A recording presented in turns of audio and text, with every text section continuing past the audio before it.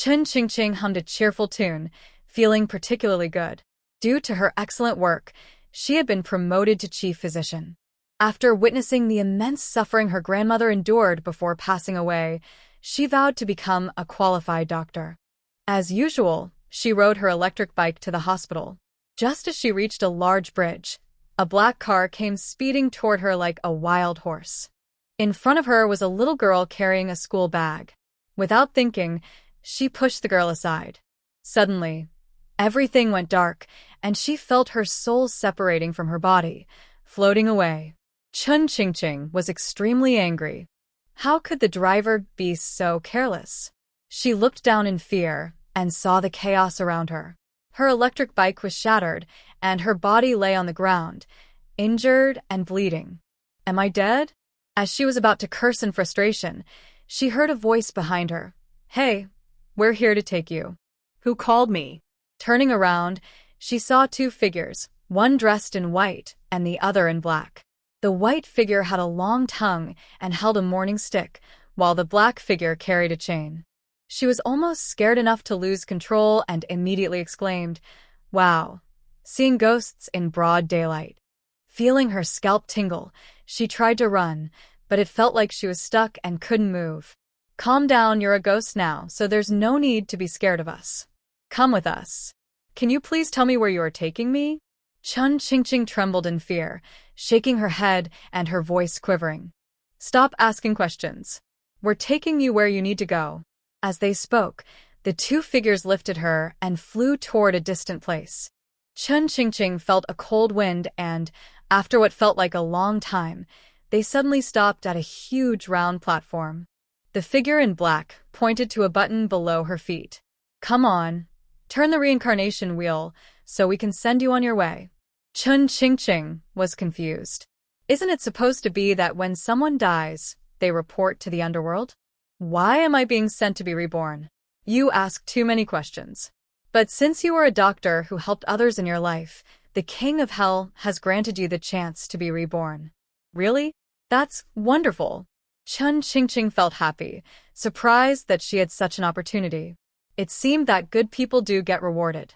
She suddenly remembered that she had a big surgery to attend to and quickly smiled, saying, Two ghost brothers, I need to discuss something with you. I have an important matter that I haven't finished yet. Since the King of Hell has given me a second chance to practice medicine, could you please send me back? I want to be a healer, saving lives, and not go through the cycle of reincarnation. The white-clothed ghost shook his head. Your head is injured. Even if we send you back, you would be in a vegetative state. Would you want to lie in bed for the rest of your life? Chen Qingqing was taken aback. Lying in bed for life would be worse than death. She shook her head vigorously. I don't want that. If you don't want that, then hurry up and spin the wheel of reincarnation. Chen Qingqing felt completely hopeless. Fine, if she had to, she would accept it and be reborn as a human. Maybe she would be born into a good family and wouldn't have to work so hard every day. What will I be reborn as, brothers? If you're lucky, you might be born into a noble family. If not, perhaps as livestock. It all depends on your fate. No way, brothers. There can't be livestock. I'd rather be a ghost. Don't regret it. You only have one chance. If you give up, you will vanish and never be reborn. Chen Qingqing shivered. Then I guess I should spin the wheel. She took a deep breath, lifted her right foot, and stepped on the button on the ground. The large round disc in front of her began to slowly spin. She could clearly see that the disc was divided into two areas. One half depicted humans, while the other half showed images of animals. Her heart raced with anxiety, and she dared not look further. She silently prayed, Please, I don't ask for much. Regardless of wealth, just let me be reborn as a person. Please don't let me be born as livestock. Before long, the voice of the black and white messenger sounded. All right, quickly open your eyes and see. Chen Qingqing kept her eyes shut and shook her head repeatedly. Brothers, I can't look. Please tell me, did I draw a human? You did. Congratulations, you drew a chance to be reborn into a noble family. Chen Qingqing opened her eyes and saw that it was indeed a noble family. She couldn't stop smiling and wanted to hug the black and white ghosts, but their faces scared her, and she lost her excitement. She was eager to see what her new life would be like. Thanks to you, brothers, my luck today is incredible. Please send me on my way. The white ghost waved his hand. Not so fast. There's still a procedure to follow. Chun Qingqing looked puzzled. What else is there? Yama remembered your good deeds in life and specially asked us to give you a gift. When Chun Qingqing heard this, she clapped her hands in joy. Yama is really thoughtful. I can't believe there's a death gift package. Hurry up and show me. Just so you know, you can only choose one. All right, one is fine. Show me quickly. Bai Wuchang pulled out a large wine jug from under his arm. This is one of the gifts called the Ghost Lantern. It can help you escape from danger. Ghost Lantern? What if a ghost comes out? No way. Chun Qingqing frowned and waved her hands. You call this a ghost lantern? It looks like a urinal. Do you have anything else? Wait, let me look. He Wuchang squeezed the soul chain under his arm and searched for a while before finally pulling out a book. How about this? This is just a book. What good is that? Yes, it's a book called the Sunflower Dictionary. Chun Qingqing laughed. What is that? I've only heard of the Sunflower Manual, which is a martial arts guide in a novel. It says something like, to master this skill, one must sacrifice oneself. Even if you do that, it might not work for me. I don't want it. He Wuchang shook his head and smiled. You're mistaken. This dictionary is different. Yours is just a trick, but mine is a treasure of the ghost world. With it, you can predict the future. Even Sun Wukong knows that it's better to take charge of your own fate than to rely on fortune-telling. I don't want this. Do you have anything else? You are quite picky for a ghost. He Wuchang frowned a bit, looking annoyed. He glanced at Bai Wuchang and lowered his voice. Brother, why don't you give her that thing you have so we can finish up and go home? No way. This is a rare treasure in the Three Realms. I can't give it to her. Come on, don't be stingy. The treasures we have are way better than your old ring. You can just choose one to keep later. Right, you make a good point. Bai Wuchang casually pulled out a ring and tossed it over. Here, do you like this? This is just a ring. What good is it? Chun Qingqing caught it and put it on her finger without thinking. It fits well. Then, that's the one. You can go now. Wait, what is this thing really for? Not much use, just an ordinary ring. White Impermanence rolled his eyes, clearly a bit impatient. Then I don't want this one. Give me another. You are such a troublesome little ghost, Black and White Impermanence said, lifting his leg and kicking Chun Qingqing. Go away, figure things out for yourself. Daughter, wake up quickly. Don't scare your mother. If something happens to you, I won't be able to live. Suddenly, a sorrowful cry reached her ears. Chun Qingqing slowly opened her eyes and found herself being held by a woman who was crying and gently covering her forehead with her hand. Daughter, it's all my fault. I am useless. If you leave me, how will I live? You gave birth to a burden, and now you cry. Close your mouth, a sharp voice interrupted. Mother, Qing girl has so much blood on her head and has fainted. Please, let's get a doctor for her. A doctor? I don't have the money for that. If she dies, so be it. Look at this useless child. She even picks and chooses a husband. I already accepted the bride price. Even if she dies, she must go to the Li family. Mother, the butcher Li is known for being cruel. If you promise Qing girl to him, it's like pushing her into a fire pit. Don't talk nonsense. Although the butcher Li has a rough personality, his family eats meat every day and has money. If Qing girl can marry him, that's her good fortune, not a fire pit. Besides, your 3 brothers are about to take the provincial exam. Without money for bribes, how will they succeed?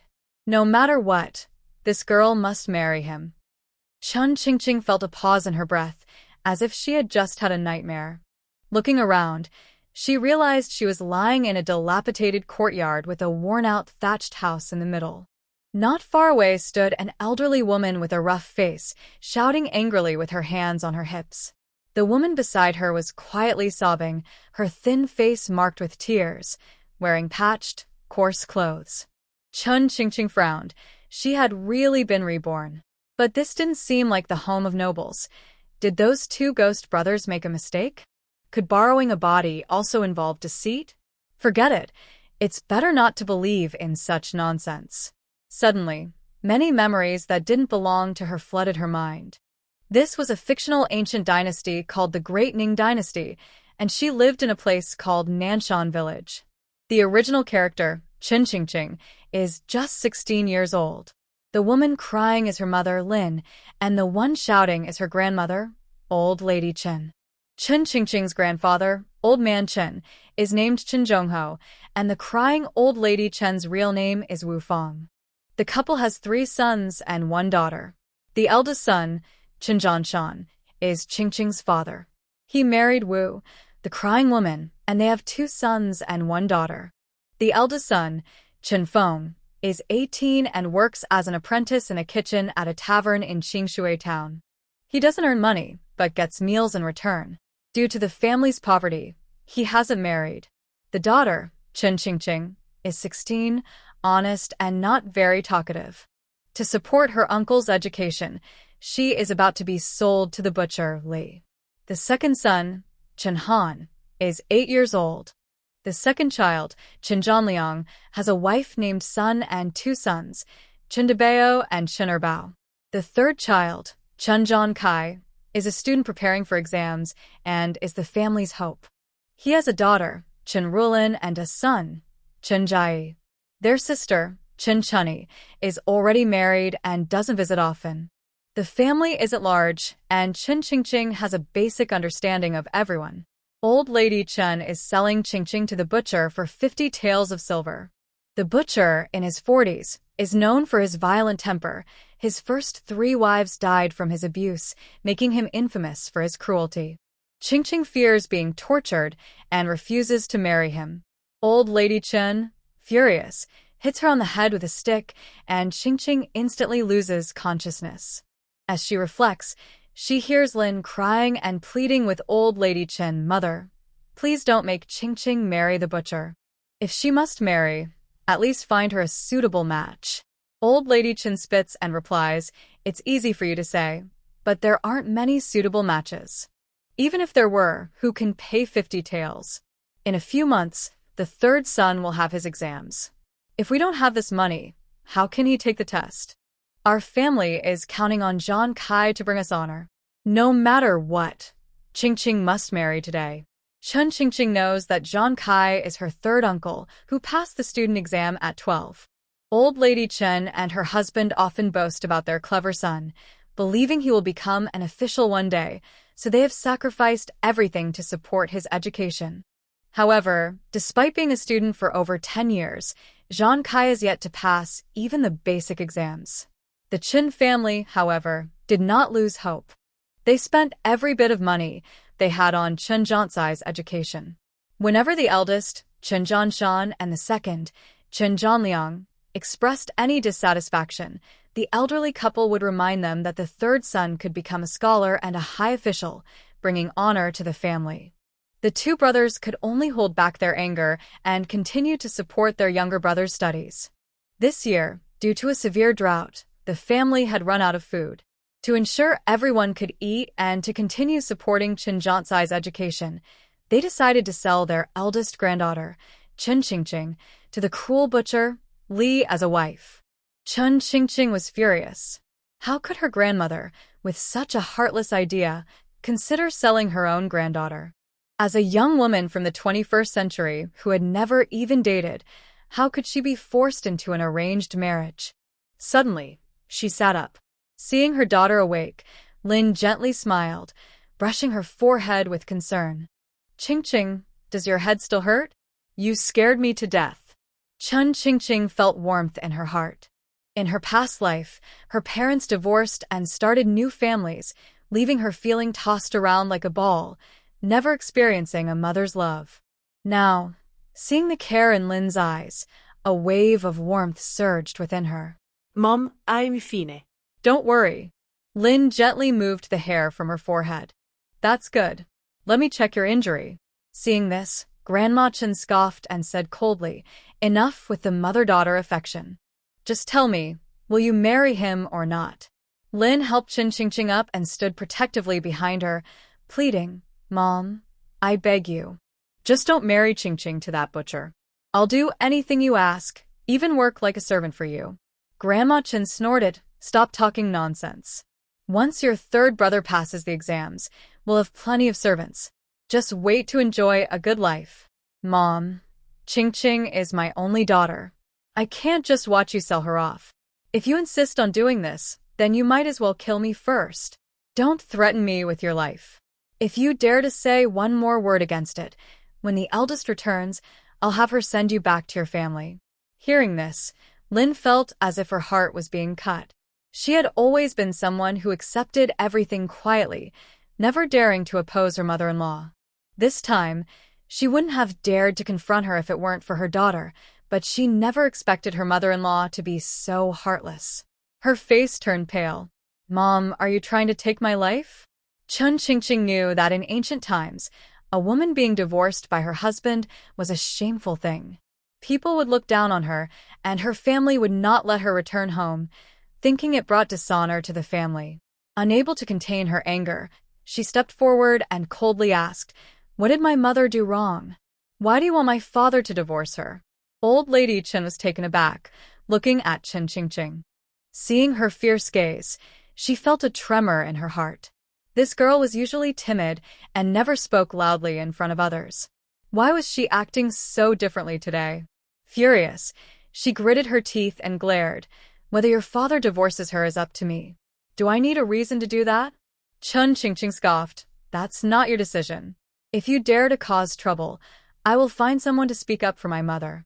Old Lady Qin had intended to scare Lin Shi with the threat of divorce, but she didn't expect to be threatened by a young girl, which made her even angrier. Grabbing a wooden stick, she swung it at Qing, shouting, You dare threaten me, you disrespectful girl? Let's see if I don't teach you a lesson today. Qing quickly dodged the incoming stick. She was not like the original owner who would cry when scolded or endure being hit. As a medical genius from the 21st century, she would not let anyone bully her in ancient times. She grabbed the stick from Old Lady Qin's hand, saying, If you think you can hurt me, you're mistaken. Try hitting me again. Old Lady Qin was shocked by her resistance, and her anger surged. You rebellious girl. I run this household. You eat my food and drink my water, and you dare to challenge me? Let go of that stick, or I'll make you regret it. Qing held tightly to the stick, a sly smile on her face. Want it? Here you go. Suddenly, she let go, and Old Lady Qin, pulling with all her strength, lost her balance and fell backward, landing awkwardly. It was quite a sight. What if she gets hurt? Lin Shi exclaimed, her face pale as she rushed to help. Mother, are you okay? You useless thing, letting your daughter bully me. I'll make you pay for this. Old Lady Qin raised her hand and slapped Lin Shi. Ignoring the pain, Lin Shi trembled as she explained, Mother, Qing didn't mean it. Please get up, the ground is cold. Seeing the red mark on Lin Shi's face, Qing felt a pang of sympathy and quickly helped her up. Mother, don't worry about her. I doubt she'll be hurt for long. Hearing Qing's words, Grandma Qin rolled her eyes in anger. You little brat. She held her sore backside, grimacing in pain, and cried out like a wounded animal, This is terrible. This girl is going to kill me. Chen Jiansai and his wife were flirting in their room when they suddenly heard the shouting. They rushed out to help Grandma Qin up. Mom, what happened? Get up. Oh my dear son, this wicked girl is trying to harm your old mother. Grandma Qin pointed a trembling finger at Qing. You little brat. How dare you fight back? San, you need to teach her a lesson. Mom, calm down first. Chen Jiansai shot a cold glance at Qing and scolded her. Qing, what is going on? How can you be disrespectful to your grandmother? If she gets hurt, you will be the one to blame. It wouldn't be too much to say you brought shame to our family. She fell by herself. It has nothing to do with me. Still trying to argue? If you listened and agreed to marry the butcher, your grandmother wouldn't be so angry. You are getting older, but becoming less sensible. Qing glanced at Chen Jiansai, noticing his frowning brows and pale skin, clearly someone who preferred a lazy life. Even with no money or food, he still thought about studying, just a selfish person draining the family's resources. She scoffed, "Uncle, aren't you embarrassed to say that? If it weren't for you, would my grandmother sell me to the butcher?" Chun Jansai's face turned red with anger, gritting his teeth. "Nonsense. How can you say so? Your grandmother worked hard to find a good match for you. If you go to the Li family, you will have enough to eat and wear. You should appreciate this opportunity." Lu Fengjiao quickly added, "Qing, your uncle is right. You are not a child anymore. Your grandmother has gone through a lot to find you a good marriage. You can't let this chance slip away." Chun Qing replied sarcastically, "If you think this is such a good thing, why doesn't Uncle marry Chen Rulin off to him?" Chun Jansai's expression turned cold. Rulin was his own daughter, beautiful and destined to marry someone wealthy, not a butcher. He forced a fake smile. "Qing, if Rulin weren't so young, this opportunity would be yours. Why can't you be more grateful? Uncle, have you lost your mind from studying? I'm the same age as Rulin. She's only 2 months younger than me. If you think marrying the butcher is a good thing, then I won't compete with Rulin for it. 2 months is still a difference. How can an older sister not marry before her younger sister? You should just listen and get married first. There's no rush for Rulin." Chun Qing scoffed, "Uncle, that's not right. If I remember correctly, when my aunt married you, her older sister wasn't married either, yet she got married first. Everyone in Nanshan village knows this." Lin joined in, adding, "What Qing said is true. I remember you two were together before you were even engaged, and then you rushed to marry after having a child. Rulin was born less than half a year after your wedding." Hearing Lin's words, Chun Qing silently praised her and stifled a laugh.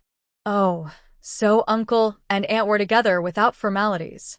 Chun Jansai was momentarily speechless, stammering, "Why, you all are going against the rules." Lu Fengjiao's face turned red with embarrassment. When she was younger, she thought Chun Jansai was handsome, and everyone in the village called him a genius, sure to succeed. To keep him from being taken away, she rushed to marry him. Who knew that after all these years, he hadn't even passed the scholar's exam? She regretted it every time it came up. Angry at being publicly criticized, she furrowed her brows and shouted, hands on her hips, "You shameless girl. You'll marry whoever I say. No more nonsense." Old Lady Chen was also furious, her cheeks twitching. "You're such an ungrateful girl. Rulin will be the daughter of a scholar, while you and your father are just commoners. How can you even think of comparing yourselves? You really dare to say Rulin should marry the butcher?" The Chun family, carrying firewood, reached the front door. Chun Janshan heard his mother's words clearly and felt uneasy. For years, he had worked tirelessly like an ox, never neglecting the farm work. In his spare time, he did hard labor in Qingshui town, and he never spent a penny of the money he earned. It all went to support his younger brother's education. Yet, in his mother's eyes, he was just a commoner, and his daughter was worthless. A bitter feeling spread in his heart. He set down the firewood, furrowed his brow, and stepped forward. "Mother, Rulin is your granddaughter, and so is Qing. How can you say that about her?" Chun Qing turned to see her father, Chun Janshan, who was tall and thin with a dark complexion, showing signs of years spent working under the sun. Although he was only 40, he looked much older. Chun Laodai coughed and smiled awkwardly. "Eldest son, you came back just in time. Your daughter is causing quite a stir. I finally got matchmaker Zhao to find her a good match, but she chased Zhao away and insists she won't marry. Isn't that frustrating?" Chun Qing's eyes turned red as she slowly looked up, seeing the love in her father's eyes. She didn't want to cry, but the bond with her father was strong, and she felt a deep reliance on him. She wiped her tears and said, "Dad, Grandma wants to marry me off to the butcher in Qingshui town, and I'm scared." "Don't be afraid. I won't let you marry the butcher," Chun Janshan replied. Seeing his daughter's tear-streaked face and trembling body broke his heart. He had never dared to go against his mother's wishes, but this was about his daughter's happiness, so he firmly refused. "Mom, Ching doesn't want this marriage, so let's forget it. Chen Laotai immediately became upset and raised her voice. Forget it? You say that so easily. If she doesn't marry, how will our family eat and drink? Chen Laohan walked in and noticed Chen Laotai's gloomy expression, quickly asking wife, "What's going on? Why are you shouting in the middle of the day?" Chen Laotai slapped her thigh. Finally, you're back. Matchmaker Zhao just came by with a good match for Ching. But this stubborn girl, despite all my efforts to persuade her, refuses to marry. What should we do about the bride price I already accepted? Chen Zhanshan replied, if they aren't married yet, just return the bride price. Chen Laotai shot him an annoyed look. Return it? You make it sound easy. It's a tough year, and we have so many mouths to feed. Your younger brother needs money for the exams. How can we return the bride price and survive? Chen Laohan shook his head and sighed. Zhanshan, your mother is right. Your brother needs money, and we need food on the table. We can't let our family suffer. Chen Zhongsai, the third son, felt relieved that his father agreed with the marriage. If his elder brother had opposed it, it would have caused trouble. He needed to participate in the exams. If he didn't succeed, he couldn't just be a common laborer. He shamelessly said, Big brother, it's not easy to find a match for the girl. How can we just back out? Besides, she's not a child anymore. As the saying goes, a girl grows up and must marry eventually. Whether early or late, she will have to get married. I think this match is good. She will have a good life if she goes with him. Lu Fengjiao chimed in sarcastically, who says otherwise. Our mother is worried about her suffering, so she asked the matchmaker Zhao to find a good family for her. Everything is settled, so how can we go back on it? Chen Qingqing felt anxious, fearing that Chen Zhanshan would be foolishly filial. If he agreed to this marriage, she would have no way out. Even if she didn't want to marry, escaping from her family would be difficult.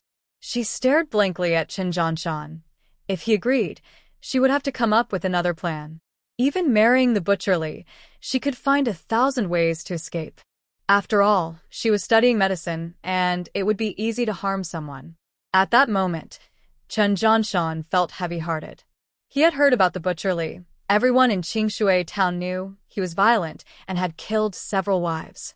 Now, his closest relatives wanted to marry his daughter to such a man. It was like pushing her into a fire pit.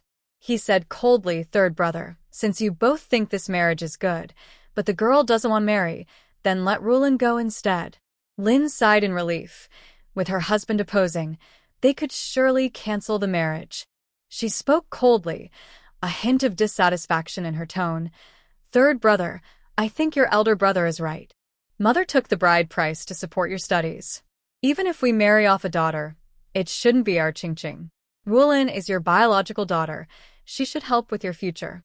Chen Zhongsai was momentarily speechless, his face turning red. Lu was furious, thinking that as long as the elder lady spoke, the matter would surely succeed. She had worked hard to persuade matchmaker Zhao to arrange this marriage, which would not only bring money for her husband's exams, but also spare them from eating plain food every day. She didn't expect the honest Chen Zhanshan to be so protective of his daughter. Chen Qingqing was deeply moved by her father's words. It felt wonderful to have loving parents. As long as they supported her, she wouldn't be afraid. She believed she could lead them to a better life. Dad, Mom, thank you. Chen Zhanshan gently patted her shoulder, his gaze firm. Don't be afraid, daughter. If I don't agree, no one will dare to marry you off. Mrs. Chen was so angry that she almost fainted. She began to pound her chest and cry out, You ungrateful child! Do you want to drive me to my grave? How dare you disobey me? I raised you for nothing. You are pushing me to the edge. Chen Zhanshan's legs went weak, and he fell to his knees. Mother, please calm down. It's all my fault. I apologize. Old man Chen's face was dark with anger. Zhanshan, your mother has no choice. If Qing girl doesn't marry, how will we eat? We won't have money to send your younger brother to school or for him to take the exams. Your brother's future will be ruined. Chen Zhanshan hung his head. Father, the butcher is not a good man. Marrying Qing girl to him would be like sending her to her doom. I can't just watch her jump into a fire. Old man Chen knew his eldest son's stubbornness. Once he set his mind on something, it was hard to change it. If they didn't agree to this marriage, they might all starve in these tough times. If he had known how expensive schooling would be, he wouldn't have let the youngest son attend school. The money saved over the years could have helped them survive the hard times. But now, they had nothing left and could only hope for their youngest son. If he could pass the exams this year, they would not only be exempt from taxes and labor but also receive money to help the family survive. Old man Chen spoke gently. Zhanshan, don't worry. Once your brother passes the exam and brings honor to our family, we will be a respected household. Although the butcher is cruel, he is not foolish. He knows how to seek favor, and he wouldn't mistreat Qing girl. Chen Zhanshan frowned, looking worried. Father, this year has been tough. Why not let my brother take a break from the exams? This way, we won't have to marry Qing girl to the butcher, and our lives can be a bit easier. Old man Chen lowered his head in thought. His eldest son's words made sense. In these times, just having enough to eat is hard. If the youngest son fails the exam, they might struggle to get through the winter with the little dowry they have. He felt a bit uncertain. Seeing his father silent, Chen Zhaokai started to sweat nervously. If they didn't let him take the exams, how would he hold his head high in front of his classmates? No, that couldn't happen. His face flushed with urgency, he exclaimed, "What are you talking about? How can we skip the exams just because times are tough? Father, I have prepared well this year. Even the abbot of the Golden Light Temple has predicted that I will surely pass the exam and become a scholar. I am confident I will succeed." Old Chen's heart, which had just wavered, finally agreed. All right, my good son, I believe in you. Chen Zhanliang glanced disapprovingly at the proud Qin Zhanhai, feeling upset that in their parents' eyes, he was always the treasured third son. His son was already 15, old enough to consider marriage, but the whole family was supporting the youngest to study, leaving them in dire poverty, unable even to afford a matchmaker. Although he had mentioned this to his parents a few times, they ignored him, and his dissatisfaction with their favoritism grew stronger. Father, my older brother is right. My younger brother has been trying for over 10 years without success. We can endure these hard times by working hard, and there's no need to send Qingya to her doom. Chen Zhanliang's words surprised Qin Qingqing. Her second uncle seemed reasonable, and she looked at him gratefully. However, old Chen's expression changed as he glared at Qin Zhanliang. You just focus on your work. Family matters are not for you to meddle in. Chen Zhanhai spoke firmly. Father, since you don't agree to let my younger brother take a year off from studying, then find another way to get money for him to continue. I refuse to let Qingya be sold. Just as things calmed down, old Chen's wife became furious, slapping her thigh and shouting, "Ungrateful child, I've raised you for nothing. Mother, please, let me think of another way for Zhanhai studies, and let's call off Qingya's engagement." Old Chen's wife stopped crying. She had heard that the government was buying servants to serve the king in the palace. If they were castrated to become eunuchs, they could earn over 100 taels of silver each year, which was much better than selling a granddaughter. If things went well, there would be even more rewards from the king, and with money, she could wear gold and silver. She blinked a couple of times. Zhanhai, if we don't marry off Qingya, then let's send Qinhan to the palace to become a eunuch. That would also solve our current problems. Chen Qingqing was speechless. It seemed they either wanted to sell their granddaughter or harm their grandson. Just as she was about to speak, Qin Zhanhai said, "Mother, little Han is only 8 years old. Sending him to the palace would be like taking his life." Lin shouted, "No, I don't agree." Madam Chen widened her eyes and said, "This won't do, and that won't do either. What do you want me to do, you ungrateful son? Useless. If you can't bear to see your daughter and son suffer, why don't you go instead?" Out of a father's instinct and duty to his parents, Qin Zhanshan's eyes turned red as he bowed deeply to the ground, saying, "Fine, I will go. I will enter the palace." Hearing this, Madam Chen stopped her loud cries, and a glimmer of surprise appeared in her eyes. Chen Qingqing was shocked. She knew that men who entered the palace had to undergo a cleansing process. No one would willingly take such a path unless they were desperate and could not survive otherwise. At that moment, her father was willing to take this route to protect her and her brother, and her eyes filled with tears. When she looked up and saw the fleeting joy in Madame Chen's eyes, her heart tightened. She felt that it was not the right time to talk about separating the family. If her parents did not see the true nature of these people's ugly behavior, even if they separated, her parents would still soften. To truly make them understand, they needed to see the real faces of those around them.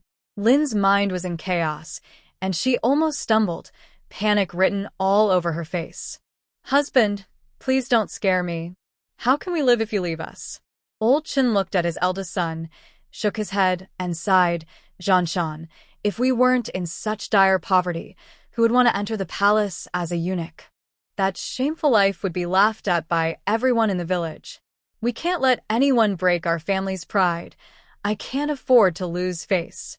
Father, I would rather lose face than watch my daughter go to her death. Don't listen to rumors. Our Qing girl is fortunate. Maybe if she marries the butcher, he'll treat her well. As the saying goes, a leopard doesn't change its spots. If something happens to Qing girl, it will be too late for regrets." After hearing Chen Zhanshan's words, old Chen fell silent. To resolve this matter, they needed to ensure that their granddaughter willingly married. He glanced at Chen Qingqing and, trying to keep his patience, said, "Qing girl, look at what you've done to your father. If you have any filial piety left, stop making things difficult. Just marry the butcher and let your parents have some peace, okay? Are you mistaken? You are the ones trying to sell me to the butcher, pushing me into a fire pit. It's you making things hard for my father, not me. If you don't want my father to enter the palace as a eunuch and truly care for him as a son, hurry and return the bride price. Let my uncle rest for a year before taking the county exam.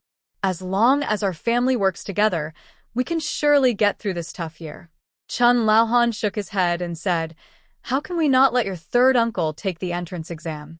If he misses this year's opportunity, how will he take the exam next year? Without passing the exam, he can't become a scholar, and we are counting on him to bring honor to our family. Qing girl, stop being so stubborn. As the saying goes, you can't win against a strong opponent. This matter is settled. I won't marry. If you force me, I will hurt myself," Chun Qingqing said, pretending to throw herself against the wall. Chun Laohan quickly grabbed her, his face serious. "Zhanliang, go get some rope and tie her up. Tomorrow, we'll send her to the butcher's house. Even if she resists, she has to go. Dad, you can't treat Qing girl like this. This is a serious matter." Chun Zhanliang protested, stomping his feet but not moving. Chun Zhanshan had hoped to scare his parents by saying he would become a eunuch, thinking they would compromise, but they were still determined to not let their daughter go. He took a deep breath and said, "Dad, let go of Qing girl. I have decided to go to the palace to serve. Get away from me. I can't bear this shame." "What's so shameful about it? I think the eldest's idea is good." Chun Laohan was interrupted by Chun Laotai. Chun Zhanshan stared at Chun Laotai in disbelief, unable to believe that these words came from his own mother. Did she really agree to let him become a eunuch? Did she understand what that meant? He must have misunderstood her.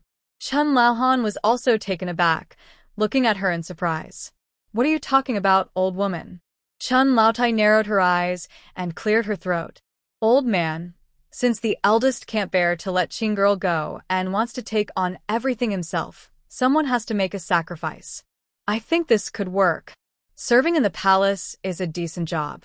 Not only will he eat well and stay warm, but he will also receive a monthly salary, which is better than suffering at home."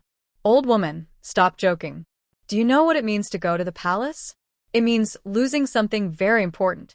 How will our family continue if that is gone? Our family is doing well. The eldest has 2 sons, the second also has 2 sons, and the youngest is still young with plenty of chances to have children. The eldest now has successors. If he goes to the palace, he can earn money to help his son Qinfeng find a match, saving him from working as an apprentice in a restaurant." Chun Laohan felt a bit tempted, but thinking about losing something important made him feel cold. Although his wife had a good point that it would be more beneficial for the eldest son to go to the palace, he still shook his head vigorously. No way. Just thinking about it gives me chills. How painful would that be? Most people can't handle that kind of suffering. Look at you, acting all dramatic. It's not like they're taking yours. Since Qing girl won't marry the butcher and the eldest son doesn't want Chen Han to suffer, let him go to the palace to work, Chen Laotai said firmly. Chen Laohan had no choice but to agree. If Qing girl won't marry, then we have no other option. Chen Zhanliang shook his head vigorously.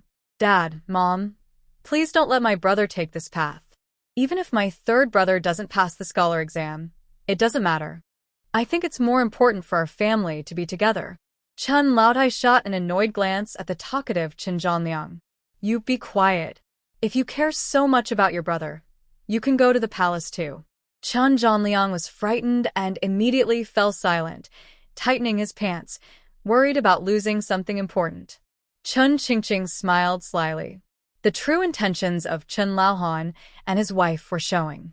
For money, they would go to any lengths, even sacrificing their own son. How interesting. Chen Zhankai's eyes lit up. If the eldest brother went to the palace, there would be money every year. Not only could he afford to study, but he might even have extra to help the beautiful girl from Chunfeng Tower, allowing him to be with her openly. Wouldn't that be a great life? He suppressed his excitement and pretended to be sincere. Big brother, you can go to the palace without worry. As long as I'm here, I'll make sure my sister-in-law and the kids are taken care of. Third brother is right. Chen Laotai looked at Chen Zhanshan with a rare softness. Eldest, you should pack and go to Qingshui town to register tomorrow. The sooner you get to the palace, the sooner your third brother can start studying. Lu Fengjiao's heart raced, and she couldn't hide her joy. They would be rich. As long as the eldest went to the palace, even if Qing girl didn't want to marry, she wouldn't have a choice. With a little help, she could decide who to marry her. She held back her laughter. Big brother, we will take good care of sister-in-law and the kids. You can go without worry. Chen Zhanshan looked dazed, listening to his closest family push him into a difficult situation, feeling heartbroken. He only wanted to scare his parents a little, thinking they cared about him. He never expected them to be so cruel. Lin Shi's face turned pale, trembling all over, her eyes filled with sadness. With weak legs, I knelt beside Chen Zhanshan and hugged him tightly without feeling embarrassed. Dear husband, even if we have to beg, we must stay together as a family. No matter how grand the palace is or how much money you can earn, I and the children do not care for it. You must not leave us to take that path. Chen Qingqing also urged, Dad, I agree with Mom. Even if we have to beg, as long as our family of 5 is together, we can overcome anything. Chen Zhanshan was awakened by the anxious voices of his wife and daughter. He forced a slight smile at their worried expressions. Xiaomei, if I work in the palace, our family's life will improve, and Qing girl won't have to marry the butcher. Chen Qingqing was almost laughing in frustration at her father's way of thinking. Did he really believe that sacrificing himself would protect his wife and children? That idea was foolish. Taking a deep breath, she slowly spoke. Dad, if my grandparents truly cared about you, they would agree to let Uncle rest for a year instead of choosing to sell me or sending you to work in the palace, where you would lose your dignity and live the rest of your life without respect. You cannot become their selfish sacrifice.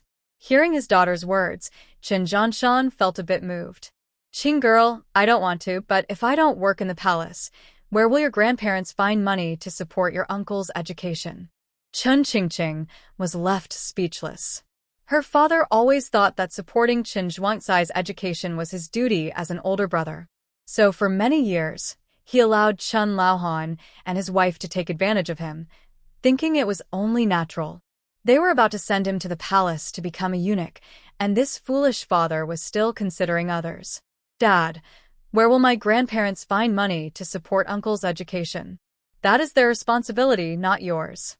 Besides, you are their biological son, and they are willing to let you become a eunuch. If you are not at home, my mother and I will not have a good life. In fact, it will be worse. Not only will I be sold to the butcher, but my mother and brother will also be left helpless, living a miserable life in this family. If you truly care about us and want what's best for us, you cannot go to the palace."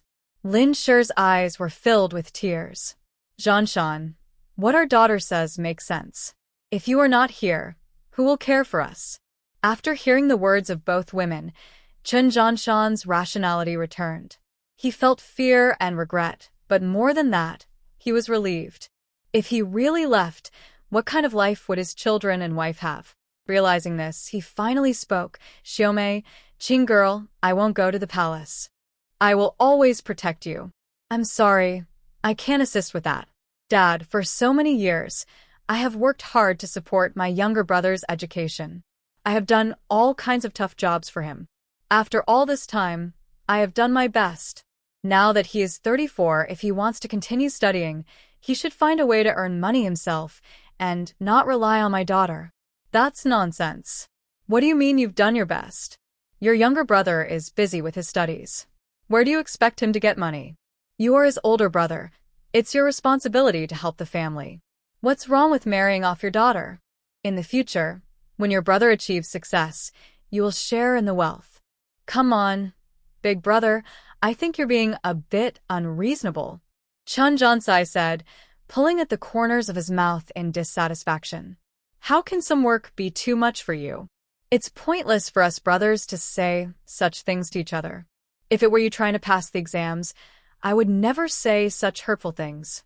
I would do anything to support you, but you've really disappointed me." Old Chen listened, feeling very emotional. "Look at your younger brother's determination. Big brother, you should learn from him. As the eldest, you need to set a good example." Old Mrs. Chen glanced at Chen Qingqing, her eyes flashing with disdain. "This worthless person talks nonsense. If it were up to the eldest, he would never refuse anything. Now, he not only refuses to take the exams himself, but he also defends this useless person." The more she thought about it, the angrier she became, and she said through gritted teeth, "Big brother, don't listen to Qingqing's nonsense. No matter how close she is to you, she will eventually be an outsider. It doesn't matter how well you treat her. Your younger sister is a perfect example. When she was at home, our whole family spoiled her, but now that she's married, she naturally turns her back on us. You three brothers are the true blood relatives. When your younger brother becomes successful, you will be the brother of an official, and then you can have whatever you want. Just take my advice and marry off Qingqing." Chen Zhanshan's face was as serious as water. "What do you want me to learn from my younger brother? To be selfish? You want him to give up this year's exams and take a break for a year? To ignore everything outside and only focus on studying? I regret not seeing my younger brother's true nature sooner. After all these years of letting him have his way, now you want me to sell my daughter? You can forget it." Chen Qingqing's face showed anger. "My dad is right. My uncle just likes to boast and make empty promises. If he really cared about the family, what difference would it make if he didn't take the exams for a year? Compared to a life, not taking the exams won't kill him." Chen Zhanliang couldn't hold back any longer and said loudly, "Qing girl is right. What's the big deal about not participating in the exams for a year? I think we should let my younger brother go chop wood and weed the fields so he understands how hard it is for our family to support his education." Chen Qingqing looked gratefully at Chen Zhanliang. Her second uncle had a good heart and understood right from wrong. She didn't want to make things difficult for her parents. Given time, she believed she could earn money. If Chen Zhansai had any compassion, she would surely repay them in the future. She wanted to take a chance on Chen Zhansai's character and see if he had truly become so unkind. If he disagreed, there would be no way forward. "I agree with my second uncle. If my third uncle agrees to let him take the exams next year, even if things are still tough at the beginning of the year, I'm willing to marry whoever it takes, whether it's Zhang the Butcher or Li the Butcher, and use the bride price to support his studies." Chen Zhanliang looked at everyone and said, "I support Qing girl. If my younger brother takes a year off from the exams, even if it means I have to become a eunuch next year, I'm willing." Chen Zhansai's expression darkened. Being asked to chop wood and work in the fields was a disgrace to his education. "Dad, Mom, I study day and night to bring honor to the Chen family. If I can't take the exams, I'd rather starve. Lu Fengjiao added fuel to the fire. Mom, Zansai's studies are just as important as what the older brothers do. Not letting him take the exams would be like taking his life. Old man Chen felt a bit moved. This year had indeed been tough. If his third son took a year off from the exams, it could ease the family's burden. It wouldn't come to selling the eldest granddaughter or sending a son to become a eunuch, making the Chen family a laughingstock in the village. He hesitated and looked at Old Lady Chen for advice. Wife, what do you think we should do? Old Lady Chen, who spoiled her third son, felt pain in her heart seeing him suffer. She frowned and said, what should we do? The third son has studied hard for so many years. He cannot waste his education. He must participate in the exams.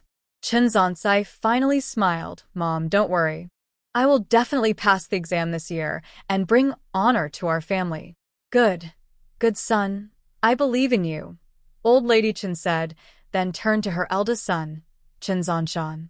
Her smile quickly faded. Eldest, since you don't want to support your younger brother's education and you won't accept my suggestion to marry off Qing girl, then you should just leave this house. I will consider that I never had a son like you. Once the third son succeeds, don't think you can come back and share in the glory. Chen Qingqing smiled, feeling pleased. She was worried about how to convince her parents to split the family, and now Grandma Chen had built the bridge for her, which was just what she wanted. Chen Zhanshan pleaded, Mom, you can't kick us out just because the third son is studying. If you force me to leave, the villagers will call me unfilial. With parents around, they couldn't split the family. As long as the in-laws were alive, splitting the family was seen as ungrateful. If they were thrown out, the villagers' gossip would be unbearable. Moreover, if they were forced out during this difficult year, they would only face starvation. Lin's face turned pale. Mom, please calm down. Don't get too upset. It's all my fault. I'll apologize to you. Grandma Chen felt a sense of satisfaction. She couldn't control everyone, but the eldest couple was honest and timid. Now they knew fear. She cleared her throat. Zhanshan, I'm not trying to kick you out. You just need to agree to marry Qing girl to the butcher, and we can forget about this. We will work hard to earn money for your third brother's education, hoping he can pass the exams and you can live with dignity. Chen Zhanshan staggered, feeling a deep chill. This year had been tough. Although they had over 10 acres of land, the first half of the year had little rain, and the harvest would surely be halved. By autumn, after paying taxes, they would barely have enough food to last through the winter. Even if he worked hard or foraged for wild vegetables, it would only be enough to survive. If the third son insisted on studying and they didn't marry off their daughter, they wouldn't survive the winter. But marrying their daughter to the butcher would lead to her ruin. He looked desperate. But we can't sell Qing girl.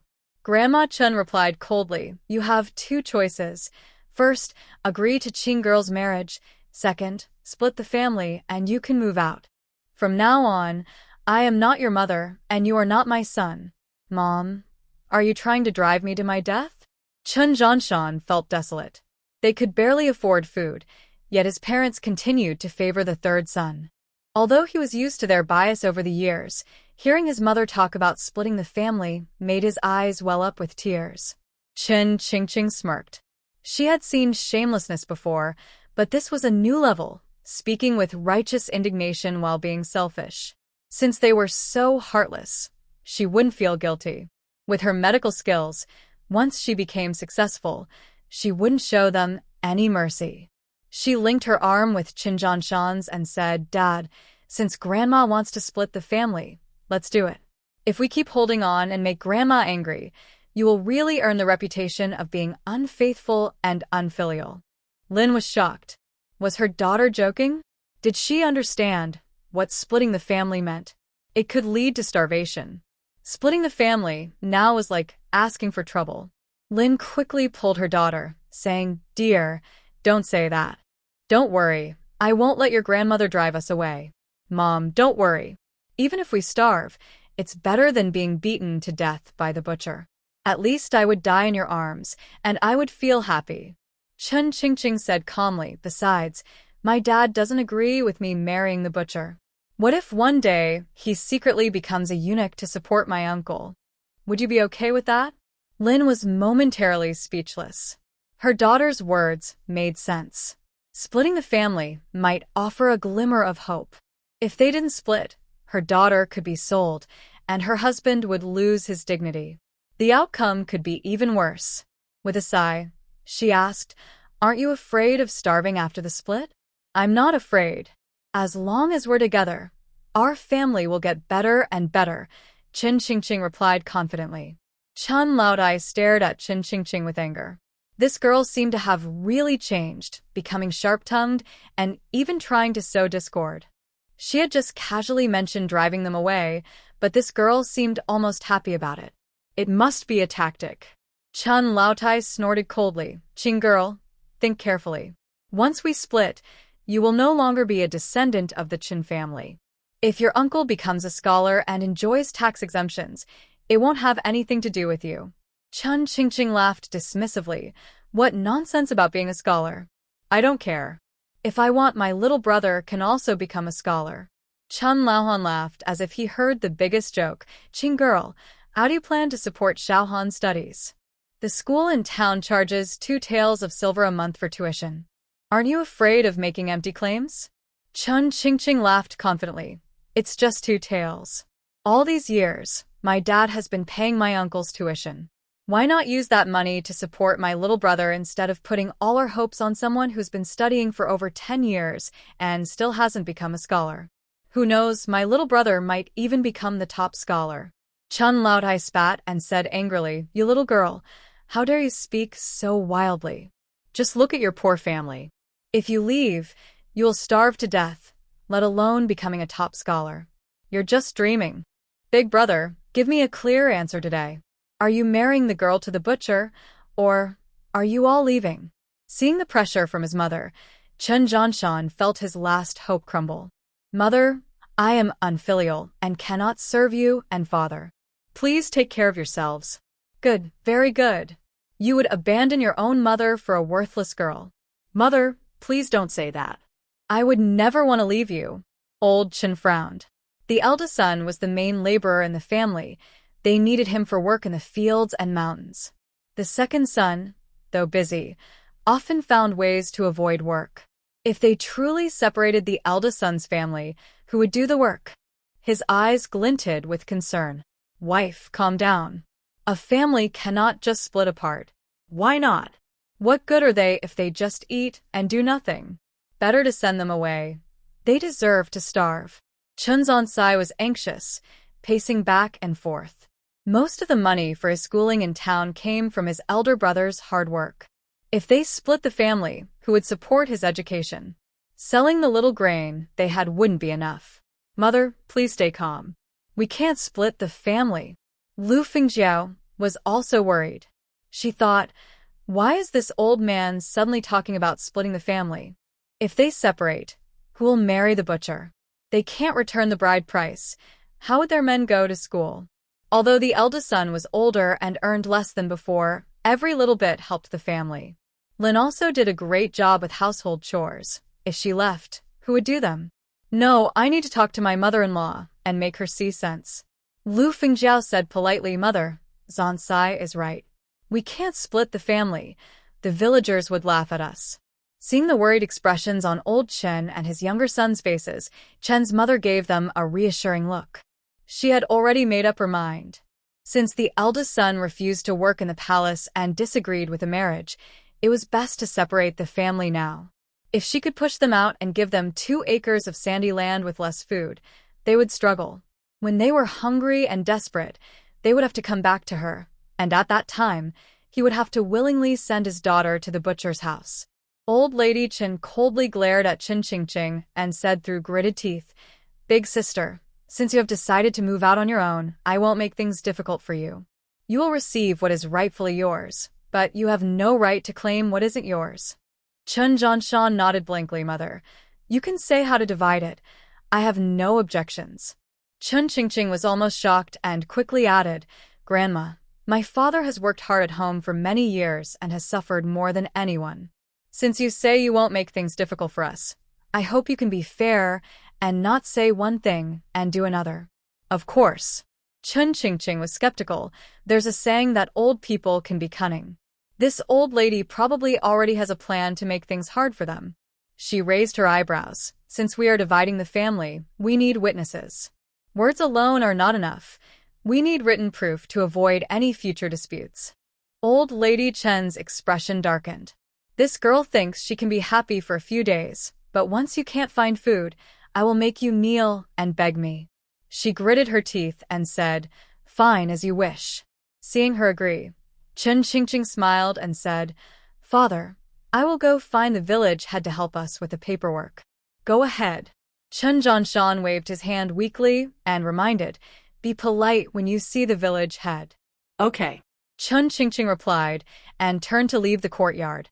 At that moment, her second uncle Qin Zhanliang's wife, Sun, came in with a bamboo basket, leading her son Qin Erbao and two nephews, Qin Han and Qin Jai. "Qing girl, why are you in such a hurry?" "Second aunt, I'm going to find the village head to divide the family." Chun Qingqing ran quickly, relying on her memory to reach the entrance of Wu Bao'an's house. "Uncle Village Head, are you home?" Who is it? Wu Bao'an came out and, seeing Chun Qingqing, was surprised at first, then smiled. "Qing girl, what's the matter?" Wu Bao'an was about 50 years old, of average height, and was the village head of Nanshan Village. He was known for being upright and held in high regard. Chun Qingqing said softly, "My grandma wants to divide the family, and I'd like to ask you to come and witness it." "Divide the family?" Wu Bao'an was taken aback. "Qing girl, what's going on? Why would you want to divide the family? In this day and age, if your family is split up, you might starve. Our family has no choice. To support my third uncle's education, my grandma promised me to the butcher in Qingshui town as a second wife, but I don't want to marry." Chun Qingqing's eyes filled with tears as she briefly explained the situation. Wu Bao'an shook his head helplessly. The Chun family situation was indeed complicated. They had over 10 acres of land, but the second branch was known for being sly. The first branch managed the land, yet all the harvest went to support the third branch's education. The third branch, relying on their education, lived well and comfortably. Chen Rulan, the daughter of the third branch, was treated like a young lady from the town, spoiled and pampered. In contrast, the children of the first branch were thin and weak, dressed in rags. The old couple favored the third branch to an extreme, and it was truly remarkable that the first branch had endured for so many years. He sighed, "Let's go." When Sun saw the whole family standing in the yard, she felt a bit excited. She had long grown tired of this life. They hardly ever had meat, and any money they had went to support the third branch. The thought of living separately was appealing. Suppressing a smile, she walked into the yard. "So, are we going to split up? Will we live our own lives?"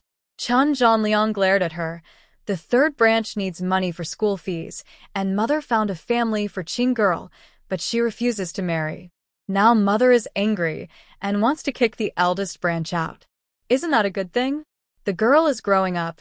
She has to marry eventually. Why is the eldest brother against it?" "Li the butcher from Qingshui town." "Oh my!"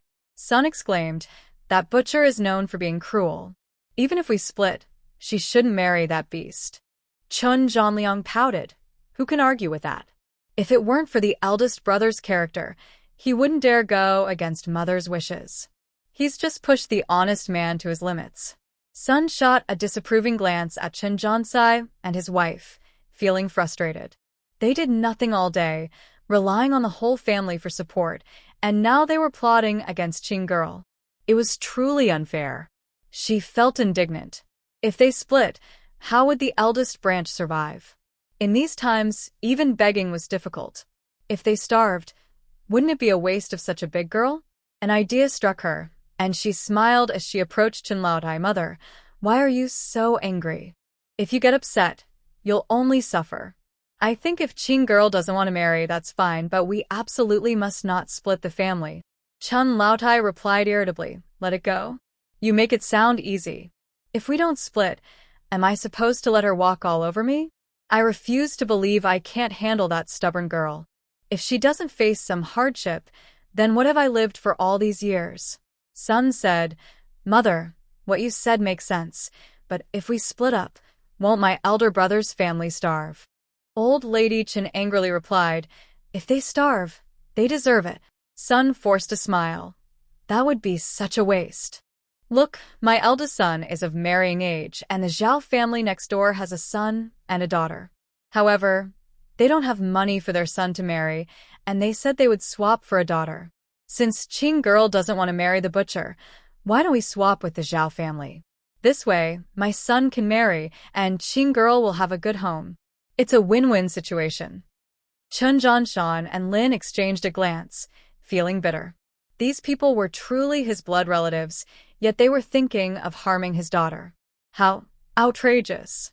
Old Lady Chen exploded, pointing at Sun and shouting, I knew you were up to no good. Your third brother hasn't even passed the exam yet, and you're already thinking about marrying off your son.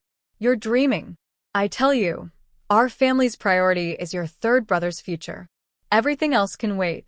Sun's smile faded instantly. So, what you're saying is that your third son is more important, and my son's matters don't matter? Old Lady Chen noticed her frown and felt uneasy. This second daughter-in-law was not as soft as the first. She was sharp-tongued and loud, and when she caused a scene, the whole village would come running. She remembered a time when no one was home, and she secretly gave her granddaughter Rulin a boiled egg, only to be caught. Rulin cried and made a fuss, insisting on being treated fairly. In the end, she had to cook 10 eggs to calm her down. My grandson's matters are equally important. What I mean is, if your third brother passes the exam, then De Bao will be a scholar's nephew. At that time, finding a good girl for him will be easy, don't you think? Sun pouted in dissatisfaction. What if the third brother never passes the exam? Does that mean De Bao will never marry? No. Close your mouth. If Zhang Kai doesn't pass this year, it's your fault for speaking like that. Old Lady Chen glared at Sun, wishing she could slap her. Lu Fengjiao chimed in. Second sister-in-law, your words are harsh. My Zhang Kai is the hope of our Chen family. How can your son compare? You want to swap for your son? That's like a turtle dreaming of riding a phoenix. What nonsense are you talking, Lu Fengjiao? What's wrong with my son? He has arms and legs like anyone else. If you keep belittling him, I'll tear your mouth apart. Sun shouted angrily. Chen Zhanliang looked displeased. Sister-in-law, you should think before you speak. All the money we've earned over the years has been spent on your husband. If Daba can't find a wife and wants to swap, it should be with your Rulin, not have anything to do with Qing girl. Lu Fengjiao's face turned pale, her hands trembling. You think too highly of yourselves. My Rulin is a young lady. She can't marry a commoner. Sun scoffed. It's not about thinking highly. Your ambitions are too great, and your reality is thin as paper. What a joke about being a young lady. You are talking nonsense. Old Lady Chen was pained by their arguing and interrupted sharply. Everyone, quiet down and go to your corners. Just then, Chen Qingqing entered with the village chief. Old man Chen greeted warmly. Village chief, please have a seat. Wu Baoan got straight to the point. So, what's going on? Why are you planning to split the family? Old Lady Chen pretended to wipe away tears. Village chief, I hope you won't laugh, but I want to split the family. Wu Baoan frowned. Auntie, splitting the family these days makes life hard for the eldest. Think it over again. Chen Zhanshan sighed. Village chief, we have to split. If we don't, Qing girl will have to marry the butcherly, which is like sending her to her death. Even if we starve, I can't let my daughter suffer. Wu Baoan looked at the man before him, who, despite being only 40, looked like a 60-year-old due to years of hard work. Splitting the family would bring the shame of being unfilial, making life even tougher. Eldest, have you thought this through? If you really split, and if Zhang Kai becomes a scholar, the government will reduce taxes and labor, but that won't concern you at all. Chen Zhanshan nodded. I understand. Chen Qingqing pursed her lips. Village chief, just write the separation document. We in the main house don't care about scholars. Even if the third house produces a top scholar, it won't benefit us. My grandparents are so biased. We won't gain anything, just some empty titles. Next spring, I'll send my brother to town for school. Our children in the main house are just as good as anyone else's. Old Lady Chin was furious, gritting her teeth. You stubborn girl. You won't cry until you see the coffin. Let's see how long you can last without me. Split now. Wu Baoan saw there was no turning back and slowly said, Annie, how do you plan to divide the land and the food in the house for the main family? Madam Chin squinted her eyes and said, Food? Who has food these days? We only have a bag of rice husks left, and I kindly gave half to the eldest family. Third daughter-in-law, go to the corner of the east room and bring out that half bag of rice husks.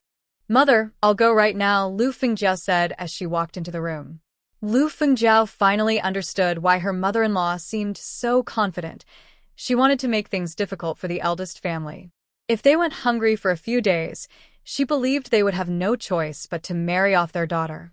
She turned around, picked up the half bag of rice husks, and threw it on the ground, crossing her arms and looking pleased with herself. Qing girl, you better think carefully. Life after the split won't be easy. Don't come begging at our door like a dog when you're in need. Don't worry, even if we beg, we won't come to your house. Just don't regret it when our family gets rich. Oh, you have quite the attitude. What would we regret? Lu Fengjiao covered her mouth and laughed. Qing girl, listen to your third aunt. If you don't want your parents to starve, I advise you to quickly bow to your grandmother and admit your mistake. Just wait patiently to be a bride, and this will all pass. Chun Qingqing frowned at the half bag of rice husks on the ground. In these times, lacking food meant a dead end. With no clothes to wear and no food to eat, moral boundaries had vanished, and everything was just to survive. She remembered reading an article in her past life about a little girl sold to a family to help with chores. Over time, she noticed different men coming to the house, and each time, they would chase her and the male head of the household out, leaving the woman with the strange men for a long time. Eventually, she understood that the woman was involved in what was commonly known as selling herself. When the family ran out of money, the man would have his wife take on clients to make money for the family. Who would want their wife to do such work unless times were desperate? As the saying goes, in troubled times, a woman's worth is half a cake. In prosperous times, a woman's worth is priceless. Madam Chin seemed to have this plan in mind. Once their family ran out of food and faced hunger, they would surely beg her for help. At that point, no matter who they sold themselves to, their father would agree. However, it seemed unlikely that Madam Chen's wishes would come true. With her medical skills and having been a good person in her past life, even the king of hell wouldn't take her. How could she easily starve to death? Chun Qingqing scoffed, "Save your kindness. I can make sure my parents have enough to eat." Humph, ungrateful. Let's see how long you can keep that up. Lu Fengjiao rolled her eyes. Wu Baoan shook his head helplessly and asked Old Lady Chen, "Auntie, what about the money?" "We don't have a single penny." Chun Qingqing remembered that Old Lady Chen had taken the bride price from the butcher, cleared her throat, and said, "Since there's no money, we don't want it. But in front of the village head, I want to make it clear. You took 50 taels from the butcher, and since I'm not marrying, you should return the money. This engagement is off. If you don't return it and the butcher comes looking for trouble, it has nothing to do with our family." Old Lady Chen waved her hand dismissively. "Of course, you don't need to worry about that." "Good. That's all I need to hear." Chun Qingqing replied calmly, smiling, "Village head, please be a witness to this, so no one forgets what was said today." After hearing their conversation, Wu Baoan felt a sense of admiration. This girl was not as dull as before. She was quite clever and organized. She would likely achieve great things in the future. He smiled gently. "All right, I'll be the witness for you, Qingqing. If anyone tries to use this against you later, I will clarify it for you." Chun Qingqing nodded slightly. "Thank you, village head." Wu Baoan then asked, "Auntie, what land are you planning to give to Zhongshan?" Old Lady Chen frowned in thought. "The 2 acres on the west hillside will go to the eldest family. The west side is all sandy land. 2 acres might not even provide enough food for Zhang Shan's family of 5. Old Lady Chen scoffed, considering the mother and child. Giving them 2 acres is already being generous. Chen Qingqing knew the 2 acres were sandy land. If the weather was good, they might manage, but in a drought, they wouldn't yield anything and might even lose the seed money. However, she wasn't worried. As long as they had money, her parents could farm, and she could buy good land later with her earnings. Dad, whatever land Grandma gives us, we'll take it. Don't worry. You and Mom are blessed people. Even sandy land can produce good crops. Chen Zhanshan swayed, feeling heartbroken. Mom, that 2 acres on the west hillside didn't produce a single crop this year. Are you trying to starve your son? Old Lady Chen shot him a look filled with sarcasm. Didn't your precious daughter say that after the split, you would become wealthy? With that in mind, why worry about going hungry? Just wait to enjoy life with your dear daughter. Lu Fengjiao sneered slightly. Eldest brother, have you thought about Chen Han and Chen Feng? If one day Zhang Kai becomes a scholar, they will benefit as his nephews. Is it worth causing a family split over a girl? Hurry and apologize to mother. Marry off Qing girl and avoid starving after the split. Chen Zhanshan's eyes turned red with anger, and he was on the verge of tears. Stop saying that. I will not marry Qing girl to the butcher. Feng Jiao, don't try to persuade him. Your elder brother is stubborn and has been misled by that girl, Chen old lady said coldly. Village chief, we don't have many houses, so I won't give the eldest family any. The 2 cow sheds next door can be theirs for now. Also, I raised the eldest for a year. He must give me 1 tael of silver for support each year. If he agrees, you can write it down.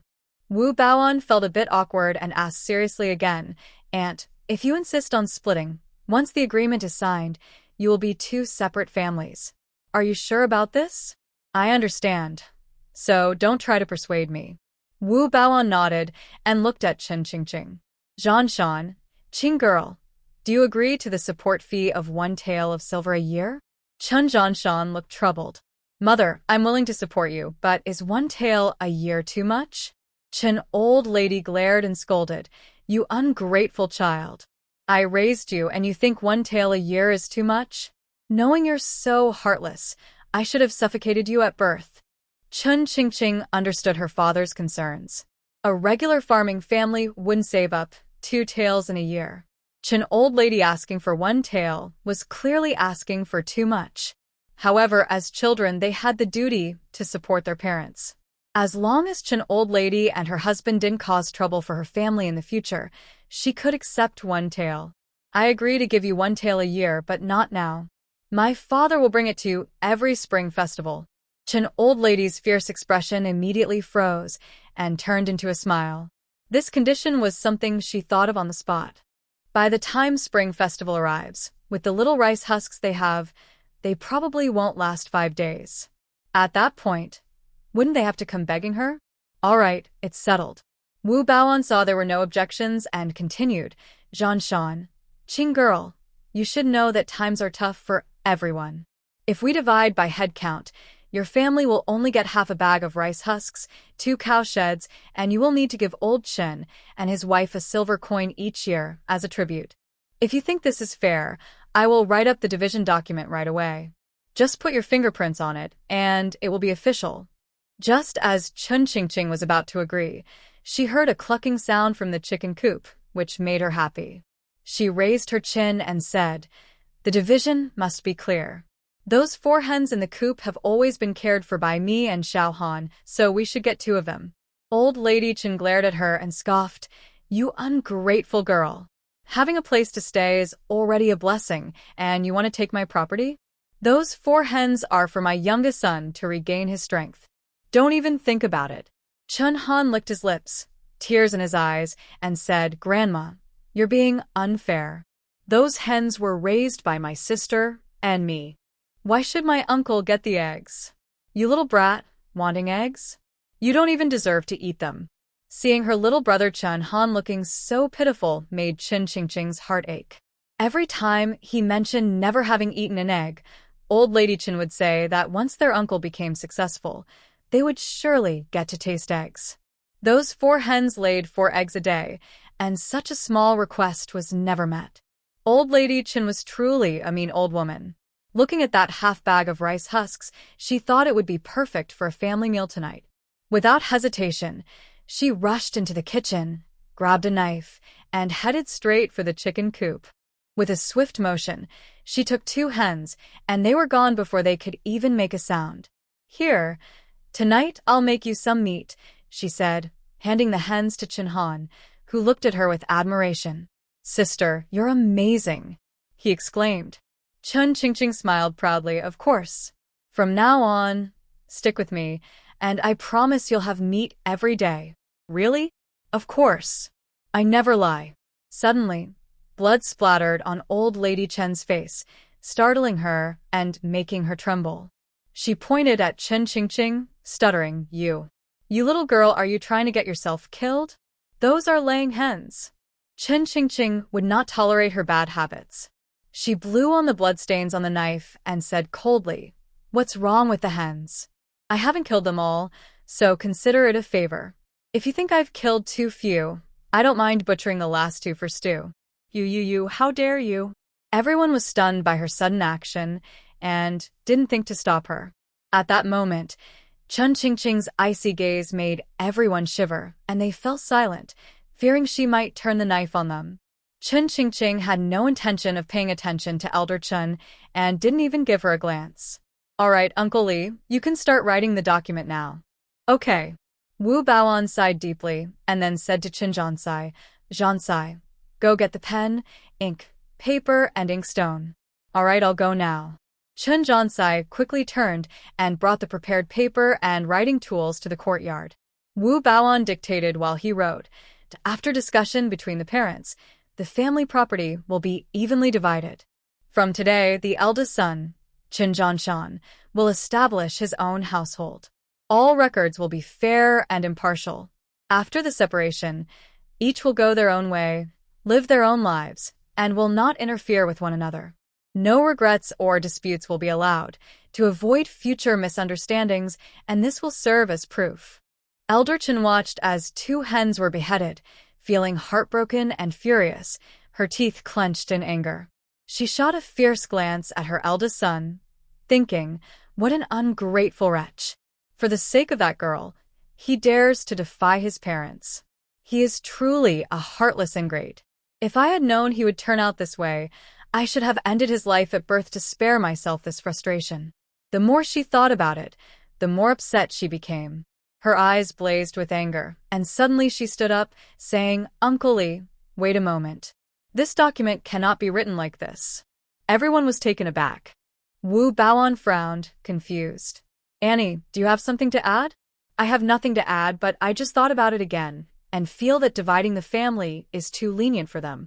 Since the eldest is ungrateful, I will consider that I never raised him. I want to completely sever ties with them. Uncle Li, please write a letter to cut off our relationship." "Auntie, you are being unreasonable. How can you sever ties with your own son?" Wu Baoan shook his head repeatedly. "You should think this through carefully. There's nothing to think about. This is how it will be." Chen Jianshan felt a deep pain in his heart. His mother did not care for him at all and wanted to cut ties with him. He was so upset that he couldn't say a word. Chen Jianqi was confused and quickly stepped forward to persuade her. "Mother, what are you doing? Why do you want to cut ties?" "Mother, you must be upset. You need to think carefully about this," Lu Fengjiao said anxiously, stamping her feet. "If they cut ties, how would they marry off the eldest daughter? Both of you stop talking." "I know what I'm doing," Old Lady Chen said, glancing at her eldest son. Gritting her teeth, she asked, "Eldest, considering our mother-son bond, I will give you one more chance. If you agree to marry Qing girl to the butcher, I will still recognize you as my son. Think about it carefully. In these tough times, how long do you think you can stand on your own? If you remain stubborn, you will regret it when it's too late." After a long silence, Old Man Chen sighed deeply. "Jianshan, your mother is right. Think it over. Our good days are still ahead. Your third brother is smart and talented. He will surely bring honor to our family. When he becomes an official, you will benefit too and live a good life. If you insist on your way, don't expect your third brother to help you. Chun Janshan felt a sharp pain in his heart. Father, do you really value the third brother's future more than Qing Girl's life? If he takes a break this year, everything can be resolved. Why are you pushing me like this? Old Lady Chen spat on the ground angrily. You think your daughter is more important than your third brother's future? She's just a burden. There's nothing to be sad about. As the saying goes, a daughter marries out, and when she dies, she is buried outside. Why can't you understand this? Chun Janshan closed his eyes in despair, tears streaming down his cheeks. Mother, if you want to cut ties, I will do as you wish. Chun Qingqing frowned and scoffed. You can keep your riches for yourselves. We cannot afford to enjoy them. Old Lady Chen was so angry that her hands trembled, and she shouted, You ungrateful child. You will regret this. Cut ties, go ahead and cut ties. I have no son or granddaughter like you. Cut ties if you want. Who knows who will regret it later? Wu Baoan was puzzled as to why this girl agreed to separate. Didn't she realize that cutting ties would sever even the little family bond they had? Wu Baoan looked troubled. After living for over 50 years, he had only helped others separate. This was his first time dealing with cutting ties. He repeatedly asked, Aunt, why don't you think it over carefully? You might regret it in the future. Old Lady Chen replied with a mocking expression, firmly stating, I won't regret anything. They should be the ones regretting it. Once my third son becomes a scholar, he will be a respected gentleman, and who knows, he might even become a higher official, which means a salary from the government. This connection must be cut off. I don't need such a son, and a disobedient granddaughter. Chun Jansai eagerly urged, Since the main family doesn't want to enjoy the good life with me, you should quickly write the disconnection letter. Chun Qingqing knew that Old Lady Chen was particularly ruthless. To ensure her son could study, she would do anything. Cutting off ties was just what she wanted. It would completely eliminate her worries. Uncle, since my grandmother insists on cutting ties, if we keep trying to persuade her, it will seem like we have ulterior motives. To avoid suspicion, please help us by being a witness. Also, we need to change the content of the division document. Since we are cutting ties, we won't need to give the 1 or 2 silver coins as respect anymore. You're right. Once the disconnection letter is written, we will be like strangers, going our separate ways, and there will be no need for that respect money, Wu Baoan agreed, nodding. Old Lady Chen gritted her teeth, saying, If we are strangers, then so be it. I will have nothing to do with them. I want to see how that girl manages without the Chen family. They will starve. Seeing that both sides had made up their minds, Wu Baoan wrote the disconnection letter. They each pressed their handprints on it, keeping a copy for themselves and leaving one with the village as evidence. Chun Janshan looked at the disconnection letter in his hands, feeling heartbroken. Tears filled his eyes as he knelt down and respectfully bowed 3 times to Old Man Chen and his wife. With his forehead touching the ground, tears fell onto the yellow earth as he trembled and said, Father, Mother, I won't be able to serve you anymore. Please take care of yourselves, and I wish you good health and happiness. Old Lady Chen's face darkened, and she shouted, Get out. I want to see what kind of good life you have without me. Chun Qingqing laughed inwardly, finally distancing herself from these odd people. Don't worry, we won't be a burden to you anymore, and we won't take another meal from your house. But you should think about how you will manage from now on. After all, no one will work as hard as my father did. And no one will take care of you like my mother did, washing everyone's dirty clothes and preparing meals for you 3 times a day. From now on, you'll have to handle all of that yourself. After saying this, she smiled provocatively at Old Lady Chen. Old Lady Chen felt a sudden chill, realizing she might have acted too hastily.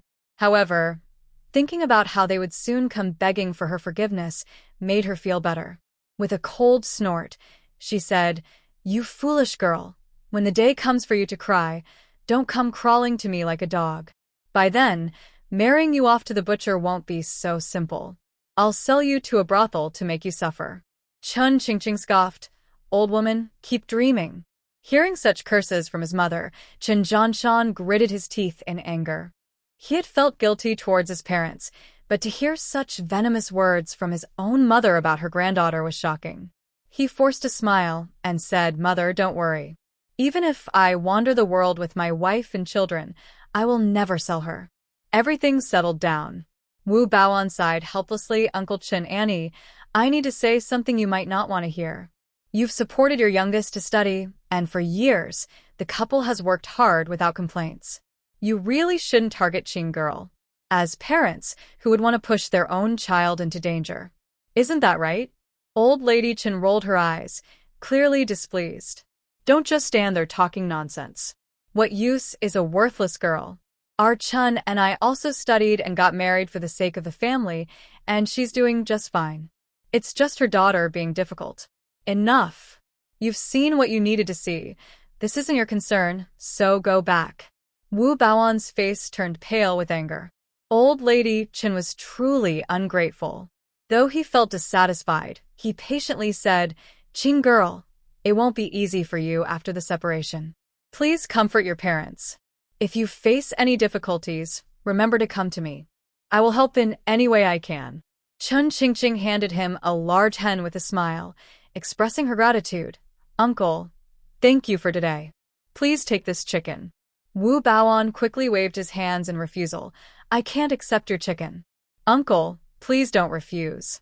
If it weren't for you standing up for us today, we might not even have a place to stay. You must accept this small token of appreciation." "All right then, I'll take the chicken, but don't be so polite in the future." Wu Baoan's eyes were filled with warmth. Having dealt with people all his life, he could see that this girl understood the ways of the world and was capable. The Qin family would surely regret their actions in the future. After a few more reminders, she finally took the old hen and turned to leave. Seeing her give away the chicken, Grandma Chen's eyes nearly turned red with anger. "How can you expect to live well like this? You're just wasting money." Chun Qingqing shot her a sideways glance. "It's my chicken, and I can give it to whoever I want.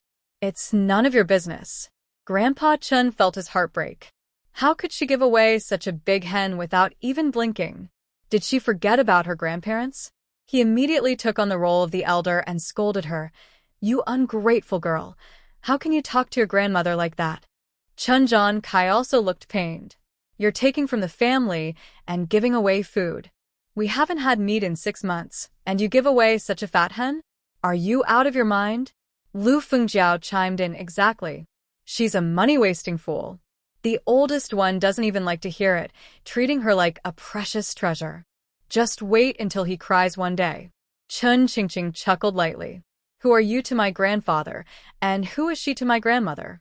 We've already cut ties, so from today on, we aren't even family.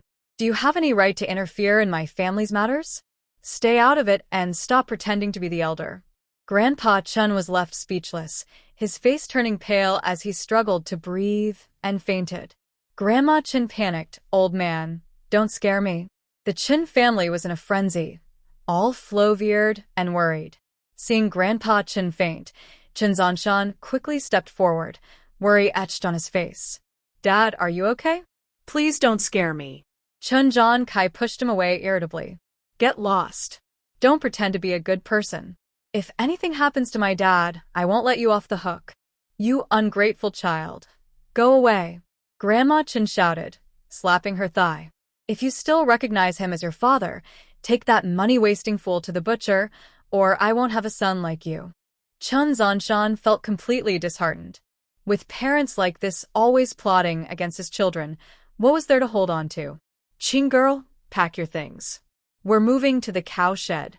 Chun Qingqing smiled. "Okay, let's get our things and go." Chun Han held the big hen, looking confused. "Sister, are we really moving out? Does Grandma really not want us anymore?" "Yes, we'll live separately. From now on, we are 2 different families." Why? Chun Qingqing thought for a moment and explained with a smile, "Because they want to give me to a bad person, and that bad person might hurt me. I don't want that, and Grandma hit me. My parents also disagreed with sending me to bad people, so in anger, my aunt kicked us out."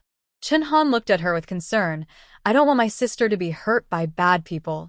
If anyone dares to hurt you, I will fight them. Xiao Han, do you blame me for living in the cow shed with you? Moving out is great. I won't be bullied by Chenjai anymore, and no one will steal my food. After saying this, Chun Han licked his lips, unable to hide his excitement. Sister, we can eat chicken today. I wonder what chicken tastes like. Every day, Chenjai talks about how smooth and tender steamed eggs are, how fragrant and sweet they are. If eggs taste so good, will chicken be sweet too? Chicken tastes delicious, and the soup is fresh and tasty. Tonight, we will stew the meat, Chen Qingqing said, patting his head. All right, hurry up and pack, or someone will chase us away again. Okay, I'll take this chicken back first. Chen Han agreed and ran towards the cow shed with the chicken.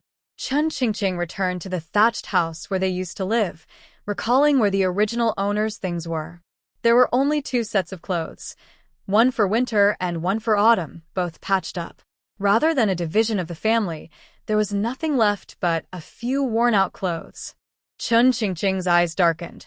Without pots and bowls, they couldn't cook dinner. She thought and headed towards the kitchen. In the kitchen, Sun was boiling water. When she saw Chen Qingqing enter, she smiled. What are you looking for, Qing girl? Your second aunt can help you. In her memory, this second aunt was a bit greedy, but not bad-hearted. The household chores were shared between her and her mother. At least she never bullied the first house like the third branch did. Chen Qingqing smiled back. Second aunt, I need some pots and bowls, or we won't be able to cook. Then take 5 bowls and 5 pairs of chopsticks. There's also an old pot here. It's a bit worn, but it can still be used. I'll get them for you, Sun said, quickly gathering the items. At that moment, old lady Chen walked in and saw the 2 chatting happily. Her expression darkened immediately. What are you doing, second branch? Mother, I'm getting some pots and bowls for Qing girl. Put that down. The family has been divided and we have cut ties.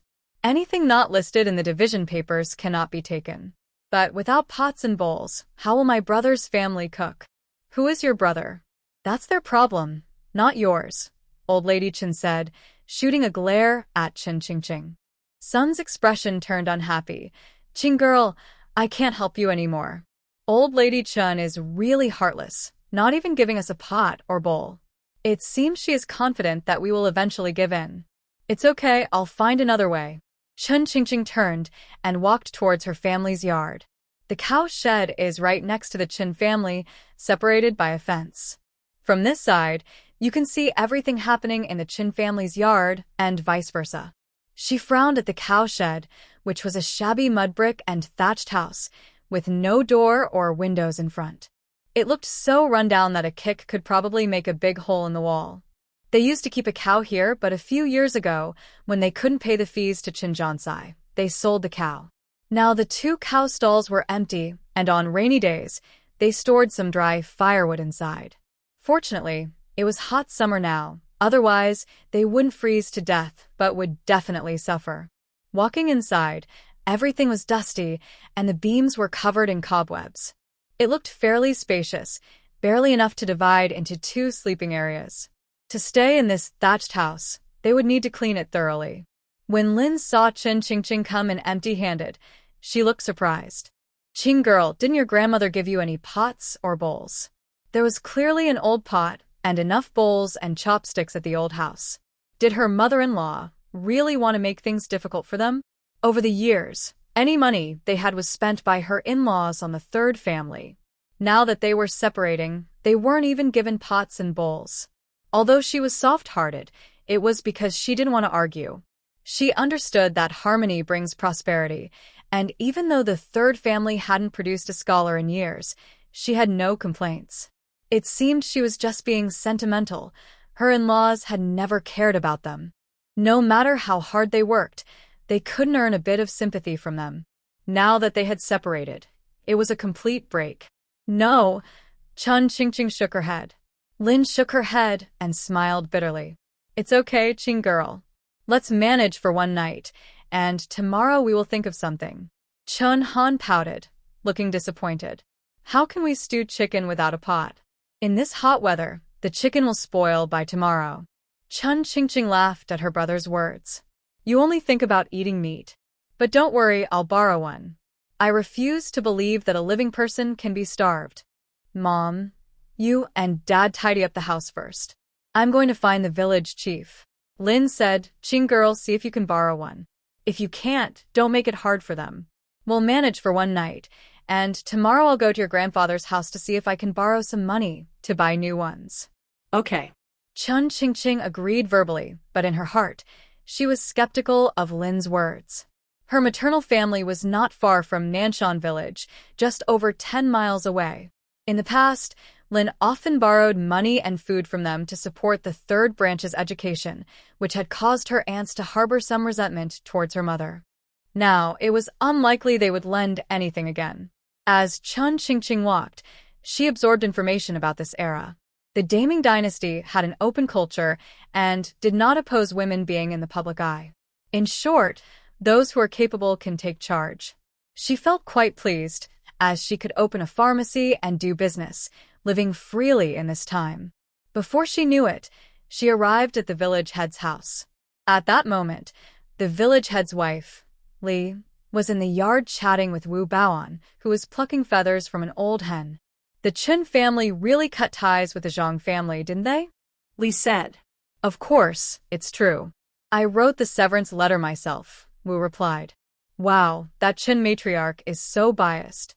Zhang has suffered for their family all these years and ended up with nothing, Li said, looking quite upset.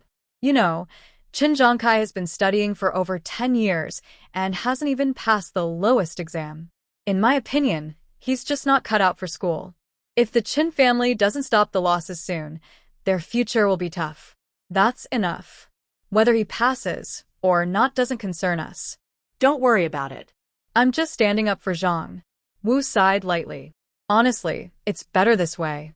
Zhang is hardworking and not afraid of hardship, so he won't starve. If they hadn't separated, Qingqing and Han would eventually be sold by the Chen matriarch. You have a point. After Li finished speaking, she looked up and saw Chun Qingqing walking in. She quickly smiled and greeted her warmly. Qingqing, you're here? Come in and sit. Wu Baoan also put down the hen and stood up, asking, Qingqing, is everything in order at home? Chun Qingqing smiled softly. My parents are tidying up. It's almost done. That's good. If you need anything, just say it. No need to be polite. Hearing this, Chun Qingqing secretly praised Wu Baoan for being understanding. She knew she had come for a reason, and it was indeed pleasant to deal with smart people. She scratched her head, feeling a bit shy. Uncle, we still don't have pots and bowls, so we can't cook dinner tonight. Without a second thought, Wu Baoan replied, no problem, that's easy. I just bought a new pot. You can take it home and use it for now. No rush to return it. Thank you, Uncle Li. I won't be polite then. Wu Baoan turned to Li Shi and said, quickly, bring some more bowls and chopsticks for Qing girl. Okay, I'll go get them. Li Shi took out a large bowl and 5 sets of bowls and chopsticks. Qing girl, let me know if you need anything else. Andy will get it for you. Chun Qingqing was no longer polite. Andy, please bring me some more seasoning. Sure, just wait a moment. Li Shi turned back and brought out half a bag of millet and various seasonings. To her surprise, there was also a small bowl of lard. Girl, take this millet home to eat. Otherwise, eating only rice bran won't be enough for your body. Thank you, Auntie. When my family is better off, I will return this millet. Return? Since I gave it to you, I never plan to ask for it back. Really? Thank you so much, Annie. You don't need to be so polite with me. While her own family did not treat her well, outsiders showed her great kindness. Chun Qingqing understood the situation at home. The little rice bran could not last for long. With this millet, at least she could manage for another 10 days or so. She took the millet, her eyes slightly wet. Auntie, I'll head back now. You all stay busy. All right, go back quickly and come visit Auntie often. Okay, Auntie, take care. After saying this, Chun Qingqing turned to leave. Watching her exit the courtyard, Li Shi shook her head and sighed. What a good girl, at such a young age. How could old Lady Chen be so cruel as to marry her off to the butcher? That's just wrong. Wu Baoan scoffed. I think the Chin family will regret it sooner or later. Why do you say that? I feel this girl has a lot of determination. She will surely succeed in the future. Just wait and see. Li Shi nodded. I hope so, but it's a pity for this child. I wonder how much more suffering she will have to endure in the meantime. When Chun Qingqing returned home, she found that the thatched house had been cleaned inside and out. Her parents had made simple partitions with wood and used tree stumps for support, placing wooden boards to create 2 beds, with straw underneath and old quilts on top. Though the conditions were basic, at least they had a place to stay. Looking at the clean and tidy thatched house, she couldn't help but smile. Wasn't this the rural life she had once dreamed of? She never expected it to actually come true. However, this era was truly poor, and she had to work hard to earn money, hoping to leave this cowshed and provide a better life for her parents. As the sun set, Chun Jianshan built a stove out of stones in the yard, and a pot of hot water was boiling. Chun Qingqing praised him generously. Dad, you are amazing. Look at how well you built this stove. Chun Jianshan smiled fondly. When did you become so good with words, my girl? I've always been like this. It's just that no one noticed, Chun Qingqing replied playfully. Lin frowned slightly. Her children were never appreciated by their grandparents, no matter how well they did. They were often scolded and never satisfied. The children from the 3rd household did nothing, yet their grandparents smiled at them. How ironic! Without comparison, there is no pain. Though times are tough now, a happy family is more important than anything. Lin waved to Chun Qingqing. Come here, my girl. Let me clean your wound. Chun Qingqing remembered the injury on her head and scolded herself for being careless. Although it was a small wound, if it got infected in this underdeveloped medical era, it could be serious. Mom, please bring me a bowl of hot water. Okay. Lin fetched a bowl of hot water from the pot. Chun Qingqing took a bit of salt she had brought from Wu Baoan's house, dissolved it in the water, and found a clean cloth to start cleaning her wound.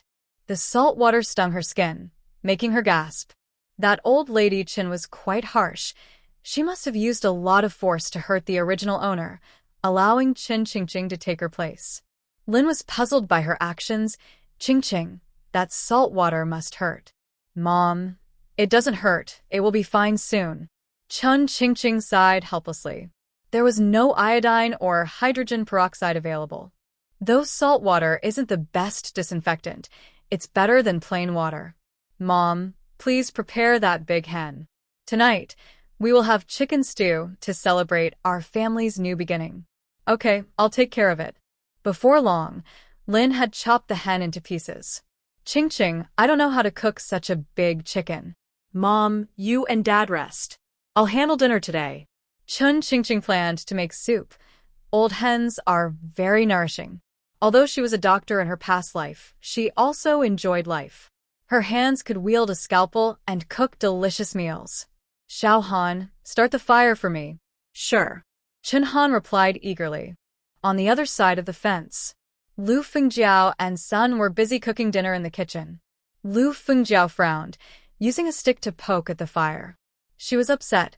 After many years of being married into the Chen family, this was her first time in the kitchen. Previously, the 1st and 2nd households took turns cooking, and she just waited to eat what was made. But today, her mother-in-law insisted that she learn to cook and help Sunday.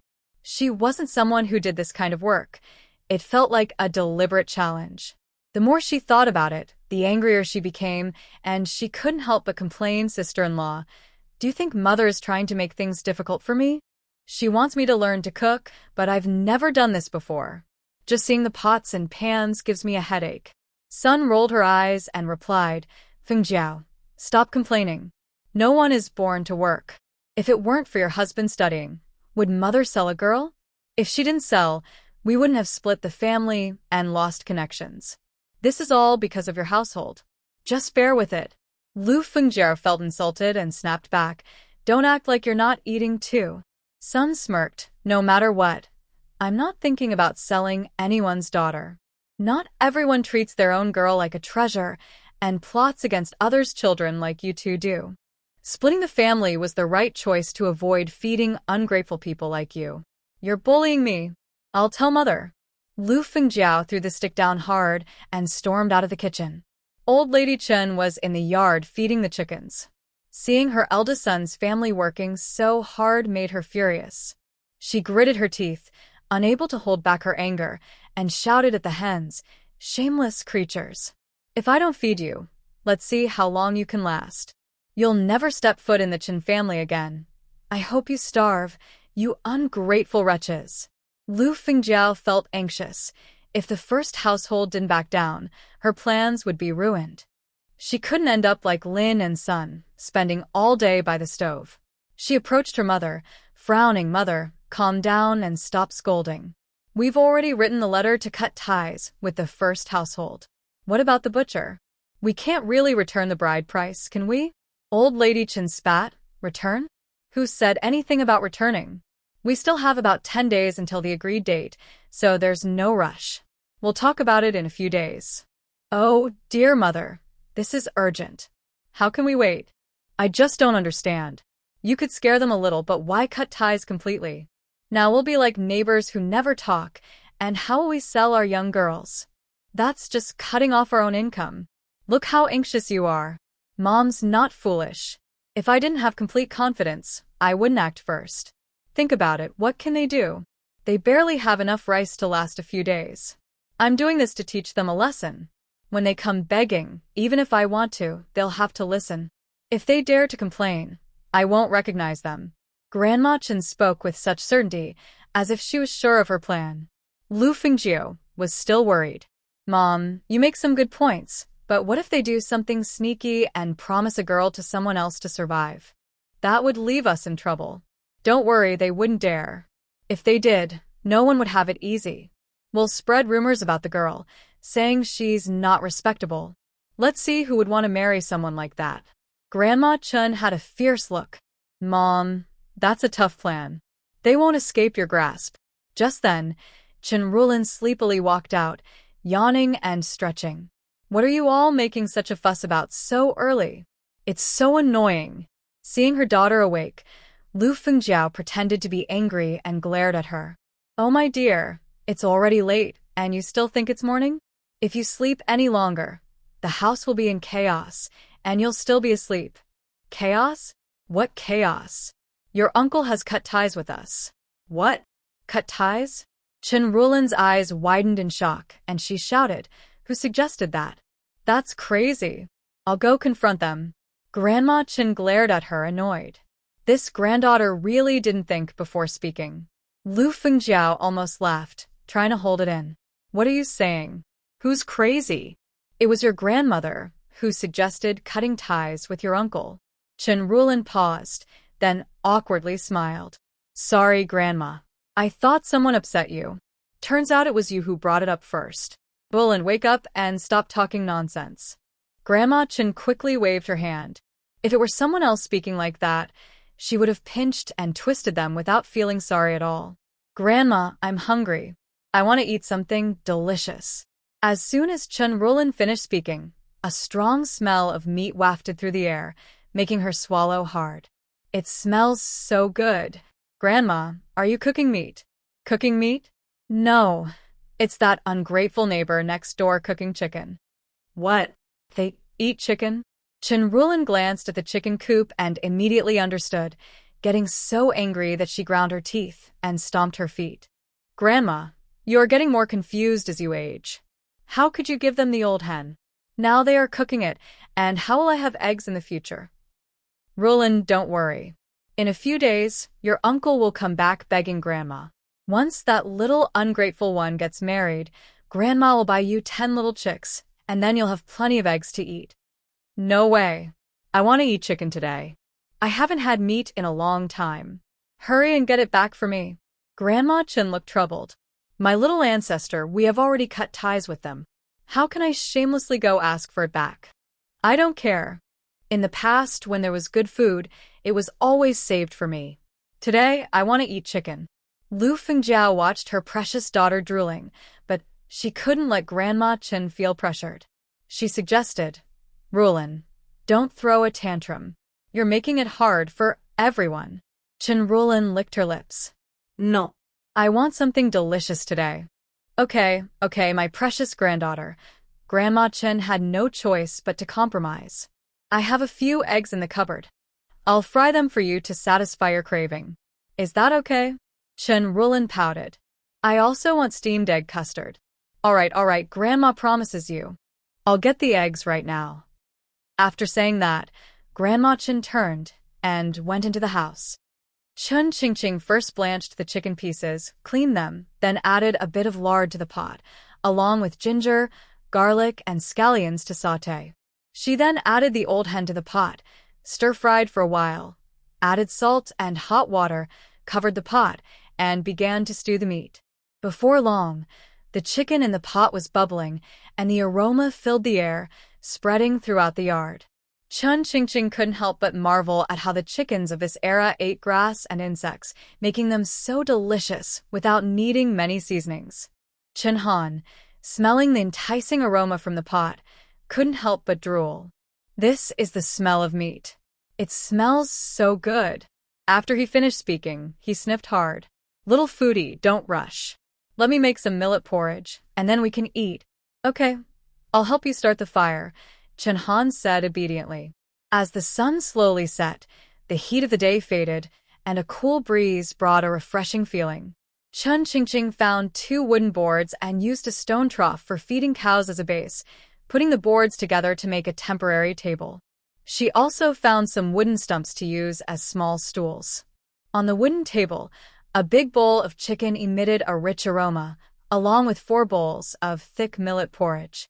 The family gathered around the simple dining table, each person smiling. Chen Han stared at the food on the table.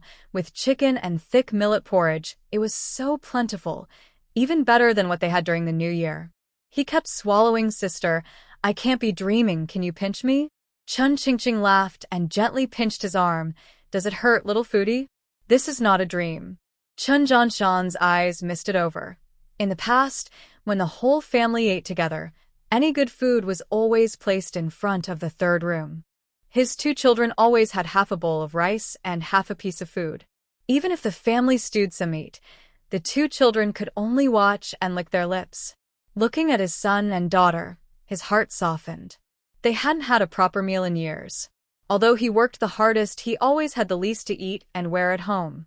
His parents favored the others so much, and he felt resigned. Now it was really good. No matter what the food was like, the children no longer had to look at others' faces. Thinking of this, he felt relieved and announced that it was time to eat. Chen Han eagerly picked up a piece of chicken and put it in his mouth. This is chicken. So delicious. Dad, Mom, you should try my cooking. Chen Qingqing served a piece of chicken to Lin and Chen Zhanshan. Lin slowly chewed.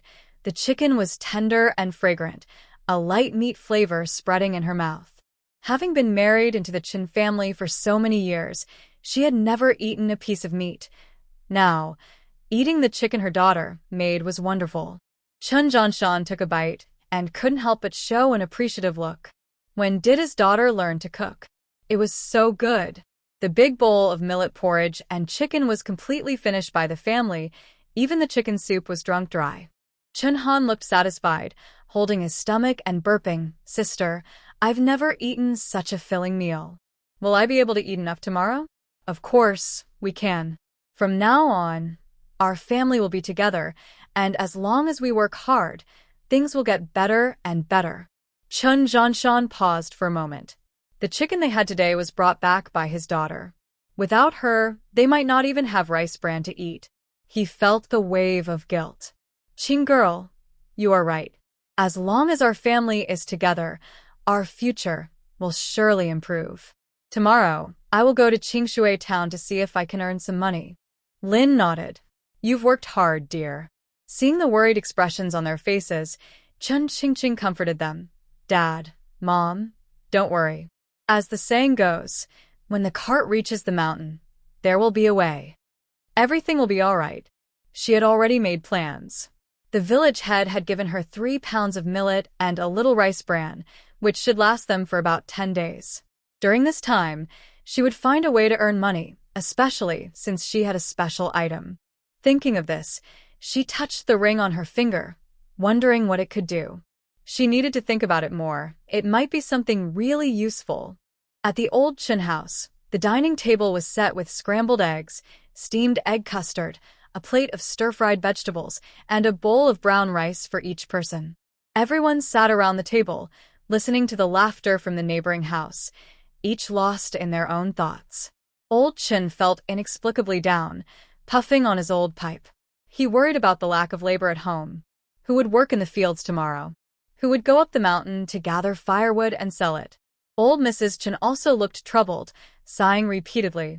With the eldest daughter-in-law gone, the second daughter-in-law was unhelpful, and the third daughter-in-law didn't do any chores.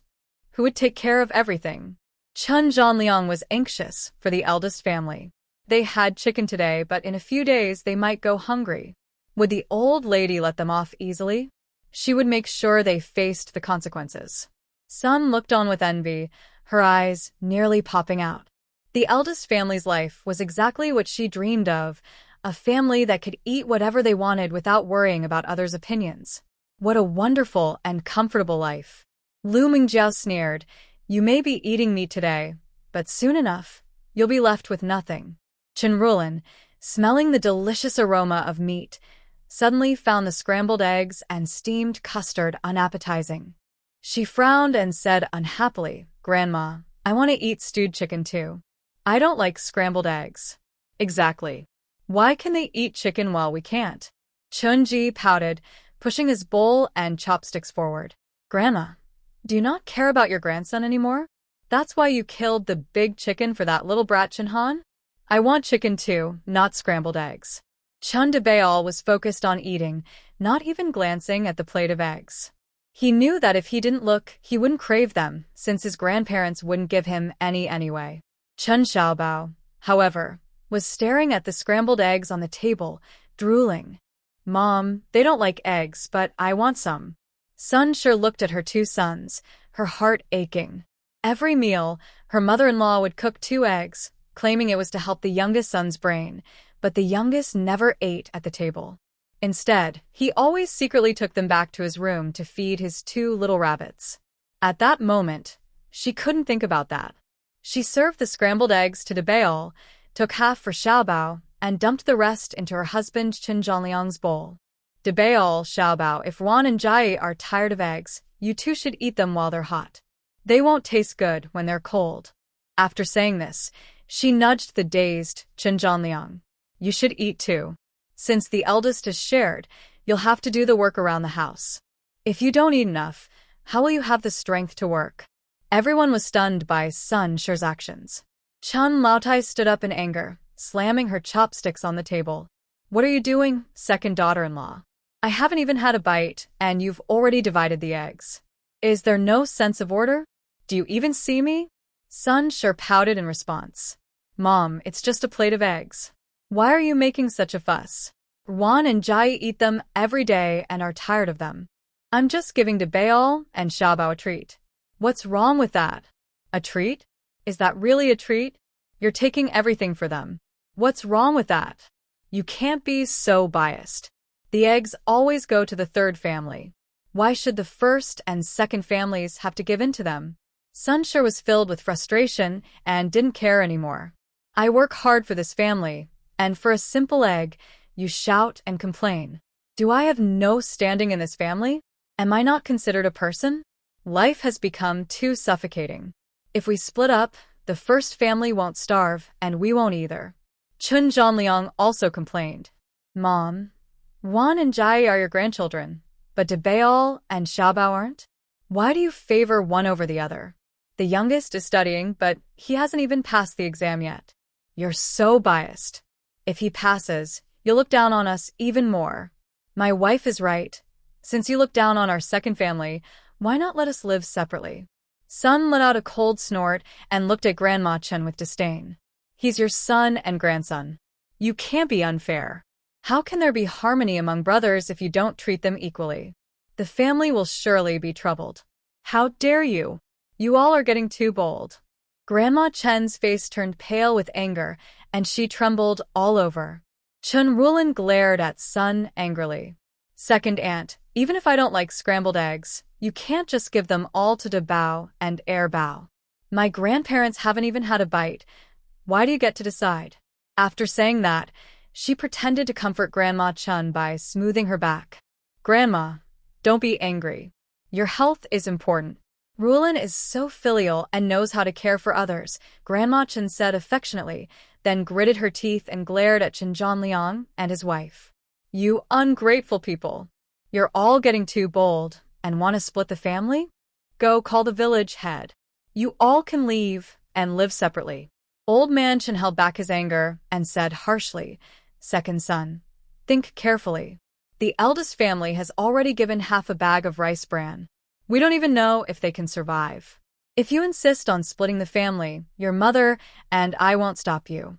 You can have half a bag of rice bran and 2 acres of sandy land. We'll be 2 separate families. If the third son becomes successful in the future, don't expect your 2 sons to benefit from it. Chen Zhanliang felt nauseous at the thought of rice bran. It had to be cooked with vegetable leaves and salt to be somewhat edible. Splitting the family meant eating bran and vegetables, while staying together meant at least having brown rice. Why would he choose to suffer?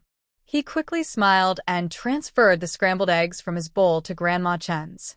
Mom, what are you doing? I'm just joking with you. I care for you too much to leave you. Grandma Chen didn't want to split the second son off.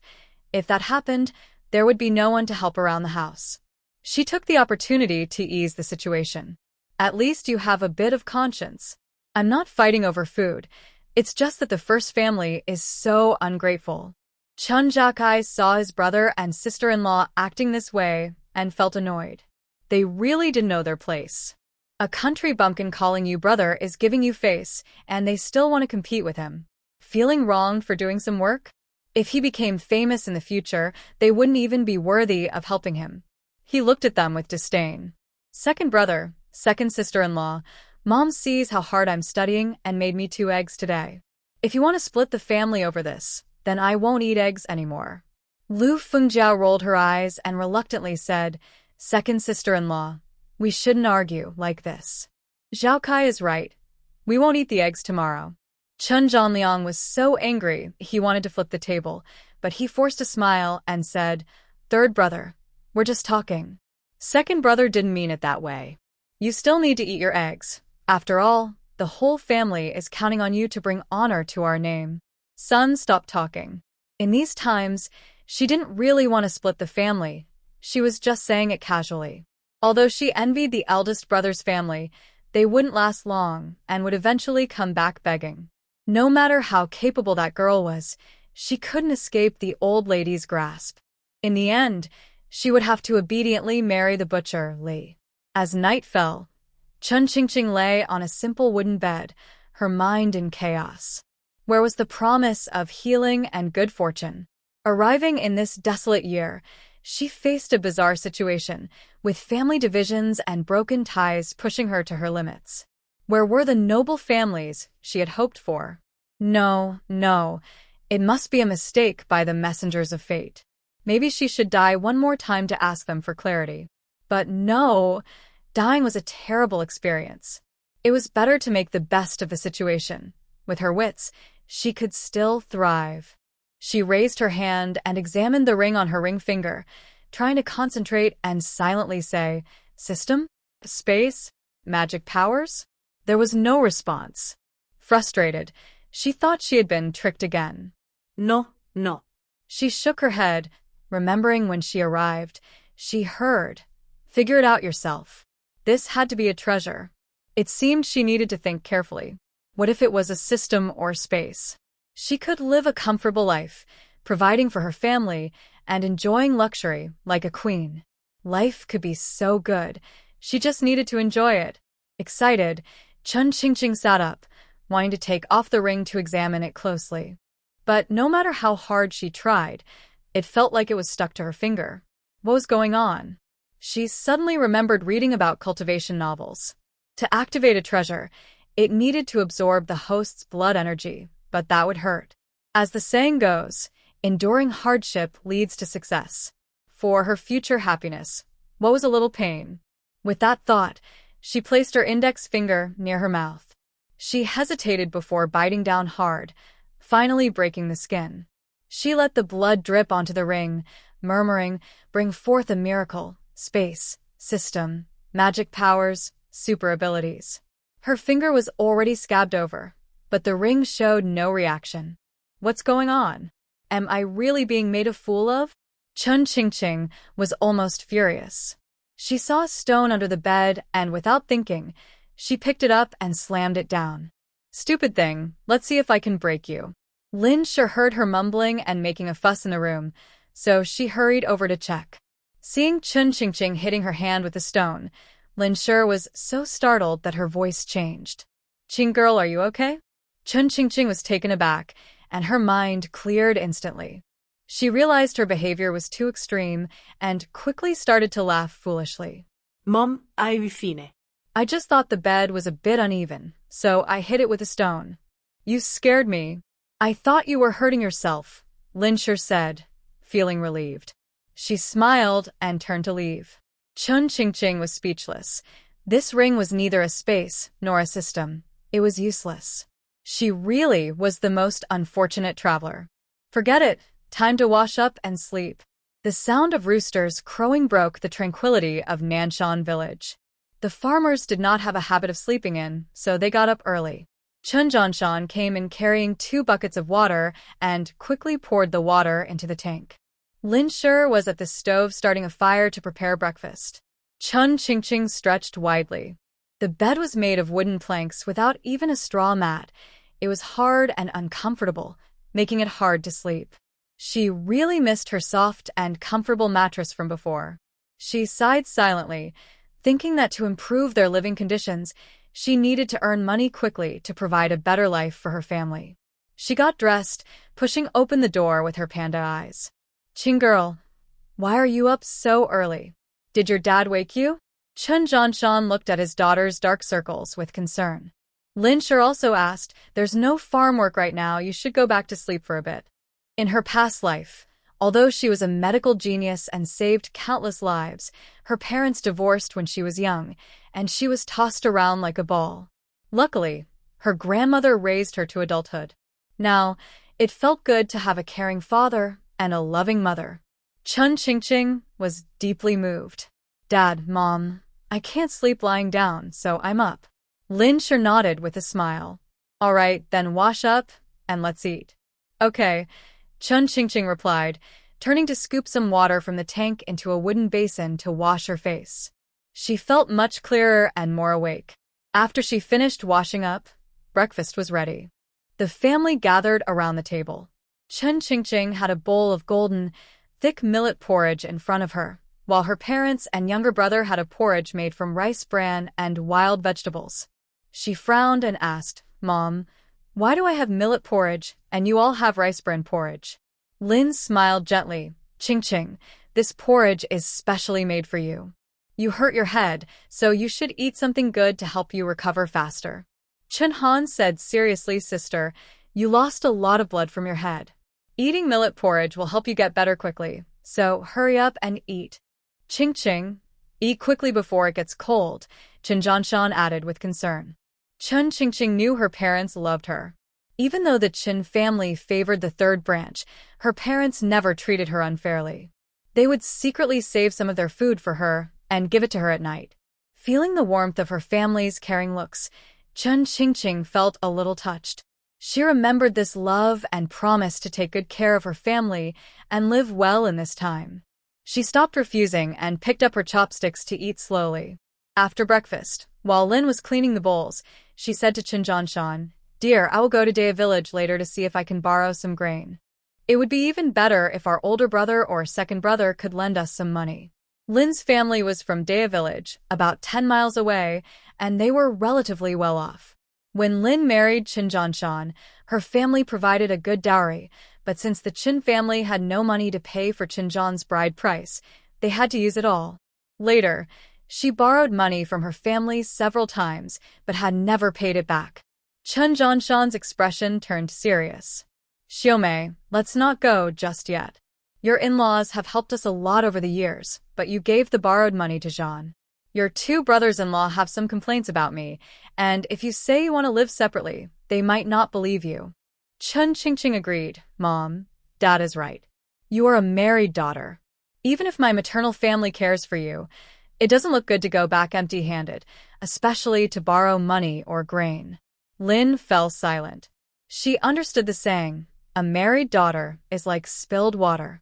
Although her two brothers truly cared for her, after so many years of seeking help from her family, her sisters-in-law had started to look down on her. However, the little food they had at home wouldn't last long. She could endure hunger, but she couldn't bear to see her children go hungry. Xiumei, Qingqing is right. Don't go to your in-laws just yet. But Lin hesitated. Chun Jianshan frowned slightly and said, we'll talk about borrowing grain later. Our family isn't at that point yet. I will go to Qingshui town to see Feng and check the dock to see if I can find some work. Qin Qingqing suddenly remembered that Qin Feng was 18 years old, the eldest son of Qin Jianshan and Lin. Displeased with the favoritism shown by the old couple, he found a job at the Qingfeng Tavern in Qingshui town, calling himself an apprentice, but in reality, he was just doing odd jobs. His parents didn't understand Lin Feng. Even if he worked in the fields or collected firewood at home, he could earn some money, yet he chose to suffer at the tavern as a laborer. The family was confused, but the original owner knew the reason. The tavern owner, Wu Shiren, was once a villager from Nanshan village. He learned to cook at the Qingfeng Tavern and was chosen by the owner to become a son-in-law, staying in town ever since. Qin Feng heard that Wu Shiren also started as an apprentice. To provide a better life for his parents, he decided to learn from him and became an apprentice at the Qingfeng Tavern, hoping to open his own tavern one day. However, Wu Shiren treated him poorly, assigning him the hardest, dirtiest tasks and refusing to teach him cooking skills. Chun Qingqing felt it was necessary to visit Qingshui town to see if any clinics were hiring doctors.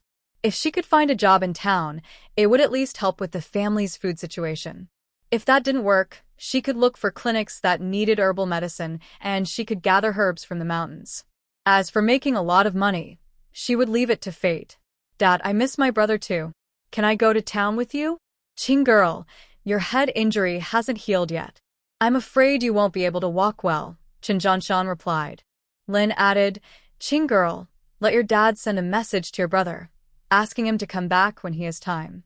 It's quite far to Qingshui town, so you shouldn't go. Yeah, once your head is healed, I'll take you to see your brother next time, Qin Jianshan said. How could she make money if she didn't go to town? Should she really wait until the family had nothing to eat and let the old lady sell her to the butcher? No, she absolutely couldn't just sit and wait. She had to eliminate all uncertain factors right away.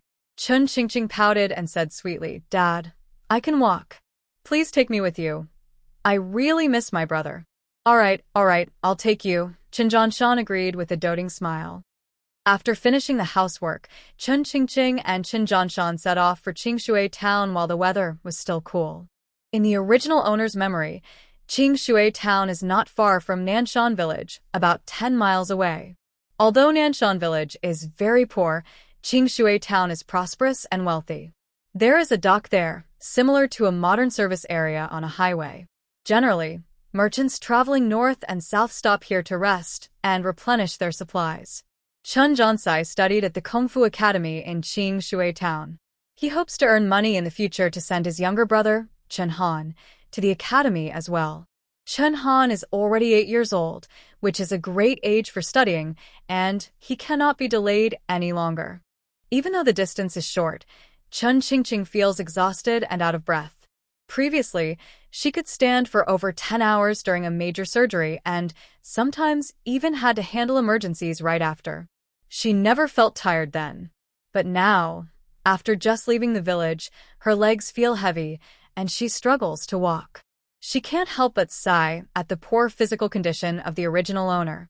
It seems she needs to exercise more and practice the martial arts she learned in her past life to regain her strength. Thinking about this makes her smile wryly. She needs to earn money to build a house, send her brother to school, and also improve her fitness. Her ideas are grand, but reality is tough. Life is like a dream. She decides to go with the flow. After walking for about half an hour, Chun Qingqing's legs are numb, and she finally arrives at Qingshui town, which looks quite impressive from a distance. Upon entering the city gate, she sees streets paved with blue stones, rows of brick houses with wooden windows and carved doors, and bustling pedestrians, all showcasing the prosperity of Qingshui town. Chun Zhanshan advises, "Qing girl, go to the inn to find your brother. I will check the dock for work. Your father will come to find you there in the afternoon. Don't wander off to avoid meeting bad people." "Father, I understand. You can go, but don't take on too much hard work," Chun Qingqing replies. Chun Zhanshan forces a smile. In these times, having work is already good. He cannot afford to be picky. "Okay, I understand," he says before turning and walking quickly toward the dock. Watching Chun Zhanshan's retreating figure, Chun Qingqing immediately loses her smile. Her parents seem relaxed, but she is not a 16-year-old child. She feels like an experienced adult inside.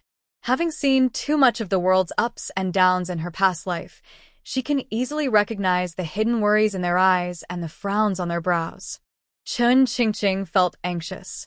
As a reborn person, she knew she had to rely on herself. She stepped into the street, planning to visit a few medical shops to see if she could find work and earn some money to ease her parents' worries. Not far along, she spotted a clinic called Miraculous Healing Hall. Chun Qingqing was delighted and walked inside. In the shop, an elderly doctor with a white beard was checking the pulse of a woman. The shop assistant noticed a customer and quickly approached, saying, "Miss, are you here for a consultation or to pick up medicine? Do you have a prescription?" Chun Qingqing smiled politely. "I'm not here for a consultation or medicine. I would like to meet your owner. Can you introduce me?" "The doctor, Dr. Miao, is our owner. You can go to him once he finishes with the patient," the assistant replied. "Thank you," Chun Qingqing said, moving to stand in front of Dr. Miao, who had just finished checking the woman's pulse. "Dr. Miao, what is wrong with me?" "I have been feeling tightness in my chest and lack of appetite," the woman said, her brow furrowed with concern. "Madam, there is no need to worry. Your chest discomfort is due to stagnant energy. I will prescribe some herbal medicine, and you should take it for 3 days to see improvement, Dr. Miao reassured her. The woman sighed in relief and smiled. "Dr. Miao, you truly have a miraculous touch. To be honest, I had a small argument with my husband a few days ago, and since then, I've felt this tightness. Please go to the side. The assistant will get your medicine," Dr. Miao instructed. After the woman left, Dr. Miao looked at Chun Qingqing. "Miss, are you feeling unwell?" Chun Qingqing respectfully replied, "Dr. Miao, I'm not here for a consultation. To be honest, I have some knowledge of medicine and would like to ask if you are hiring a doctor." Dr. Miao was momentarily surprised, then laughed heartily. "Young lady, I have studied medicine for over 20 years before I dared to practice. You are quite bold for your age." Dr. Miao's prescription was written hastily, typical of a doctor's handwriting, but Chun Qingqing could understand it, as she had some expertise in traditional medicine. She remained calm and smiled. "Dr. Miao, the prescription you just wrote includes areca nut, dried tangerine peel, sparganium, curcuma, magnolia bark, soapberry, and wood fragrance, ground into a fine powder. The dosage is 1 qian, taken twice daily with warm water. This prescription is for relieving chest tightness, reducing stagnation, and alleviating stomach pain and bloating. Am I correct?" Dr. Miao was initially surprised, then stroked his beard and smiled. "You're quite an interesting girl, but I'm sorry, I don't need any help in my shop." Although Chun Qingqing expected this response, she still felt a bit disappointed. "Dr. Miao, if you don't need help, do you buy herbs?" Dr. Miao raised an eyebrow as he looked at Chun Qingqing, realizing she was a merchant selling herbs. He almost fell for her act. He knew that life was tough for farmers these days, but not many people understood herbs. If they could make a living, no family would let a girl go out to sell herbs. Thinking this, he shook his head and smiled. "We don't need common herbs, but if you can find ginseng, we will buy as much as you have." "Thank you, Dr. Miao. "If I can find some, I will definitely sell it to you." Chun Qingqing turned to leave, feeling amused. If ginseng were that easy to find, anyone could get rich. But if she got lucky, it might not be impossible to dig some up. After leaving the clinic, she asked at another pharmacy, but the answer was the same. They didn't need any doctors and weren't buying herbs, only ginseng was in short supply. It seemed this path wouldn't work, and if she wanted to make money, she would have to think of other ways. She wandered through the streets and alleys of Qingshui town.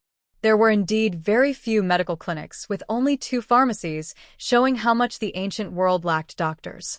If she opened a pharmacy herself, she would surely make money. But she had no capital, so it was just a dream. She sighed quietly, feeling that her medical skills were wasted with no place to use them. Forget it, I'll go check on my silly brother at the Qingfeng Tavern. If I can't find a way to make money, I might as well take the risk and go into the mountains to dig for ginseng. Near noon, Chen Qingqing arrived at the Qingfeng Tavern where Chen Feng was working. The first floor was already filled with diners, and the waitstaff were bustling about. Although the original owner had visited Qingshui town to find Chen Feng before, she had never entered the tavern, always waiting outside. She didn't want to make things difficult for her brother, so she planned to enter from the back. As she rounded the back of the tavern, she saw Chen Feng squatting on the ground, washing a mountain of pots and pans. The plump Wu Shuren stood nearby, directing several cooks who were busy frying dishes over the stove. Hurry up with that sour noodle soup. The customers outside have been asking for it several times already. Why are you taking so long to make braised ribs? Can't you be a bit quicker? The guests are getting impatient. At that moment, a chef accidentally dropped a carrot on the floor. Wu Shuren glared. You're useless. You can't even cut vegetables without dropping them. What else can you do? The knife handle is broken, and I've asked you to fix it, but you haven't. How can it work well when it's broken? Fix it? I don't spend money on you people. If I can save, I will. Don't you understand? After Wu Shuren finished speaking, he looked at the chopping chef and yelled, You slowpoke. Hurry up. There's a whole pile of vegetables waiting for you to wash. Okay, boss, I'm on it, Chen Feng replied, speeding up his movements. Wu Shuren shouted again, Chen Feng, you clueless fool. The fire is almost out. Hurry up and add some wood and fan the flames. Chen Feng quickly put down his dishes, grabbed some firewood, and worked hard to fan the flames, getting soot all over his face.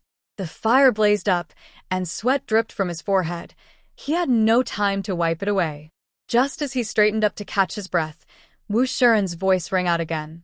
What are you standing there for? Do you not want to work? Hurry up and pick those vegetables. We need them soon. Chen Feng didn't dare to slack off and quickly grabbed the greens. Watching her brother being bossed around like a spinning top, Chen Qingqing frowned in concern. It was bad enough to work for free, but to be yelled at like this was too much. Wu Shuren really was a terrible person.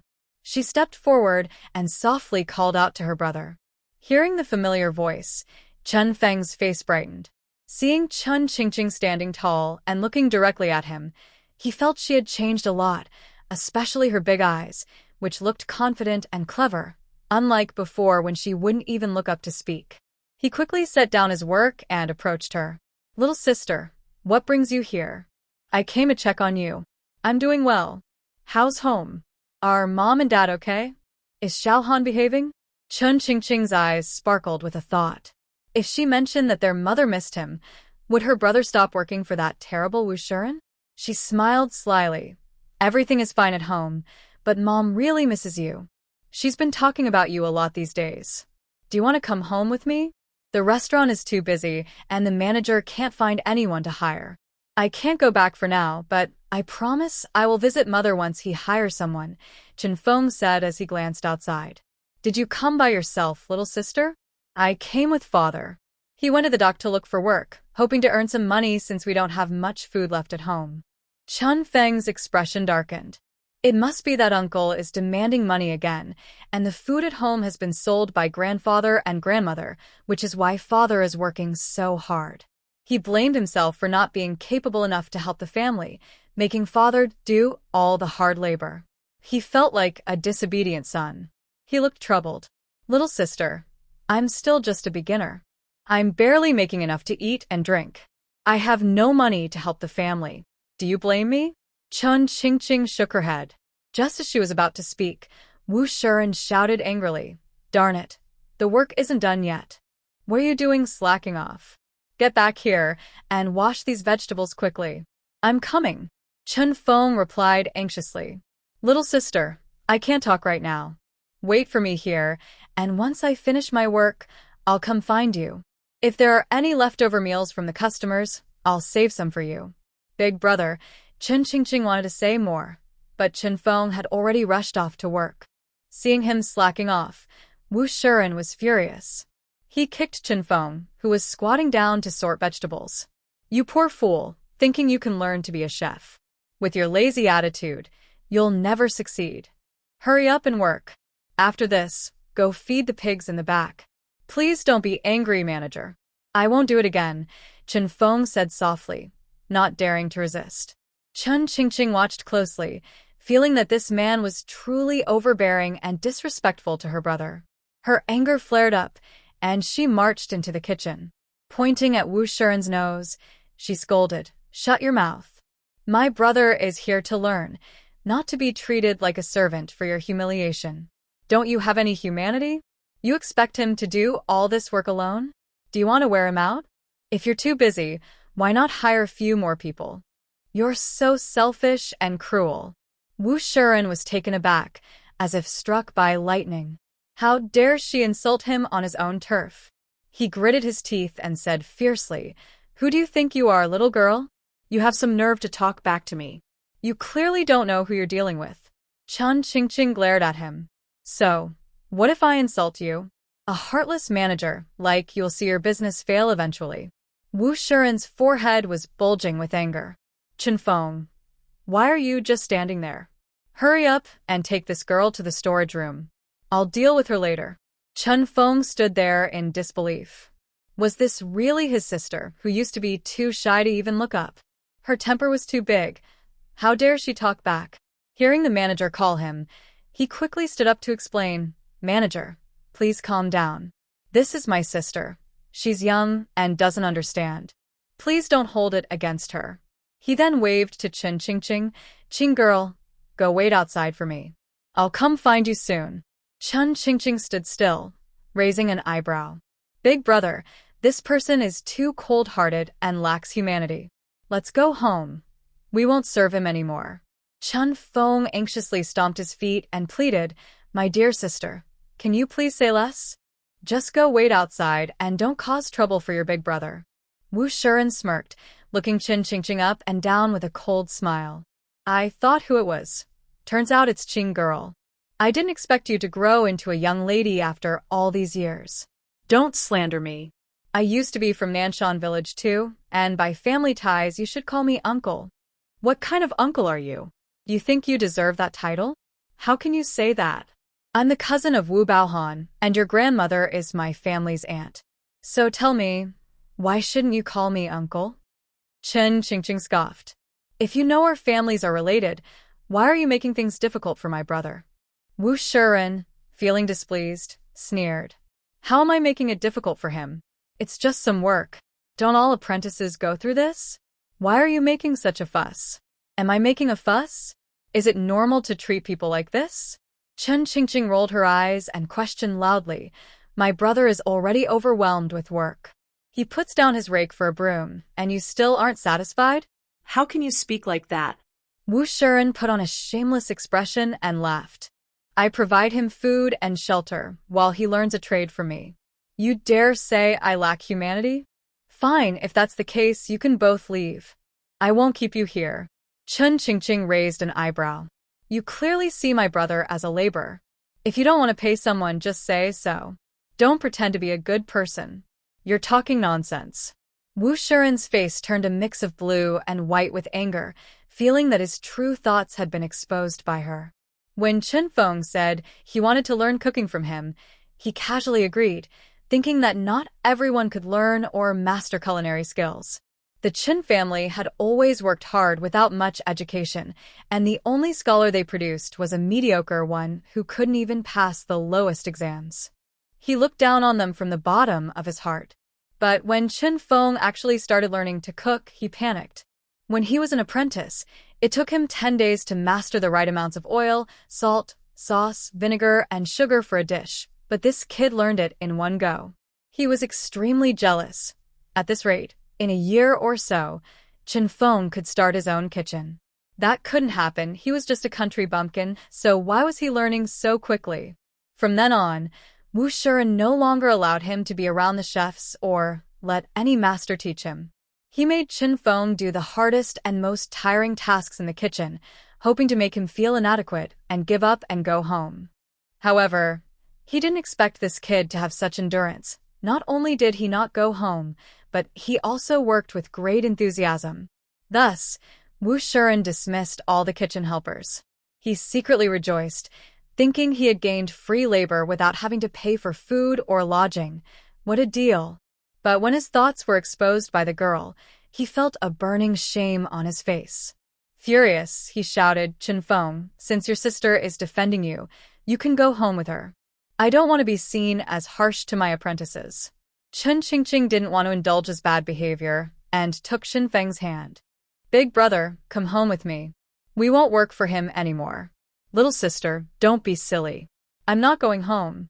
Chen Feng pulled away from Chen Qingqing and humbly apologized to Wu Shiren. "Boss, my sister doesn't understand and has upset you. Please forgive her, I won't leave." Wu Shiren raised his chin, smirking. "You're smart enough to know what's good for you. Since you don't want to leave, hurry up and get to work. Can't you see the fire in the stove is about to go out?" "Yes, boss, I'll get to work right away." Chen Feng waved to Chen Qingqing. "Little sister, listen to me and wait for me at the door." Chen Qingqing felt speechless. What kind of spell had Wu Shiren cast on her brother that he was so willingly taking on the work? It didn't make sense. Chen Feng was a tall guy at 1.8 meters, looking energetic and not stupid. He had come to Qingfeng restaurant as an apprentice because he couldn't stand the favoritism of their parents towards the third branch of the family. Such a unique older brother cannot be easily influenced by others. If he wants to leave, no one can stop him. Since he chose to stay, there must be someone or something here that matters to him. Thinking of this, Chen Qingqing felt a wave of fear. Could it be that he wants to become a son-in-law? No. As the saying goes, better to starve than to work for relatives, and better to be poor than to farm for the father-in-law. I cannot let my brother become a son-in-law. She spoke up to stop him. "Brother, this person is too cruel. It's not worth it to work for him. Don't say anything more. I won't go home with you," Chen Feng replied firmly. Seeing his determination, Chen Qingqing helplessly nodded. "Brother, take it easy at work. Don't overdo it." Before Chen Feng could respond, Wu Shiren shouted again. "Are you done yet?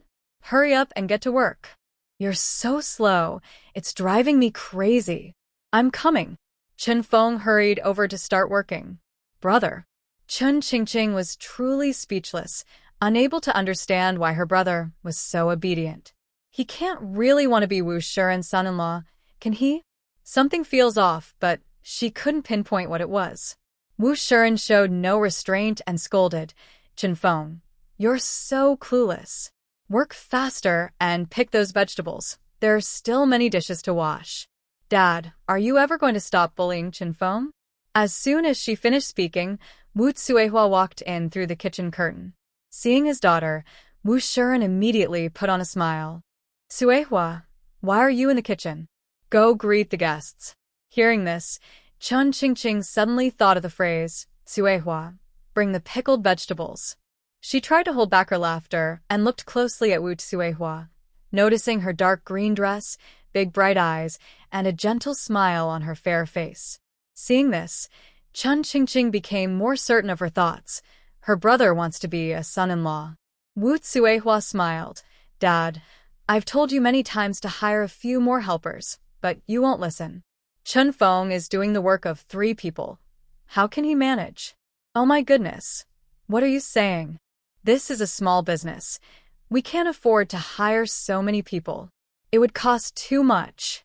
Wu Tsuehua glanced at Chen Feng, who was sweating from working hard, and her eyes showed a hint of concern. From the day Chen Feng started as an apprentice in the shop, he worked hard and was honest, which made Wu Tsuehua slowly develop feelings for him. However, her father didn't treat Chen Feng like a person at all, making him do all the tough jobs and still complaining and scolding him. She couldn't go against her father in front of so many people, so she gently advised him, "Dad, money can't be earned easily. You shouldn't treat Chen Feng like a slave just to save a few coins." Wu Shirun glanced at his daughter with dissatisfaction. Every time he scolded Chen Feng, she would always try to stop him. Did she think he was a fool? He knew her little thoughts. She just didn't want to confront the issue directly. He chuckled awkwardly and replied, "What nonsense are you talking about? How could I treat him like a slave? It's just that it's hard to find workers lately." Wu Tsuehua blinked. "Dad, since you want to hire someone, let me handle it. I will find someone quick and efficient, so Chen Feng can focus on learning cooking from the masters." Wu Shiruan's expression stiffened. His daughter was clearly siding with Chen Feng, and he wouldn't let her have her way. "Tsuehua, just manage the accounts. Leave the hiring to me, I have my plans." "Dad." Wu Shirun waved his hand impatiently. "All right, there are many customers now. Hurry back to the front and take care of things." Seeing the two of them stuck over him, Chen Feng quickly spoke up, "Miss, thank you for your kindness. The shopkeeper is right. There isn't much work in the kitchen. I can manage, so you should listen to the shopkeeper." "Okay then." Wu Tsuehua sighed in frustration. Hiring someone was easy, but her dad always made excuses, deliberately making things difficult for Chen Feng. She turned to Chen Qingqing, smiling sweetly. "You must be Qing girl. You're really pretty. Come, let's go to the front hall and wait. You can talk to your brother when he's done." Chen Qingqing noticed Wu Tsuehua's confidence and how she spoke up for her brother, instantly feeling better about her. She smiled softly. "Thank you for the compliment, sister." Wu Tsuehua took her arm and walked toward the front hall, reminding Chen Feng, "Chen Feng, when you're done, hurry over. Qing girl is waiting for you in the front hall." "Okay, I'll be there soon." Chen Feng wiped the sweat from his forehead and lowered his head to get back to work. He arrived at the front hall. Looking at the grand hall, Chen Qingqing only glanced once before looking away. She was not like the original owner, who always appeared timid. Having traveled to many five-star hotels during her research across various cities and even abroad, she was not easily impressed by such scenes. Wu Tsuehua noticed her calmness and felt a bit more curious. In the past, she had come to find Chen Feng, but she always stood timidly across the street, afraid to lift her head. Today was different. Finding a quiet spot to sit, she poured a glass of water for Chen Qingqing. "Qing girl, have some water to quench your thirst. I'll have them bring you something to eat later." After walking all morning, Chen Qingqing's small bowl of millet porridge had long been digested, and her stomach was growling. She wouldn't deny herself food, especially since her brother was working here without pay. One meal wouldn't break the bank. However, Wu Shiren was stingy, and she didn't want Wu Tsuehua to be scolded for this meal. Thinking of this, Chen Qingqing quickly waved her hand. "Sister Tsuehua, there's no need to trouble yourself. I'm not hungry yet." "How can you not be hungry? You've walked such a long way, and it's almost mealtime. You have to eat," Wu Tsuehua said, calling out to the waiter nearby. "Young man, go to the kitchen and bring us some food." "Miss, what would you like to eat?" Wu Tsuehua thought for a moment. Since it was mealtime, the restaurant was busy, and it would take a while to prepare stir-fried dishes. "Go see what's ready in the kitchen and just bring it out. How about some freshly made meat buns?" "That sounds good. Hurry and bring 2 servings." "All right, coming right up, 2 servings of our signature meat buns." The waiter shouted and soon brought 2 steaming plates of buns. Wu Tsuehua quickly pushed them closer to Chen Qingqing. "Qing girl, these are our family special buns. They are really delicious, so try them while they're hot." Okay. Chen Qingqing smelled the fragrant buns and didn't hold back. She took a big bite, and as soon as she tasted it, her eyes lit up with satisfaction.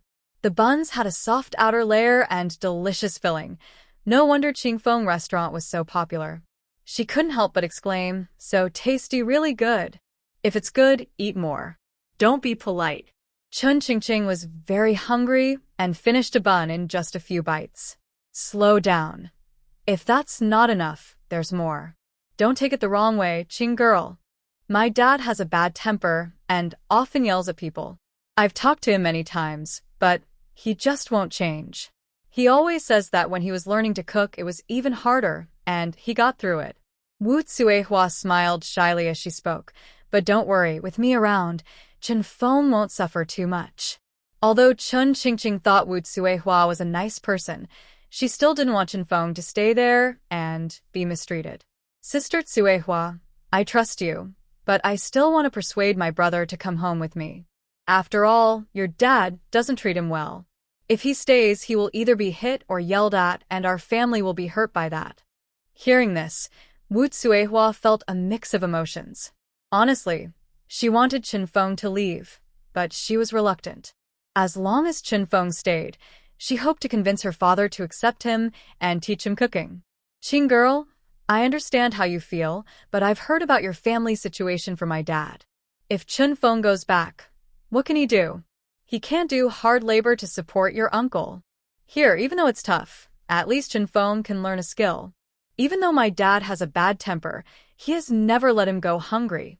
Everyone knows your grandparents favor the whole village, and your grandma is afraid to provoke the second branch, while the third branch is your grandma's favorite son, who always gets the best food first. Only your first branch struggles to have enough to eat. Do you really want your brother to go back and suffer, starve, and be mistreated? Chun Qingqing was surprised. Wu Tsuehua seemed to know a lot about her family and cared for Chen Feng. No wonder Chen Feng wanted to stay. It seemed these two had a connection. If her brother became a son-in-law, wouldn't he be exploited by Wu Shiren? No, that wouldn't work at all. Wu Tsuehua was a good girl. If Chen Feng truly liked her, she wouldn't stop him, but he needed to be capable and not looked down upon by Wu Shiren before marrying her. Staying now would only mean being a labor. She said directly, Sister Tsuehua, thank you for thinking of my brother, but I still don't want him stuck in your family's kitchen. If you really like him, you should let him go. In the future, when my brother succeeds and is no longer looked down upon by your dad, that would be the best outcome for both of you. Wu Tsuehua's feelings were exposed, and her face turned red with embarrassment. Qing girl, you're right. Whether my brother stays or leaves, I will respect his decision. It seems that if such a sensible girl could marry my brother, it wouldn't be a bad thing. Chun Qingqing's fondness for Wu Tsuehua grew, and she sweetly said, Sister Tsuehua, you are really kind. Hearing the compliment, Wu Tsuehua smiled and teased, You little rascal. Your brother says you are the most honest in your family, but I think you are quite clever. Not at all. I'm just speaking the truth. Chun Qingqing replied sincerely. Although Wu Tsuehua was Wu Shiren's daughter, her personality was completely different from her father's. Wu Shiren was stingy, but Wu Tsuehua was open-minded and kind-hearted. Every time Chen Zhanshan came to see Chen Feng, she would secretly bring some food for him. Although the food was never eaten by the people in the main house, it was undeniable that Wu Tsuehua was a good-hearted girl. After chatting for a while, Chen Feng hurried over. Wu Tsuehua quickly stood up. Chen Feng, you're done. Sit down and take a break. Thank you, Tsuehua. I appreciate it. Chen Feng looked at the leftover buns on the table with gratitude. Don't mention it. I get along well with Qingqing, and I really like her. You should let her come visit often. If you like my sister, that's her good fortune. I will definitely let her come see you more. Great. You two chat, I have to get back to work. Once Wu Tsuehua left, Chen Feng carefully examined his sister and suddenly noticed the scab on her forehead. His brow furrowed with concern as he asked, Little sister, what happened to your injury? Who bullied you? Chun Qingqing was taken aback. She had thought she covered the wound with her hair. It seemed he truly cared for her. Seeing the worry in his eyes, she smiled slightly. Brother, no one bullied me. Be honest, don't lie to me. Is it Chin Roland again? No, it's not Chin Roland. It's Grandma who hit me. Chun Feng clenched his fists tightly. Isn't it enough that she favors Uncle's family? Why did she hit you? Chun Qingqing looked sad. Brother, a lot has happened while you were away. Grandma didn't have money to pay Uncle for the marriage expenses, so they wanted to sell me to the butcher in town as a wife. What? Favoring them is one thing, But to have such a cruel plan. Who do they think they are to betroth you to him? Chun Feng was furious, fists clenched, face filled with anger. Little sister, don't be afraid. With me here, I will never let them push you into a terrible situation. Come on, brother will take you home. If Grandma doesn't cancel this marriage today, I'll break Chen Jiansai's legs and see how he studies as a cripple. Chun Qingqing felt warmth in her heart. Having a brother who cares and protects her felt nice, and she wouldn't mind having more brothers like him. However, if he really broke Chen Jiansai's legs, things would get worse, and Chen Feng might end up in jail. She chuckled softly. Brother, sit down first, and let me finish what I have to say. Chen Feng glared, knowing that Grandma had always favored the other side. To ensure the third branch could study, they would use any means necessary, showing no regard for family ties. Sister, don't say anything. If I don't help you get back at them today, I'm not your brother. Brother, you don't need to get back at them. Our parents have already seen Grandma and Grandpa's true colors, and we have separated from them. Really? Chun Feng was skeptical. Brother, you still don't believe me? Chen Feng frowned. Sister, I believe you, but Grandma and Grandpa have no boundaries. If Uncle feels wronged, they can do anything cruel. Now that we've separated, you can't go back, or they might cause trouble. I'll go find Manager Wu soon to borrow some silver and rent you a room in town. In a few days, we'll bring our parents and younger siblings here. We won't get involved with them anymore. Out of sight, out of mind, to avoid any more frustration. Chun Qingqing laughed. Brother, don't worry. No one will bully our family anymore. We've not only separated from them, but also written a letter to cut ties. Cut ties? Chen Feng frowned and then sneered. That's good. Better to have no such family ties. Chun Qingqing remembered something from the kitchen and quickly changed the subject. Brother, come home with me. Wu Shuren doesn't really want to teach you cooking. Doing all that hard work won't lead to success. If you truly want to learn, you can switch to another place later. Chen Feng frowned slightly. He knew Wu Shuren didn't want him to learn cooking, but thinking of his family, he gritted his teeth and decided to endure. He was putting up with everything, working hard just to learn a skill, hoping to earn enough money to bring his parents and siblings out, and no longer live with selfish, cruel people. He wanted to live without being looked down upon or having to please others. Now that he has cut ties with the old house, he can't leave anymore. If he doesn't learn to cook and make money, his family will definitely struggle. He shook his head and smiled. Little sister, you underestimate me. Even though he doesn't teach me, I'm not foolish. When the chefs aren't paying attention, I secretly learn. To be honest, I've already learned many cooking methods, but I just haven't had the chance to practice. Once I've learned enough, I'll find a small restaurant to work as a cook, and then I can earn money. After saving some, I'll open my own restaurant, and you can help me collect the money. Our family will be able to live well. Chun Qingqing finally understood. No wonder Chen Feng said he wouldn't leave. It turned out he was secretly learning a skill. She looked at him with some sympathy. Her brother was enduring so much just to learn a trade to support the family, and he never complained. Brother, I believe in you. You can definitely do it. While they were talking, the waiter came over from the kitchen. Chen Feng, your father is looking for you in the kitchen. He's waiting by the side door. Okay, I'm going now. As Chen Feng and Chun Qingqing stood up to leave, Wu Suihua walked over, holding some meat buns wrapped in oil paper. Qing girl, take these home for your family to try. Is that okay? Of course. Just take them. Wu Suihua insisted, placing the wrapped buns in her hands. Chun Qingqing glanced at Chen Feng. Brother, what do you think about this? Qing girl, Sister Suihua is just being kind. Since she offered, you should take them. Chun Qingqing smiled. All right, thank you, Sister Suihua. As they stepped outside, they saw Chen Jianshan standing there, looking dejected. Chen Feng hurried over. Dad, how is it? Is there work at the dock? Alas, there are too many people looking for work. I've been waiting all day and haven't found anything. Chen Jianshan's face showed helplessness. Then he changed the subject. How is your learning going? Is it tiring? Don't worry, Dad. Being an apprentice isn't tiring at all. Good. As long as it's not tiring. After chatting for a bit, Chen Zhanshan noticed it was getting late and reminded them, Fenger, the family is doing well, so you don't need to worry. Just focus on your work. We're heading back now, so you should get back to your tasks. Chen Qingqing waved, brother, take care of yourself. Pay attention to your health. I'll come to see you again in a few days. Okay, take your time. As Chen Feng watched his father walk away with a hunched back, he felt a wave of sadness wash over him. Chen family old courtyard. Lu Fengjiao felt overwhelmed by the strong-willed old lady Chen.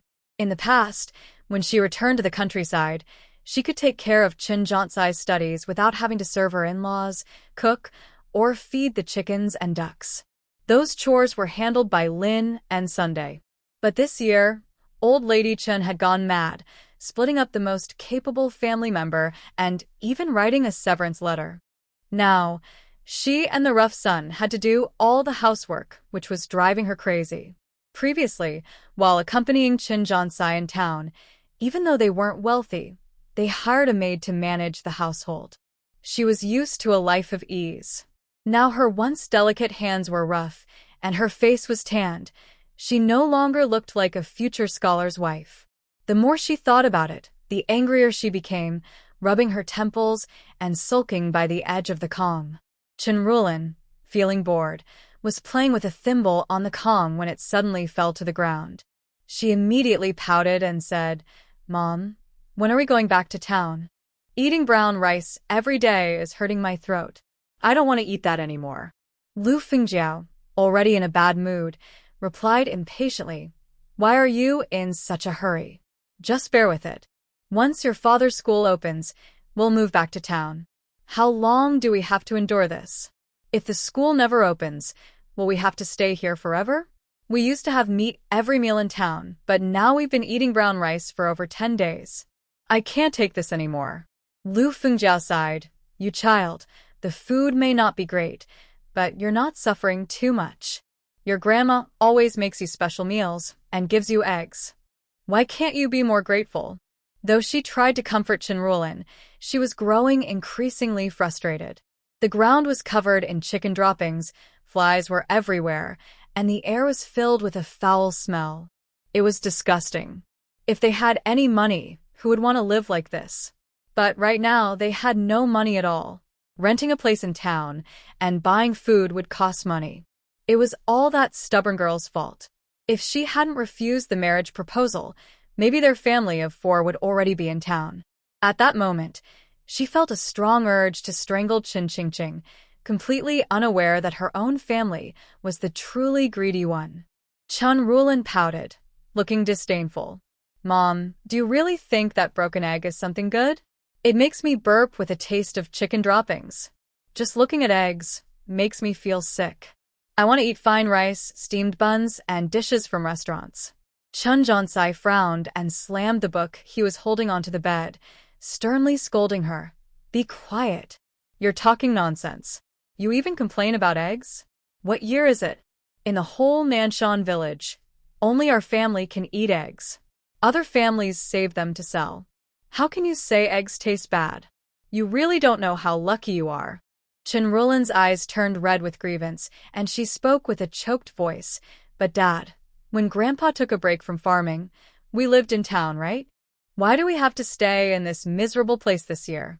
There's nothing here. I just want to go back to town.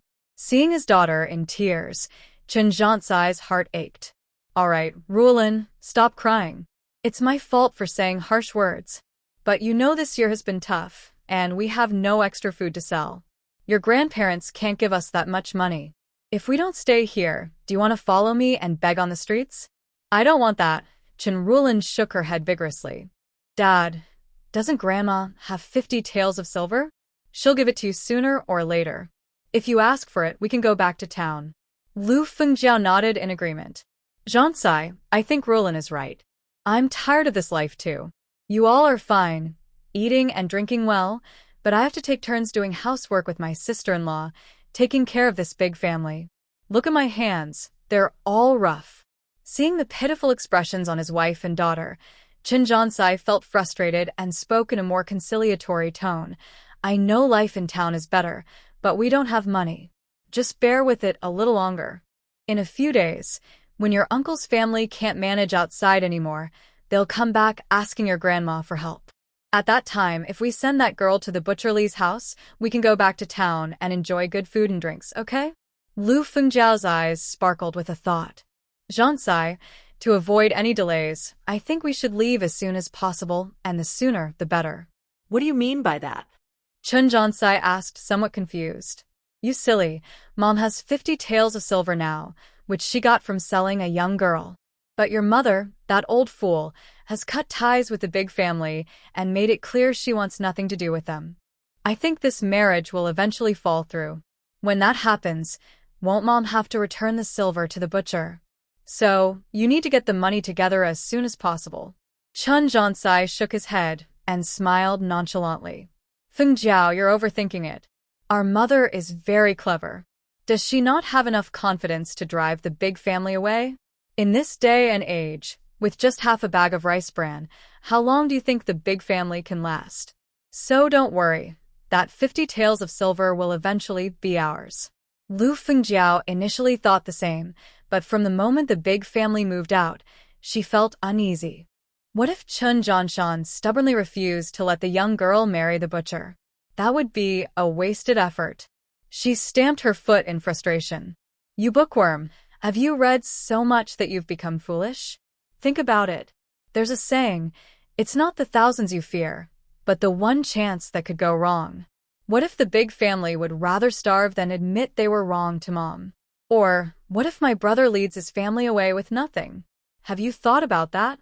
If it comes to that, not only will the money be gone, but you won't even be able to go to school. Chun Jiansai slapped his thigh, realizing too late. You're right. How did I not think of these things? You spend all day ignoring the world outside, only focused on your studies.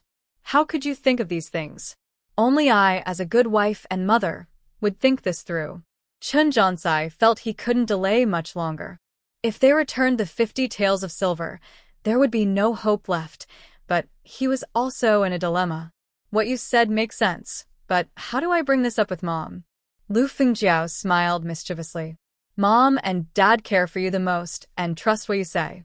If you tell her the school is opening soon, she will definitely give you the money. Once we have the money, we can leave this town right away. Chun Jiansai nodded in approval. That's clever. I'll talk to Mom in a couple of days.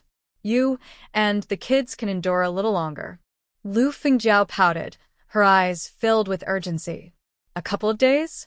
By then, if the marriage is called off, it will be too late. You need to talk to her now. Isn't that a bit too rushed? Chun Jiansai hesitated. After a long silence, Chenrulin's expression turned slightly cold. Her mother's words reminded her that if Chun Qingqing didn't get married, what would happen if the family turned against her? She knew her parents well. They would never cause a rift with the old Chen couple just for her sake. These two were like parasites, and they wouldn't stop until they had taken everything from the old Chen family. Seeing Chun Jiansai dawdling, Chenrulin couldn't help but complain, Dad, listen to my mom and quickly ask Grandma for some money. We should go to the town and enjoy ourselves tomorrow. Suddenly, there was a noise coming from the kitchen. Lu Fengjiao rolled her eyes and said, Jiansai, listen to that.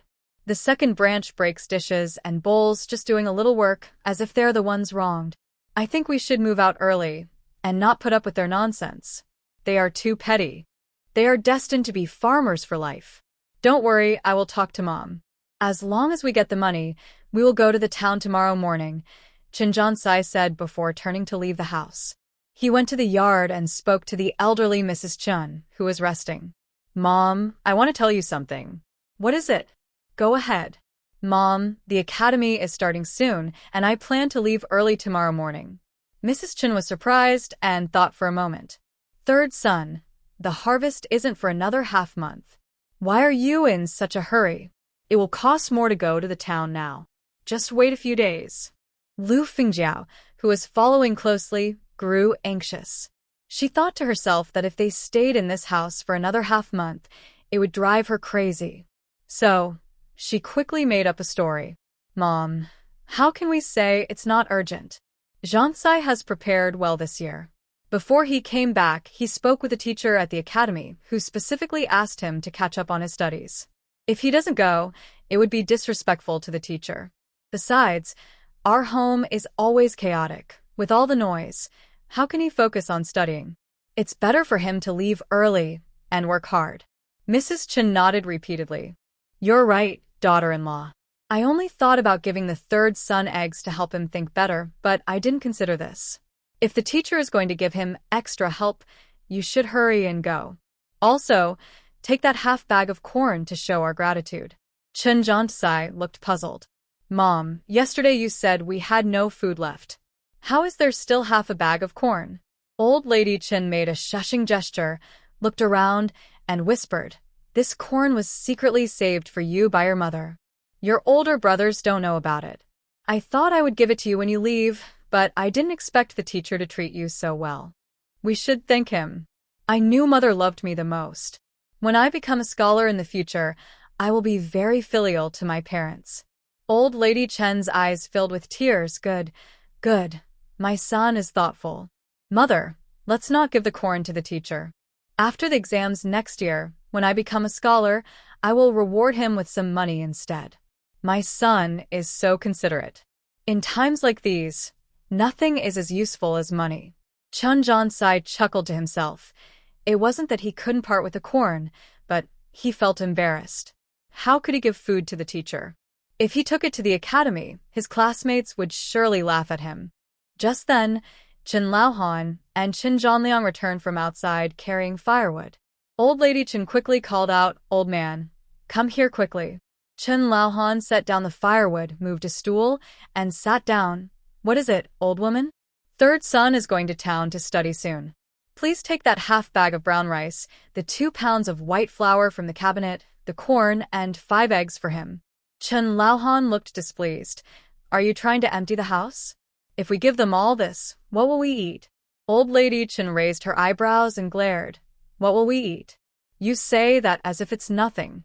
Zhang Kai needs to study and strengthen his mind. We still have rice bran at home. We can mix it with the brown rice and make it last for a few months. Besides, you and Zhanliang have chopped a lot of firewood. When winter comes, we can sell it for food.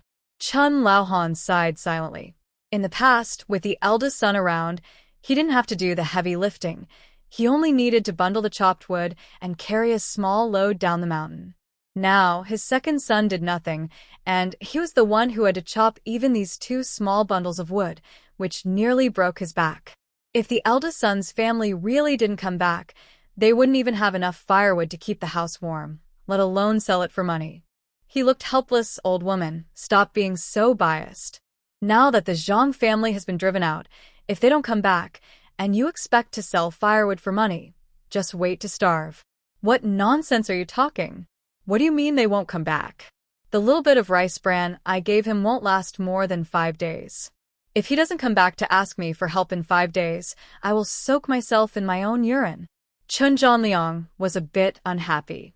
Mom, you're really biased. You're saving the corn for the third brother to help him study, but not giving any to my elder brother's family. I think you want to starve them on purpose. You say you're a good brother to your elder brother and stand up for him. If he had listened and married off the girl, could I have chased him away? I'm doing this for our family's good, Grandma Chen said firmly. I am biased, and so what? In the future, when your third brother succeeds, you will all benefit from him. Exactly. Second brother, you're being too petty. You're worried about such a small amount of food. Your vision is really short-sighted, Zhang Kai said proudly. Just wait. When my brother has the ability, he will repay you double. In the kitchen, Sun heard this and angrily threw firewood into the stove, then stepped out into the yard. Third brother, how can you talk to your second brother like that? What do you mean by petty? We haven't been counting every little thing. All these years, the good food and drinks have gone to your family, while we eat plain food. You don't even feel grateful, and think we should just accept it. Don't you have any conscience? Zhang Kai's expression froze, and he looked a bit floored. Second sister-in-law, I was just joking. Why are you getting so angry? Sun smirked and scoffed. Third brother, it's not that your second sister-in-law is criticizing you. For so many years, Our whole family has worked hard to support your education, hoping you would succeed and get a decent job, so we could enjoy some benefits too. So we accepted some hardships, but you need to be grateful. Don't think that what we do is a given and treat us like fools. Chenjan kai sợ mai ác qua đi li. Second sister-in-law, of course, I see all your efforts. Don't worry, as long as I pass the exam and become a scholar, our family's taxes will be exempted, and life will definitely get better. Sun looked at him with disdain. She had heard such empty promises for over 10 years. Grandma always said that once the third brother became a scholar, they would enjoy a good life. But now, the third brother's education seemed tasteless, yet she thought, what if he really succeeded? Then their family could benefit too. At least they wouldn't have to pay taxes, and her husband wouldn't have to suffer through labor. Third brother, I'll trust you one more time.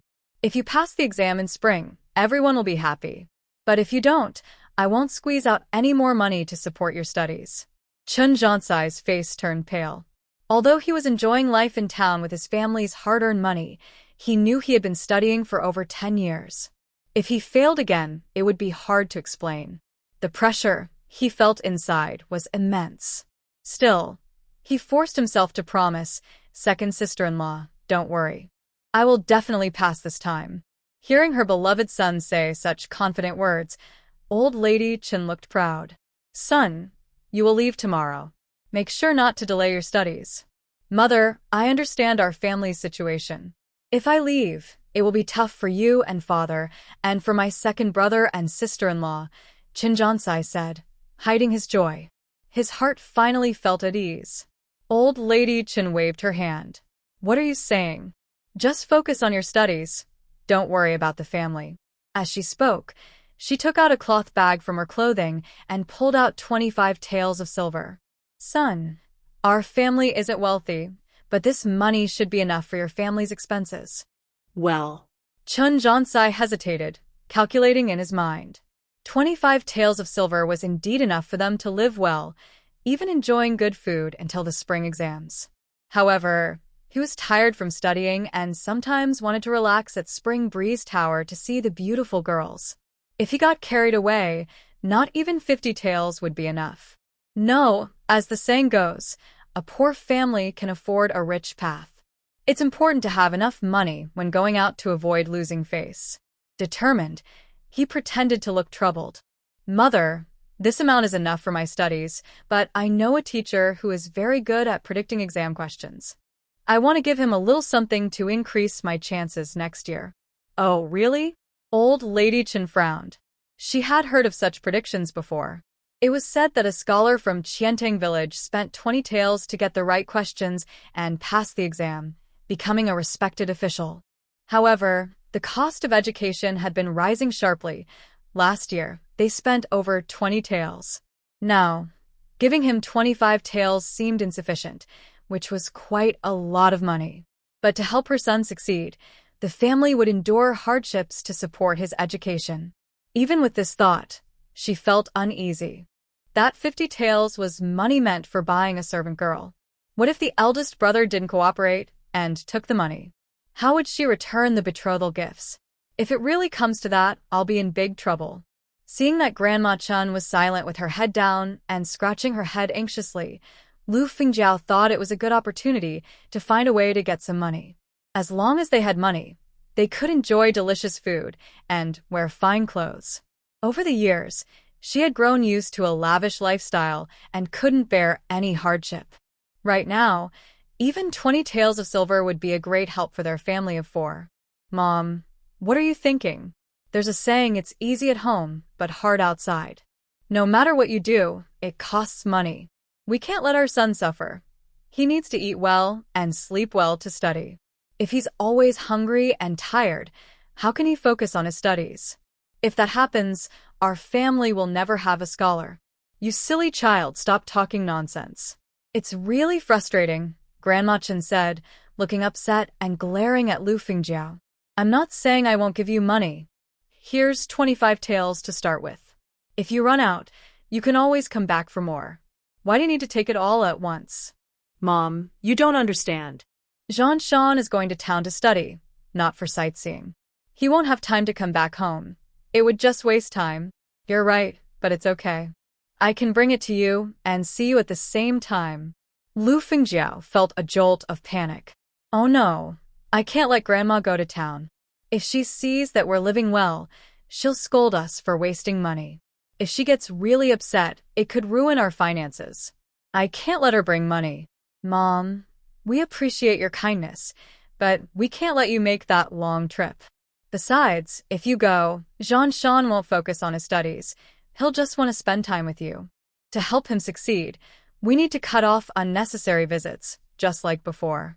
You shouldn't come to see us. Grandma Chen was taken aback. She was a bit unhappy. What's going on?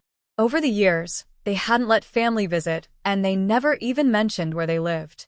After a moment of silence, Grandpa Chen nodded. Wife, the third child has a point. It's better not to disturb them. All right then, you can take the silver, but please spend it wisely.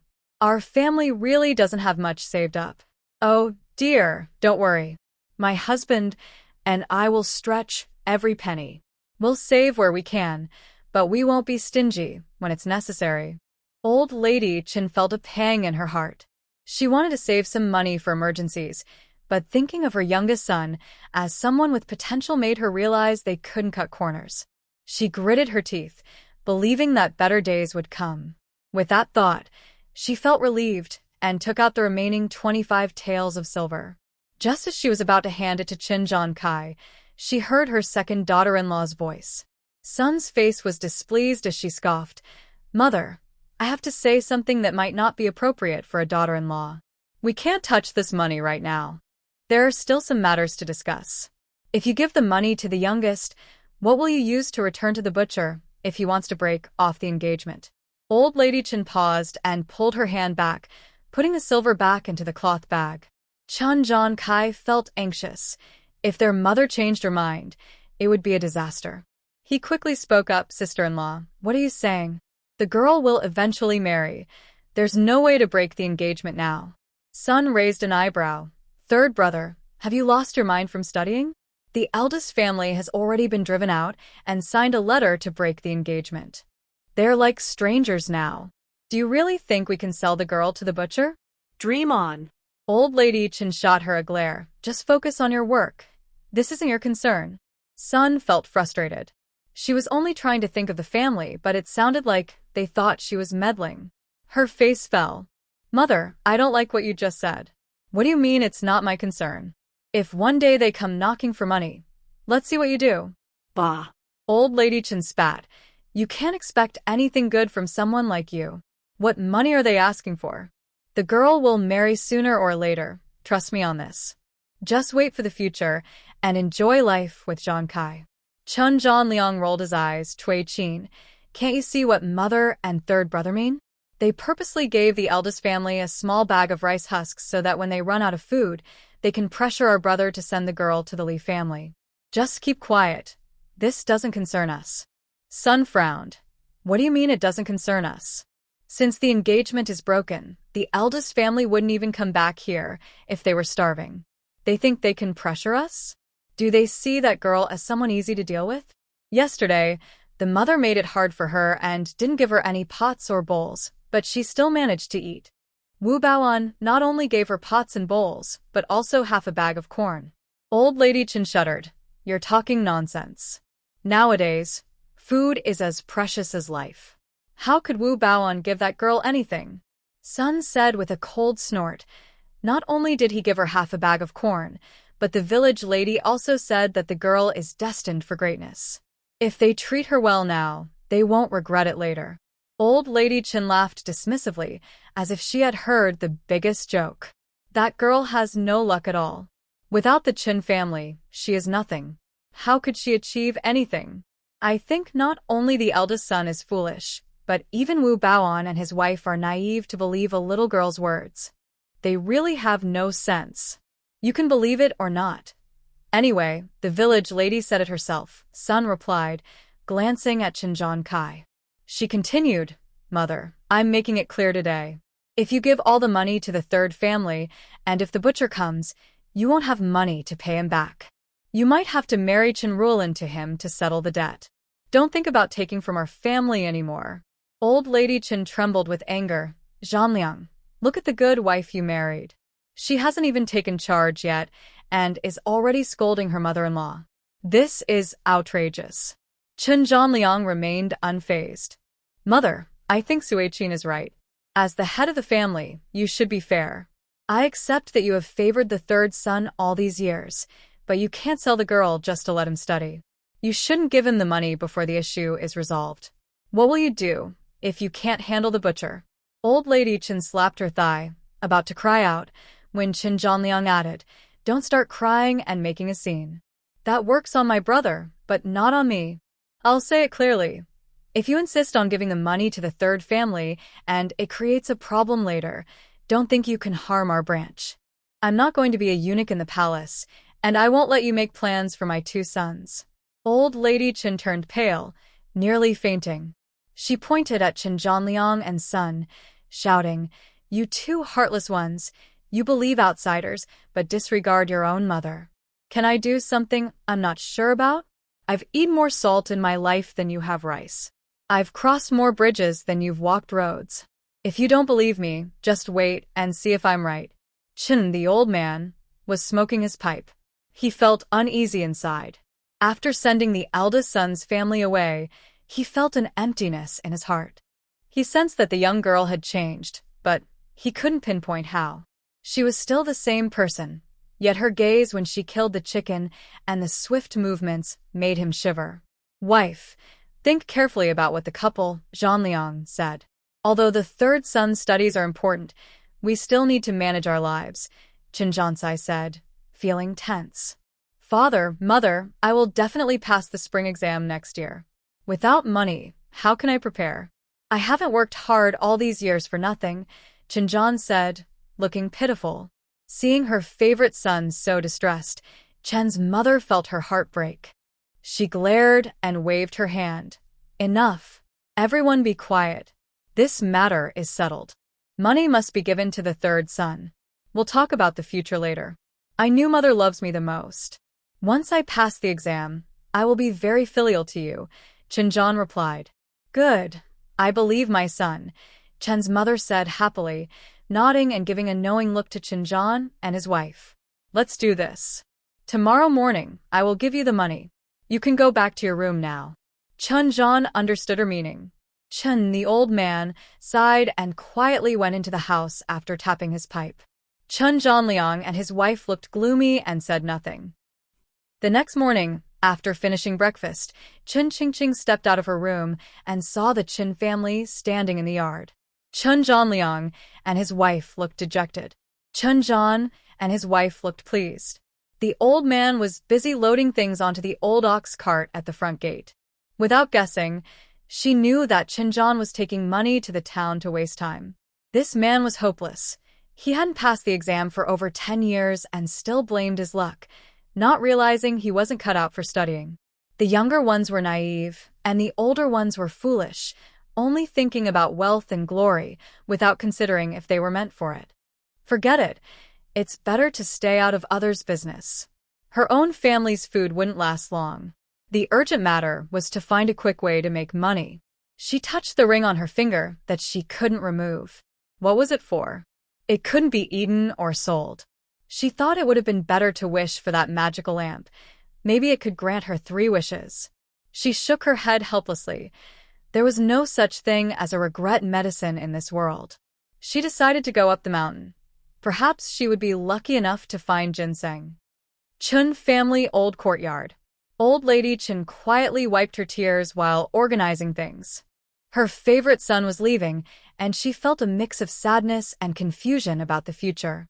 Years ago, when Chen Zhansai was just 10, he became a child scholar, admired by everyone in the village. She would tell everyone that her third son would become a respected scholar. But many years had passed, and he was still just a child scholar. Gradually, the villagers looked at her with pity, and some even mocked her. If her younger son didn't pass the scholar exam next spring, she would have no face left in Nanshan village. After so many years of effort, she couldn't give up now. even if her son agreed.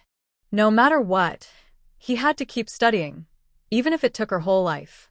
Determined, old Lady Chen packed up all the food and drink she had saved, tears in her eyes. Jean-sai, when you get to town, you must work extra hard. You can't be lazy. Whether I can hold my head high in the village depends on you. Don't let me down. Chun Jean-sai felt a pang of guilt. 24 years had passed since he was 10. The Chen family had once been well off in Nanshan village, but after years of supporting his education, their savings were nearly gone, and they had sold almost everything they could. If he didn't pass this time, he would be too ashamed to face his parents again. Feeling heavy-hearted, he resolved to study hard when he returned to town. He nodded seriously. Don't worry, mother. I will make something of myself. If I don't pass the scholar exam, I won't be able to face you. Good son. Old Lady Chen wiped her tears. Jean-sai, I've packed everything you need. If you need anything else, buy it in town. Don't be stingy with money. Remember to take care of yourself while I'm not there. Chun Jean-sai felt a bit impatient with her endless talking. Mother, with Feng Jiao around, you don't need to worry about these things. Yes, Feng Jiao is good at managing things, so I won't worry. But don't think I'm nagging. Juan and Jia are still young and need to eat well. Remember to cook them a couple of eggs now. And then, hearing about eggs made Chun Jean-sai cringe. In town, he would be eating fine meals, not eggs. His mother really didn't understand the bigger world and was stuck in small worries. Mother, please don't talk about this. I'm going to study, not to take care of children. That's Feng Jiao's responsibility. You can talk to her about it. Old Lady Chen's expression changed as she said, Oh right, I almost forgot. Feng Jiao, did you hear what your mother said? You need to pay more attention from now on. Standing nearby, Lu Fengjiao chuckled. Mother, I heard you. Don't worry, as long as I'm here, I won't let your precious grandchildren suffer at all. Good. With your words, I feel at ease, Old Lady Chen said, pulling out a cloth bag from her clothes.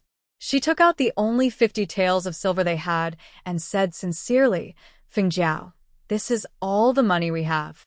You know how we got it. To be honest, I really don't want to part with it, but Zhang Kai is our hope for the future. We are counting on him to bring honor to our family, and then I can live a good life too. So, no matter how hard things get, for the sake of Zhang Kai, I will go without food or drink to support his education. It's not easy for him to study in town, so we shouldn't save on necessary expenses. We must ensure he has everything he needs, understand? Lu Fengjiao looked at the large bag of silver, her heart filled with joy, wishing she could hug it right away. She held back her excitement and nodded seriously. Mother, I understand. Good, I'm glad you do. Are you two done? Hurry up. Chen Rulin, who had been waiting impatiently, couldn't take it anymore. Seeing them dawdling, she pulled Chen Jai's hand and said, Little brother, let's go. We won't wait for them. You child, the older you get, the less you understand. Why are you in such a hurry? Can't you see I'm still talking to your grandmother? Hearing Lu Fengjiao scold the child, Old Lady Chen quickly intervened. All right, don't scold her. Rulin is still young. She'll understand better as she grows. Still young? She's almost getting married. Acting like a child. All because you spoil her. She's my granddaughter. It's only right to spoil her. Old Lady Chen pretended to be angry and casually stuffed the silver into Lu Fengjiao's arms. All right, stop scolding the child. Let's get going. Lu Fengjiao smiled widely. Thank you, mother. Zhang Kai and I will leave now. The group walked out of the courtyard. Old Man Chen placed the sack of millet on the ox cart and turned to Zhang Kai with a serious expression. Zhang Kai, your mother has said what needs to be said. I won't repeat it, but remember this. Only if you pass the exam and become a scholar can our Chen family hold our heads high in Nanshan village. We are counting on you for everything. Chen Zhang Kai nodded vigorously. Father, I understand. Sun was unhappy with the biased Chen couple, but if Chen Zhang Kai really passed the exam, it would be a good thing for her, bringing benefits without harm. Thinking this, she forced herself to smile, which looked worse than crying. Zhang Kai, study hard. Don't make your parents worry. Chen Zhan Liang lowered his eyelids and replied casually, Third brother, Take care of yourself when you're out. Come back to visit when you have time. Chun John Kai clasped his hands confidently and said, Second brother and sister-in-law, don't worry. I will not let you down. Just wait for my good news. The elderly Chen couple gave him many reminders before reluctantly waving goodbye. As she watched her youngest son's family leave, Chen's mother sighed inwardly. My good son, I have spent so much for your education. You must do well and not disappoint me. I am counting on you for the rest of my life. Just as she turned to go back to the courtyard, she heard someone call from behind, old sister-in-law. Wait, look who I brought to see you. Chen's mother turned to see Zhao the matchmaker from the neighboring village, waving her handkerchief and swaying her hips as she approached.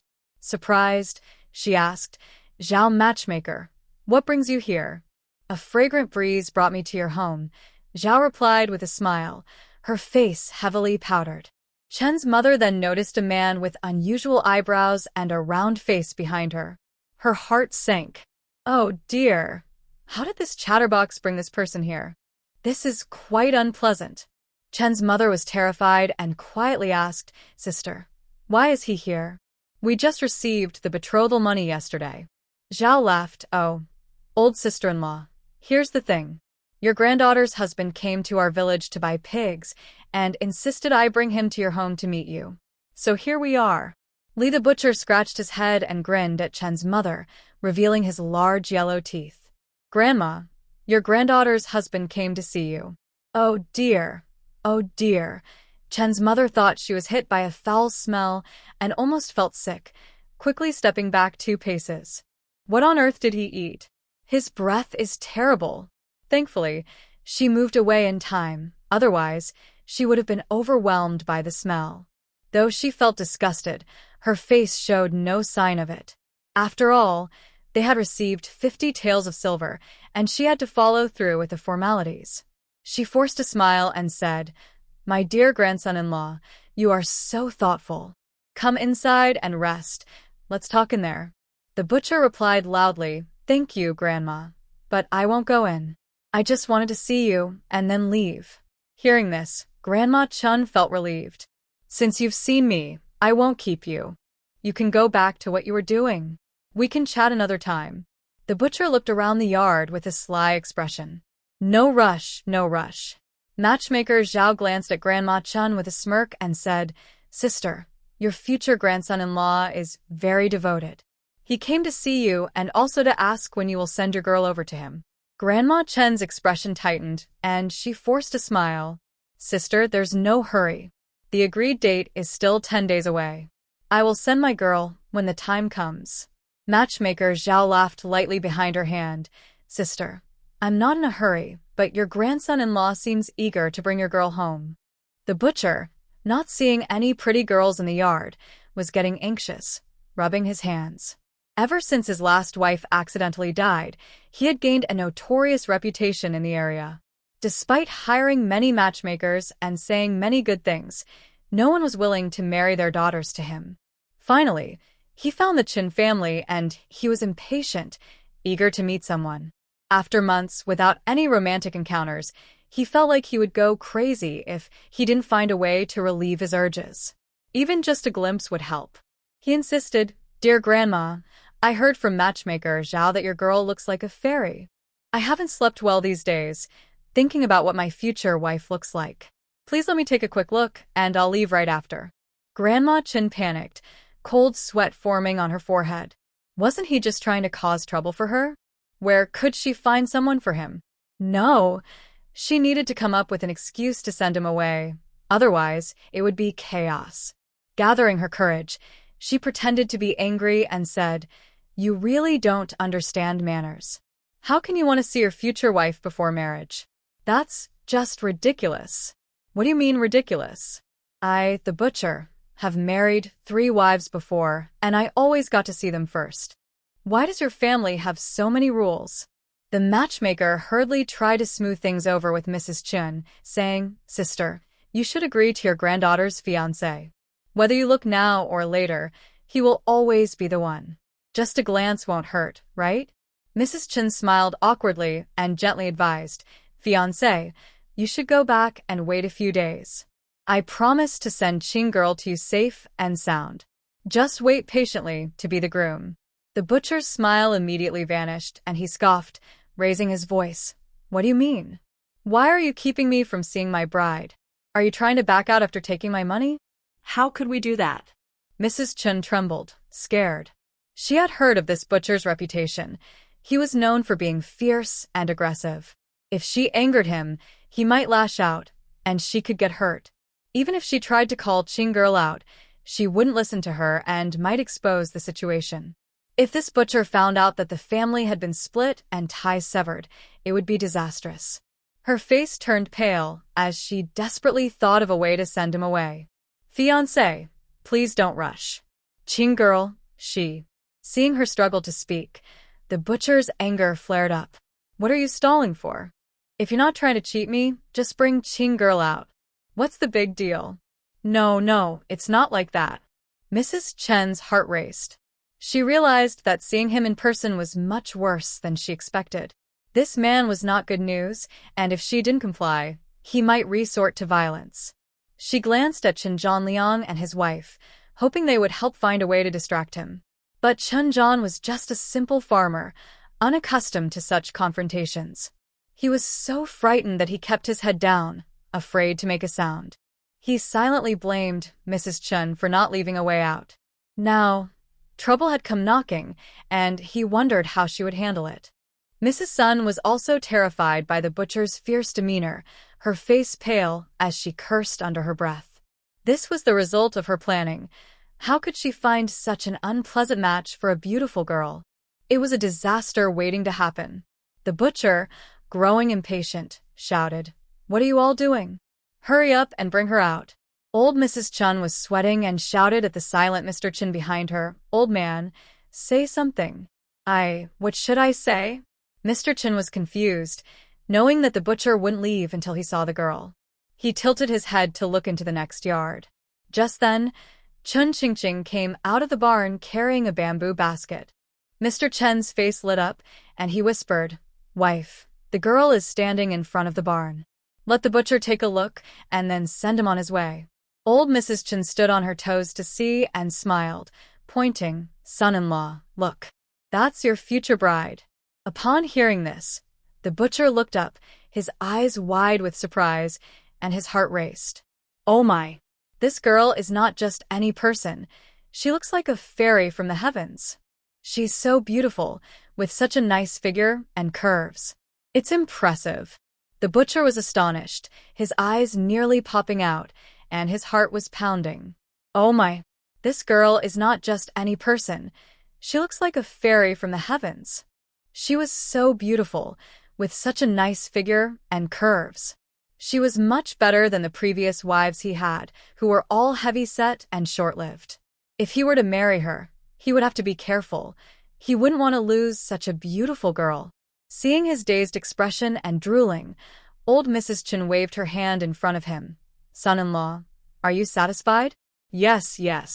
"She's truly beautiful." "Good. You've seen her. Now hurry back and get ready to be the groom." Okay. The butcher was lost in thought, responding mechanically. Old Mrs. Chen noticed he was just nodding without moving and became anxious. If he found out that she had already sent the eldest family away, it would cause a lot of trouble. She needed to send this butcher away quickly. Determined, she turned to matchmaker Zhao and said, "Sister Zhao, you've seen the girl, and I won't keep you. Hurry and take the son-in-law away." "No, we can't leave yet." The butcher shook his head. "Now that I'm here, I need to see my father-in-law first." Old Mrs. Chen was startled and quickly stopped him. "Oh, dear son-in-law, you're not married yet. What are you doing? Hurry up and go." "I'm sorry, but I can't assist with that." Chun Qingqing's gaze was sharp as she sternly scolded, "Who is your wife?" Don't call out like that. "Call out? How could I be mistaken? You are my wife, and I am your future husband." Chun Han was startled by the butcher's appearance, but quickly regained his composure, spreading his arms to protect Chun Qingqing. "You scoundrel! Don't hurt my sister. Leave now." The butcher glared. "You little brat, who are you calling a scoundrel?" "I am your brother-in-law. If you don't want to get hurt, stay out of this." You're talking nonsense. I don't have a brother-in-law. Get out. You little rascal, who do you think you're talking to? Do you want me to teach you a lesson? The butcher rolled up his sleeves, trying to intimidate him. You dare. Just watch me.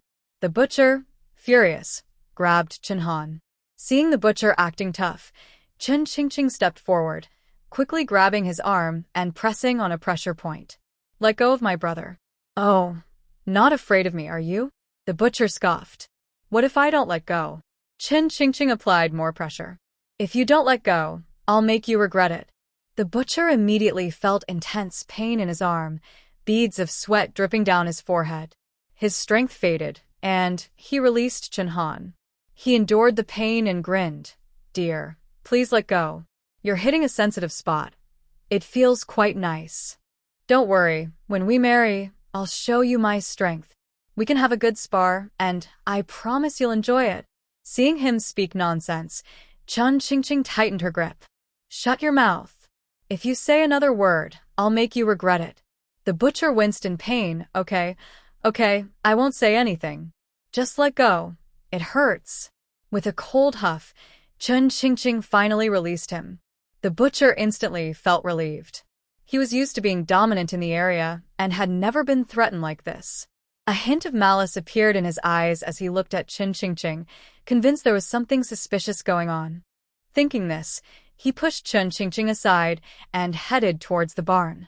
The 2 rooms were tidy and empty, with no one in sight, not even a ghost. He walked out disappointed.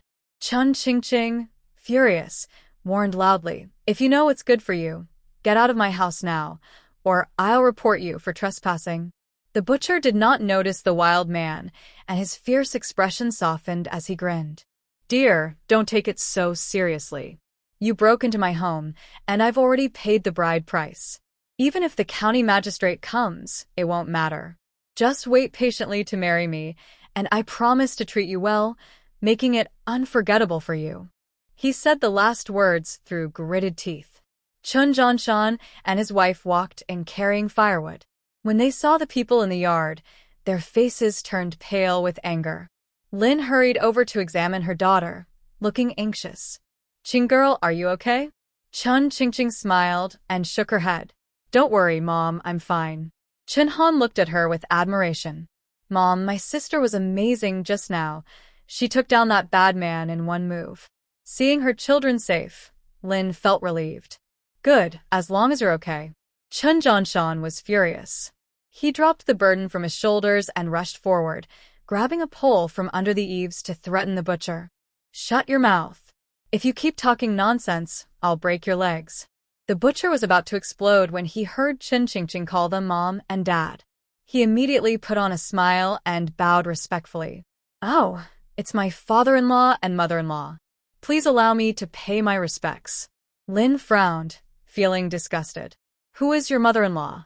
Get out of here, or we will report you to the authorities." Chun Jianshan shouted, "My daughter is innocent and has not been promised to anyone. Don't slander her." You think you can talk to me like that? I'm being polite, and you treat me like a joke." The butcher squinted, his face twitching, and spat on the ground. "Let me tell you, don't push me too far. If I get angry, I won't care if you're my father-in-law or mother-in-law. I'll make you regret it." You are too arrogant. Get out." Chun Jianshan trembled with anger. Chun Qingqing understood the butcher's mindset. In his subconscious, since he had paid 50 taels of silver as a bride price, he believed she was already his future wife. She raised an eyebrow at the trembling Chen old lady beside her and sneered, "Butcher, don't act tough here. I'll tell you the truth. Our family hasn't received any bride price from anyone. If you gave your money to someone else, go find your bride there. I'm making it clear, I will not marry you. Our family has already cut ties with the Chen family. We are no longer related, and no one has the right to make decisions for me. If you don't want to lose everything, quickly find a way to get the money back and stop trying to take advantage of me. Otherwise, don't blame me for being rude." "What? Cut ties?" The butcher, Li, suddenly became furious and turned to the old lady Chen, shouting, "What is going on? Are you trying to fool me?" Old lady Chen trembled, her face pale, and hurriedly grabbed his arm to explain. "My dear son-in-law, how could I deceive you?" "Get away from me," Lee interrupted, shaking her off, his eyes wide with anger. "What's going on? Did you take the bride price and then back out? Let me tell you, I am the boss in Qingshui town, and I'm not afraid of anyone, but I do get angry when I can't find someone to blame. If you dare to play tricks on me, I won't hold back." "Oh, dear son-in-law, listen to what you're saying. How could I back out? There's been a misunderstanding. Come to my house, and I'll explain everything to you." Old Lady Chen was terrified and forced to smile, whispering in his ear, "This girl has a stubborn temper and can be a bit shy. Your father-in-law and I are having a disagreement, so she said some harsh words. Don't take it to heart. I promise everything will be fine. Just go home and wait for your new bride." Seeing that Li was silent, matchmaker Zhao looked at Old Lady Chen with displeasure. "Sister, you accepted the bride price but cut ties with the family. If you don't want your son to marry my nephew, you should return the money so we can end this." "Zhao, why are you stirring up trouble? We've known each other for years, and I've matched all 3 of your daughters-in-law. You should trust me. Please talk to your nephew and give me a few more days," Old Lady Chen pleaded with a smile. "Dear nephew, what do you think about this?" Matchmaker Zhao asked Li for his opinion. Li twitched his lips. He liked the girl's strong personality. Since Old Lady Chen seemed so sure, he decided to wait a few days. If she backed out, it would be on her. "All right, I'll trust her this time, but don't let me down." Old Lady Chen nodded eagerly. "You can trust me. I won't disappoint you." "Good, then I'll go home and wait for your good news. You need to handle this quickly." "Don't worry, I will make sure you are satisfied," said Grandma Chen, nodding respectfully. Zhao the matchmaker smiled broadly. "All right, nephew, let's head back." Butcher Li nodded. "Okay, let's go." As the two left the yard, Grandma Chen felt relieved and sighed quietly. Finally, she had sent those troublesome people away. If they had caused any trouble, it would have ruined her reputation. Once this marriage was settled, even if she were offered a mountain of gold, she would not deal with such terrible people again. It was too frightening. When Chen Qingqing saw Grandma Chen about to leave, she stepped forward without hesitation and blocked her path. "You stop right there." What do you want? Grandma Chen was taken aback. Chen Qingqing's gaze was sharp. "What do I want?" "I want to remind you that our family has cut ties with yours. We have no relationship anymore. Don't bring your family's troubles to me. If this happens again, I will report you to the authorities and make you face the consequences." "You ungrateful girl. Stop trying to scare me," Grandma Chen said, startled, unable to meet her eyes. She shouted at Chen Zhanshan beside her. "Look at the child you raised. How dare she speak to her elders like this? It's outrageous." Chen Zhanshan's face turned pale. He never expected his parents to push for this marriage instead of canceling it, and now this terrible situation was at his doorstep. Such parents were rare in the world. He was secretly glad they had cut ties before. It was clear that his daughter would not be under her control. Chen Zhanshan looked coldly at Grandma Chen and her husband, sneering, "This is my family's business, and you have no right to interfere. My daughter is right. We have no relationship now. You are not allowed to step foot in my house without our permission." Grandma Chen never imagined her eldest son would dare to speak to her like that. It made her teeth grind in anger, and she was puzzled. In the past, her eldest son was always obedient. He would never dare to disobey her. A single look from her could intimidate him. But now, why had he become so bold? Had he finally gained some sense? Impossible, absolutely impossible. A mother knows her child best. She knew his true character better than anyone. As the saying goes, a dog can't change its nature. A bad person will always be a bad person. They might act tough for a while, but when they run out of food and are hungry, she doubted they wouldn't come crawling back for forgiveness. A saying goes, if you can't endure a small annoyance, you will ruin a big plan. Let them be arrogant for a few days. I will see how to deal with them later. The old lady Chen felt increasingly pleased with herself, a cold smile appearing at the corner of her mouth. Chen Zhanshan, you have some spirit. I won't argue with you today, but I want to see how long you can keep talking tough. Chen Qingqing mocked. Old lady, you should think about how to solve your family's problems. Whether we live or die is not your concern. You took 50 taels of silver from the butcher, and I assume your precious son took it all. Now that the engagement is off, you have no money and no granddaughter to sell. What kind of person is that butcher? I don't need to say much. You should think carefully about your options. Thinking of the butcher's fierce appearance made the old lady's legs tremble, and her face turned pale. What nonsense are you talking about? Chen Qingqing's eyes flashed with sarcasm. Old lady, don't think I don't see through your plans. Are you thinking that in the face of hunger, dignity is worthless? Once our family runs out of food and is hungry for a few days, we will come begging like a dog. At that point, my father will willingly sell me to the butcher. I advise you to give up that thought. Our family will only get better and will never go hungry. The old lady's heart tightened. How could this girl see through her little schemes? Even if she knew, what could she do? Without food, there was only one way out. The old lady sneered. You foolish girl. Boasting won't fill your stomach. You think you can live a good life without going hungry? You really are delusional. Don't think that eating simple food won't starve your family. You should think about the current situation. Haven't you heard that the old couple next door starved to death because they had no food and nowhere to beg? If you were sensible, you wouldn't make things difficult for your parents. Bow your head, admit your mistake, and obediently marry the butcher. I promise I won't mistreat your parents or brothers. Otherwise, don't blame me for being unkind. Chen Qingqing, furious, laughed instead. Old lady, you are truly pathetic and blind to reality. As the saying goes, good words cannot persuade a stubborn ghost. Just wait. One day, you will regret this. Who lives and who dies is still uncertain. I want to see how long you can keep this up, the old lady Chen glared, gritting her teeth as she made her threat. After listening to Chen Qingqing, old man Chen felt troubled. He had given all his 50 taels of silver to his younger son. If the eldest son's family refused to back down, things could get serious with the butcher Li. Just seeing Li made him tremble. He was terrifying. If this continued, it could cost him his life. All right, let's not talk too much. Let's go home, old man Chen said with a serious face as he pushed his angry wife, Chen old lady, away. Chen Zhanliang realized that the girl had indeed changed in an unbelievable way. Earlier, when he saw the butcher Li attacking Chen Han, he was scared to death. He never expected that the girl would easily subdue Li. Watching his parents go back inside, he cautiously walked a few steps toward Chen Zhanshan and whispered, Big brother, the second brother can't help much, so you have to hold on. Chen Zhanshan knew that this second brother was better than the third.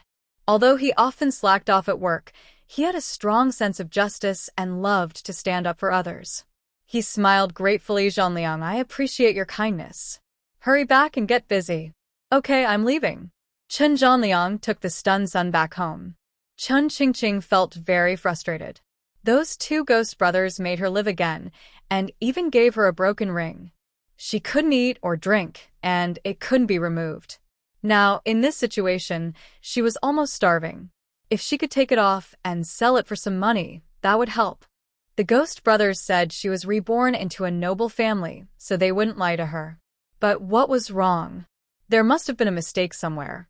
She couldn't possibly starve to death. The more she thought about it, the worse she felt. Although her parents seemed indifferent, she knew they were just trying not to show their worries in front of her. The family situation was urgent. She couldn't just sit and wait. She needed to find a way to make money quickly. But where was the opportunity? Seeing her silent, Chen Han thought she was still upset about what happened earlier and cautiously asked, Sister, are we going up the mountain? Let's go, Chen Qingqing replied, shouldering her basket again. They had to go up the mountain and try their luck. Maybe they would really find some wild ginseng. Mom and Dad, I'm going up the mountain with Xiao Han to gather some wild vegetables. You two stay home and rest well. Chen Zhanshan looked at her with love. Qingqing, don't be afraid. As long as I'm alive, I won't let you marry the butcher Li, Dad, I'm not afraid. Lin reminded them, you two go early and come back early. Be safe on the mountain. Got it, don't worry. Chen Qingqing agreed and pulled Chenhan's hand as they walked into the mountains. Watching their daughter leave, Chen Zhanshan and his wife felt a heaviness in their hearts. Lin Shi, with a pained expression and tears in her eyes, said, "Dear, our food won't last long. Are we really going to have to sell Qing Girl just to survive? I can't bear to part with her." Chen Zhanshan sighed silently. "Don't worry yet. I'll go to the town dock to find work. No matter what, I have to try. Why don't I go back to Dahu village to borrow some rice? We can deal with the immediate problem. I believe my parents wouldn't want to marry off Qing Girl to the butcher." Lin Shi wiped her tears. Chen Zhanshan shook his head. "Xiaomei, I'll try to earn money in town for a few days. If I can't, I'll have to trouble you to visit your family. We've been married for so many years. There's no need to talk about hardship. As long as the children are well, this little trouble is nothing." Chen Zhanshan looked at his wife's graying hair and her once fair face, now worn and tired, with fine wrinkles at the corners of her eyes. He felt deep guilt. "Xiaomei, marrying me has made you suffer." Nanshan village is located north of Daqing, with distinct seasons and only one crop season, mainly growing corn and millet. In summer, after the fields are tilled, there isn't much farm work, so the villagers have a lot of free time. Diligent villagers go into the mountains to pick mushrooms and gather herbs. Relying on her memory, Chen Qingqing walked 3 or 4 miles to the valley of Nanshan village. In early July, the trees on the mountain were lush and green. Halfway up the mountain, Chen Qingqing and Chen Han searched the woods for a while. There were still many common herbs, but they couldn't be sold right now. She just took a look. She was looking for ginseng. If she could find a root now, it would solve their family's troubles. The mountain grew higher, and the path became steeper, with the surroundings dark and somewhat eerie. Chen Qingqing knew that ginseng prefers cool, moist climates and is very hardy. She bent down to examine the soil and found it loose, rich in organic matter, well-draining, and deep, perfect for ginseng growth. She was confident she could find some. Chen Han struggled to keep up, his fear growing as the forest thickened, his face pale with fright. "Sis, I heard Dad say there are wolves deep in the mountains. Let's not go further. I'm scared." Chen Qingqing noticed the sweat on Chen Han's forehead. She realized she had been careless. At just 8 years old, he was already doing well to follow her this far. "Forget it. Digging for ginseng can wait. I'll come back another day. Don't worry, there's nothing in this mountain. Let's head back now." Chen Han finally relaxed. "Sister, I know where to find wild vegetables. Let me take you to dig some." Sure. As they walked back, they passed a valley. Chen Han pointed, "Sister, if we go through this ditch, there are lots of wild mountain celery inside. Let's go take a look." They pushed through some thorns and indeed found plenty of wild vegetables. They gathered some but found nothing else. The sunset shone over the village, turning it golden. Lin was cooking and, seeing the two return tired, smiled. "How did it go? Did you find any wild vegetables?" Chen Han beamed. "Mom, my sister, and I found a lot of wild mountain celery. It's enough for dinner." Great. "I'll make you all some wild vegetable porridge tonight." Chen Han was quite happy. Compared to the half bowl of porridge they used to have before splitting up, being able to eat a full bowl was already very satisfying. "Awesome. I love wild vegetable porridge, especially with a little salt. Just thinking about it makes me hungry." Just then, Chen Zhanshan walked in looking downcast. Lin quickly went to him. "You're back. Did you find any work today?" Don't even mention it." Chen Zhanshan sat down on a stool. "I waited at the dock all day. Finally, a client showed up, but he only wanted young and strong workers. People my age are not needed at all. They say older folks cut corners and slack off. Isn't that nonsense? I've worked hard my whole life and never slacked off. It really frustrates me." Lin's eyes showed a hint of bitterness. "Don't worry, take it slow. You'll find work eventually." Chen Zhanshan shook his head and sighed. "There are hundreds of people looking for work at the dock. Some can't find anything for 10 days or even half a month. Even if you do find work, the pay is so little you can barely buy 2 buns. It's impossible to feed a family with that." After a pause, he continued, "Honey, I want to talk to you about something." What is it? While I was waiting for work at the dock today, I heard people talking about foreign laborers who supposedly earn a lot of money. I want to give it a try. Go abroad? Are you crazy? Lynn exclaimed, shocked. You can't be foolish. Many people took risks to go abroad and never returned. Rumor has it they became tools for others to make money and were treated terribly. I'd rather starve than let you go. Chun Qingqing frowned upon hearing this. Working in the outer areas meant being treated like a laborer, suffering from the cold and hunger, and even facing beatings when sick. They worked day and night, and even a moment of laziness could lead to death. She said seriously, Dad, that's just a trick. You can't take that risk. Trust me, I will find a way to earn money. Chen Zhanshan felt troubled. He didn't want his family to suffer, but in these times, what could be done? Everyone was trying to earn money to support their families, but money wasn't easy to come by. He forced a smile. Qing girl, let me think about this. If I really can't earn money, I'd rather be a laborer than watch you go to your doom. Dad, please believe me. If I can't earn money before our food runs out, I will marry the butcher, but I won't let you go work in the outer areas. Chen Zhanshan sighed. Good daughter, let's not talk about this for now. As the saying goes, heaven won't let the blind sparrow starve. I will go to town tomorrow. I believe I can find work. That's the spirit. All right, I will go make dinner. Lin sighed in relief and got busy. Chun Qingqing lowered her eyes in silence. The path ahead was tough. As a reborn person with nothing, it seemed she had to go up the mountain to find ginseng to solve their current troubles. But if ginseng were that easy to find, it wouldn't be left for her. As night fell, in the Chun family's old house, Sun kept peering into her mother-in-law's room. Chun Zhanliang had already gotten into bed. Seeing Sun still standing, he anxiously pulled the covers. Wife, it's getting late. Why are you still standing? Hurry and get into bed. Sun shot him a glare. Oh please, I'm not in the mood to play with you tonight. Just go to sleep. What's wrong, wife? I haven't visited you in days. Are you really going to shut me out today? Look at you, all you think about is that. Can't you think of something else? Chun Zhanliang was taken aback. All I do is work, and when I lie down at night, what do you want me to think about? I can't think about other women either. Be serious. I'm talking about something important. Sun sat down at the edge of the bed with a serious expression. Zhanliang, you saw what happened today. That butcher is like a devil, acting like a wild animal. If anyone gets involved with someone like that, they won't just get hurt. They'll be in serious trouble. You're right, dear.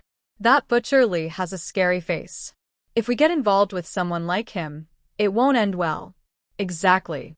Your mother is really something else. To let her granddaughter marry someone like that just so the third child can go to school is like pushing a young girl into a fire. Sun looked very angry. Chen Zhanliang nodded repeatedly.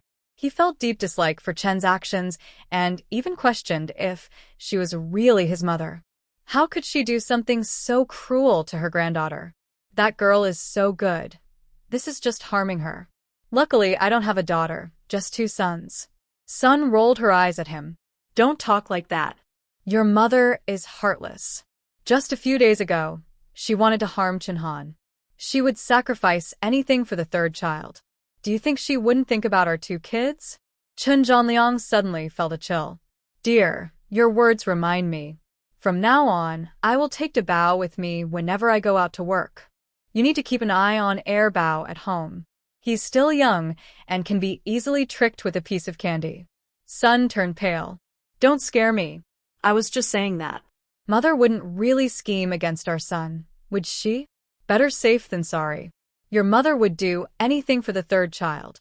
Besides, I truly don't want that girl to marry that butcher. After a moment of thought, Chen Zhanliang continued, think about it. If that girl doesn't marry, the third child won't want to let Ruolan go. In that case, your mother would have to return the betrothal gifts. How can she do that without money? So you need to keep an eye on our son, and be very careful. Don't worry. Starting tomorrow, I won't let Air Bao out of my sight. Not just Air Bao, you should also keep an eye on Xiao Han from the eldest brother's family. We can't let anyone take advantage of us. Don't worry, I understand. Sun huffed lightly. Zhanliang, even if you don't want to hear it, even though we are separated from the main family, we are still human, not animals. I watched that girl grow up. As the saying goes, saving a life is better than building a 7-story pagoda. I can't just watch her jump into danger. Exactly. She has called me uncle and aunt since she was little. Much better than that other girl. Just thinking about it makes me roll my eyes. So, we should help her. We can't let your mother's scheme succeed. Chun Zhanliang shook his head helplessly. What can we do? We have no food and no money, so what can we do? That's not a problem at all, said his wife confidently. Chun Zhanliang sat up suddenly, surprised. Wife, you're not thinking of stealing food, are you? I can't do that. Our mother keeps everything locked up. We can't just break the lock. Who said anything about stealing food? Don't forget, I'm the one working in the kitchen. If I secretly save a little food, no one will notice. Sun Sure smiled proudly and pulled out a cloth bag from her pocket. Look, I have 2 corn buns here. I'll take them to my brother and sister-in-law soon. That's great. You really know what you're doing. Your sister-in-law is lucky to have you. Of course. Not everyone is like Chun Zhanlai, who has a cold heart. Sun Sure was a bit upset. The 3rd brother is too much. He's over 30 and knows nothing, selfish and unkind. He even sold his niece just to get an education. Why doesn't he marry off his own daughter? To put it plainly, we are just stepping stones for his family. They don't care about us at all. If he had any real ability, he wouldn't even look at us. I think as long as our older brother holds firm, we can get the money back from the 3rd brother and return the bride price to the butcher. Chun Zhanliang frowned. I see it too. The 3rd brother's family is like ungrateful wolves. We shouldn't expect any benefits from them. Why didn't you tell me this earlier? If I knew you felt the same way, I wouldn't have let our mother give all the money to the 3rd brother today. They don't seem interested in studying. They look like they just want to enjoy life in town. Sun Sure felt a bit regretful, thinking it was unfair. Chun Zhanliang sighed. What can I say? If things get too chaotic, it will just make us a laughingstock. How will we live after that? Everyone knows our mother's character. The jokes will be on her. All right, dear, you were going to visit the big house, right? Hurry up. Okay, I'll check if my parents are asleep. Sun Sure stood up and glanced towards the main room, which was dark. You go to sleep. I'll be back soon. No rush, I'll wait for you. Chun Zhanliang raised an eyebrow and smiled mischievously. Later, I'll come over and tell you a funny story that you'll love. Just wait at home for now. Sun finished speaking and carefully left the room, heading towards the next yard. Chun Qingqing lay in bed, tossing and turning, her mind in chaos. Since arriving in this era, she truly understood the saying that food is the most important thing for people. It was not easy to have a full meal, and it felt like a waste of her medical skills, which seemed useless here. The climate here was indeed suitable for ginseng growth. Although she knew that digging for ginseng was difficult, she was determined to try again. Whether she could earn money and escape her troubles depended entirely on herself. As long as she could get her first bit of startup capital, whether it was selling food or opening a pharmacy, she believed she could help her family live a good life. Looking down at the ring on her finger, she wondered what its purpose was and hoped it would bring her some surprises. She thought, heaven won't make me marry the cruel Butcher Lee and then have a bunch of wolf cubs to raise, hoping they grow up to achieve fame and become high-ranking officials, right? Ugh, that's too disgusting. She couldn't help but shiver. While she was lost in thought, she heard someone speaking outside. Sister-in-law, are you asleep? Lin was about to lie down when she heard someone and hurried outside. Who is it? Sister-in-law, it's me, Sun said in a low voice. Lin, confused, asked, Suichin, is there something you need at this late hour? Sister-in-law, keep your voice down so no one hears. Lin was puzzled but still let Sun into the house.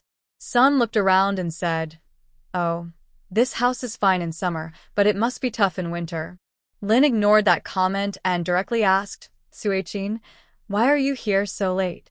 Sister-in-law, I came specifically to check on you, Sun said as she approached Chin Qingqing, her face full of sympathy. Qing girl, you've really had a hard time. Chun Qingqing was a bit surprised by Sun's sudden visit. From the original owner's memories, This second aunt had a sharp tongue, but a good heart. As the saying goes, no one visits the temple of the three treasures without a reason. The second branch coming at this late hour surely had something to discuss. She hoped it wasn't to act as a mediator. If so, she wouldn't hold back. She smiled lightly and said, "Aunt, what are you talking about? As long as I'm with my parents, I don't feel any hardship, no matter where I am." "Good child, you are absolutely right," Sun said, her emotions becoming a bit intense. "Even if we have to beg for food, we cannot bow down to your grandmother. What she did is just plain bullying us, the first and second families. In her eyes, we are worthless, even less than a dog. She only cares about her precious third son and his family. Don't you agree, sister-in-law?" Lin's eyes turned red. "Suichin, you are right. I have no complaints about how my mother-in-law treats me. I don't mind the hardships. But she shouldn't set her sights on Qing girl. What mother would want to see her daughter in danger?" Sun sighed. Who can argue with that? "Sister-in-law, you must stand firm. The butcher is a terrible man. Qing girl must not marry him." "Don't worry, second aunt. I would rather starve than push my daughter into a dangerous situation," Lin said firmly. "Sister-in-law, it's good that you think this way. I had never seen the butcher before today, and he nearly made me sick. He is so rude and lacks any decency. If Qing girl marries him, it would be a tragedy. Even if you can't bear to stop it, I can't bear to see Qing girl jump into danger." As she spoke, Sun took out a cloth bag from her pocket and opened it to reveal 2 small steamed buns. "Sister-in-law, Qing girl, I know you can't eat much with the little food you have, so I brought you something." Chun Qingqing was touched. Although there were only 2 small buns, this small gesture showed that the second family was kinder than the third family. She sincerely thanked her second aunt. "Thank you. Don't mention it, my dear. I am your second aunt and naturally want you to be happy. Just relax and know that I won't let you and your family starve," Sun replied. Chun Qingqing was almost in tears. "Second aunt, I won't say more thanks, but I promise I will repay your kindness many times over in the future." Sun playfully scolded her. "Silly girl, I'm not doing this for a reward. I truly care about you." Lin's voice trembled slightly. "Suichin, we appreciate your kindness, but food is very precious right now. We can't accept it. You should take it back. If my mother-in-law finds out, she will scold you. Sister-in-law, don't be so polite. Just take it." Sun handed her some food with a big smile and said, "Don't worry, I'm the only one working in the kitchen right now. I saved this food secretly, and my mother-in-law won't notice. Although this isn't enough to fill one person's stomach, at least it will keep hunger away. As long as I can get more food, I'll bring it to you." "Thank you, Suichin. "I won't refuse." "All right, sister-in-law, I need to wake up early to work tomorrow, so I'll head back now." After saying this, Sun quietly left. Lin looked at the mixed grain bun in her hand, her eyes turning red. She felt a mix of emotions. Their food supply was running low, and if they couldn't earn money soon, they would really go hungry. But what could she do? She couldn't let Qing girl get married, could she? She sighed quietly. If her husband couldn't earn money, she would have to go back to her parents. Her father, mother, and brothers loved her so much, they would surely help her. Determined, she said to Qin Qingqing, "Qing girl, it's getting late. You should go to bed early." "Okay, Mom. You should rest early too." After returning to her room, Chun Qingqing thought to herself that coming to this small mountain village must have been destined. As the saying goes, rely on the mountains to eat from the mountains, rely on the water to eat from the water. To escape her current situation, she needed to seek help from nature. Perhaps she would stumble upon something amazing. With these thoughts, she gradually fell asleep. When dawn broke, Chun Qingqing woke up early and told her parents she was going into the mountains alone. But the greater the hope, the greater the disappointment. For 2 days, she explored the nearby mountains, but found nothing. Still, she didn't give up. On the 3rd day, she took 2 mixed grain buns and ventured into the mountains again, planning to check out the Wild Wolf Valley, a place few people visited. After walking for over an hour, she finally reached Wild Wolf Valley. From the memories of the original owner, she knew this area was steep and dense with trees, making the path dangerous.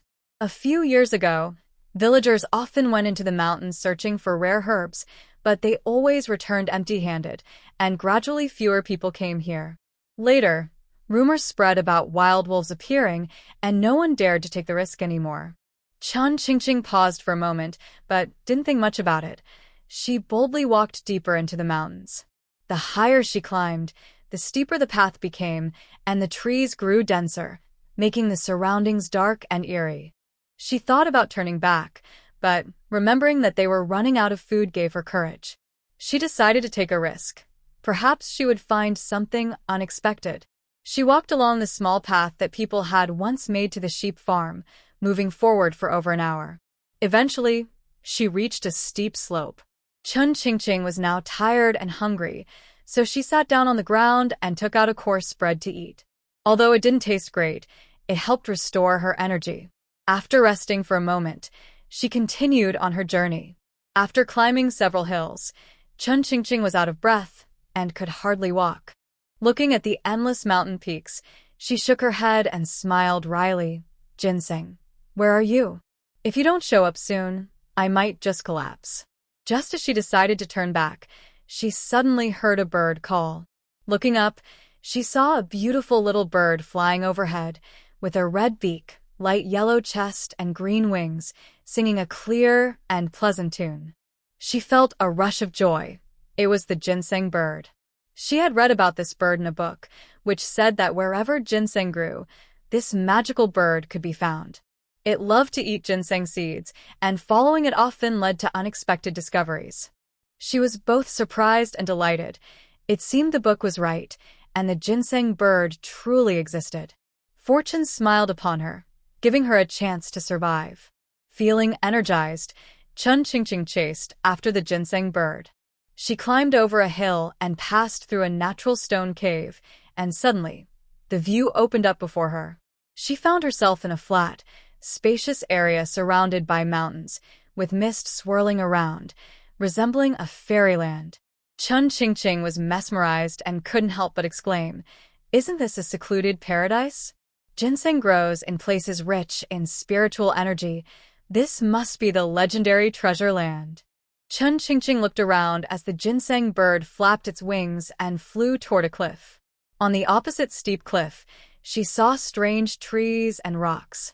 Curious about the unusual plants there, she got closer. Carefully gripping the plants on the stone wall, she began to climb down, but after only 2 meters, the plants disappeared. Looking around, she noticed some green vines hanging down from the cliff top not far away. She slowly moved to the right, but her hands couldn't reach them. Stretching out her foot, she used her toes to try to hook onto the vines. Finally, she grabbed the vine, stepped on a protruding rock, and climbed up the cliff. On the mountaintop, bushes and weeds were everywhere. Chun Qingqing found a dry branch and started to look around. Suddenly, her eyes lit up as she spotted a unique plant in the grass nearby. It had 5 palm-like leaves and bright red, flat fruits. Could this be ginseng? Chun Qingqing was somewhat in disbelief. After examining it closely, she confirmed it was indeed ginseng, but such a large one was unbelievable. Ginseng grows very slowly. A 3rd-grade ginseng is already considered big, while 4th and 5th grades are impressive. Wild ginseng with 6 leaves is over 100 years old and is a top-quality ginseng that many people may never see in their lifetime. 7-leaf ginseng is extremely rare, but this ginseng had 9 leaves, which meant it was 9th grade. Its age could be hundreds or even thousands of years. This was the legendary king of ginseng. Chun Qingqing felt an overwhelming excitement. It was like a huge fortune had fallen from the sky right onto her head. With this 1,000-year-old ginseng, what could she possibly worry about? It was as if she could just relax and enjoy life. Thinking this, she couldn't help but move toward the king of ginseng, but suddenly remembered something and shivered, stopping in her tracks. There had been too many surprises today. First, the ginseng bird from the book, and now the legendary king of ginseng. It all felt surreal, like a dream. She had heard elders say that ginseng absorbs the essence of the sun and moon and is a spirit of the earth. Wherever there is ginseng, fierce snakes and beasts guard it. If there really was a fierce creature protecting it, she would be in trouble. She dared not approach carelessly and carefully observed her surroundings. Suddenly, a strong wind blew, and the weeds beside the king of ginseng parted. A large, all-black python raised its head, flicking its long, red tongue. Chun Qingqing was terrified, her heart racing. Oh no, the legends from her ancestors were true. Thankfully, she hadn't moved closer, or she could have ended up in the python's belly. The python was as thick as a bowl, and while she couldn't see how long it was, the part raised was taller than a person. It opened its mouth wide, hissing loudly, and lunged at Chun Qingqing with lightning speed. Chun Qingqing's scalp tingled, and her face turned pale. She wanted to turn and run, but she knew it was too late. Although the giant python had no legs, it could twist its body and strike like an arrow. With the knowledge she had learned before, she knew that pythons are very nearsighted, almost blind. If you stay still, they cannot tell what you are even if you are very close. Although they are cold-blooded animals, they are very sensitive to changes in temperature. If you try to escape, even the slightest movement in the air or temperature will make them strike accurately, wrapping around you and suffocating you before swallowing you whole. Chun Qingqing was terrified but steadied herself, gritting her teeth and standing still. The large black python stopped a few steps away, swaying its head and staring at her with its blood-red eyes, sizing her up with ill intent. At that moment, Chun Qingqing stared back at the large black python. It had a triangular head, and although she didn't know what kind of python it was, the sharp white fangs sticking out of its mouth indicated that it was a venomous giant python. They faced each other, both motionless. Chun Qingqing was sweating with fear, desperately trying to hold on for her life, wishing the venomous python would leave soon. Unbeknownst to her, the large black python seemed to be playing a game of cat and mouse. It showed no signs of leaving and instead leisurely closed its eyes. Seeing this, Chun Qingqing felt her throat dry up. She knew that the python was not sleeping. It was likely pondering her presence. What is this? Why is it so still? Is it a tree? No. She had been guarding ginseng here for many years and never remembered a wooden post. As this thought crossed her mind, she shivered, realizing the danger. If the python thought she was something else, it could attack her out of impatience, and that would mean her end. She remembered the ring on her finger and silently prayed for protection. Please, if you are a treasure, show your power. But after murmuring for a while, no miracle appeared. She realized that for her survival, she couldn't just wait. If this continued, she would surely be in grave danger. She needed to think of a way to escape quickly. But what could she do now? She remembered that she was still holding a wooden stick. Although she wasn't sure if it would help her escape, she decided to give it a try. With determination, she threw the stick. With a thud, the large black python shifted its body and opened its huge mouth threateningly, but it only shook its head and didn't charge at her. Chun Qingqing felt deflated. She didn't expect the python to be so clever and not fall for her trick. What should she do now? Heaven, please grant me another miracle. As she silently prayed, perhaps out of sincerity or because the python was tired, it closed its mouth, swayed its triangular head a few times, and then lowered its head, turning back toward the ginseng king. It coiled up slowly and rested beside it. Chun Qingqing felt a wave of relief. This was a golden opportunity. If she didn't run now, when would she? Afraid that the python might attack, she slowly moved backward. When she felt she was at a safe distance, she turned and ran, grabbing the vine and sliding down the slope. She finally let out a long breath, patting her chest. That was too close. She wouldn't go back into the mountains for ginseng again. She almost got scared to death. It was time to leave this dangerous place. She didn't stop to rest and sprinted out of Wolf Valley. After leaving Wolf Valley, Chun Qingqing felt weak all over, her legs trembling with every step as if she were walking on cotton. Reflecting on what had just happened, she felt anxious, but was unwilling to let it end there. The Ginseng King was a priceless treasure that was hard to find. However, the large black python was guarding it, making it impossible to approach. If she took a risk, she would surely end up in the python's belly. As the saying goes, fortune favors the bold. She needed to come up with a way to lure the python away to have a chance to dig for ginseng. But how could she do that? Should she find a chicken to lure it? No, her family was too poor to buy a chicken. She shook her head, dismissing that idea. She needed something that wouldn't cost money, but could still make the python leave. Sulfur would work, but she had no way to get it. Suddenly, she had a bright idea: snake-repelling incense. Yes, she could make incense to drive the black python away. Making the incense was simple, and most of the ingredients could be found in the fields. On her way back, she gathered plants like aconite and mountain eggplant flowers. Later, she would mix them with mugwort and toad venom to create a fragrant incense. As long as the black snake smelled the incense she made, she was confident it would be driven away. With a plan to deal with the black python, Chun Qingqing felt much more relaxed. As long as she could find that Ginseng King, she wouldn't have to worry about feeding her parents. The next morning, 4 bowls of thin vegetable porridge sat on a simple table. Chun Jianshan wore a faint frown. The food at home was running low, and there were no jobs in town. The 2 acres of sandy land they had received had produced no crops, and if this continued, the whole family would starve. Lin Shi also looked worried.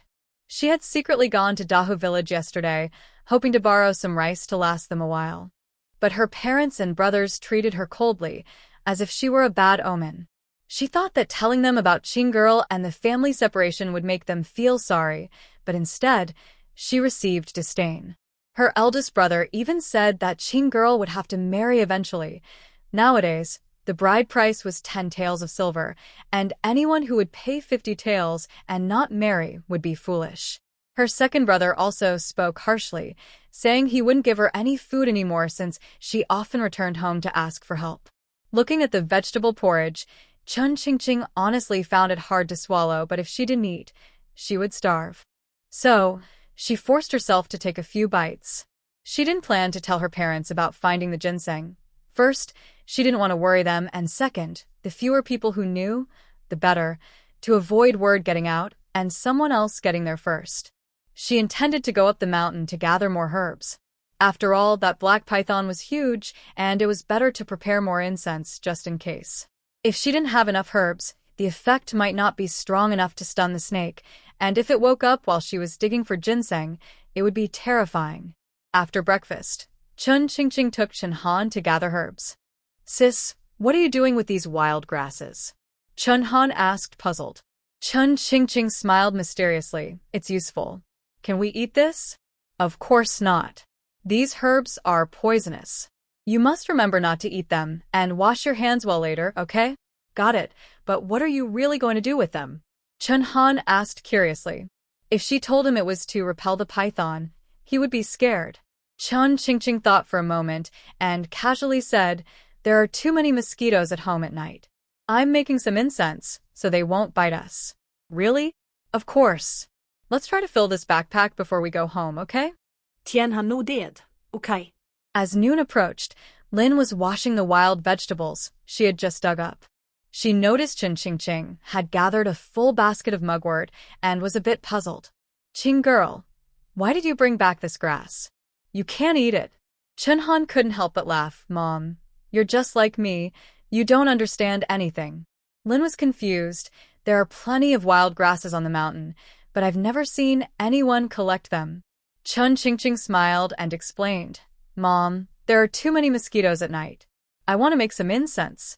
"Oh, I see. Can this really help?" "It works. These are herbs that can repel insects," Chun Qingqing replied, then turned to Chen Han and asked, "Little Han, do you know where we can catch toads?" "Sis, there are plenty of them. There's a stinky puddle by the river, and I can catch more than 10 there in no time." "Great.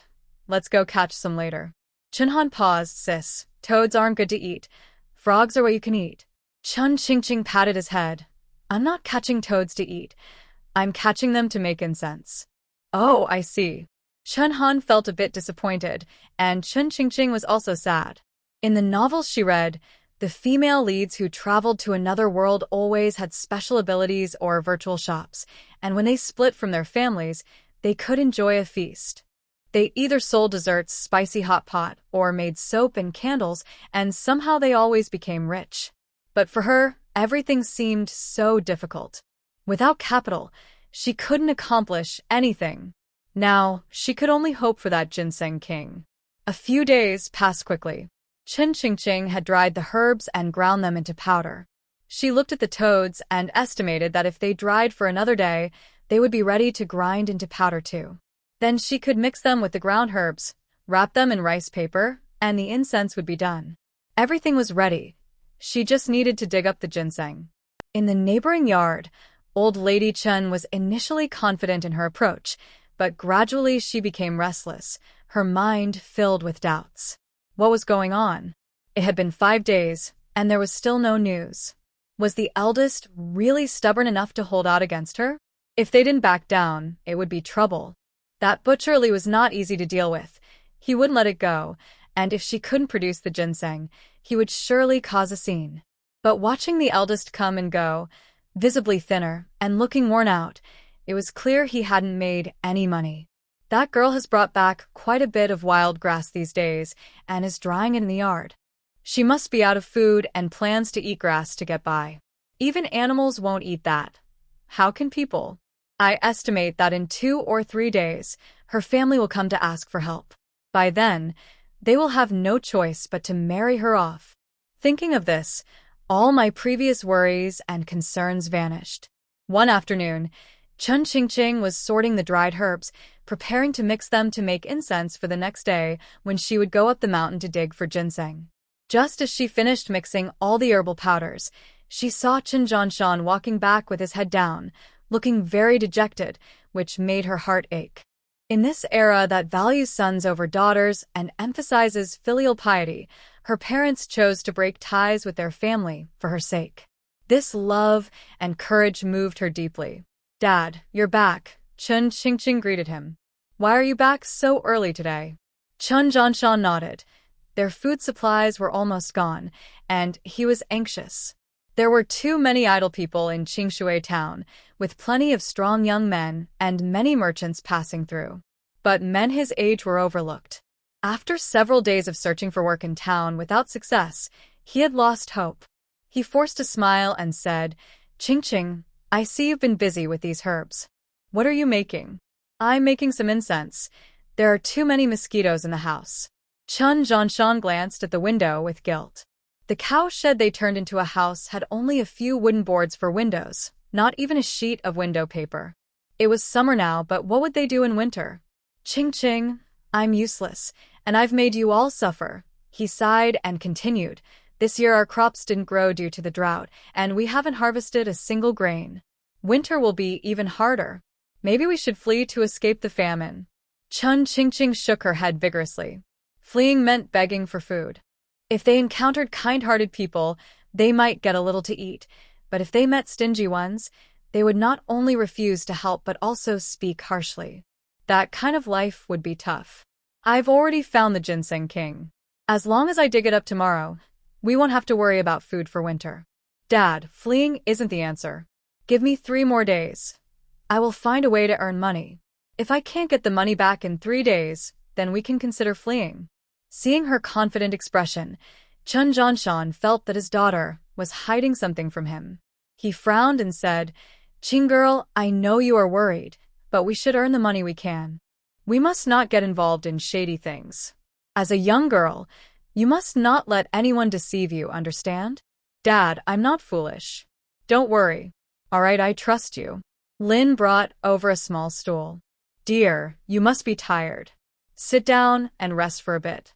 Chun Jianshan sat down with a bitter smile. "I haven't done much work, so I'm not tired. I'll go gather firewood this afternoon to save for winter." "Don't rush. Take your time with everything," Lin said, forcing a smile. "You rest and I'll go make dinner. I'm not hungry. Don't worry about my portion. Just make sure the kids eat well." Chun Jianshan knew their situation at home was tough, and they were about to run out of food. Until he found work, They needed to save as much as possible, hoping to last a day or two. Chen Qingqing understood his struggles and quickly said to Lin, "Mom, Xiao Han and I aren't hungry either." "Right, I'm not hungry," Chen Han added with a smile, waving his hand. "Okay, since no one is hungry, we can eat later," Lin said, her eyes reddening, nearly crying from the discomfort. In the kitchen next door, Grandma Chen snorted, "You silly girl, we can barely afford food, and you still have time to make incense." Sun glanced at Grandma Chen. Her mother-in-law had been hanging around the kitchen for days, leaving her no chance to save some dry food. The main family was surely out of food, and no matter what, she had to send them something to eat today. "Mom, it seems the hen in the coop has laid eggs. I heard it clucking." Grandma Chen quickly stood up. The coop was near the mountain's edge, and she needed to collect the eggs quickly to avoid them being eaten by snakes. They needed to save some for Ruolin and Ji to help them regain their strength. "I'm going out for a moment. Hurry and finish cooking.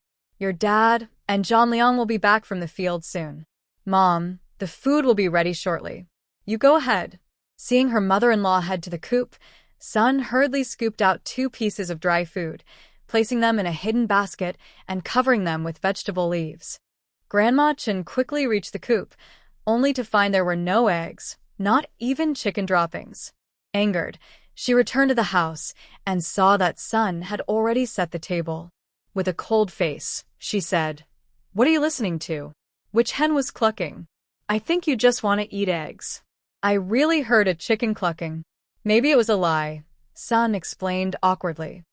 Just then, a loud sound of gongs echoed from the street. Chen Han's eyes lit up with excitement. "The monkey show is here. I'm going to see it." He turned to run outside.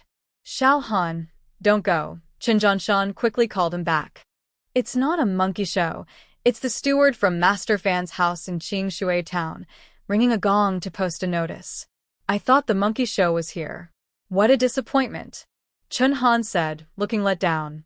Linsher was curious and couldn't help but ask, "Is Master Fan hiring workers? If so, I could work for a few months and we would be set." Chen Zhanshan shook his head. "No, I heard that Master Fan seems to have some strange illness and is posting notices everywhere, offering a lot of money for medical help. What kind of illness could it be to cause such a fuss? Who knows? It must be serious, otherwise, he wouldn't be posting notices everywhere." Chen Qingqing wasn't paying attention at first, but when she heard their conversation, she became interested. "Dad, are you saying someone is posting notices for medical help?" "Yes, they should be under the big locust tree in the village right now." "Great." An opportunity to show off her skills had arrived. Chen Qingqing was thrilled and quickly put away the herbs she had prepared for incense. After all, getting ginseng was risky. It was better to earn some money first. The ginseng wouldn't run away. She could dig it up a few days later. "Dad, Mom, I'm going to check out the excitement." "Wait for me, sister." "I'm going too," Chen Han said, following her out of the yard. Chen Zhanshan was surprised. Qingqing usually doesn't like to go out. Why is she so eager to join in today? Lin Shi smiled gently. "The child is growing up. Let her go." Under the big locust tree in the village, a crowd had gathered to watch. Chen Qingqing squeezed into the crowd and saw a short, chubby man shouting, "Everyone, please be quiet. Let me introduce myself. My surname is Shi, and my name is Taisho." As soon as he finished, someone shouted back, "That's quite a name. It sounds earthy, and it must be stinky. If it weren't, dogs wouldn't eat it." The crowd burst into laughter. Chen Qingqing couldn't help but laugh too. Shi Taisho's face turned red, and he was so angry that his mouth twitched. "Did you stuff your ears with feathers? I said my surname is Shi and my name is Taisho. Tai as in sun, and Shou as in longevity. It's not stinky. Did you hear me? If you keep making noise, I'll cut out your tongue and feed it to the dogs." The man shrank back in fear and didn't dare to speak anymore. Seeing the man frightened and silent, Shi Taisho cleared his throat and proudly said, "I am Shi Taisho, the chief steward of the Fan family in Qingshui Town. I am here today to offer a large reward for medical help. My master has a strange illness. His stomach itches terribly. Anyone who can provide a remedy or cure him can come to the fan residence. As soon as he finished speaking, the crowd began to chatter. Is this person crazy? If his master is sick, why come to our poor village to post a notice? This is nonsense. Right? With all this fuss, I thought a monkey show was coming, and now I can't finish my work. There's no one here who can treat illnesses, but there is someone who can castrate pigs and horses, though he hasn't been home lately. The villagers laughed heartily. Someone in the crowd shouted, "Steward Sure, how much can your master pay? He won't cheat us, will he?" Sure Taisho's eyes widened. What nonsense. The Fan family is wealthy. They are not short of money. Let me tell you, my master said whoever can cure his illness will be rewarded with 20 taels of silver. After saying this, he waved to a servant behind him. Hurry up and post the notice. Upon hearing this, the villagers became even more excited. Wow, no wonder he's a rich man. He's offering 20 taels of silver. That could feed a family for 2 years. Exactly, they could eat meat every meal. All right, don't get your hopes up. The Fan family is known for being stingy. Do you really think he'll pay 20 taels? I doubt it. You're right. Mr. Fan is cunning and cruel. Last year, I worked for him for half a month, and he promised me 10 coins a day, but when it was time to settle up, he only gave me 15 coins, claiming I misheard. That's just lying. How can one day be worth only 1 coin? He's clearly taking advantage of people. He has the power, so where can you complain? Now he has a strange illness. It's karma, and he deserves to suffer. Exactly, that's true. He's been too unkind. Chun Qingqing listened to the villagers' discussions and realized that this Mr. Fan was not a good person. She didn't want to get involved, but as a doctor, she felt it was her duty to help those in need. Besides, the reward of 20 taels of silver wouldn't go against her medical principles and could help her family. Why not? She loudly asked Sure Taisho, "Does your master really want to pay 20 taels of silver?" Of course, it's clearly written in black and white. Who would dare to go back on their word? Sure Taisho squinted and glanced at Chun Qingqing. What? You, a young girl, dare to question my master's character? I don't dare. I'm just confirming. Sure Taisho ignored her and called out to the crowd, "Everyone, spread the word. If anyone wants to earn this 20 taels of silver, take down the notice and go to the Fan residence." After saying that, he waved to the servants, "Let's go to the next village." Wait. Chun Qingqing stopped Sure Taisho as he turned to leave. The onlookers were stunned and looked at Chun Qingqing. Sure Taisho paused, turning back with a puzzled expression. "What is it? Do you have something to say?" Chun Qingqing replied seriously, "I can save your master's life." "What? You?" Sure Taisho looked at her with disdain, sneering. "Are you out of your mind, claiming you can treat illnesses? This isn't a joke. If something goes wrong, you'll face legal trouble." Chun Qingqing remained calm. She was a medical genius, skilled in both Eastern and Western medicine. A little stomach discomfort was nothing for her. With confidence, she said, "If I treat him and succeed, I get paid. If I fail, I won't take a single coin." The villagers gasped at her words. "Oh, isn't that Qinjianshan's daughter? I remember their family has been farming for generations, and no one learned medicine. How can she claim she can treat someone?" Exactly, who knows what got into her head? That Fan, the wealthy man from Qingshui town, is not someone we common folks can mess with. If anything goes wrong, he could ruin you. Right? The Qing family has had a tough time. I heard that the old lady kicked Qinjianshan out recently and wrote a letter to cut ties with him. That's better. That old lady is so biased. She spent all their savings on her youngest son to help him pass the exams. Exactly. The old lady even tried to sell her granddaughter to the butcher in town as a second wife. Everyone knows that butcher is notorious. Marrying him would be a disaster. True, but in this day and age, living separately is also risky. I'm dead no matter what, and I wouldn't want to marry my daughter off to a beast. Yes, in my opinion, the girl is just desperate. Her family is starving and she's chasing after that 20 taels of silver. If by chance she helps the master, they won't starve in the future. Come on, it's not easy to earn that money. If things go wrong, she might end up worse off. You're right. Who knows what the girl is thinking? Maybe she's just acting on impulse. Sure, Taisho wanted to get angry, but then he thought about how the master was eager for a cure and had told him to bring anyone willing to try, regardless of age or gender. He decided to let her give it a shot. If she succeeded, he would gain a lot of credit and benefits. With that in mind, he smiled. You seem very confident that you can help my master. I'm glad to hear that. May I ask your name? My name is Chen Qingqing. If you want me to treat someone, we can go now. Oh, so you're Miss Chen. My surname is Shi, and I'm the steward for Master Fan. You can call me Steward Shi. All right, Steward Shi, let's go. Shi Taisho's eyes sparkled as he turned to the big locust tree behind him. No rush, no rush. Since Miss Chen says she can treat him, let's take down the notice. With this, we'll have proof. If anything goes wrong, we can settle it later. Chen Qingqing understood his meaning and smiled calmly. Sure, no problem. After saying that, she stepped forward and tore down the notice. Just as Chen Qingqing pulled down the notice, a strange notification sound suddenly appeared in her mind. Ding! Congratulations, host. You have activated the universal space. With the universal space, you can roam the world freely.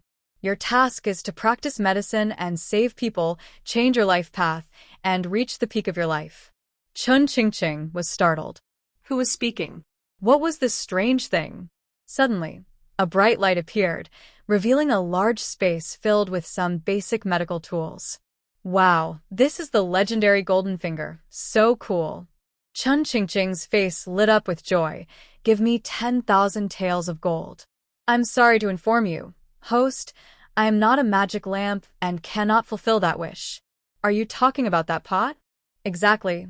The magic lamp is the legendary wealth space. Having it means having all the wealth in the world.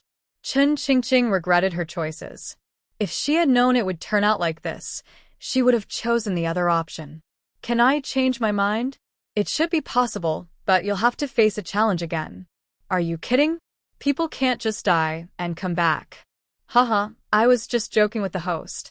Don't underestimate me. If you put in the effort, my abilities are impressive and you'll be amazed. Alright, you cheeky spirit, how dare you mock me? Do you believe I can break you? I don't believe it, because we are in this together. If you destroy me, you won't survive either. Now stop chatting and go help people.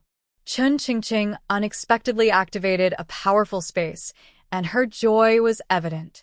The villagers watching were stunned by this sudden scene, taking a moment to recover, their expressions filled with disbelief. What's going on with this girl? She really dares to make such a claim. Right? This child is so bold. This is about healing, not a joke. What is she thinking? Sigh, this is just reckless. She has no medical skills. Isn't she just causing trouble for her father? Who can argue with that? It seems their family is in for some bad luck. Chen Han, who rushed over, turned pale upon hearing the villagers' comments and quickly ran home. Chen Laotai squeezed to the front of the crowd and sarcastically addressed Shi Taisho. Sir, our village doesn't have any doctors. You need to be careful. Some people are so poor they can barely eat. They might say anything to get by. So don't be fooled. Old Chen followed up, agreeing, yes, don't let yourself be tricked. That girl might have some hidden agenda. Shi Taisho shot them a cold glance and ignored them, telling his servant, quickly, help Miss Chen into the carriage. Let's go home for her to treat me. Chen Zhanshan and his wife were terrified when they heard their son say Chen Qingqing was going to treat Lord Fan. What was she thinking? This isn't a joke. They didn't have time to think and hurried back to the village. Seeing Chen Qingqing about to get into the carriage, Chen Zhanshan rushed forward. Qingqing, what are you doing? Lin was anxious, feeling like everything was going wrong at once. Did her daughter even realize what she was doing? Healing people is serious business, not a game. Was she really going crazy over money? Her voice was filled with tears. Qing girl, this is a matter of life and death. We can't go. Dad, Mom, you don't need to worry. I learned some medical skills from a wise person, and I can treat Mr. Fan's illness. I'll be back soon. Chun Qingqing didn't know how to explain and just spoke nonsense. No, Qing girl, you are still young. I can't let you take that risk. Chun Jianshan didn't believe her words and shook his head anxiously. Mr. Fan from Qing Shui Town was not only cunning and deceitful but also indulgent and hedonistic, a local bully. If someone like him found a weakness, they would never live in peace. He turned to Shi Taisho and explained, Sir, I apologize for my daughter's eagerness. She is still young and doesn't understand. Your master is wealthy and influential. Surely he will turn misfortune into fortune. Please don't take my daughter. Stop talking, Shi Taisho said darkly, growing impatient. The notice has been posted. Just because you say she won't go, does that mean I'm joking? Even if she can't heal, she must come with me. When Lin heard this, she was so frightened her legs felt weak. Sir, I beg you, please don't take my daughter. She is still too young and can't treat anyone. Not going is fine, but you owe me 20 taels of silver as a penalty. Shi Taisho wouldn't miss this chance to make money. What? 20 taels? Isn't this extortion? Lin was stunned and didn't know what to do. Chun Qingqing worried that her parents would be too anxious, so she stepped forward to comfort them. Dad, Mom, I promise to cure Mr. Fan's illness and come back safely. Please trust me. Qing girl, you are being foolish. I know you want to help the family, but we must do what we can. Treating Mr. Fan is not a joke. How can your parents feel at ease? Dad, don't worry. I really can do it. Grandma Chen crossed her arms and made a sarcastic remark. Jianshan, this is the good daughter you raised. You wanted to find her a good match, but now look at the trouble she's caused. I see she's just a source of misfortune for you. I'm sorry, but I can't assist with that. Chun Qingqing smirked slightly, looking mockingly at the old lady. Old woman, have you forgotten that our families have no ties anymore? You insisted on cutting off our relationship. So, even if I get into big trouble, it's my family's issue and has nothing to do with you. If you know what's good for you, just go somewhere quiet and stop barking like a mad dog. You. The old lady was so angry that her chest heaved, unable to say a word. Shi Taisho, seeing that they were blocking the way, impatiently shouted, Are you all done? Move aside. My master is waiting to see a doctor. Wu Baoan hurriedly squeezed through the crowd. Steward Shi, please wait. Shi Taisho was taken aback, raising an eyebrow. Who are you, and why are you stopping me? Wu Baoan clasped his hands together. I am Wu Baoan, the village head of Nanshan. As far as I know, this girl doesn't know how to treat illnesses. She took down the notice, and there might be some misunderstanding. Let me clarify things before you proceed. Shi Taisho waved his hand. You don't need to say more. Since this young lady dared to take down the notice, I must take her back to the Fan residence. You needn't worry about it. Steward Shi, that's not right. Everyone in Qingshui Town knows that Master Fan's daughter is precious. If you take her and she truly can't treat illnesses, it would be a problem for you. In my opinion, it's better to be cautious, Wu Baoan said, looking concerned. Shi Taisho stroked his chin. Fine. Ask your questions quickly. Don't delay us. Yes, yes. Wu Baoan repeatedly thanked him and turned to Chun Qingqing. Young lady, I know your family is struggling, but you can't mislead people just for a reward. Chun Qingqing's eyes sparkled with confidence. Uncle, I'm not doing this for a moment of glory. I can treat Master Fan's illness. Master Fan is a powerful figure in Qingshui Town, and no one dares to offend him.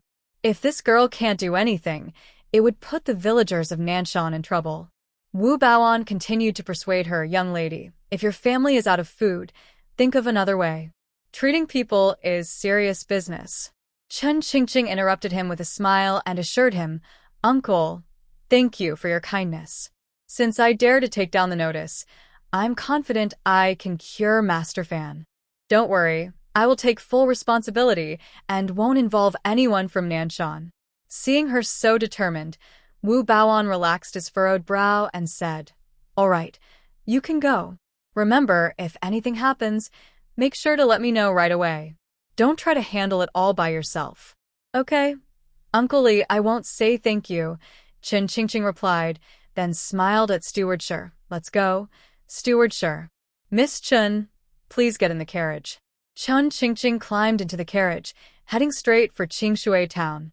Watching the carriage drive away, Qin Zhanshan and his wife felt anxious.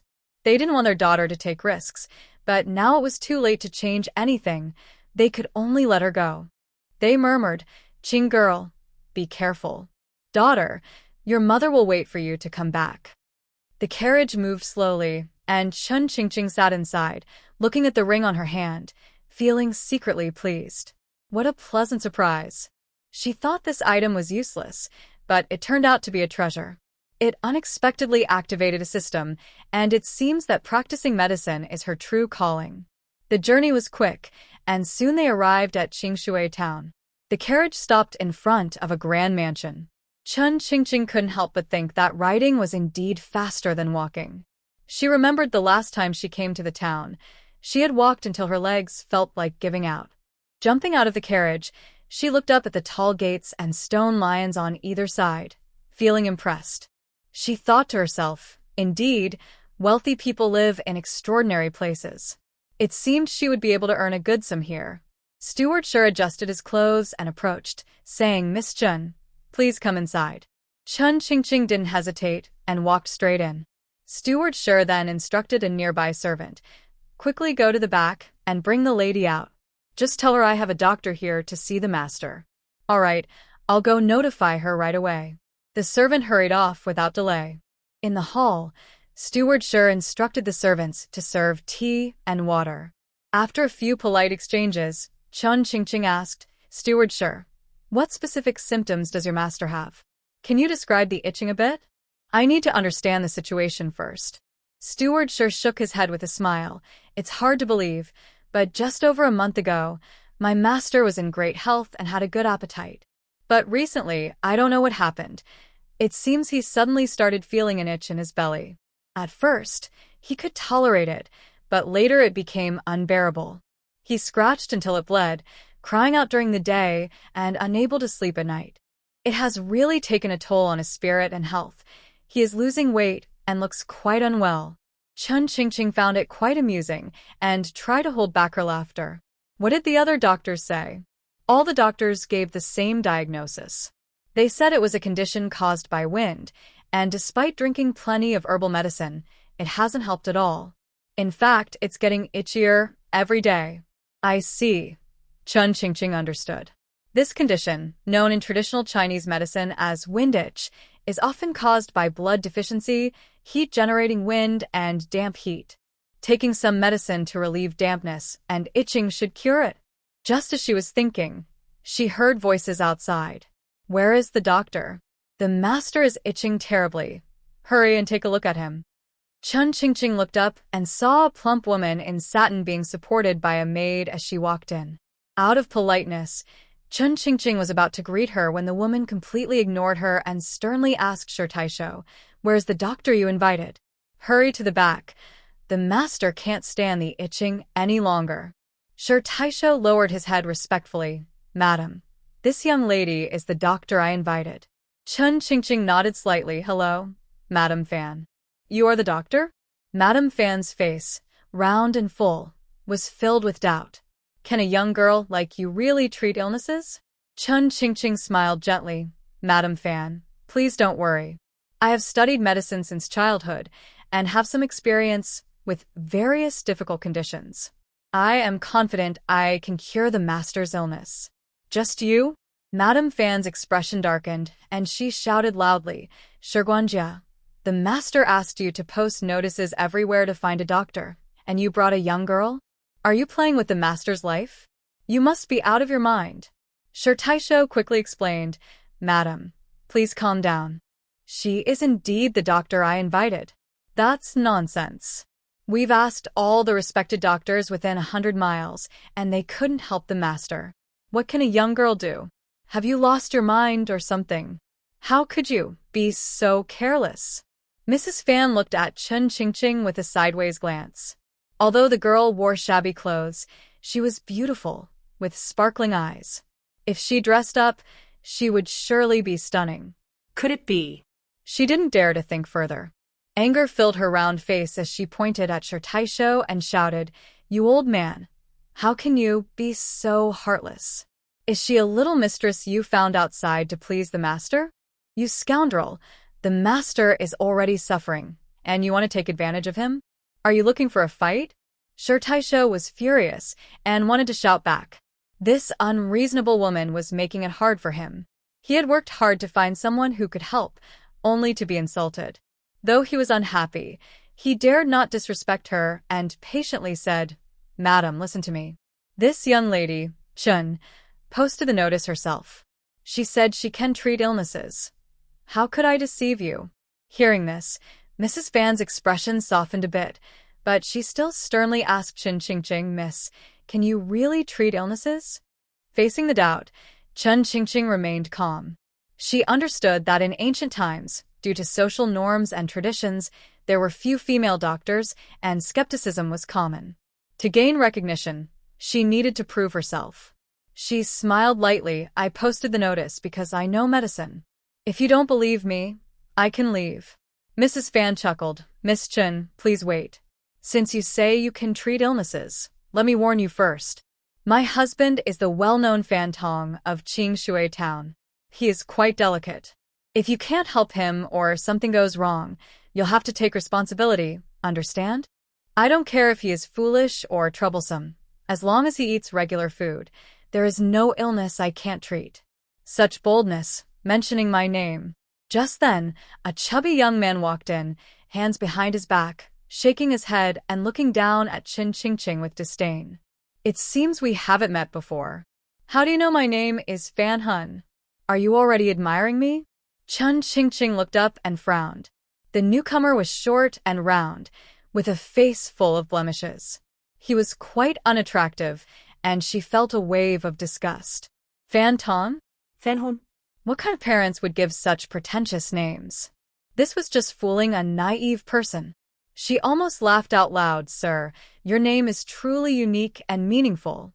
It can be said to have a powerful presence. I am honored to meet you. I am flattered. This young lady seems very wise to interpret my name so clearly. It feels like I have met a kindred spirit." Fan Hun felt happy, his excitement almost showing. He couldn't help but take a closer look at Chun Qingqing. Although she was a bit thin, her delicate features and bright, sparkling eyes made her quite charming. He was already a remarkable person, and with just one glance, he felt as if his soul had soared away, leaving him frozen in place. Seeing this, Mrs. Fan knew her son was daydreaming again and shot him an annoyed look. "Hunter, why aren't you in the back with your father? What are you doing here? Go outside." Fan Hun finally snapped back to reality, shook his head, almost losing his composure, and quickly wiped his mouth. "Mother, what does this young lady do? She looks quite nice, and I like her." "Look at you, just like your father," Mrs. Fan said, frustrated and unwilling to engage further. Taisho quickly stepped in. "Young master, this young lady, Chun, is the doctor I brought back for your father." "My apologies, I didn't realize Miss Chun was a doctor," Fan Hun said, his mind wandering. He extended his hand toward Chun Qingqing with a cheeky smile. "I've been feeling sore and having cramps lately. Could you please check my pulse and see what's wrong?" Seeing his flirtatious words and gaze, Chun Qingqing felt speechless. This man was truly inappropriate. Knowing he had ill intentions, she decided to scare him a bit and teach him not to offend a doctor. She feigned a serious expression. "Young Master Fan, your complexion is dull, your gaze is unfocused, and you have dark circles under your eyes. Without checking your pulse, I can tell you have injured one of your internal organs. If you don't pay attention soon, you might face serious health issues in a few years." Fan Hun grinned. "Are you joking? I just feel back pain. How can that be life-threatening? You're just talking nonsense." Mrs. Fan shot a fierce glare at Taisho. "Incompetent doctor. My Hana eats well and looks lively. She didn't even check his pulse and immediately claims he's dying. This is just ridiculous. Someone, get this fraud out of here." Taisho shrank his neck in fear, feeling uncertain about whether Miss Chun was capable. Fan Hun ate more than a pig. Despite his chubby appearance, he was in great shape and often visited lively places. After hearing her words, he thought he might not last 2 years. It was nonsense. He realized he had been fooled by this young girl. He quickly put on a smile and said, "Madam, please calm down. I can let her go if that's what you want." Shirtai Sho gritted his teeth, glaring angrily. "Miss Chun, let's say I was blind today. Hurry and leave. If you speak carelessly again, don't blame me for being rude." Chun Qingqing remained calm. "Steward Shi, what I said is the truth. Ask your young master if he has been feeling dizzy, cold in his limbs, and sensitive to the wind lately." Fan Hun shook his head. "Yes, I do feel a bit cold right now. That's a typical sign of kidney deficiency." "Kidney deficiency?" Fan Hun left carelessly. "They say 9 out of 10 men have this issue. I thought it was nothing serious. I have plenty of ginseng, deer antler, and other tonics at home. I drink a bowl in the morning and another at night, and I'll be fine in no time." "It's not as serious as you say." "I still have a lot of life to enjoy. I'm not going anywhere easily." "You must be a quack." Chun Qingqing raised an eyebrow and chuckled lightly. "Don't underestimate it. You think drinking ginseng will fix everything? You're being too simplistic. Let me tell you, don't take this back pain lightly. The kidneys are vital. Your symptoms, sore back, leg cramps, dizziness, are all signs of kidney issues. On the surface, you seem energetic, but your kidneys are overworked and toxins are quietly spreading. If you don't heed my advice, don't say I didn't warn you. Even a miracle won't save you then." You're talking nonsense." Fan Hun felt a bit scared. He realized that recently he had indeed been struggling in that area, and if what she said was true, he might not have much time left. He couldn't let that happen. He had several wives. If he were to die, he wouldn't be able to enjoy life anymore. Thinking of this, he felt a chill run down his neck, and his legs went weak. He opened his mouth wide and whimpered, "Mom, I'm scared. I don't want to die. You have to help me." Madame Fan glared at Chun Qingqing in displeasure. "My foolish son.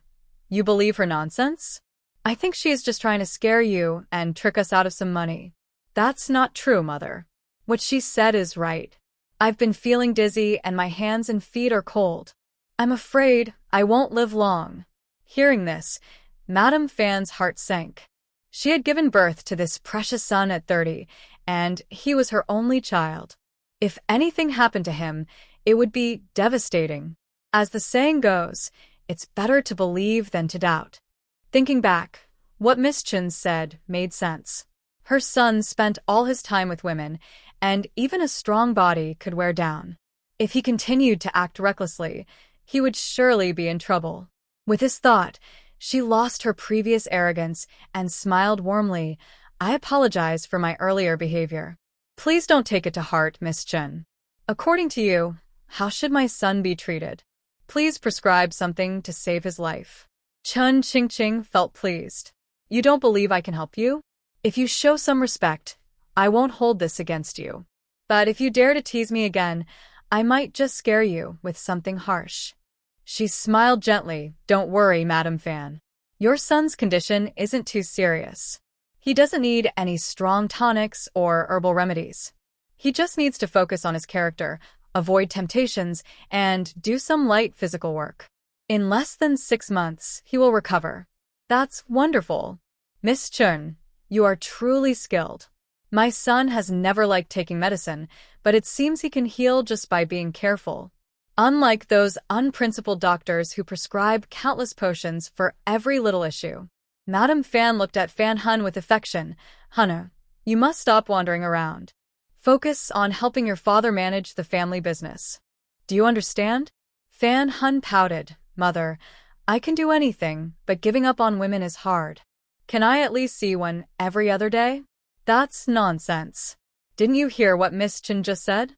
If you pursue women, even a deity can't save you." Fan Hun looked defeated. "All right, I'll try to hold back for 6 months." Madame Fan felt delighted. She had always urged her son to be more disciplined, but he never listened. Now this girl had convinced him with just a few words. No matter what, she seemed to have some skill, and her gaze towards Chun Qingqing softened. I'm sorry, but I can't assist with that. Such a pure and lovely young lady must have been brought here by that sycophant who thinks too highly of himself. Thinking this, Fan Tong became a bit flow-veered and awkwardly reached out his hand, saying, My dear, come here so I can appreciate you. Seeing this, Madame Fan was furious and slapped his hand away, saying, You old fool, what are you doing at a time like this? Fan Tong quickly came to his senses and pretended to be confused. What's going on? I'm all mixed up. Shirt eyes show new Fan Tong's character very well. Seeing him drooling, she realized he was distracted by Qin Qingqing and quickly put on a flattering smile, saying, Sir, don't misunderstand. This young lady is here to treat you.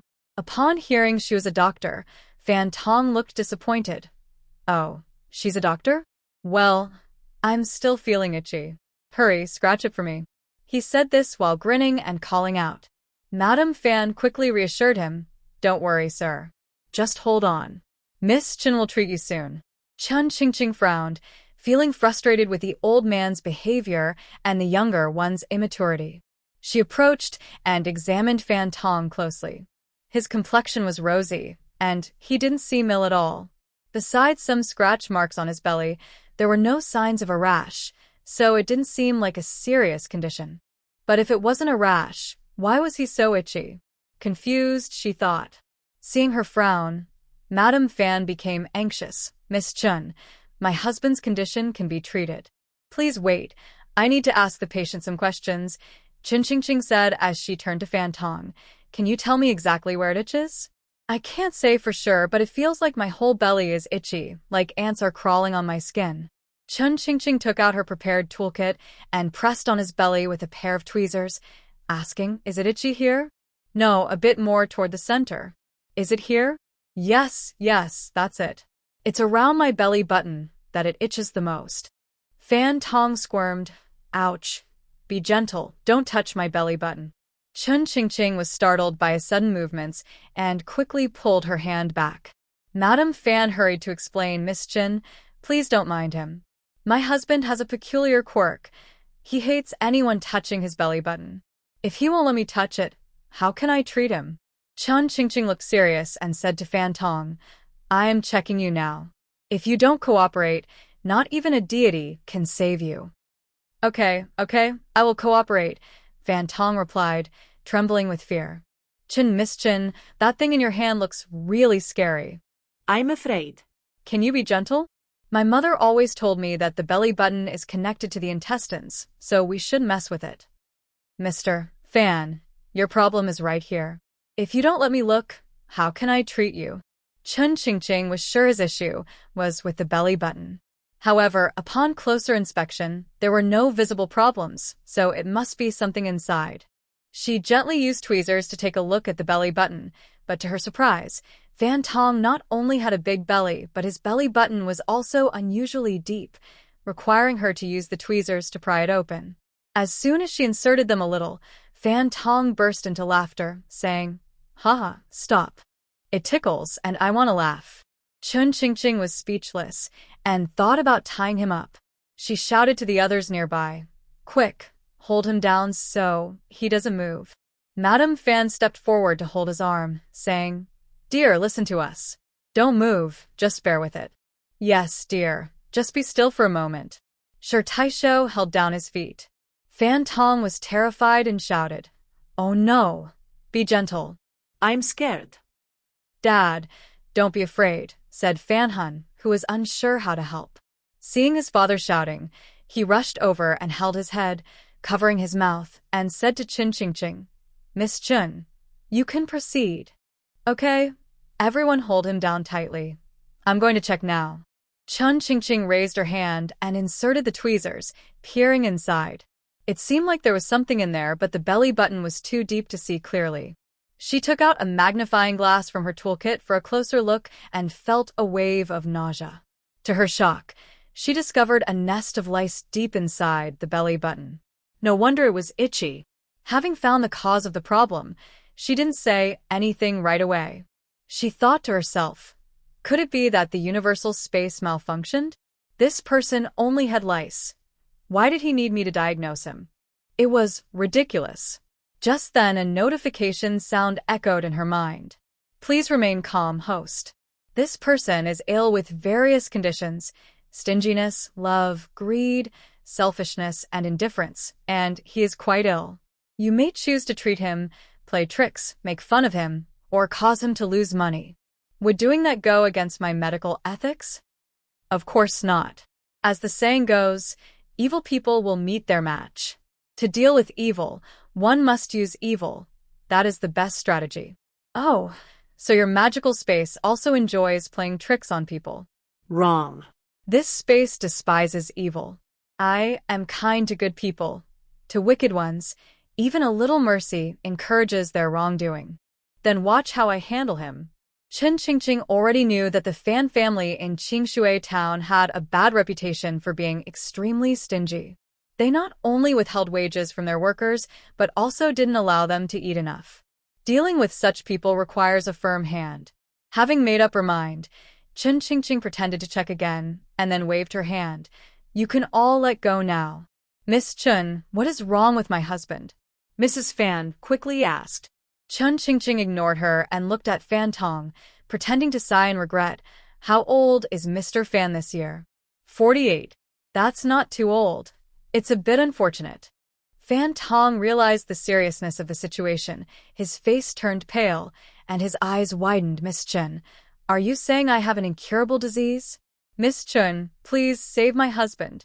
He can't die. Mrs. Fan was so frightened, she almost collapsed. Fan Hun was stunned, shaking his head and bursting into tears. Dad, my dear Dad, you can't leave me. If you die, what will I do? I've already thought about introducing you to the lovely girl from the Drunken Fragrance Tower. She's amazing and can take care of everything for you. If you die, you won't get to enjoy this wonderful experience. You foolish son. What nonsense are you saying? Mrs. Fan glared at him and murmured in complaint. Your father is on the verge of death, and you're talking like this. Aren't you making it worse for him? Master, I've followed you for half my life, and I never expected you to leave first. But don't worry, I will take good care of the lady and the young master. Even if you want more sons, I will do my best. Sure, Taisho was tearful, but inside, he was overjoyed. As long as this old man dies, he could find a few beautiful girls for that foolish son to keep him entertained. Then the Fan household would be under his control. The more he thought about it, the happier he became, almost laughing out loud. Fan Tong was annoyed by their chatter, nearly choking in anger. He glared at them. I'm still alive, and you're already wailing. Everyone, be quiet. The crying suddenly stopped. Mrs. Fan wiped her tears and asked, Miss Chen, what illness does my husband have? Can it be cured? Chen Qingqing shook her head and sighed, then began to fabricate a story. Mrs. Fan, to be honest, your husband's illness is indeed caused by a wind. But it's not just any wind. It's a rare and harmful one, known in ancient times as the decaying belly button disease. What? Decaying belly button disease? Mrs. Fan was so frightened that she didn't know what to do. Miss Chen, what kind of illness is that? Chen Qingqing's expression turned serious. The belly button is the foundation of the organs, connecting vital energy to the heart and kidneys. Your husband's illness starts with itching, then pain, and finally leads to decay. If it progresses to that point, it could be fatal.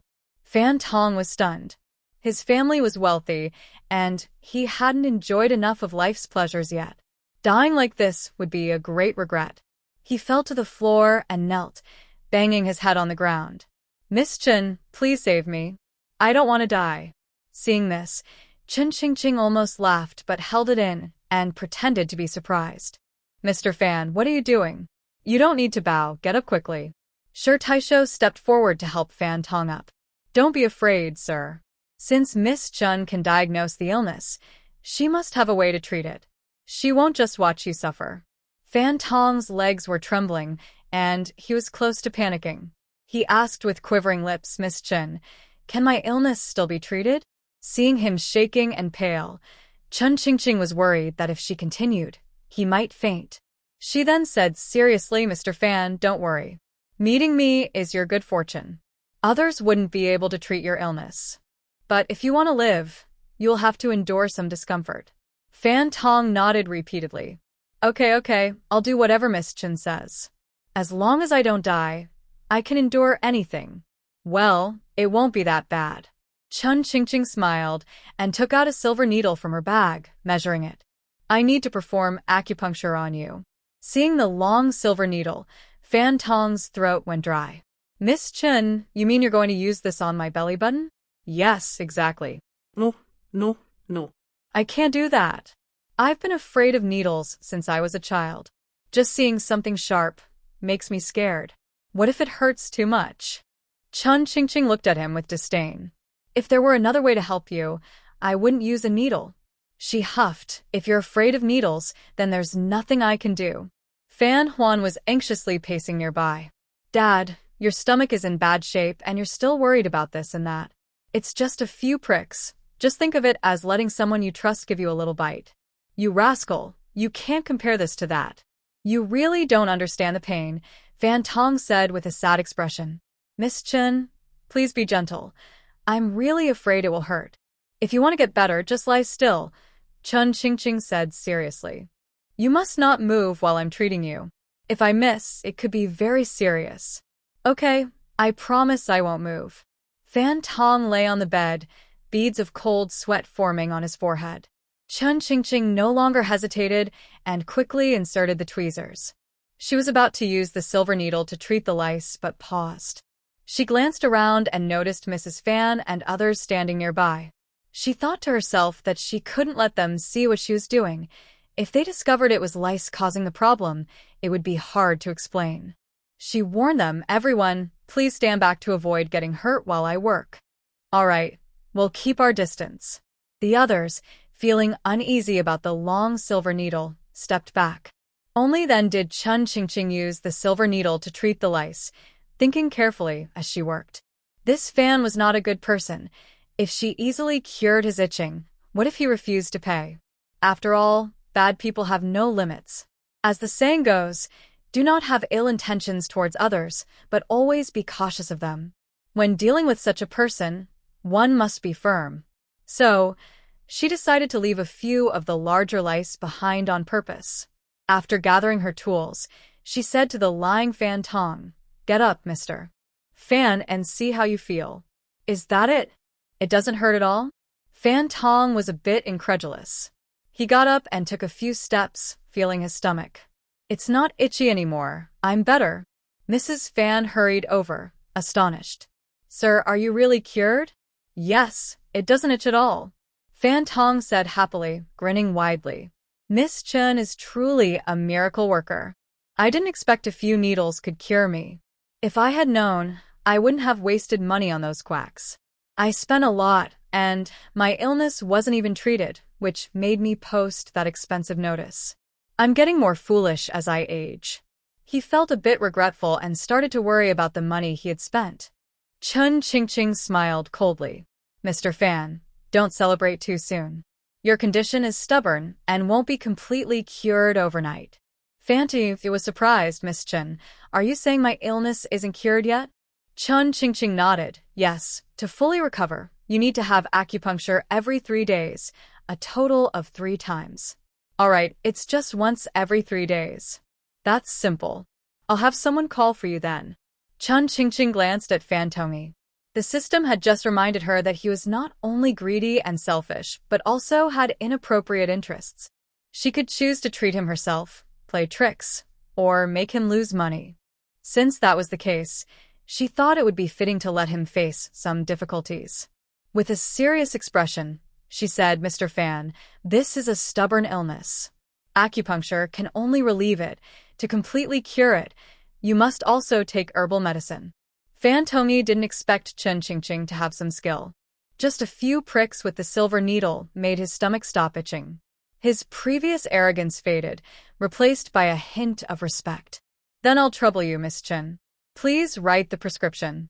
Chun Qingqing smirked inwardly, thinking he was a lecher who tried to take advantage of her. Today, she would make sure to treat him properly. She pretended to hesitate, Mr. Fan. What you say is true. but this prescription is quite special. I'm afraid you might not be able to take it. Miss Chun, don't say that. I just said, as long as it saves my life, I would even eat anything. Fan Tomi waved to Sir Taisho. Hurry and prepare paper and ink. Yes, sir, I'll get it right away. Sir Taisho quickly prepared the writing materials. Chun Qingqing wrote out a prescription and handed it to Fan Tomi.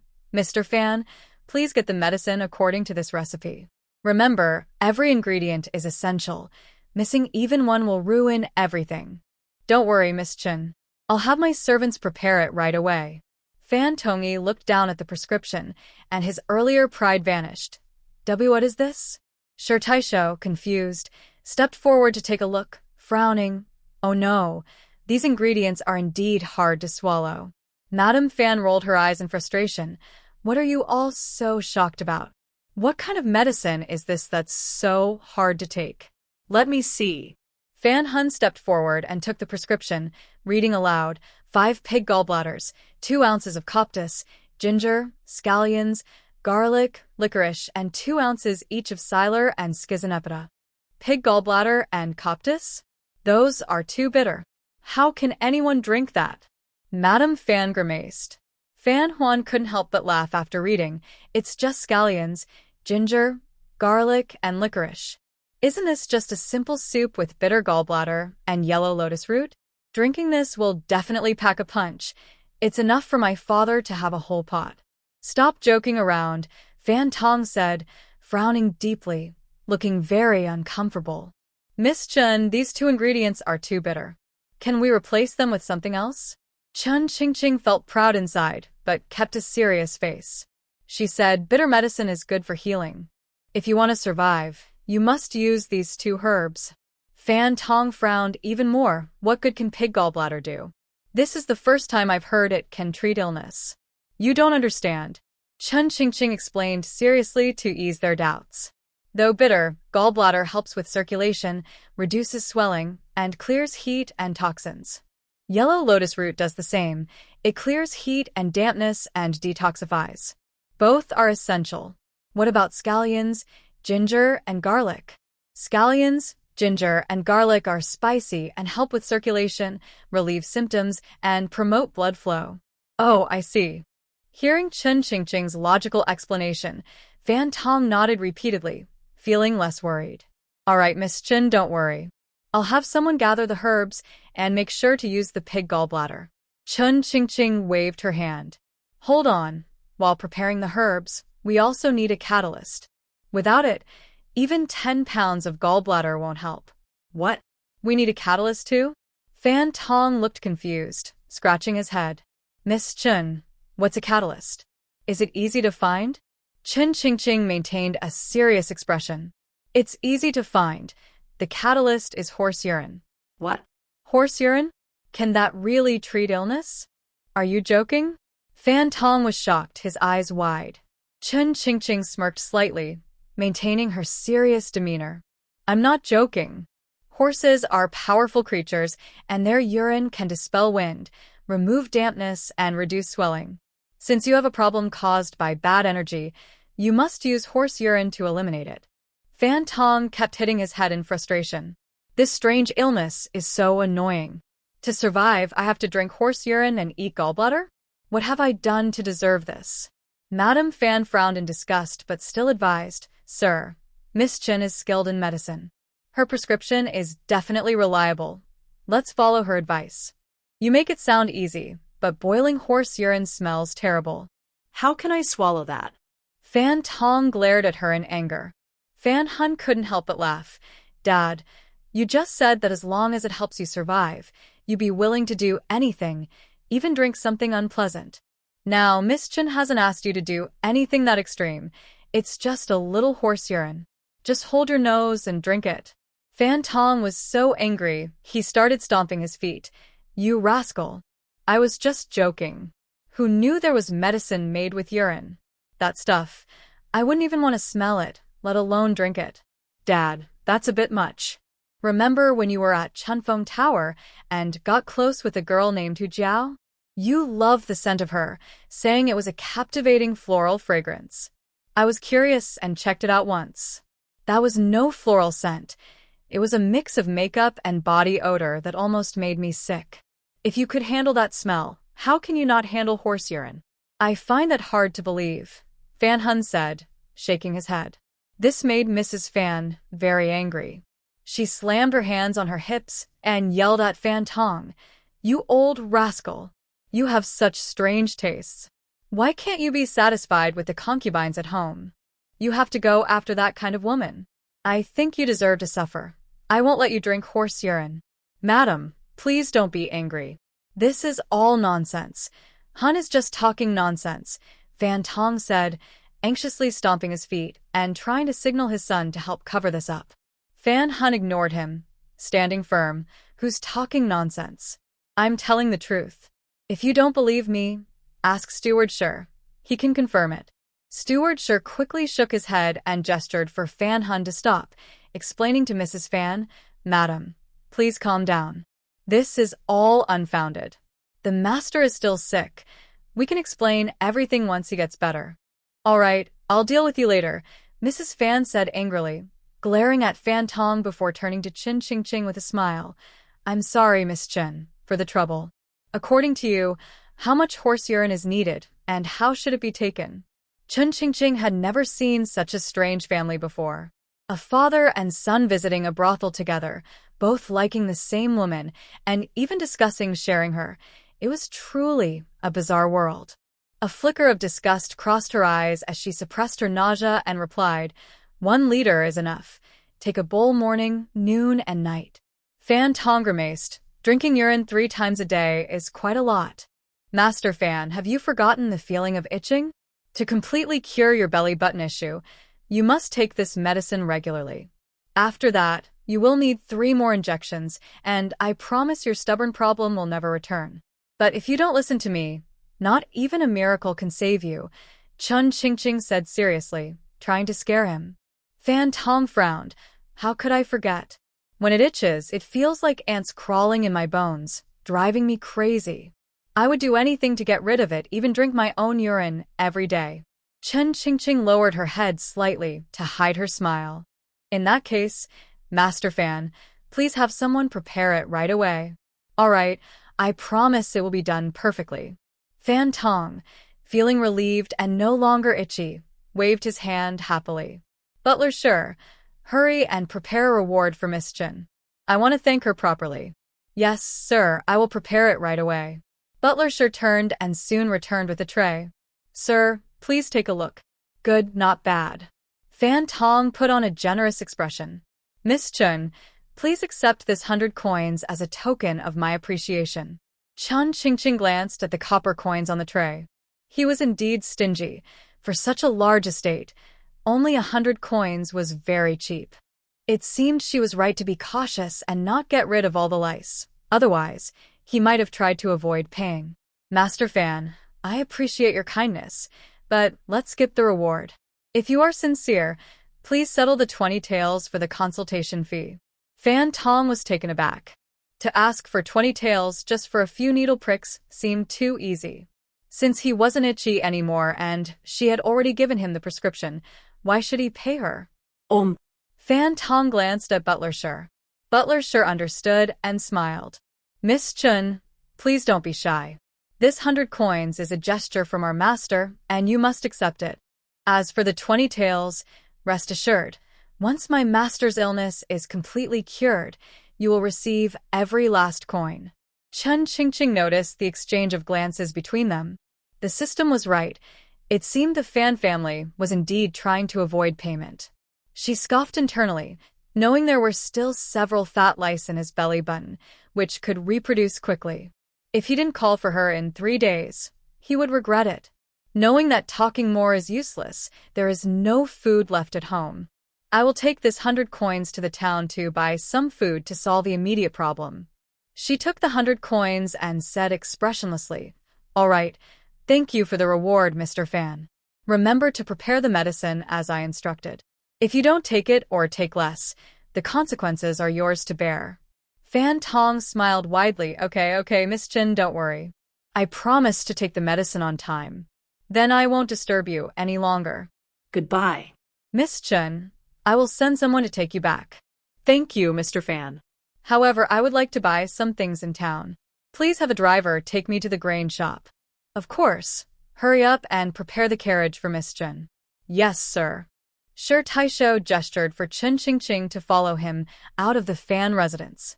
Fan Hun watched Chen Qingqing leave with reluctance, thinking, Dad, I really like this Miss Chen. Why did you let her go? Wouldn't it be better for her to stay as my concubine? Fan Tong shot him a stern look. Forget that idea. I like pretty girls too. If anyone is to have a concubine, it should be for me, so stay out of it. All right, Dad. I'll send it to you first. Although Fan Hun was a bit foolish, he didn't dare go against Fan Tong. Chen Qingqing held the 100 coins in her hand, smiling wryly. Earning money is really hard. She figured that Fan Tong wouldn't come looking for her to treat him in 3 days, which is good. If he doesn't suffer a bit, how will he learn? She smirked. Fan Tong, you think you're clever, but you didn't realize I have a trick up my sleeve. Enjoy the discomfort, and next time you invite me, I won't be so merciful. After leaving the Fan residence, Chen Qingqing thought of her parents' worried expressions and decided to hurry home after buying rice. At the grain shop, rice was 20 coins per liter, corn was 5 coins per liter, and flour was 15 coins per liter. Chen Qingqing knew that 1 liter is about 4 pounds of rice. She calculated that if she only bought rice, she could get 10 pounds, which would last 5 or 6 days. That's too little. Her parents were already worried about food every day. If she only bought rice, they wouldn't feel at ease. It would be better to buy more corn. After all, having rice at home would bring some peace of mind. Thinking of this, she made a firm decision and bought 15 liters of corn. With the remaining 25 coins, she bought a pound of pork, since Chen Han was growing and needed some extra nutrition in his diet. Looking at the items on the cart, she shook her head and smiled. How could she spend 100 coins so quickly? Touching the ring on her hand, she thought, System, I just played a prank on Fan Tong. Is there a reward? A sound chimed, Host, don't worry. Everything has its own timing. What is meant for you will come in due time. Chen Qingqing felt frustrated. Oh, magical ring. Are you really better than a lantern spirit? Please don't doubt my abilities, the system replied. All right, I hope you won't let me down. In Nanshan village, Chen Zhanshan and his wife were anxious, worried about their daughter. How is Qing girl doing right now? What if Master Fan is not kind? What should we do? Lin Shi's eyes were filled with tears. Zhanshan, why hasn't Qing girl come back yet? I'm feeling uneasy. Chen Zhanshan sighed and shook his head. Let's wait a bit longer. Didn't the village head just say that our Qing girl knows how to handle herself? He told us to stay home and not worry. Lin Shi's eyes were red. Our daughter can't even recognize many herbs, let alone treat someone. Going to the Fan residence is like walking into a trap. Husband, do you think Qing girl is panicking? She can't treat anyone. This is just reckless. Calm down. If she doesn't come back before dark, I will go find the village head, and we will go to the Fan family to bring her back, Chen Zhanshan reassured her. Lin Shi shook her head, a bitter smile on her lips. It's easy for you to say. The Fan family is wealthy and powerful. What good would it do for the village head to go? Our Qing girl can't treat anyone, and if the Fan family turns against us, who will we turn to for help? What can we do then? Just wait here? Chen Zhanshan gritted his teeth, fists clenched. No, we can't just wait at home. I'm going to the Fan family right now. Even if it costs me my life, I will bring Qing girl back. If they act recklessly, I'll go to the county office and demand justice. Husband, you can't go and file a lawsuit. There's a saying that if you don't have money, don't go to the court. We're so poor we can hardly feed ourselves. We wouldn't win a lawsuit anyway. Chen Zhanshan was momentarily at a loss. He knew his wife was right. Even if he went to demand justice, it would be useless. The Fan family was too powerful, and this time, Qing girl was likely in serious trouble. It was all his fault for not being capable. If he could earn money, their daughter wouldn't have to rush to the Fan residence in a panic. Just then, Chen Han rushed in like a gust of wind. Dad, Mom, my sister's back. The two were immediately delighted and stood up together. Xiao Han, where is your sister? Lin asked eagerly. I saw her when the carriage just entered the village. She should be home soon. Let's wait at the door, Chen Han said, turning and running outside. Chen Qingqing jumped off the carriage and saw Chen Zhanshan and Lin standing at the door, looking worried. She smiled and cheerfully called out, Dad, Mom, I'm back. Lin quickly stepped forward, grabbing Chen Qingqing's arms and looking her up and down. Qing girl, you're back. Did anyone trouble you? Chen Zhanshan's voice was hoarse. Yes, Qing girl. You weren't mistreated, were you? Chen Qingqing spun around with a smile. Dad, Mom. Don't worry, I'm doing just fine. That's good to hear. That's good. Chen Zhanshan nodded happily. Chen Qingqing thanked the carriage driver from the Fan family and took the items from the carriage, handing them to Chen Zhanshan. Dad, this is corn and 2 pounds of pork. Chen Han's eyes lit up at the sight of so much food. Great. We can eat meat today. Lin looked at the full bag of corn, which must be at least 10 liters. Where did her daughter get the money to buy so much corn? She hoped she hadn't done anything wrong. With a worried expression, she asked, Qing girl, where did you get the money? You didn't do anything bad behind my back, did you? Chen Qingqing knew what Lin meant by bad things. She raised an eyebrow and smiled. Dad, Mom, I treated Lord Fan's illness and cured his itching. He rewarded me with 100 coins, so I bought 15 liters of corn and 2 pounds of pork. Let's have a nice meal today. Good, my daughter is capable. Chen Zhanshan looked at the bag of corn with tears in his eyes. The whole family would finally not go hungry. He never dreamed he could eat rice bought with his daughter's earnings. He felt so lucky. Lin still had doubts in her heart. Qing girl, is that true? Mom, this is the hard-earned money I made treating Lord Fan. You can trust me. I won't do anything bad. But when did you learn medicine? Seeing Lin's doubtful expression, Chen Qingqing casually replied, Mom, a few days ago, my grandmother hit me with a stick, and I fainted. In my days, I found myself in the Underworld. The King of Hell told me that my life wasn't over, and that I was a good person in 10 lifetimes, always helping others as a doctor. He said I shouldn't live a hard life, so he infused me with a beam of light, and when I woke up, I found I had become very smart and learned medicine on my own. Lin laughed and said, You silly girl. You say such funny things to make me happy. Chen Qingqing hugged Lin's arm and acted cute. Mom, I'm telling the truth. If anyone asks about you, just say I learned medicine from a wise person when I was young, or else they might think I'm a monster. Okay, I understand. If anyone asks, I'll say my Qingqing's medical skills come from a wise person, Lin replied with a smile. She was just happy that her daughter was safe, and she didn't care how she learned medicine. Chen Zhanshan also smiled. All right, Qingqing must be tired. Let's talk more at home. Yes, let's go back inside, Mom, Lin said, taking Chen Qingqing's hand and leading her into the house. In the next yard, old Chen sat with a worried look on his face. He was anxious because tomorrow was the big day, but the eldest son's family hadn't come to apologize as the old woman suggested. If they didn't send Qingqing to the butcher on time, it would cause a big mess. That would be embarrassing, and they would have to return the bride price. But the money was already given to the third son, so where would they get more? This was just causing trouble. He blamed that foolish old woman for insisting on a family split.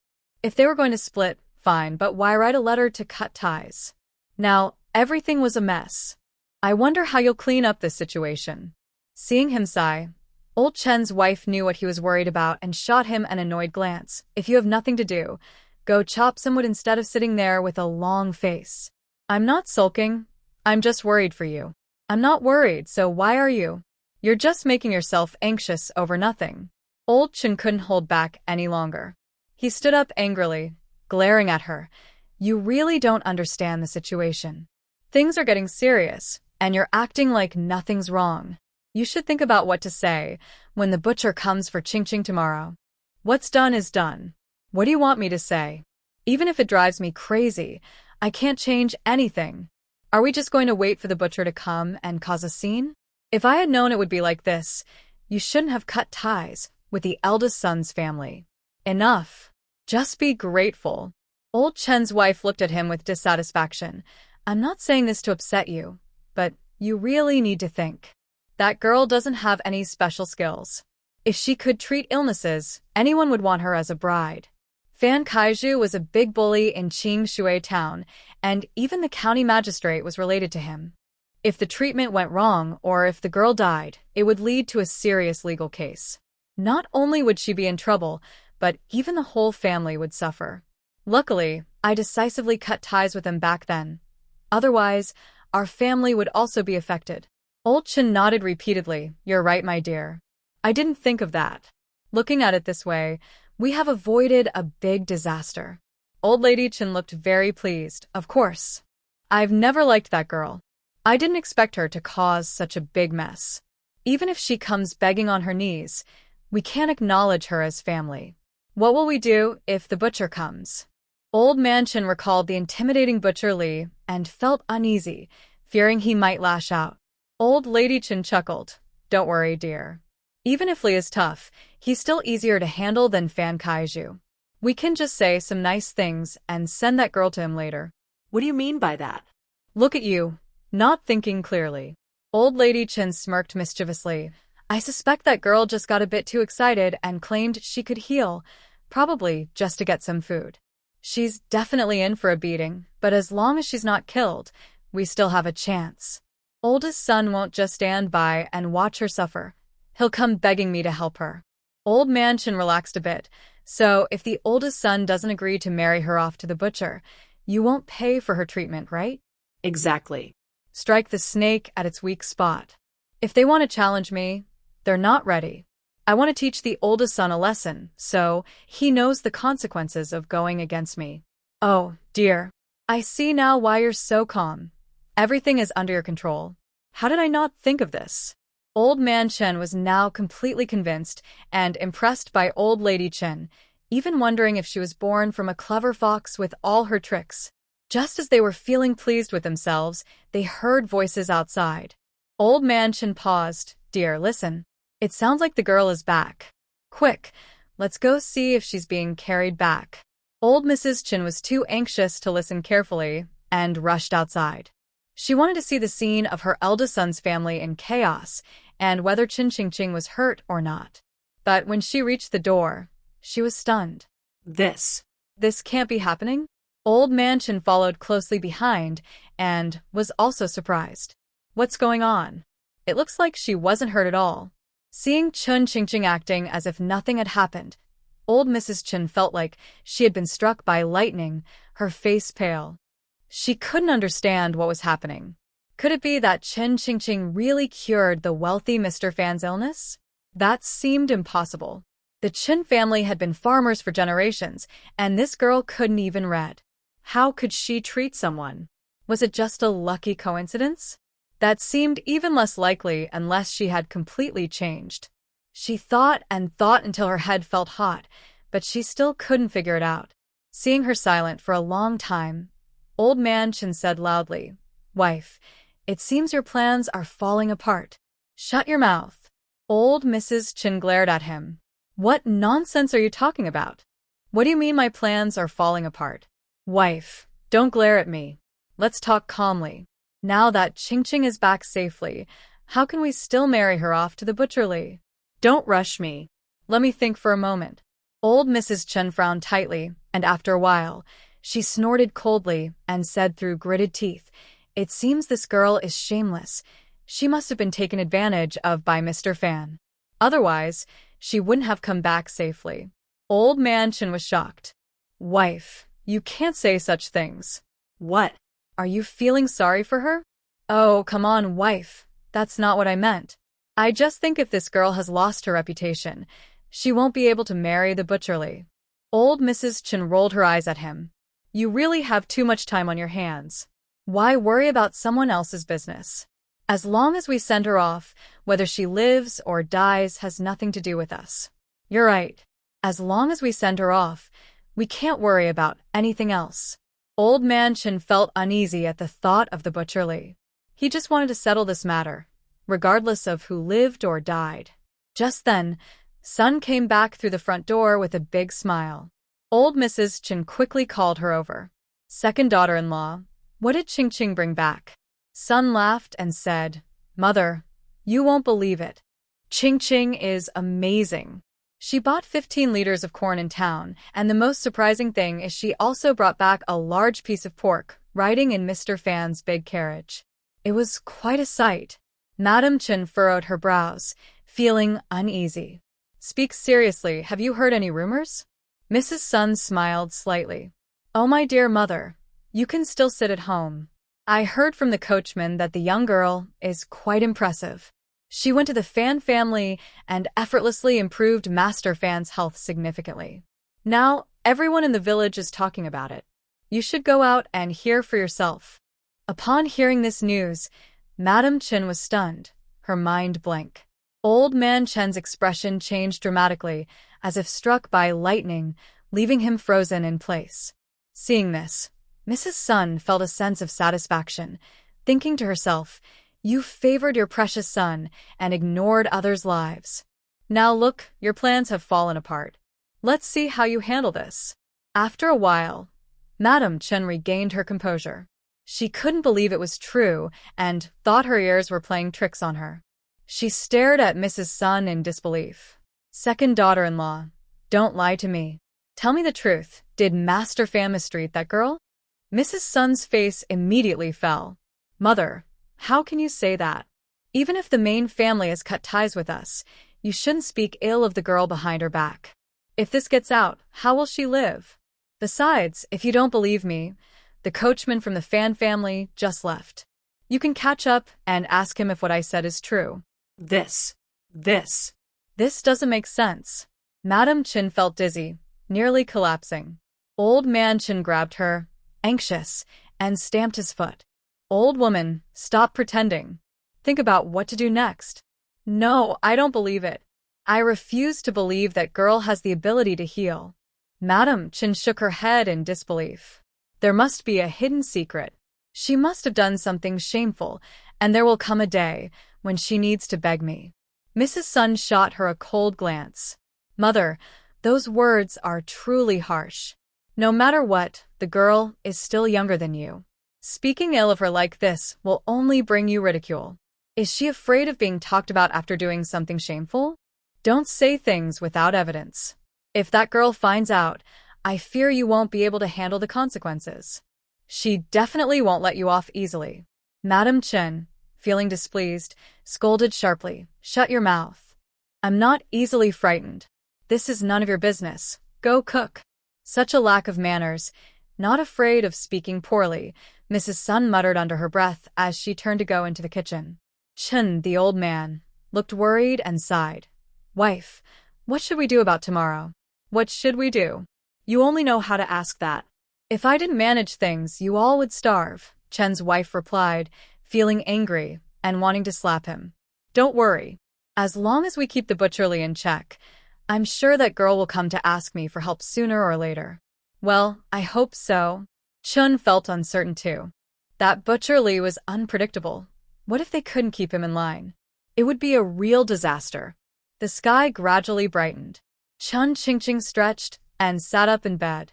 She planned to go back to the Wild Wolf Valley today to dig up the Ginseng King and collect some herbs to make a bit of poison for emergencies. Next time she visited the Fan family, if Fan Tong acted improperly or spoke disrespectfully again, she wouldn't mind getting even. As she stepped outside, Lin had already prepared breakfast. Seeing her up, she said, Ching girl, you're awake. Go wash your face and eat. Okay, Chun Ching replied, heading to the basin with clean water. Looking down, she saw her reflection, a pretty face without any makeup, just naturally beautiful. The scab on her forehead had healed, leaving only a faint pink mark that would likely fade away without scarring.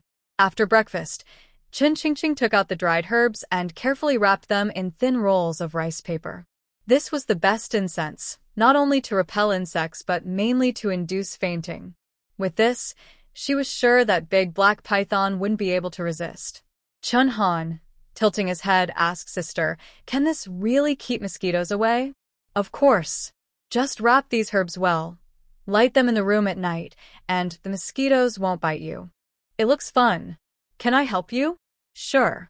Chun Qingqing handed him the prepared mixture of mugwort and mint. You can wrap these. Chun Han nodded with a smile. Okay, leave it to me. Chun Qingqing finished wrapping the incense for the python and put them in her bag. These were poisonous and couldn't be mistaken for mosquito repellent. It would be a problem if someone used them incorrectly. After finishing the last stick of incense, Chun Qingqing stood up and went inside to grab her backpack. Digging for ginseng wasn't like collecting herbs. It required precision. Not only did she need to tie a red string to identify the ginseng, but she also needed special tools. Since they didn't have deer bone picks or mallets, she had to use a awl instead. As for the ginseng knife, it can be replaced with a surgical knife from her space. She also found a small shovel and a small pointed tool, and then she was ready to head into the mountains. Just as she was about to leave, a loud, angry shout erupted from outside the yard. Anyone who can breathe, get out here quickly. Looking up, she saw the butcher, Li, blocking the entrance with a fierce expression. Chun Qingqing sighed. He just wouldn't leave her alone, and it seemed she wouldn't be able to go out anytime soon. Chun Han's piece of rice paper trembled and tore with a rip. Sister, that bad guy is back. Don't be afraid. He won't dare to do anything to me. Chun Qingqing said coldly, wanting to see how the Qin family would deal with the butcher. In the neighboring yard, everyone felt a shiver at Li's shout. Old man Chen's legs went weak, nearly making him sit down. Wife, that troublesome guy is here. Old Lady Chen stiffened, not expecting the butcher to block their door so early in the morning. She felt anxious, but had to muster her courage and step outside. Chun Zhanliang and Sun looked at each other and followed her out. Li the butcher and matchmaker Zhao were shouting at the door, followed by two large bald men with intimidating faces. One had a crooked neck, and the other had a scar across his face. They looked like trouble. Old Lady Chen's heart raced with fear. One was already hard to handle, and now there were two. Her legs trembled, and her face turned pale. Gritting her teeth, she approached them with a forced smile. Sister Zhao is here. Please come in and sit down with your son-in-law. Old sister, don't try to sweet-talk me, Zhao said, raising an eyebrow and frowning. What is this? You promised to send the person over yesterday, but where are they? My nephew and I prepared a feast and invited guests, only to be stood up by you. I'm a well-known matchmaker in the area, and no one has ever played me like this before. You're ruining my reputation. Old Lady Chen smiled nervously. Sister Zhao, you must be mistaken. I would never stand you up. Don't worry, I will definitely keep my promise. Zhao scoffed. If that's the case, then don't make us waste our time. Hurry up and call the bride out. Li the butcher glared and grinned. Where's my bride? Call her out quickly. I must carry her back today. Old Lady Chen chuckled awkwardly. Son-in-law, please don't rush. Qing girl has been unwell these past few days. The doctor said she can't leave the house yet. Once she gets better in a few days, I will definitely send her to you. Yes, son-in-law, what your grandmother said is right. Just go home and wait for a bit. Old Chen was also helping out nearby. Li the butcher was already a bully in Qingshui town, using his strength to intimidate others. No one dared to act tough in front of him. Seeing Old Chen and his wife trying to distract him, he immediately got angry. What's going on? Is the girl sick? Are you trying to fool me? Do you think I'm an idiot? If you two old folks don't want me to get rough, hurry up and bring her out. I must have her tonight. Old Chen's wife forced a smile. My dear son-in-law, you're joking, right? If she's unwell, how can you be with her? What if her condition worsens or something happens? Just listen to me and wait a few more days until she feels better. I'll personally bring her to you. Stop talking nonsense. If she's in trouble, that's her bad luck. I'm taking her away today. Old Chen's wife panicked and tried to smooth things over. My dear grandson, as the saying goes, good things come to those who wait. You'll have your chance. Just be patient for a few days, and you'll get to enjoy it. Li the butcher angrily pushed Old Chen's wife aside, glaring at her. What are you blocking me for? I think you're tired of living. Hand over the bride now, or you'll regret it. Zhao the matchmaker frowned. Sister, your actions are not fair.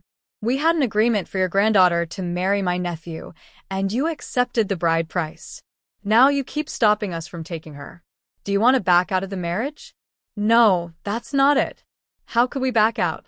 Then stop stalling and bring her out. If you annoy my nephew, you'll have to deal with the consequences. Old Chen's wife felt a wave of fear wash over her. She had planned to discuss delaying things with Xiao the matchmaker for a few more days. As long as Li the butcher agreed, even if the eldest son's family didn't comply, she could use the little bit of medicine she had on the girl. Then she could send her to Li the butcher, and once things were done, it would be up to the girl's fate. But she never expected Li the butcher to show up at her door so aggressively. Now, he wouldn't listen to reason, and she couldn't find a way to handle the girl. What should she do? Old Chen's wife was sweating nervously and continued to persuade. Son-in-law, listen to me. Just go home for a couple of days, and I promise to bring her to you. Isn't that fair? I'm getting impatient waiting here, and you still want me to wait. Li the butcher waved his hand to the two bald men behind him. Come on, let's go to the yard to pick up the bride. Seeing this, Grandma Chen almost fainted. Last time, she barely got rid of him. If he found out the truth about her and her eldest son's family splitting up, that fierce and unreasonable man would surely make her suffer. She quickly raised her arms to stop him. Son-in-law, you can't go. Let me explain. You old hag, get out of my way. Li the butcher glared and pushed Grandma Chen aside, walking in with the scar-faced man and the squinting man. As soon as the scar-faced man entered the yard, he spotted Qin Qingqing standing under the cow shed and pointed. Big brother, is that girl our new sister-in-law? Li the butcher's eyes lit up when he saw Qin Qingqing, and he grinned. That's right, she is your new sister-in-law. She looks pretty good. Big brother, you sure are lucky. The scar-faced man laughed in a teasing manner. Of course. I spent 50 taels of silver for her. Li the butcher approached Qin Qingqing, grinning. My dear, your husband is here to take you home. Qin Qingqing, looking serious, warned loudly Li the butcher. I'll say it again. I am not your bride. There's no one here you're looking for. If you keep making a scene, I'll report you to the authorities for slandering my name. The squinting man smirked, shaking his leg. Wow, you dare to threaten us with the authorities? Our new sister-in-law sure has a sharp tongue. The scar-faced man laughed arrogantly, right? We've already taken the silver, and now you want to back out? If you say another word, we'll tear down your doghouse. Hearing the commotion, Chen Zhanshan rushed out from a house, standing protectively behind Qin Qingqing, and shouted angrily, You beasts, don't bully my daughter. Breaking into someone's home in broad daylight, is there no law? If you don't want me to report you, get out of my house now. The scar-faced man rolled up his sleeves, cracking his knuckles. Who are you calling a beast? Do you want to get hurt? He was about to make a move. Li the butcher quickly raised his hand to stop him. Scar, don't be reckless. This is my father-in-law. No wonder he talks back. Turns out he's Big Brother's father-in-law. The scar-faced man sneered. Chen Zhanshan's face turned dark. My daughter is not engaged yet, so stop spreading nonsense and leave my house immediately. The butcher snorted disdainfully. Old man, don't get so angry. Once I get the person, I'll leave right away.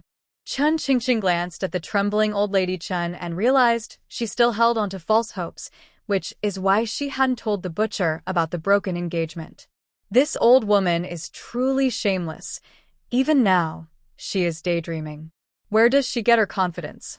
Qin Qingqing's eyes were cold as she looked at the butcher. I'll say it again. My family has severed ties with Qin Zhongho's family. The bride price was taken by old lady Chen, so if you want a new bride, go ask her. Don't cause trouble at my home. The butcher laughed loudly, clearly not believing her. Old lady Chen had taken 50 taels of silver. How could they possibly break off the engagement now? This girl must be lying, because she doesn't want him. He put on a sly expression. I say, lady, why do you keep saying that? Can't you come up with something else? You think I'm easy to fool? Qin Qingqing didn't want to waste more words. She pulled out the engagement severance document from her pocket, unfolded it, and held it out to the butcher. Look closely. It's clearly written in black and white. If you don't want to face charges for trespassing, get out of my house quickly. What is this? I can't read. The butcher stared at it for a long time without understanding, then turned to the crooked-necked man beside him. Xia Yan, can you read? Hurry up and see what it says. The crooked-necked man blinked for a while, then leaned close to the butcher's ear and whispered, "Brother, it's true. This girl and that old woman really have severed ties. We should leave quickly and not get involved with her. If this escalates, we'll definitely end up in court. That old woman really tricked me." The butcher gritted his teeth, his face trembling with anger. He turned to old lady Chen behind him. "You old hag, what is going on?" Matchmaker Zhao also came up from behind, straining to see, shaking with anger as she shouted, "Old lady Chen, you shameless old woman, you've really put me in a terrible situation. What kind of mess have you created?" Old lady Chen was already scared stiff, her voice trembling as she said, Don't be so hasty. Let's go back inside and discuss this. We've already severed ties. What is there to discuss?" Matchmaker Zhao pointed angrily at old lady Chen. "Is it fun to deceive people like this? Hurry up and say how we should handle this." Old lady Chen's face turned pale as she stammered, "This is all my fault, but don't worry, we can discuss it calmly." Chen old lady was extremely anxious. Li the butcher gritted his teeth. "There's no point in discussing this. You're going too far. If I don't tear down your doghouse, I won't be able to calm down. You're really overstepping your bounds. I think you all are tired of living," Scarface spat, waving his hand angrily. "Let's go. Tear down their doghouse." This move scared old man Chen so much that he almost wet his pants. He was worried that if these people really got angry and tore down the house, where would his whole family live?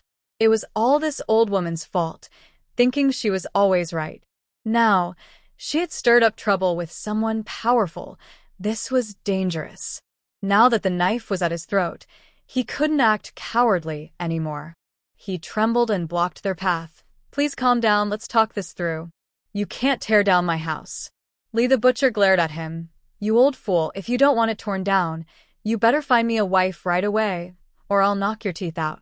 "Yes, give us a clear answer quickly, or you'll regret it," Scarface threatened, shaking his fist. "Please, let's not resort to violence. We can discuss this." Old man Chen had farmed all his life and had never faced such a situation. He was so scared that he could hardly speak. Old woman stopped standing there in a daze. "Hurry up and say something to stop them from tearing down the house." Chen old lady was heartbroken. If she had known this would happen, she would never have cut ties with the main family. It was her own fault for being so self-righteous and making decisions alone. Now, she was suffering the consequences. But there's no remedy for regret. Now, she could only delay for a day, waiting for the right moment to use the sleeping medicine on that girl and send her to Li the butcher's house. That would solve the problem. Otherwise, there was really no good way to resolve this. Thinking of this, she looked at matchmaker Zhao and forced a smile that was worse than crying. "Sister Zhao, I beg you, please talk to your nephew. Don't get angry. Let's sit down and discuss this." Matchmaker Zhao had a cold expression. "What do you want me to say?" "My nephew will tear down your house and make you beg for mercy. If this goes to court, you might even be accused of fraud. At this point, you better think of a solution." Li the butcher shook his face in anger. "Hurry up and get me a bride, or you'll regret it."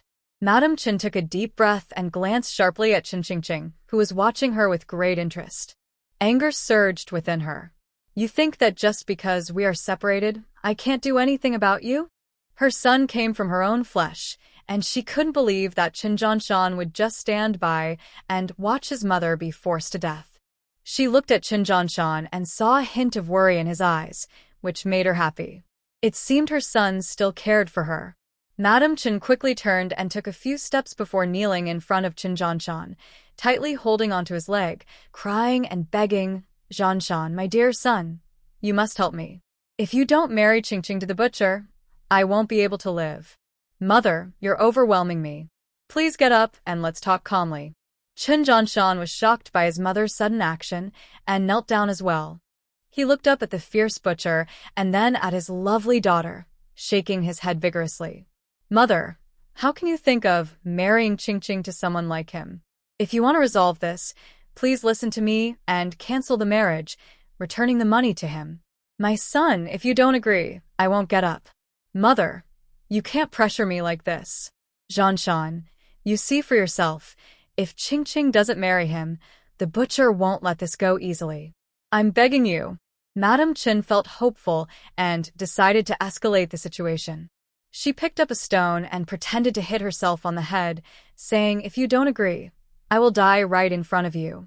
Chen Zhanshan quickly stopped her, clenching his fists, his eyes red. Faced with her cries, he found it hard to refuse, but he couldn't bear to marry off his daughter either. He was in a difficult position. Madame Chen cried, waiting for her son's response. Everyone was shocked by Madame Chen's actions. The butcher rubbed his hands together, staring intently at Chen Zhanshan, hoping he would agree to his mother's request so he could take the fiery Qingqing home. Ever since she had bested him last time, he couldn't get her out of his mind. He genuinely liked her, and if he could marry her, he vowed not to hurt her, especially since he seemed unable to defeat her. Old man Chen felt a sense of pride. His wife was quite clever, and their eldest son was dutiful. At this point, he knew he wouldn't refuse. Chen Zhanliang felt a cold sweat in his palms and looked at Qin Qingqing with sympathy. His older brother had always been obedient, and under their mother's pressure, he would surely give up resisting. Qin Qingqing smiled, realizing it was a clear attempt at moral manipulation. Even at this point, they still wanted to trick her. She stepped forward and firmly pulled Qin Zhanshan, saying, Dad, who are you calling mother? Our family has already been driven out by Grandma Chen. She said she wants nothing to do with us, and whether she is alive or dead has nothing to do with you. Chen Zhanshan suddenly snapped out of his daze, and his gaze toward Grandma Chen lost its warmth. He coldly said to Qin Zhanliang, quickly take your mother back. We've already severed ties, and you still want to scheme against my daughter? Don't force me to report you to the authorities for trying to abduct a good girl. The last shred of hope for Grandma Chen collapsed. She glared fiercely at Qin Qingqing, thinking, you wait. I won't rest until I make you pay for the humiliation I suffered today. Qin Qingqing met her vicious gaze with raised eyebrows and a provocative smile. Everyone can take advantage of a situation, right? She smiled at the matchmaker. Aunt Zhao, since Grandma Chen took your money and won't return the bride, and she doesn't want to break the engagement, the Chen family has more than one granddaughter. Aunt Zhao's eyes lit up. Thank you for the reminder, Qing girl. I almost forgot. Qin Qingqing waved her hand generously. No need to be polite, Aunt Zhao. I just didn't want you to lose everything. But Butcher Li felt a bit regretful. His reputation was already terrible, making it hard to find a wife. Since Grandma Chen had another granddaughter, he could settle for that. He immediately smiled broadly. Aunt Zhao, is that girl pretty? I don't want an ugly one. Don't worry, nephew. I saw her once before.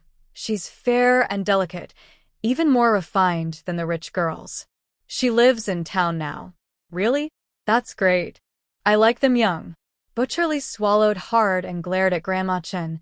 Stop stalling and take me to see your granddaughter. Grandma Chen's eyes turned white with anger. That girl was trying to bring trouble to her precious granddaughter. Wan was her pride and joy.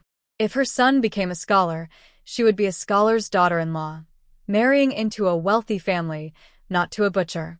She shook her head repeatedly, forcing a flattering smile. Son-in-law, no, no, no. Big brother, that's absolutely out of the question. My Wan is still young and cannot marry yet. Chen Laohan felt a tightness in his heart and bravely explained, my granddaughter is still a child. You can't have any bad intentions towards her. Zhao Meipa snorted coldly. Old sister, who do you think you're fooling? Don't act like I don't know. Your Wan is already 16 this year. When I was her age, kids were already running around. You say she's too young, but I think you just want to back out of the marriage. We wouldn't dare. Chen Laotai was almost in tears. This won't do, and that won't do. What do you suggest we do? Zhao Meipa's face darkened, losing her patience. Qin Zhanliang was so scared that his legs felt like cotton and trembled. He looked at Chen Laotai with eyes full of blame. He didn't want to speak up, but seeing that the Butcher Li was really going to tear down their house, he couldn't help but say, Mother, you need to say something. What are you waiting for? If you don't cancel this marriage, do you really want them to tear down our house? Sun Sure nodded vigorously. I told you not to let John Kai take the money, but you wouldn't listen. Now look at the mess you've created. Outside the Chin family's courtyard, villagers who were ready to work had gathered. They were furious about Chen Laotai's actions of trying to sell her granddaughter and driving Chen Zhanshan's family away. Seeing her kneel and pressure Chen Zhanshan, they showed disdain. Someone couldn't hold back. Chen Laotai, you are really something. You forced the eldest family out, and now you won't even spare his daughter. Are you really her grandmother? Exactly. How can you push your own granddaughter into danger? That's inhumane. You're right. She's not acting like a human. She's gone mad over her useless third son. Who can argue with that? Forcing the eldest daughter to marry while raising the third daughter like a rich lady.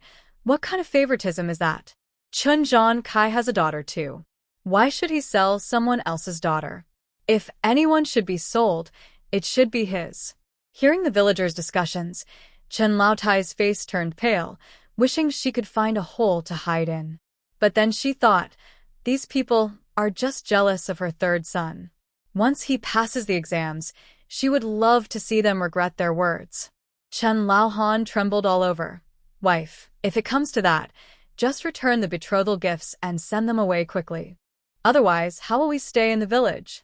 Chen Laotai nodded helplessly. One wrong move, and everything was lost. Though she was unwilling, she had no other choice but to compromise. She gritted her teeth, looking pained. Sister Zhao, this is all my fault. I agree to return the betrothal gifts.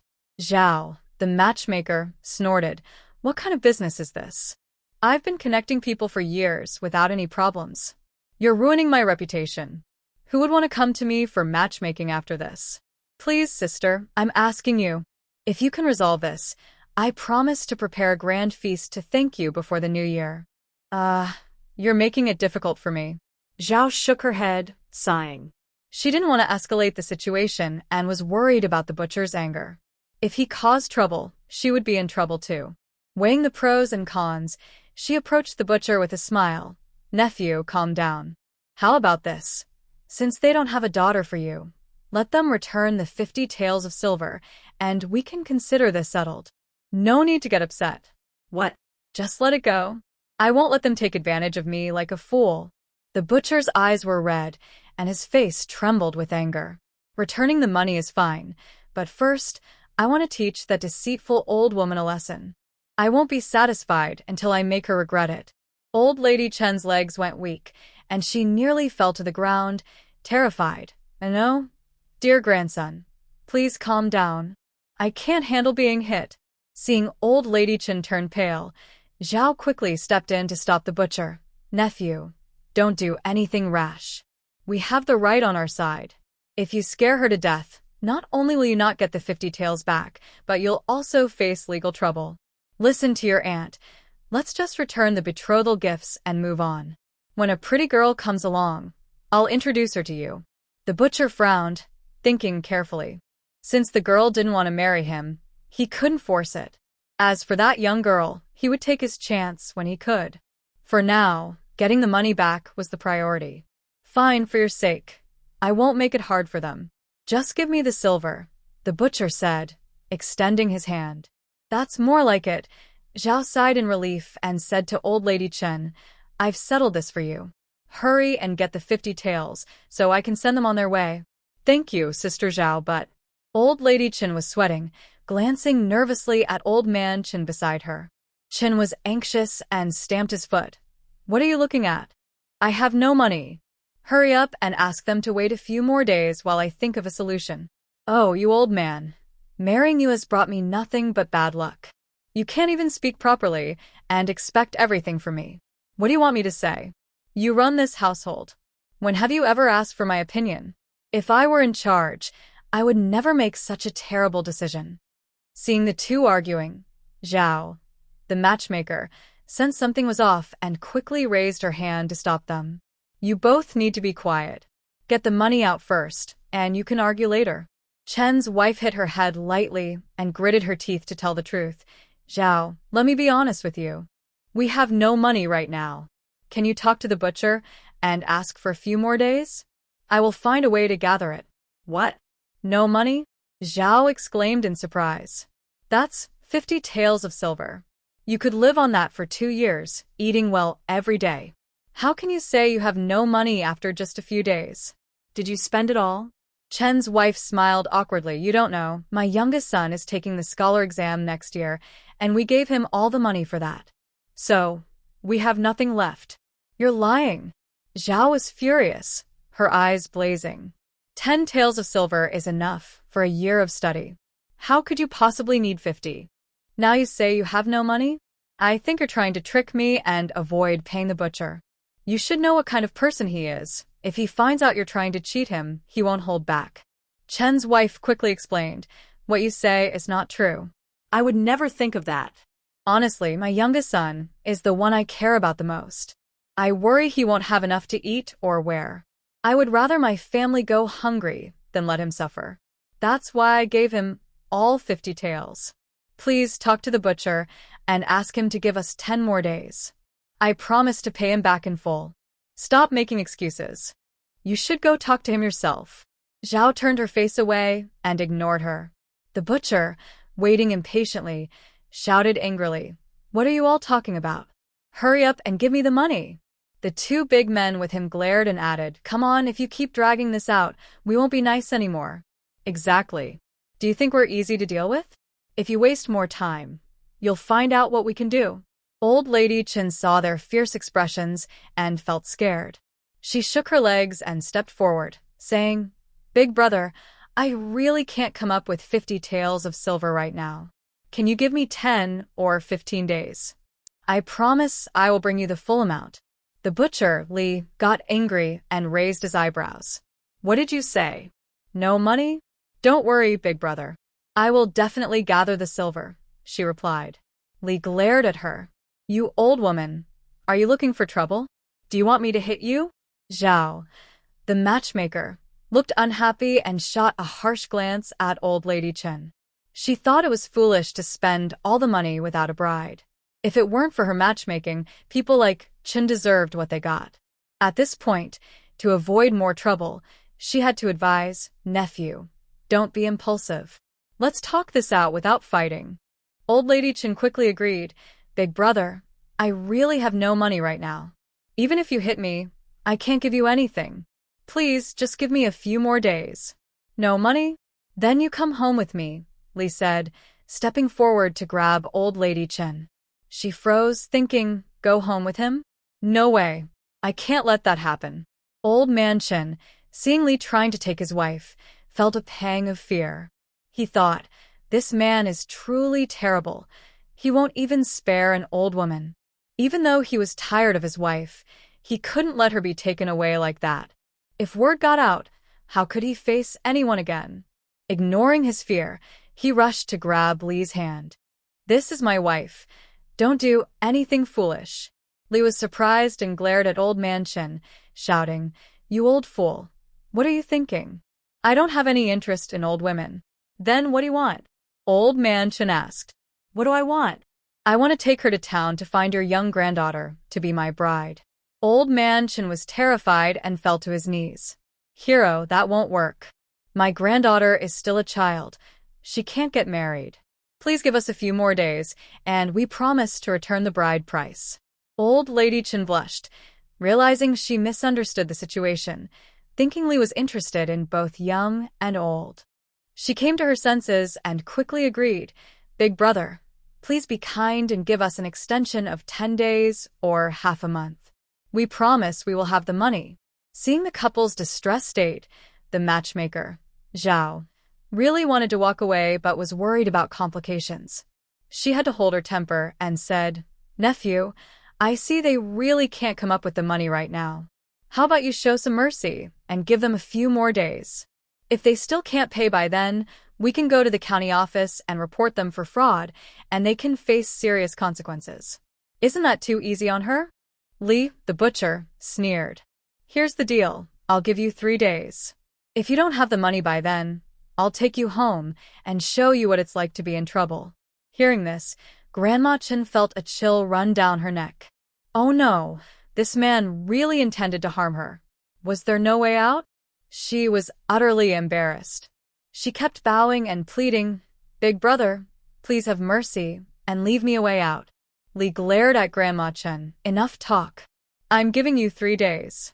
If you can't pay, not only will I make things difficult for you, but I'll also go to your son's school and cause a scene. I want his classmates and teachers to know that his mother deceived others for his education. He'll be humiliated, and I want to see how he can continue studying after that." Grandma Chen nearly fell over. Her youngest son was her hope. If Lee caused trouble at the school, her son would lose all face. How could he continue his studies or take the exams? She would never allow that to happen. She gritted her teeth and promised, "Fine, 3 days it is." Lee waved to his 2 bald companions. "Brothers, let's go back to town for a drink." Zhao glanced at Grandma Chen and shook her handkerchief. "You have just 3 days. If you don't want to face trouble, hurry up and find the money." "Don't worry, Sister Zhao. I will gather the money and won't make things difficult for you," Grandma Chen said with a smile as she saw Zhao off, finally letting out a sigh of relief. "I'm glad to see those troublemakers go." Grandpa Chen was anxious and worried. "Wife, they're gone, but where are we going to get 50 taels of silver? You need to think of a way. If we can't pay, they won't let it go." "You old fool, isn't that obvious? What can I do?" "Then, what do you suggest? We only have 3 days. Do you really want to face that trouble?" Grandma Chen, frustrated and embarrassed, spat at him. "Ugh. You're being unreasonable. Can't you say something nice? I was just taken advantage of, and it's your fault for not thinking straight." Old Chen hit his head hard. "If you could pay off the debt, I would accept it, but if that guy really goes to Old San's academy to cause trouble, what will happen to Old San's studies? Do you want all his years of hard work to go to waste?" Old Chen's wife immediately looked defeated, her brows furrowed, completely lost for ideas. Seeing the couple hanging their heads in silence, Sun scoffed and complained, "I told you to save some money, but you wouldn't listen and gave all 50 taels to Old San. Now look, how are you going to pay him back?" Old Chen's wife lost her previous confidence and looked wronged. How was I to know that ungrateful eldest son would be so cruel? If I had known they were so heartless, I would have been tougher with that girl and made her marry. Then we wouldn't be in this mess. Sun rolled her eyes.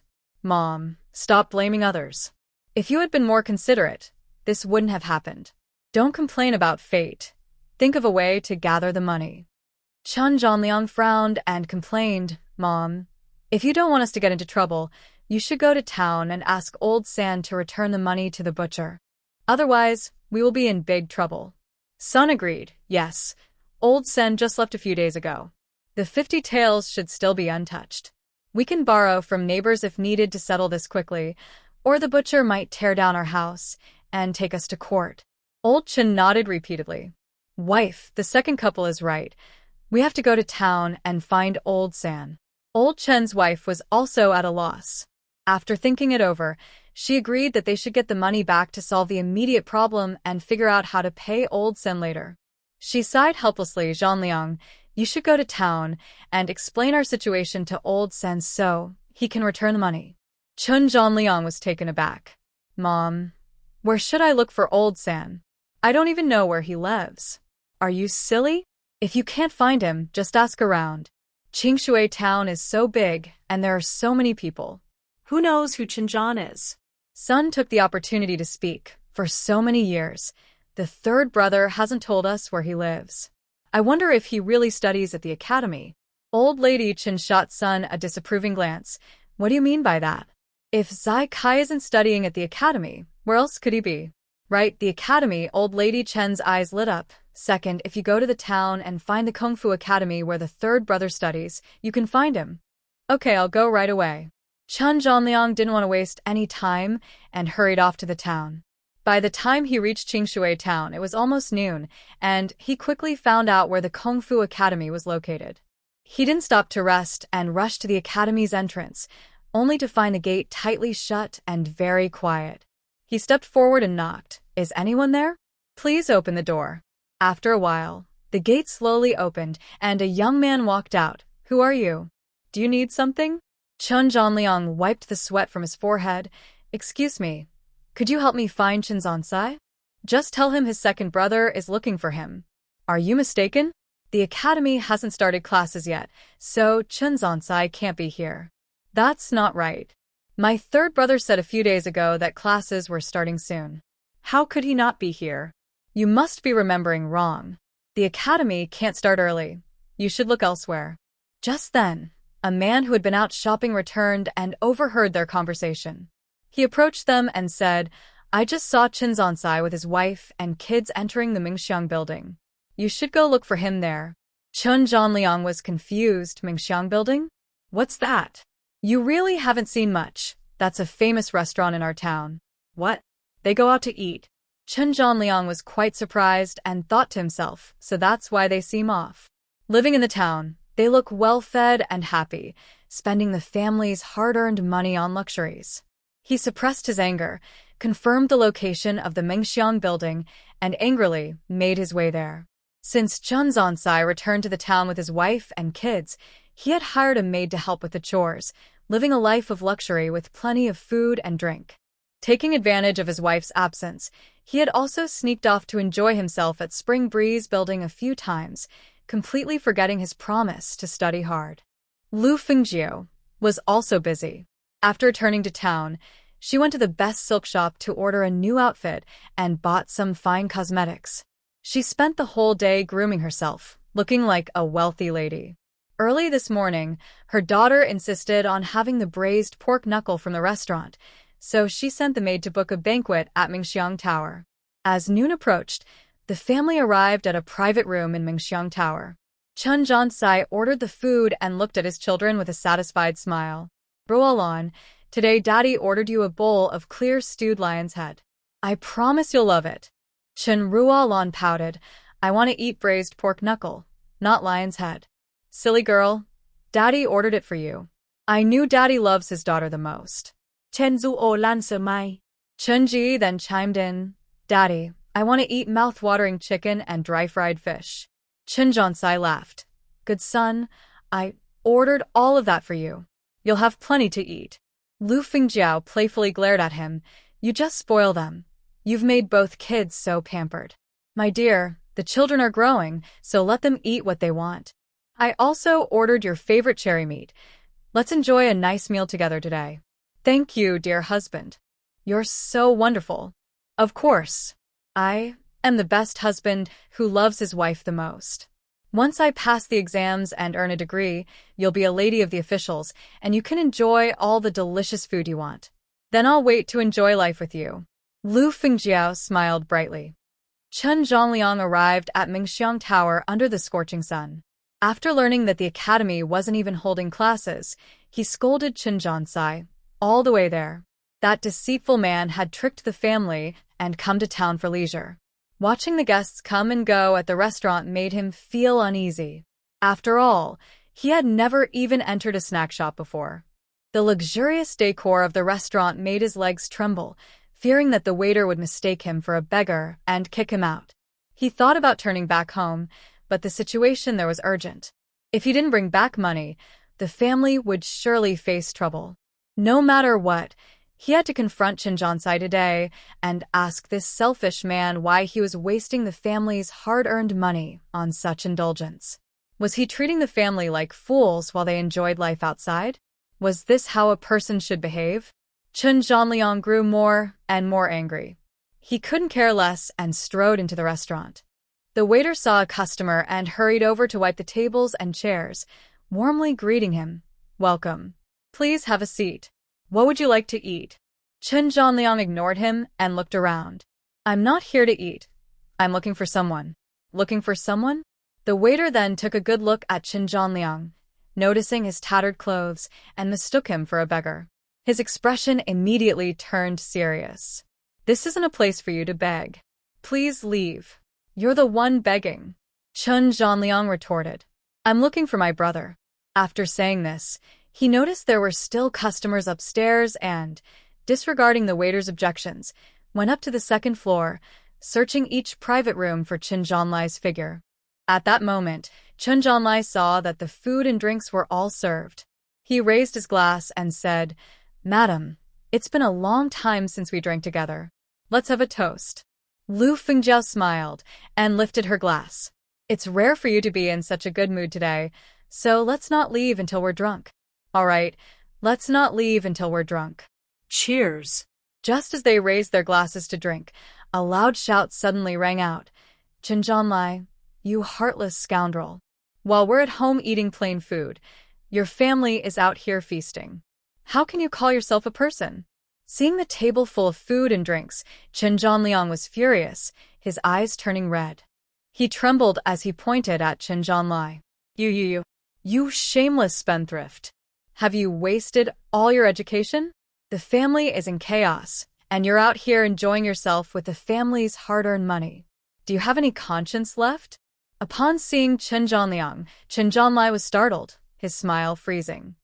Brother, why are you here? Why am I here? If I didn't come, how would I see you living it up like this? Brother, please calm down. This is all a misunderstanding. Chen Zhanlai said, looking guilty. A misunderstanding? You two are drinking together, and you still call it a misunderstanding? Take those words back to deceive our parents. Chen Zhanliang grabbed him by the collar. Come on, let's go home and show our parents how their proud son is ruining the family. Lu Fengjiao's anxious expression quickly changed, and she stood up, laughing nervously. Brother, please let go. You really misunderstood Zhanlai. Chen Zhanliang looked at the table full of food.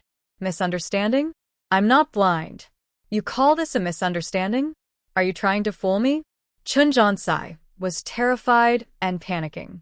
If his parents found out he was eating and drinking extravagantly outside, it would be a disaster. They might not even let him continue his studies. Without education, he would have to stay in the village and live a simple life. No, he couldn't let that happen. He quickly forced a smile and said, Second brother, please calm down. Let's talk this out. Talk. What nonsense. You wasteful child.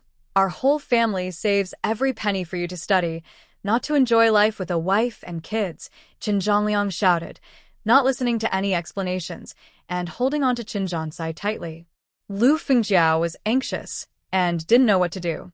If her mother-in-law found out that their family of four was spending money carelessly in town, it could lead to serious trouble for her.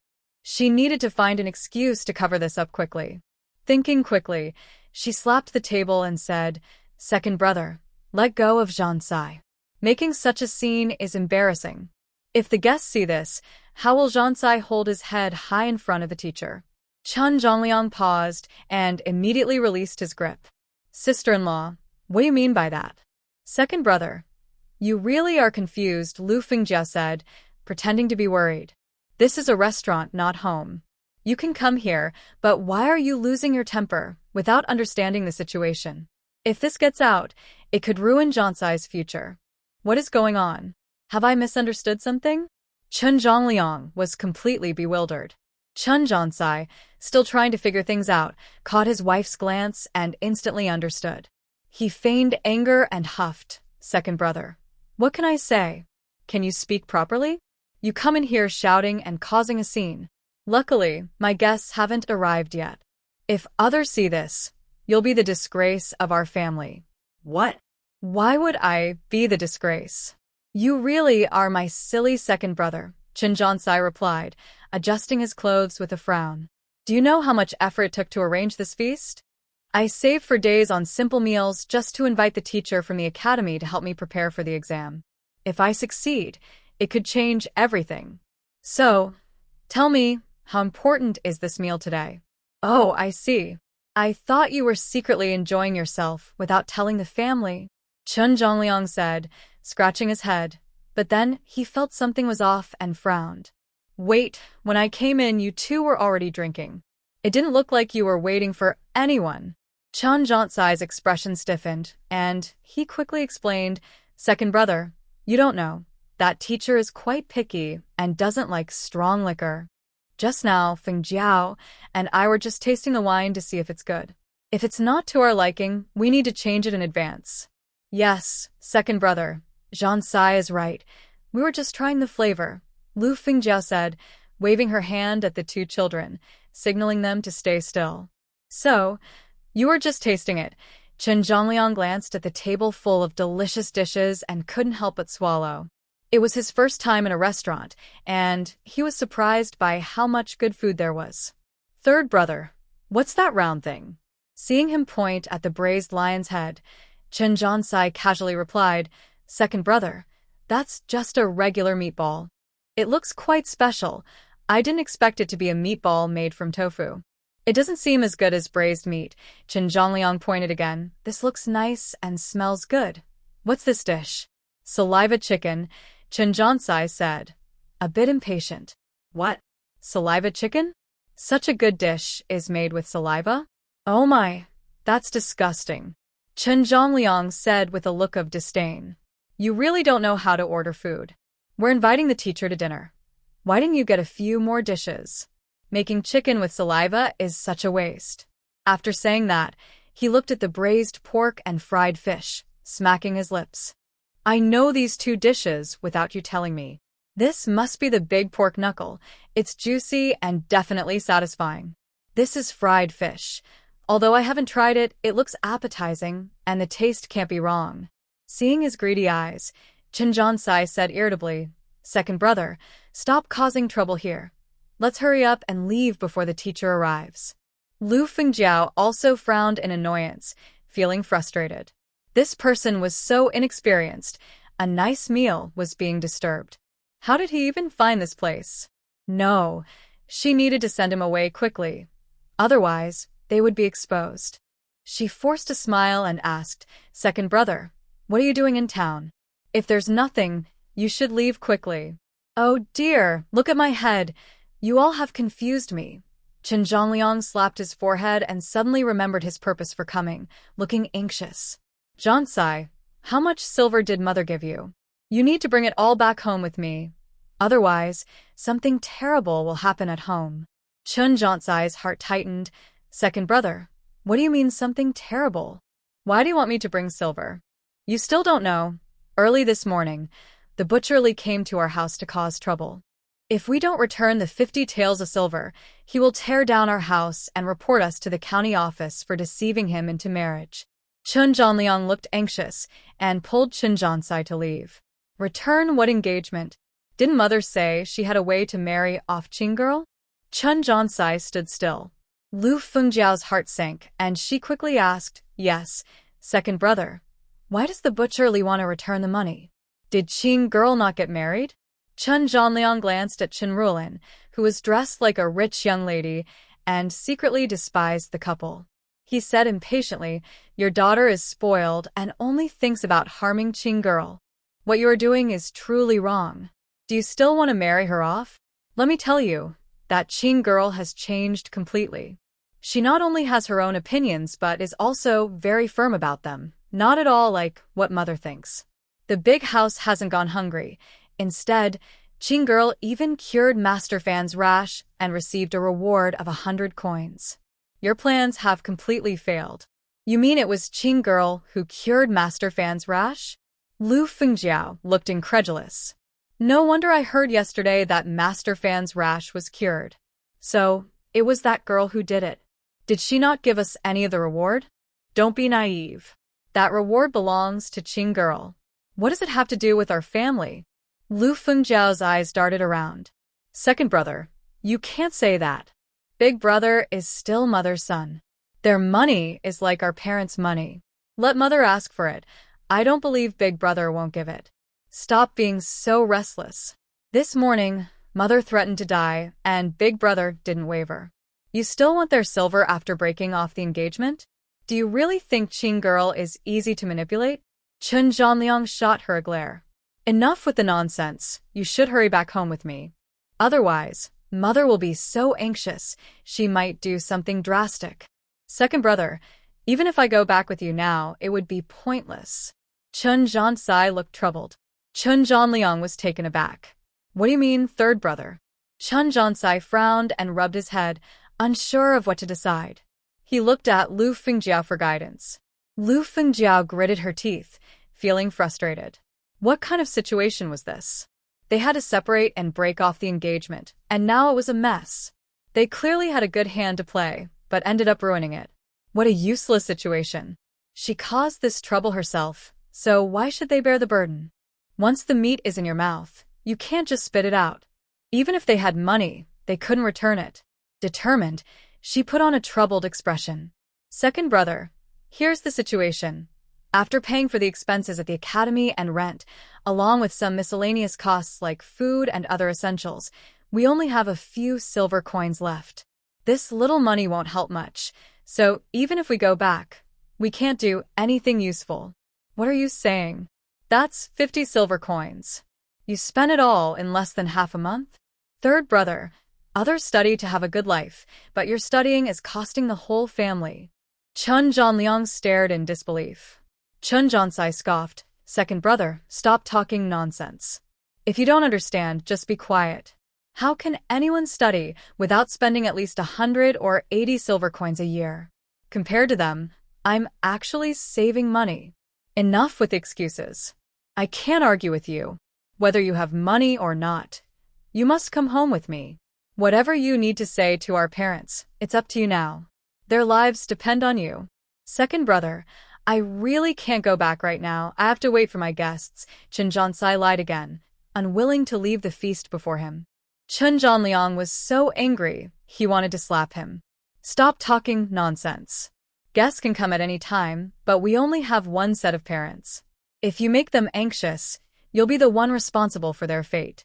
The butcherly said if we don't pay him back in 3 days, he'll report us to the authorities and cause a scene at your academy, ruining your chance to study. He might even demand your precious daughter as payment. Think carefully about whether you want to go back. Hearing that the butcher was after her, Chen Rulin felt uneasy, her pretty face turning pale.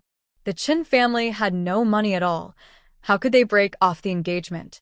If she had to pay the debt, marrying the butcher would be like signing her own death warrant. She couldn't let that happen. Dad, I don't want to marry a butcher. You need to go back with my second uncle and find out what's really going on. Lu Fengjiao was also sweating. If the butcher really reported them or caused trouble at the academy, it would ruin her husband's reputation for trying to marry off his niece for money.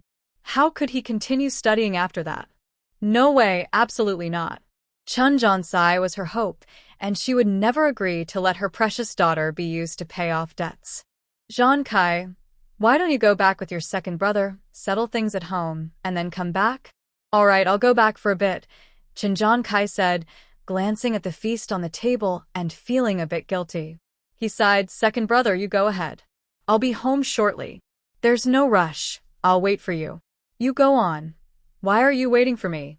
I have nothing to do at home. Besides, I walked a long way and need to rest. Seeing him standing still and eyeing the food on the table, Chen Zhan Kai realized he must be hungry. He quickly called to the waiter standing by the door, waiter, bring 2 meat buns quickly.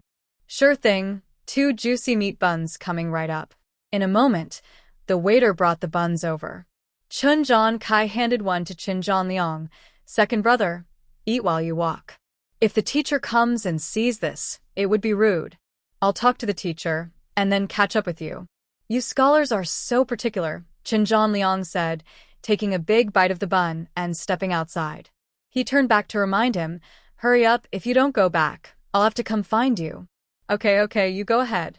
I promise I'll be back soon. Good.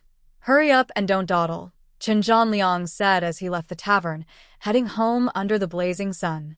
Once he was gone, Chen Zhan Kai slumped into a chair.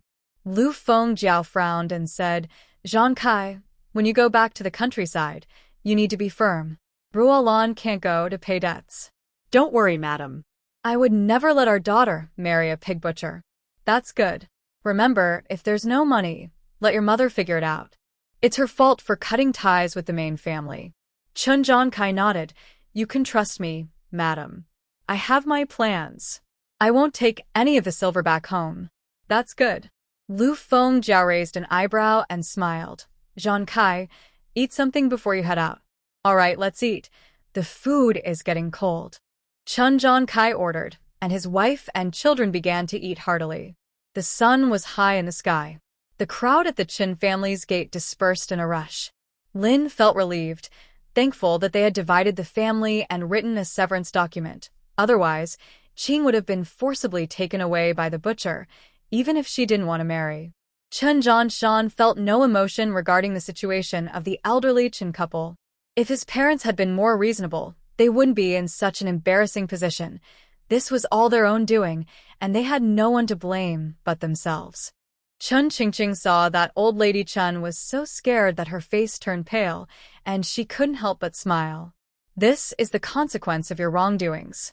Now that Chen Zhansai has taken all the money, with the character of him and his wife, there's no way they would give up what they have. No matter how old lady Chen handles this, it will surely trouble her. Chen Qingqing didn't want to worry about her family's troubles, so she turned to grab her basket and planned to go into the mountains to dig for ginseng. Sister, where are you going? Chen Han quickly asked. I'm going to collect some herbs.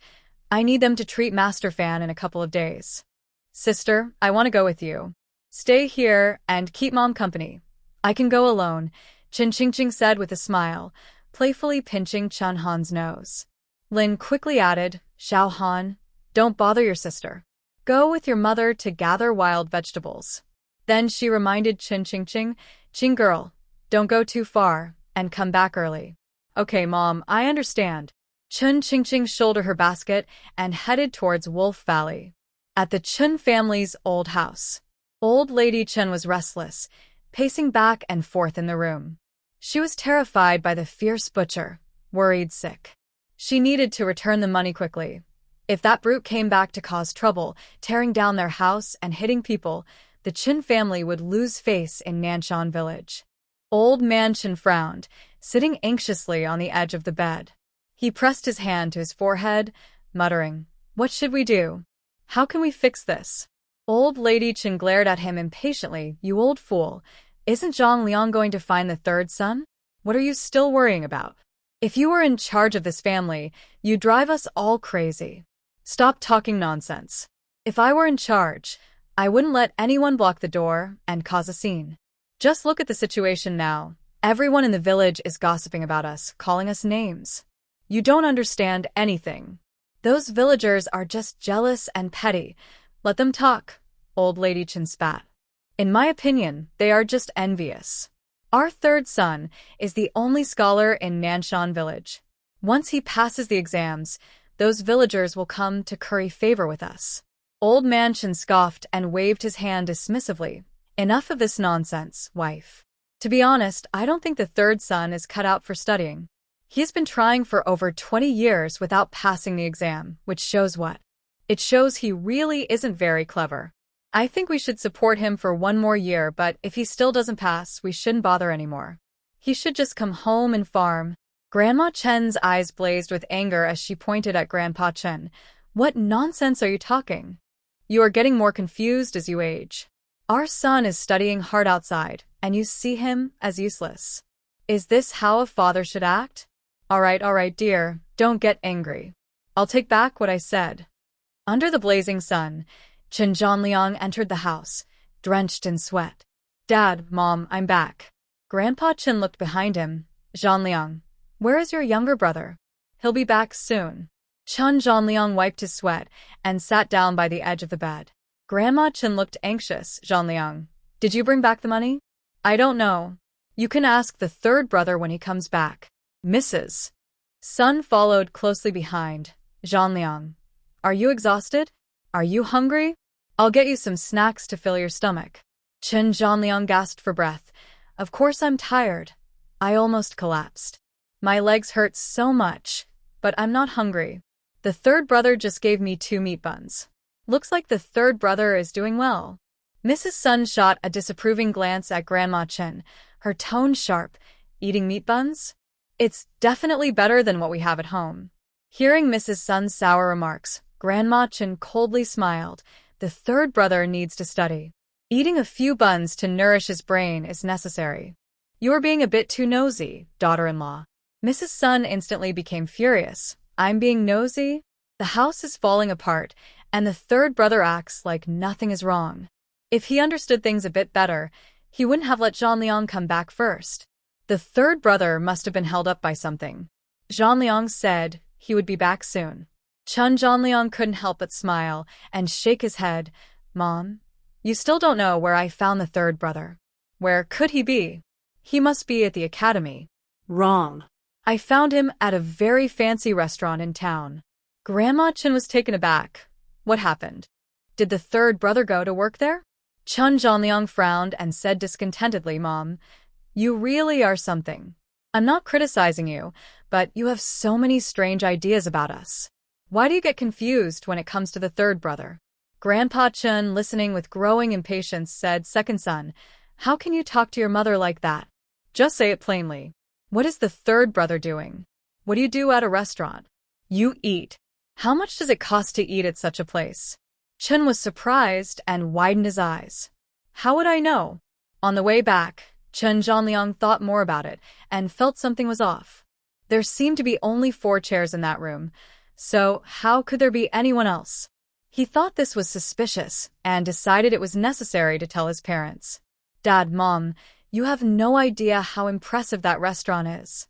If you don't have money, you wouldn't dare to go there. When I saw the table full of food and drinks, my eyes almost popped out. I didn't expect there to be so many delicious things in the world. It really opened my eyes. Take that big pork knuckle, for example. It weighed at least 2 or 3 pounds, shiny and greasy. Just looking at it made my mouth water. And there was a fried fish over a foot long, weighing 4 or 5 pounds, with a wonderful aroma. There were also little chickens and big meatballs filling a whole table. Sun could tell he was excited and quickly asked, Zhanliang, with so much good food, did you eat? Chun Zhanliang shook his head. I wanted to eat some, but the third couple said it was for the teacher to help with the exam questions, so I couldn't overindulge. They gave me 2 buns to eat and sent me home. Oh, you silly boy. You believe the third couple's nonsense? If I'm not mistaken, isn't the whole third family there? Exactly, they're all there. See? You've definitely been tricked by the third couple. Hearing his wife say this, Chun Zhanliang regretted and slapped his forehead. You're right, dear. The third couple let me leave first, so there must be something going on. I should have waited to see if they really invited the teacher to dinner. Chen's mother, not wanting to hear this, pouted. Be quiet. If you don't know, don't say silly things.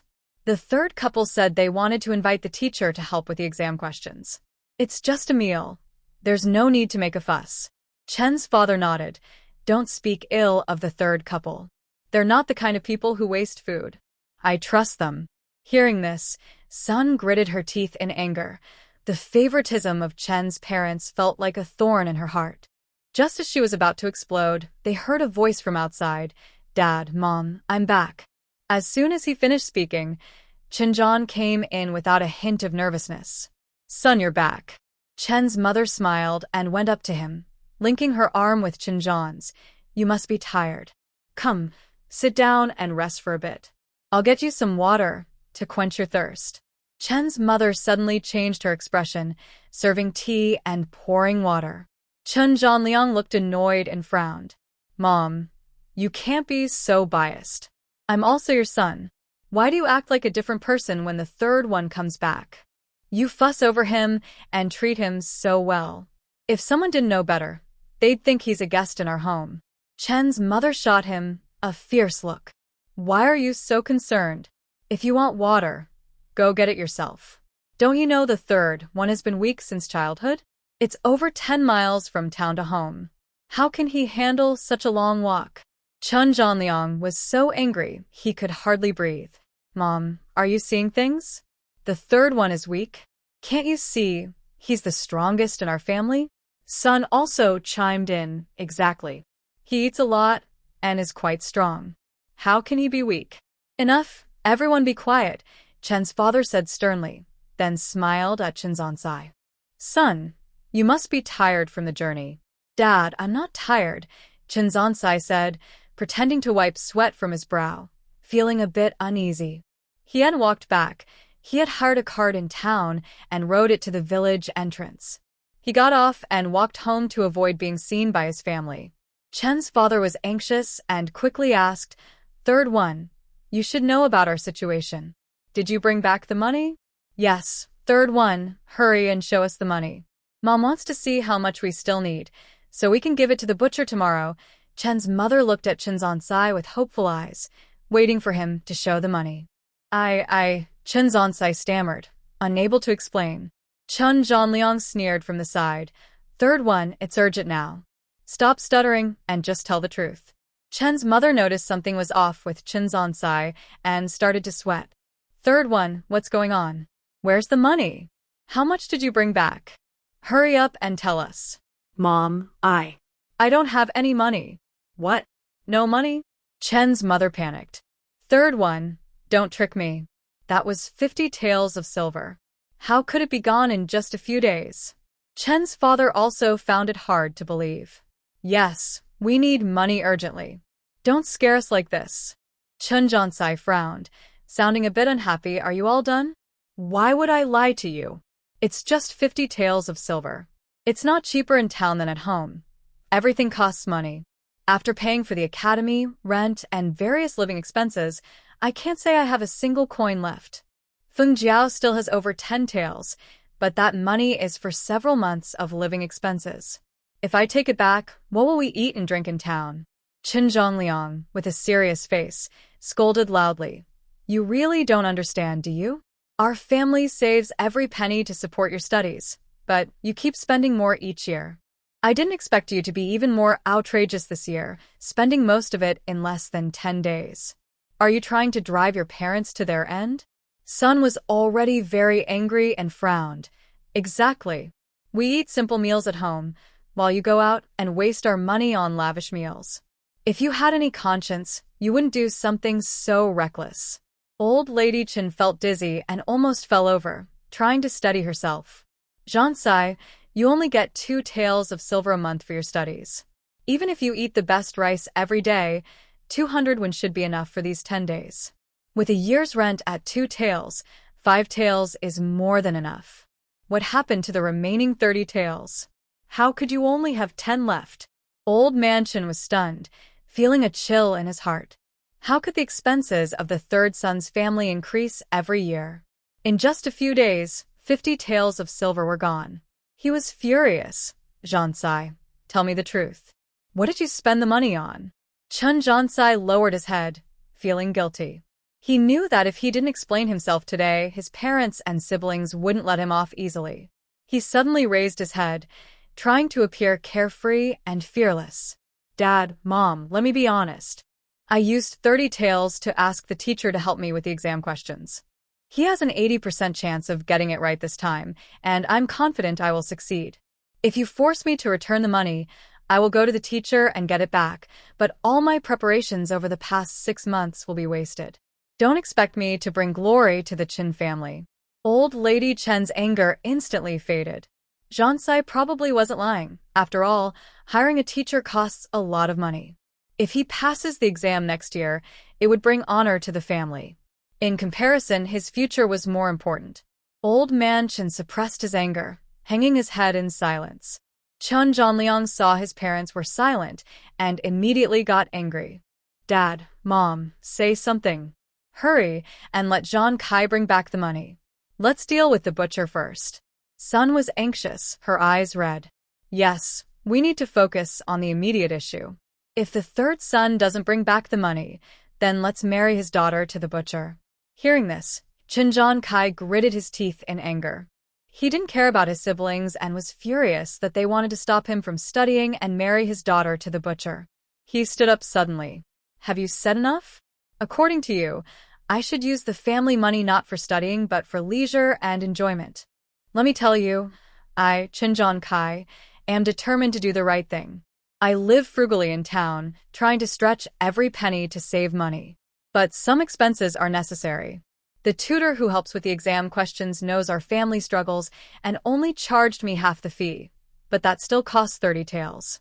Watching that money go to someone else makes me feel pained. I know that money is hard-earned by my parents, and it carries the hopes of our whole family. At that moment, I silently vowed to study hard, pass the exams, and bring honor to our family. Zhang Kai pretended to be sincere, even forcing out a few tears when he got emotional. Zhang Kai acted with deep emotion, and as he got to the touching part, he even squeezed out a few tears. Old Lady Chen was deeply moved, tears in her eyes, and she took his hand.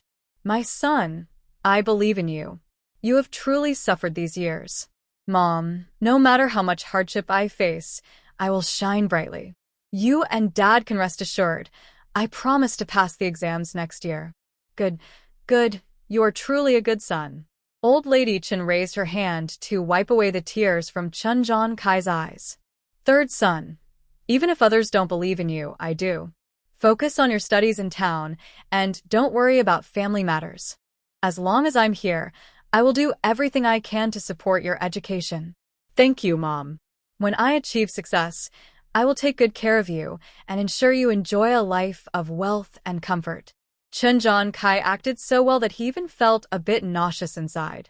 But for the sake of having money, he thought it was worth it to be a little spoiled in front of his parents. Seeing this situation, Chun Zhanliang felt nauseous and rolled his eyes in annoyance. Third brother, you've been saying these things for over 20 years, always so confident, but all you've gotten is failure after failure. Stop dreaming. Only mother believes you. I'm tired of hearing it. Sun Shi chimed in, yes, Zhan Kai, our family used to be well off in Nanshan village, with surplus grain every year and a cart. We had the best food. But these years, to support your education, our family has been reduced to this. Don't you feel even a little guilty? Chun Zansai remained silent. Sun Shi spoke the truth. The family was once in good condition, living in a brick house. Ever since he married Lu Shi, expenses in town grew, and they sold off their assets until they ended up in a thatched house. Although he always talked about big dreams, he only said what his parents wanted to hear. Besides, he was trying hard, but luck just wasn't on his side. It wasn't his fault he couldn't pass the exams. Enough, both of you be quiet, Chen Laohan said sharply, glancing at Chen Zhanliang and his wife, then sighed. Second son, I know these years have been tough on you. It's my fault. But don't worry, the third son said he will definitely pass next year. If he doesn't, I won't let him study anymore. He can come back and farm with you. Dad, why don't you trust your son? Chen Zansai nearly jumped up. He said he would definitely pass, but he didn't say he wouldn't study if he failed. He didn't want to be a farmer. Old man, what nonsense are you talking? How could the third son not pass? Chen Laotai glared at Chen Laohan. I believe my son will definitely pass next year. Chen Laohan was already under his wife's thumb, and after being scolded, he immediately quieted down. Chun Zhanliang frowned. Whether he passes or not, we'll see next year. Right now, our situation is urgent. The third son has spent all the money. What will we do if we can't gather 50 taels for the butcher? Sun Shi also looked displeased. Exactly. Talking won't help. The knife is at our throats. We need to think about how to solve our current problems. You two stop making sarcastic comments as if Zansai isn't worried. You're part of this family too. Don't just eat and do nothing. Think of a solution, Chun Laotai said sternly. Sun Shi scoffed, Mother, are you mistaken? I told you to save some money, but you didn't listen and gave it all to the third son. Now that you remember us, what do you want me and Zhanliang to do? Well, all the money in the house is with you. Now that we need to find a solution, how can you say that? Chun Zhanliang said angrily, his face full of rage. Sun spoke, feeling frustrated. There's a way, but it depends on whether you agree, Mother. What way? Chun Laotai became interested. Sun raised her eyebrows and glanced at Chen Zhongsai, then said softly, the solution is to have Rulin marry the butcher Li. This way, we won't have to deal with the officials or return any money. What? Let Rulin marry a butcher? Chun Laotai's expression turned very ugly. What a terrible idea. My Rulin is delicate. How can she marry someone like that? It's like pushing her into a fire. Sun also got angry and put her hands on her hips. You really have no good intentions. You let good people take the blame, but how can you bear to marry off a young girl? Rulin is just as good as anyone else. Why treat her differently? I see you favor the third family. They are your favorites, while we are like weeds, unloved and unwanted. We work hard, but they get all the praise. I'll say this clearly. If the old Chen family gets into trouble, I won't take the blame for you. Tomorrow I'll go back to my family. If you mess up, it's not my problem. Hey, wife, let's talk calmly, don't be angry. Chun Zhanliang said urgently, pulling Sun back. You can't leave. What will I do? Look at you, acting all worried. I'm just saying this to scare them, Sun whispered.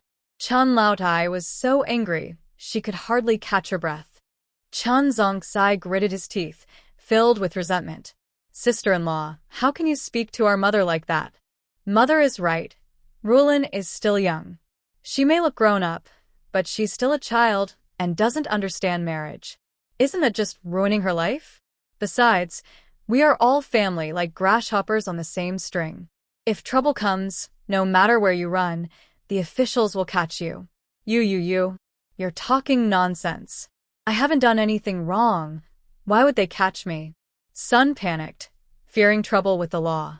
Old Chen was tired of the noise and shouted, Everyone quiet down. Instead of arguing, let's think of a solution. What can we do? We are out of options, Chen Zhanliang huffed. Chen Zhansai sneered, Look at how worried you all are. It's just 50 taels of silver. Is it really that hard? Third son, what do you mean by that? Old man Chen couldn't help but ask. Do you have a solution? Hurry up and tell us. Dad, don't rush. The situation is what it is. Worrying won't bring us any silver. Chun Zhansai said seriously. In my opinion, the only way to get out of this predicament is to sell some land. Old man Chen was taken aback and quickly shook his head. No. We only have a little over 10 acres of land. If we sell it, what will our whole family eat? That would be disastrous. Dad, What are you saying? I don't mean to sell all the land. Just sell a few acres of good farmland for 50 taels, and the rest will be enough for us to live on. Nonsense. This land has been passed down from our ancestors. How can we sell it for money? That would be wasting our heritage. Old man Chen frowned and hit his head in frustration. Chen Zhangliang was furious when he heard about selling land. He pointed at Chen Zhansai and shouted, You ungrateful child. What a terrible idea. selling land? This is getting ridiculous. If this continues, our family will be ruined because of you. Aren't you afraid our ancestors will come back to punish you? Mrs. Sun was equally furious. Third son, you have no shame. Do you have any conscience left? Land is the lifeblood of farmers. We rely on it to feed ourselves. Have you lost your mind or been kicked by a donkey to even think about selling land? Why don't you just go eat dirt? I think he hasn't lost his mind or been kicked by a donkey. Rather, he's been blinded by foolishness. Chen Zhangliang shot back, glaring at Chen Zhansai. Chen Zhansai's face turned red, and he clenched his teeth. Stop lecturing me. If you have any skills, come up with a solution. The situation is urgent, and the only valuable thing we have is the land. What else can we do if we don't sell it? Are we just going to wait for trouble to come to our door? Are we going to let someone accuse us of fraud? If that happens, none of us will escape. We'll all have to face punishment in court. We might have to repay the money, and the men could be sent away, while the women might end up as servants. You can decide what's more important. Chen Zhangliang and his wife were stunned into silence by his words, lowering their heads without saying anything more. Old Chen shook his head and sighed. Third son, what you say is true, but the land is the foundation for farmers' survival. It is the wealth left by our ancestors, passed down through generations. If I sell it, I won't have the face to meet our ancestors. Father, to be honest, I don't want to sell the land either, but we have no other choice right now. We need to think long-term. There's a saying, sometimes you have to give up a little to gain a lot. We are in a tough spot, not being wasteful. If we can get through this, I am confident I can pass the scholar exam next year. Not only can we reduce our taxes, but I will also have the chance to take the Imperial examination. If luck is on our side, and I work hard, I could even become a successful candidate next year. Then our family won't be just a small household. We could be a respected family with influence. If you enjoy farming, I can easily get you 100 or 80 acres. By then, you can hire a few workers, sit at the fields, drink tea, and enjoy some snacks. With a couple of maids by your side, you'll look just like a wealthy landowner. Chen Zhankai spoke passionately, painting a bright future for Old Chen. After hearing this, Old Chen's furrowed brow began to relax, and a smile appeared on his face as he waved his hands. No, I've worked hard all my life and can't afford to have pretty maids. Just a few workers will be enough. Seeing his father getting carried away, Chen Zhanliang coldly laughed. Father, these are just empty dreams. Wake up and stop dreaming. Shut up. What do you mean empty dreams? Since the third son says he has a good chance of passing the scholar exam next year, good days are not far away. You can just enjoy the benefits. All right, father, stop dreaming and let's focus on reality. Chen Zhanliang thought about expressing his frustration. Old Chen was left speechless and turned to old Chen's wife. Dear, stop pretending to be deep. You are in charge here, so tell us what to do clearly. Old Chen's wife was initially uncertain, but after hearing the bright future painted by Chen Zhankai, she became excited. Although times are tough now, her son's future is what matters most. Once the third son succeeds, the Chen family will rise, and they won't have to worry about money anymore. She imagined living in a big house, wearing fine clothes, enjoying delicious food, and having maids to serve her. Why wouldn't she want that? The more she thought about it, the happier she became, and she couldn't help but laugh. All right, let's listen to the third son. This is settled. Old Chen smiled and nodded. Yes, listen to the third one.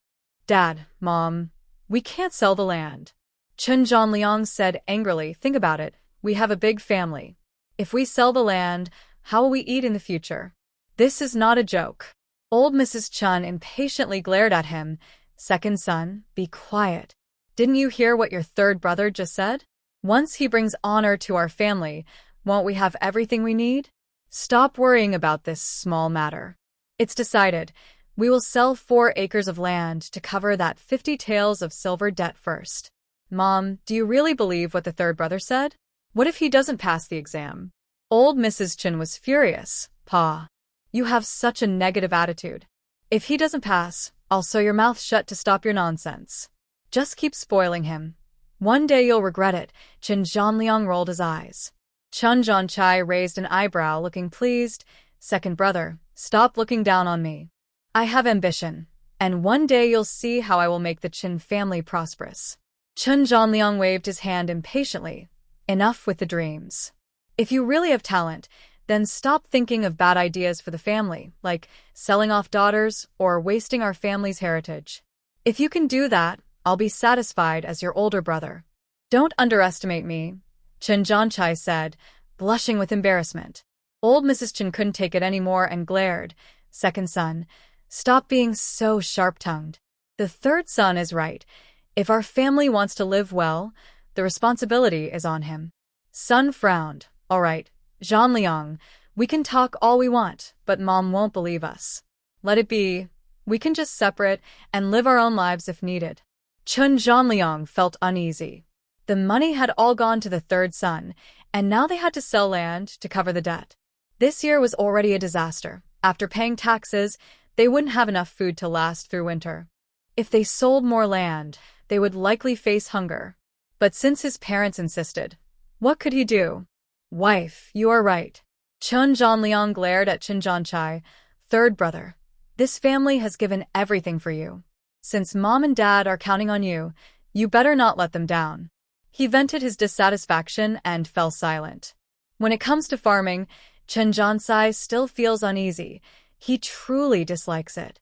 That year, out of guilt for his family, he unexpectedly decided to work in the fields. However, once he got there, he realized that farming was very hard work.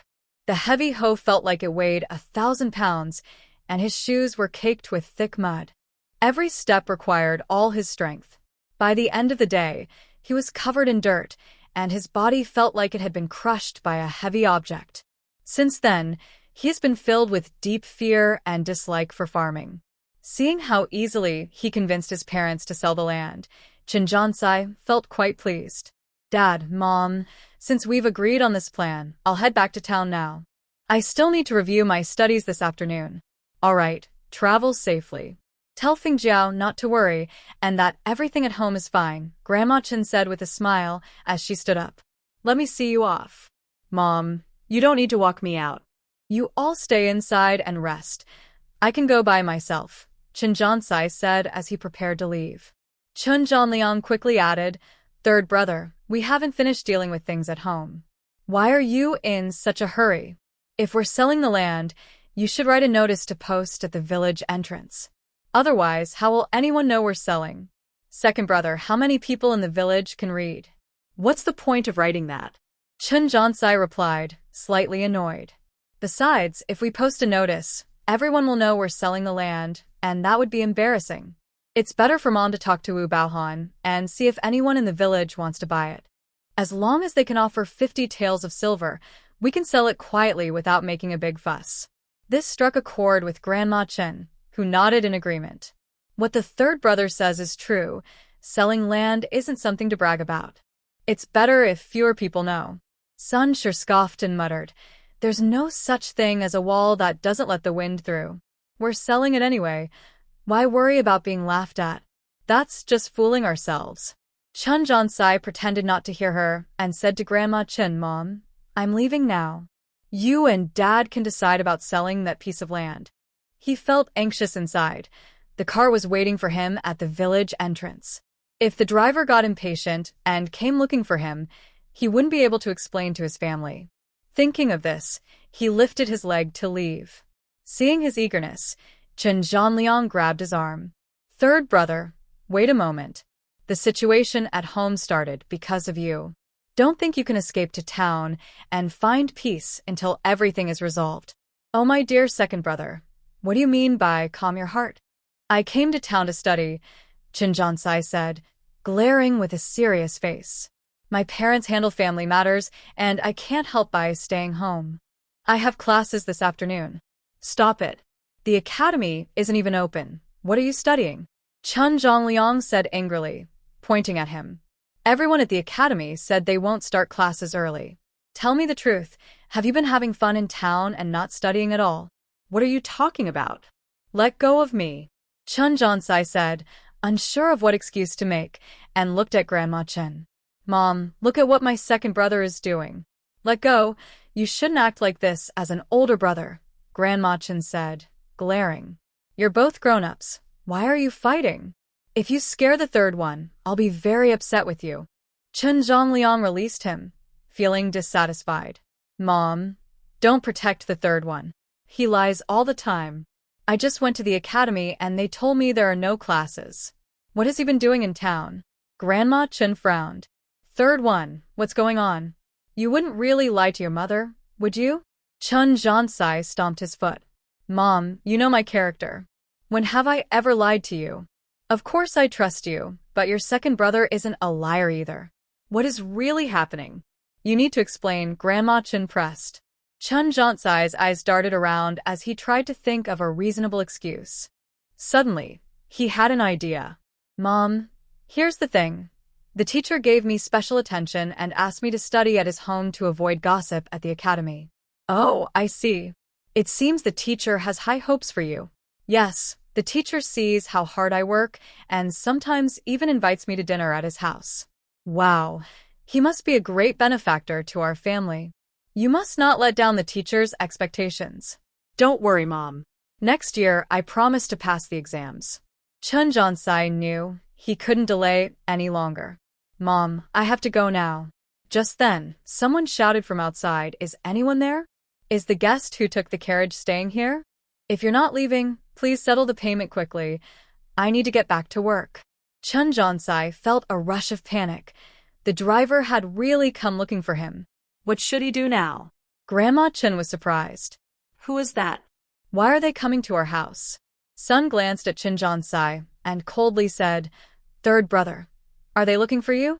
"Don't joke, sister-in-law. They aren't looking for me." Chen Jiansai shook his head, denying it.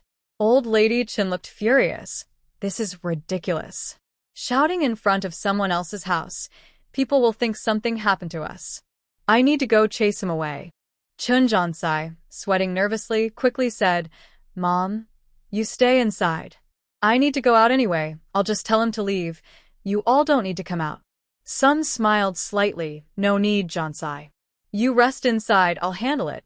I have experience with this kind of person." Chen Jiansai insisted, "No, sister-in-law, you stay inside. It's hot outside. I'll go instead. Old Lady Chen frowned. Second daughter-in-law. Hurry up and go. Don't show him any mercy. Teach this clueless person a lesson. Mom, no one needs to go. I'll handle it, Chen Jiansai said, stamping his foot in frustration. Seeing his unusual behavior, Sun was sure something was off. As the saying goes, if someone is acting strangely, there must be something wrong. Her husband had just returned from town, exhausted and sweating, but Chen Jiansai looked fine, full of energy, without a hint of fatigue. The coachman outside must be looking for him. Well, let's see how you spin your tales. I'll expose you right to your face. Determined, she chuckled softly. Jiansai, don't argue with your sister-in-law. I'll go chase him away, so he doesn't keep shouting. Sister-in-law, I still. Chen Jiansai's protest was cut off as Sun turned and left the house. Chen Zhanliang, worried about his wife being bullied, quickly followed her outside. The coachman outside, seeing no one respond for a while, shouted again, Is anyone in there? Come out and say something. If you're not taking the carriage back to town, hurry up and pay me. You said it would only take a short while, and I've been waiting for so long.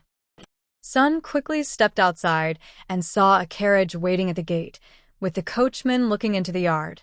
She approached and asked, Excuse me, sir, who are you looking for? Why are you shouting in front of my house? The coachman looked up at Sun and replied, Ma'am, I'm looking for the young man who hired my carriage earlier. He told me to wait at the village entrance because he would be back soon to go to town. I just want to check if he's still coming. If not, I need to collect my fare. Although Sun was sure that the person in the carriage was Chen Jiansai, she cautiously asked, Master, our family is very poor and can't afford a carriage. Are you sure you have the right person? The coachman frowned. I wouldn't make a mistake. That guy got off and entered the village and someone saw him. They said he is the only scholar in this village. Otherwise, I wouldn't have found her home. Sun felt amused but worried that the people inside might not hear, so she raised her voice. Are you not understanding me? Whoever hired your carriage should pay you. Don't shout at my door. We didn't hire your carriage. Hearing this, the coachman got angry. I thought that guy didn't seem trustworthy. He wouldn't even enter the village and insisted on getting off at the entrance. I didn't expect him to really try to avoid paying. Let me tell you, if I don't get my fare today, I will block your front door and not leave. The coachman was stubborn and pulled the reins, positioning the carriage in front of the door. If I don't leave, it's because your family really didn't hire my carriage. Sun wanted this reaction. Chen Jiansai was a coward who wouldn't take responsibility. She was curious to see how he would get out of this situation. Hearing the commotion, the people inside came out. Old Lady Chen saw the carriage blocking the door and was furious, glaring and gritting her teeth. Do you have no sense of law? We haven't offended you. Why are you blocking my door? Move aside, or I will go find the village head and have him take your carriage away. The coachman crossed his arms, looking unconcerned. Go ahead, call everyone from your village. I want them to know how your family avoids paying debts. Old Man Chen was filled with rage, his hands trembling. Who do you think you are? When did we owe you money? Do you think we farmers are easy to bully? You come here trying to extort money. Be careful. My son might make you beg for mercy. You better leave quickly. I've seen many people like you who avoid paying. I'm not afraid of your threats. If you want to fight, come at me, the coachman said defiantly, pointing at his head. Sun signaled her husband not to engage, and Chen Zhanliang understood, both of them watching the scene with a sense of schadenfreude. Old Man Chen pounded his head in frustration. Do you think my family is an easy target for everyone to bully? Today, I will do my best to establish my authority in Nanshan village. Otherwise, everyone will think they can walk all over me. Old Chen looked around for something to use and grabbed a nearby shovel, charging towards the driver. Chen Jiansai was inside, sweating and feeling anxious. He regretted making such a foolish mistake. He should have paid the driver first to avoid this trouble. The driver was quite foolish too, worrying that he would skip out on the fare. Was he really the kind of person who cared about small amounts of money? While he was pulling his hair in frustration, he saw old Chen with the shovel and turned pale with fear. He couldn't just hide inside and do nothing. If this escalated, he would have no excuse. Thinking of this, Chun Jonsai rushed outside and grabbed old Chun, saying, "Dad, calm down. Please don't do anything. Jonsai, let go. We can't let outsiders bully us. Dad, please stay calm. Let me handle this," Chun Jonsai said, snatching the shovel and throwing it aside. When the driver saw Chun Jonsai, he exploded with anger. "Finally, you show up. I thought you were going to hide. Hurry up and pay me. I don't have time to waste with you. If you try to cheat me, I will report you." "Hey, why are you so angry? Can't we talk this out?" Chun Jonsai hurried over to the driver and lowered his voice. "Sir, please go wait for me at the village entrance." "Stop talking and just pay me," the driver said, extending his hand. Chun Jonsai was anxious, rubbing his hands together, and kept trying to appease him. "I won't shortchange you. Just wait for me at the village entrance, and I'll pay you double." Son, overhearing this, smirked and said, "Oh, I didn't know you had money, Jonsai, offering to pay double." Her words struck everyone like thunder. Chun Jonliang became furious. "Third brother, what are you thinking? The family is in this situation, and you're being so generous." Sun looked at Chun Jonsai with a cold smile. "Didn't you say you walked back from town? Why are you lying to everyone?" "That's not true, second sister-in-law. Chun Jonsai stammered, unsure how to explain. Chun Jonliang gritted his teeth, glaring at Chun Jonsai. "You have disappointed our parents. You're just full of lies. Do you think our family is foolish? Is it fun to keep lying like this? I seriously doubt your actions now." "Shut up." Chun Jonsai, embarrassed by the revelation, widened his eyes in anger. To save face, he pretended to be wronged and shouted, "I tell you, you can insult me, slander me, but you cannot question my character. I, Chun Jonsai, swear to heaven that if I ever lie to my parents, I will never pass the scholar's exam in my life." Hearing this, old lady Chun jumped up anxiously. "Third son, what nonsense are you talking? I never said I don't trust you, just spit twice." Chun Jongliang looked wronged. "Mother, I don't want to make vows, but my second brother has made me look terrible. If this spreads, it will ruin my reputation, and I won't have the face to call myself a scholar." "Good son, don't worry, I will stand up for you." Old lady Chun frowned and glared at Chun Jongliang. "Second son, is this how you act as an older brother? If you keep talking nonsense and slandering the third, when he becomes a scholar and brings honor to the family, I won't care about you. Let's see how your two sons will find wives in the future." After hearing old lady Chen's words, Sun was furious and gritted her teeth. "Mother, stop threatening us with the marriage of Debao and Erbao. To say something you might not like, the third son has character issues. He hasn't even passed the scholar's exam, yet he's living like a wealthy official. Now I see clearly that he doesn't care about us at all. Otherwise, how could he come up with such a foolish idea? If one day he really passes, he'll be so arrogant that he won't even care about us, let alone you. Don't talk nonsense. Jonsai is the most filial child. When have you seen him argue with me? Even if he is to beg, he would let me eat first," old lady Chen said, breathing heavily. Sun snorted coldly. "Mother, being filial isn't just about words. It requires action, understand?" "Exactly. We can discuss whether the third son is filial later." Chun Jongliang glared at Chun Jonsai in displeasure.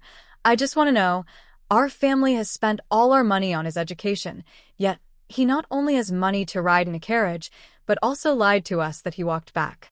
Does he think we are fools? Even if he wanted to hurry back, hiring a carriage is normal, but why didn't he let me ride back too? Doesn't he know how tiring it is to walk?" Old lady Chen felt a bit guilty and turned to Chun Jonsai. "Third son, what's going on? Please explain quickly why you didn't let your second brother ride back with you and made the driver wait at the village entrance?" "Yes, Zhongkai, you clearly came back in a carriage, so why did you say you walked?" Old Chen was also puzzled. Seeing his parents' suspicious looks, Chun Zhongkai panicked. His mind raced, and he needed to come up with a convincing excuse quickly, or he would be found out. Sun smiled softly at his stammering. "Third, just tell the truth. Do you think if you rode back, your parents would say you wasted money and can't manage your life? It's just a few coins. They wouldn't care." Chun Zhongkai wasn't foolish. He wouldn't fall for that. Admitting it wasn't just about a few coins. It was about his character. He thought quickly and came up with an idea, keeping a straight face as he started to lie. Father, mother, I originally planned to walk back, but the teacher knew our home is far from town. He worried I might get heat stroke, so he suggested I take a carriage back. But I didn't have any money, and felt embarrassed to say so. While I hesitated, the teacher noticed my awkwardness and personally hired a carriage for me to return quickly and handle family matters before going back to study. I wanted my second brother to ride back with me, but I didn't see him on the way. Hearing this, Chen Zhongliang looked upset. I took the small road back. Of course, you wouldn't see me. Oh, I see. Old Lady Chen nodded in realization, fully believing Chen Zhongsai's words. You really should have had the carriage drop you off at the door. Look at the trouble this caused. It almost led to a fight and created such a misunderstanding. I told you, the third one wouldn't spend money on a carriage, Old Chen said, smiling. Third, I have to criticize you for this. You really should have accepted the teacher's kindness and taken the carriage back openly. When the villagers see a grand horse and carriage, it looks impressive. Not only do you gain face, but we do too, don't you think? Yes, father is right. I didn't think it through enough and worried it would cause misunderstandings, so I made the decision to get off at the village entrance. Chun Zhongkai sighed in relief. The weight on his shoulders finally lifted. Luckily, he was quick-witted and managed to cover up his lie. Chen Zhongliang grinned.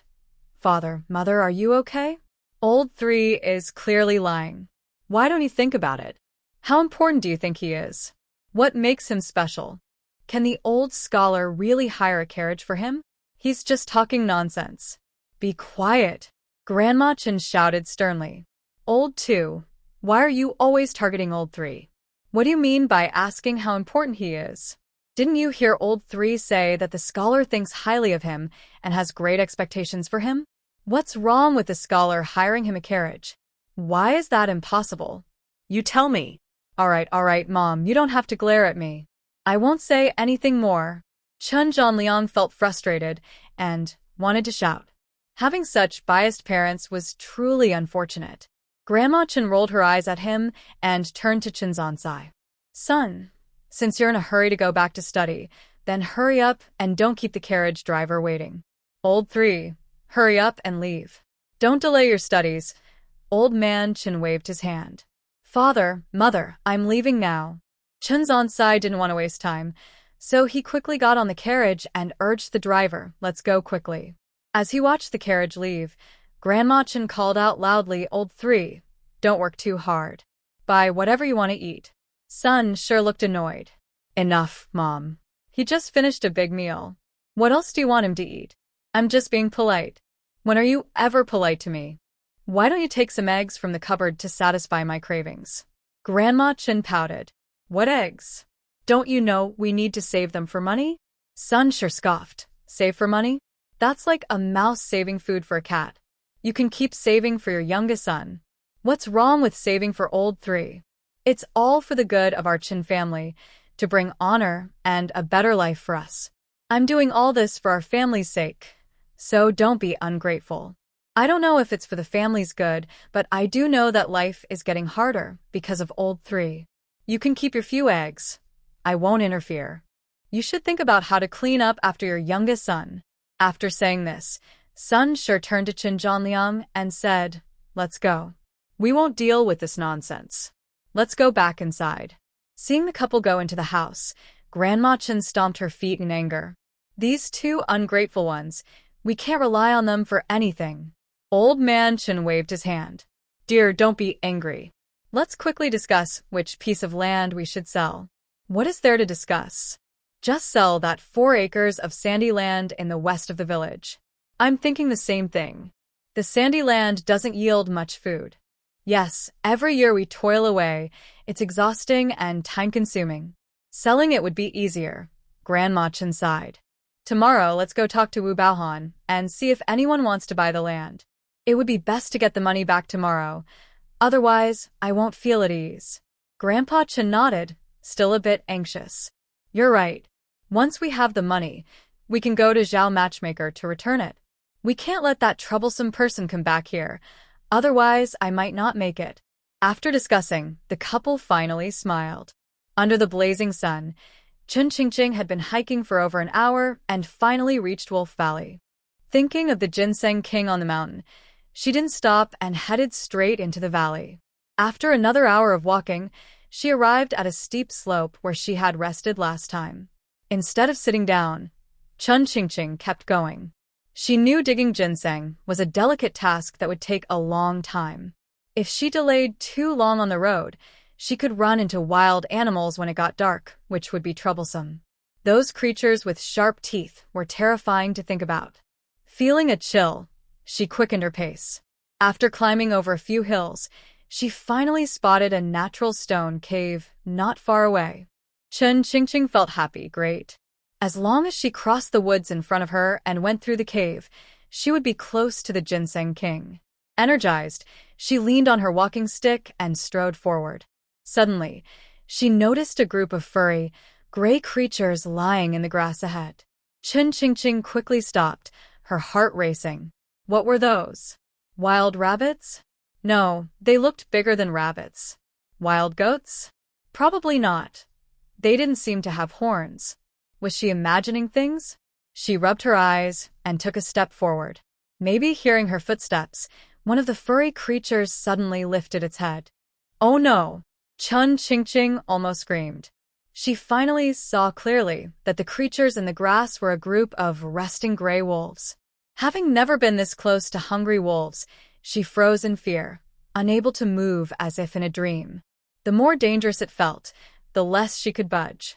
She wondered if these usually fierce wolves were too full or too tired to notice the meal right in front of them. Only 4 or 5 wolves lazily lifted their heads to glance at Chun Qingqing before lying back down in the grass, showing no further reaction. After a while, Chun Qingqing finally realized what was happening, her heart racing. What bad luck to encounter a pack of wolves. She knew she couldn't move forward anymore. Escaping was the priority. Seeing that the wolves had not raised their heads again, she calmed her pounding heart and slowly began to back away. As time passed, she felt confident that she wouldn't wake them, turned around, and ran back with all her strength. After crossing 2 hills, Chun Qingqing finally let out a sigh of relief. Oh my, that scared me. I finally escaped. Suddenly, she heard rustling sounds behind her. She quickly turned around and was startled to see a fierce wolf closely following her. Chun Qingqing's eyes widened in fear, and she felt like crying. What should she do? Wolves are naturally fierce, bloodthirsty, and cunning. Today might not end well for her. She couldn't just wait for her fate. She had to find a way to escape. Remembering the incense in her backpack, she shakily took out a large stick, hoping to light it and use the smoke to confuse the wolf. But the wind was unpredictable, and she couldn't reach the wolf with the smoke. The wolf was glaring at her, ready to attack at any moment. Chun Qingqing didn't want to be bitten, so she raised a wooden stick and warned, "Get back, or I will smash your head." Wolves are naturally suspicious and cautious. Seeing Chun Qingqing go from being passive to aggressive, the wolf stepped back in fear. Chun Qingqing smirked internally, realizing that this wolf was also afraid of her. As the saying goes, the bold fear the reckless, and the reckless fear the desperate. To survive, she had to confront it. She took 2 steps forward, swinging her stick. The wolf, startled by her fierce approach, instinctively backed away. Chun Qingqing shouted loudly and lunged forward. The wolf, completely frightened, tucked its tail and ran away. Chun Qingqing didn't want to chase it. She knew wolves are pack animals, and if it returned with more companions, it could be dangerous. She hurriedly walked towards the valley's edge. But after a short distance, she sensed something was off behind her. Turning around to check, she broke out in a cold sweat. She saw 3 more fierce wolves emerging from the bushes in the distance. At this critical moment, she couldn't afford to be reckless. She needed to run while there was still distance between them. The 3 wolves saw their prey running away and quickly started to chase after her. To catch the prey faster, the lead wolf let out a low growl, and the other 2 wolves split up as if they had received a command. Chun Qingqing ran along the mountain path, but suddenly, a wolf jumped down from the slope ahead, blocking her way. She felt a rush of panic and looked back to see the other two wolves closing in. She didn't want to end up as their meal, so she hurriedly ran toward the side of the slope. After running for what felt like a long time, she finally climbed to the top of a hill, exhausted and nearly collapsing on the ground. Just when she thought she had escaped danger, she saw the three wolves approaching her again, heads lowered and slowly closing in. Frustrated, Chun Qingqing gritted her teeth, stood up with difficulty, and waved her wooden stick, shouting, "Get away, or I will fight you." The wolves didn't seem to take her seriously and continued to move forward, looking for the right moment to attack. Feeling panicked and out of ideas, she scolded herself for being so reckless to enter Wolf Valley alone. Now in danger, how could she escape? Was it really fate that she would end up as wolf food? No, that couldn't be true. She had special abilities and wouldn't die so easily. There had to be a miracle. Yes, she had the universal ring. Chun Qingqing raised her hand earnestly, saying, "Universal space, please help me find a way out." But after a long wait, there was no response from the space. "Useless thing, you promise surprises, but all you do is brag." As she muttered to herself, the three wolves closed in. The three wolves' eyes glinted with menace as they stared at Chun Qingqing, growling softly and inching closer. She dared not make a sudden move, knowing that if she attacked, the wolves would surely retaliate. If they bit her neck, it would mean certain death. She stepped lightly, backing away, while keeping an eye on the wolves' movements. Suddenly, she felt the ground give way beneath her, and with a gasp, she turned to see a steep cliff behind her. It was too late to stop, and she fell down the mountainside. She felt completely hopeless. She thought that being reborn would allow her to live an exciting life, but before she could show her skills, she fell off a cliff and died. It was truly sad, pitiful, and frustrating. Why was fate playing tricks on her? It seemed everything was an illusion. Ideas about reincarnation and magical spaces were just deceptive dreams. She slowly closed her eyes, and all she could hear was the sound of the wind. After an unknown amount of time, Chun Qingqing woke up. She felt dizzy and a bit cold. Where was she? Could she have ended up in the underworld again? She opened her eyes wide and looked around. On both sides were steep cliffs, and a few small birds flew overhead. Her heart leaped with joy. She was not dead. She was still alive. Chun Qingqing realized she had fallen to the bottom of the cliff, but she couldn't understand why she didn't feel any pain despite the height of about 4 or 5 meters. She instinctively touched the ground and found it covered with thick leaves. It made sense. No wonder she hadn't died. The dry leaves had saved her life. Suddenly, she felt something unusual beneath her, something soft, as if she were pressing down on something. Chun Qingqing's heart raced. Could it be a snake or a wild animal? She held her breath, lay still, and silently prayed that it wasn't a snake or a beast. After a long wait, there was no movement beneath her. Was she mistaken? Chun Qingqing cautiously reached down to feel, but instantly pulled back as if shocked. She was sure. There was indeed something soft underneath her. Feeling distressed, she thought how unlucky she was today. First the wolf, then the fall, and now being in an unknown place. If it were a wild animal, it might have been crushed by her, but what if she had landed in a snake's nest? That would be terrible. The thought made her hair stand on end. Though she was scared, she didn't want to just sit there. She needed to leave quickly. As she tried to get up, her hand accidentally brushed against the soft thing beneath her again. She froze. It felt like fabric. Could it be? Without hesitation, she rolled over and stood up. Chun Qingqing was shocked to discover that she was indeed lying on a person who appeared to be a man based on his clothing. She stepped back in fright. What was happening? How could there be a dead person in such a remote place? Was he also searching for ginseng in the mountains and fell to his death while fleeing from a hungry wolf? Sigh, never mind, I won't dwell on it. The deceased deserves respect. Meeting his fate, and I can't leave him out in the wild. I should bury him. Having seen life and death in her past life, Chun Qingqing wasn't afraid. She found a stick and planned to cover the dead man's body with dry leaves. She approached the man, bowed a few times, and said, "Brother, I apologize for any offense. Since we have met here, I will give you a proper burial. In your next life, may you be born into a wealthy family and never suffer again." After murmuring this, Chun Qingqing turned the man over and was stunned. She had expected him to be bloated, but aside from his pale face, he showed no other signs of death. Curious, she examined him more closely and was surprised to find he had sharp features and looked quite handsome. Not thinking much, she crouched down and checked for breath under his nose. A faint airflow indicated he was still alive. She quickly checked his pulse and frowned. He had serious internal injuries and seemed to be in critical condition.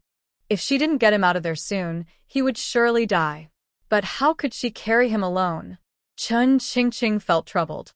This place was unfamiliar, and she wasn't sure if she could find her way out of the valley before dark.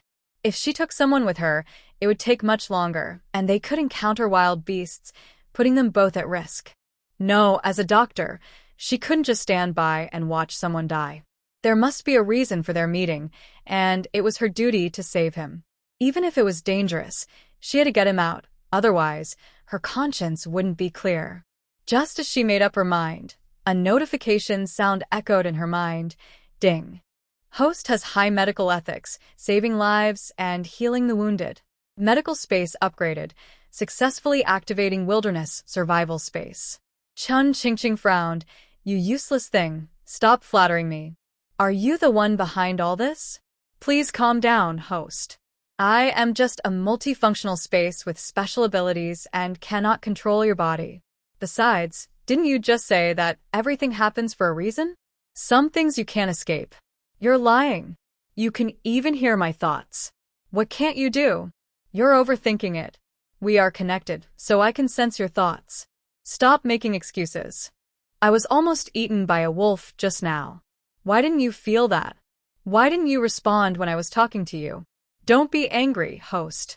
If you get too upset, no one will help you. Honestly, with me around, you won't easily die. You useless thing.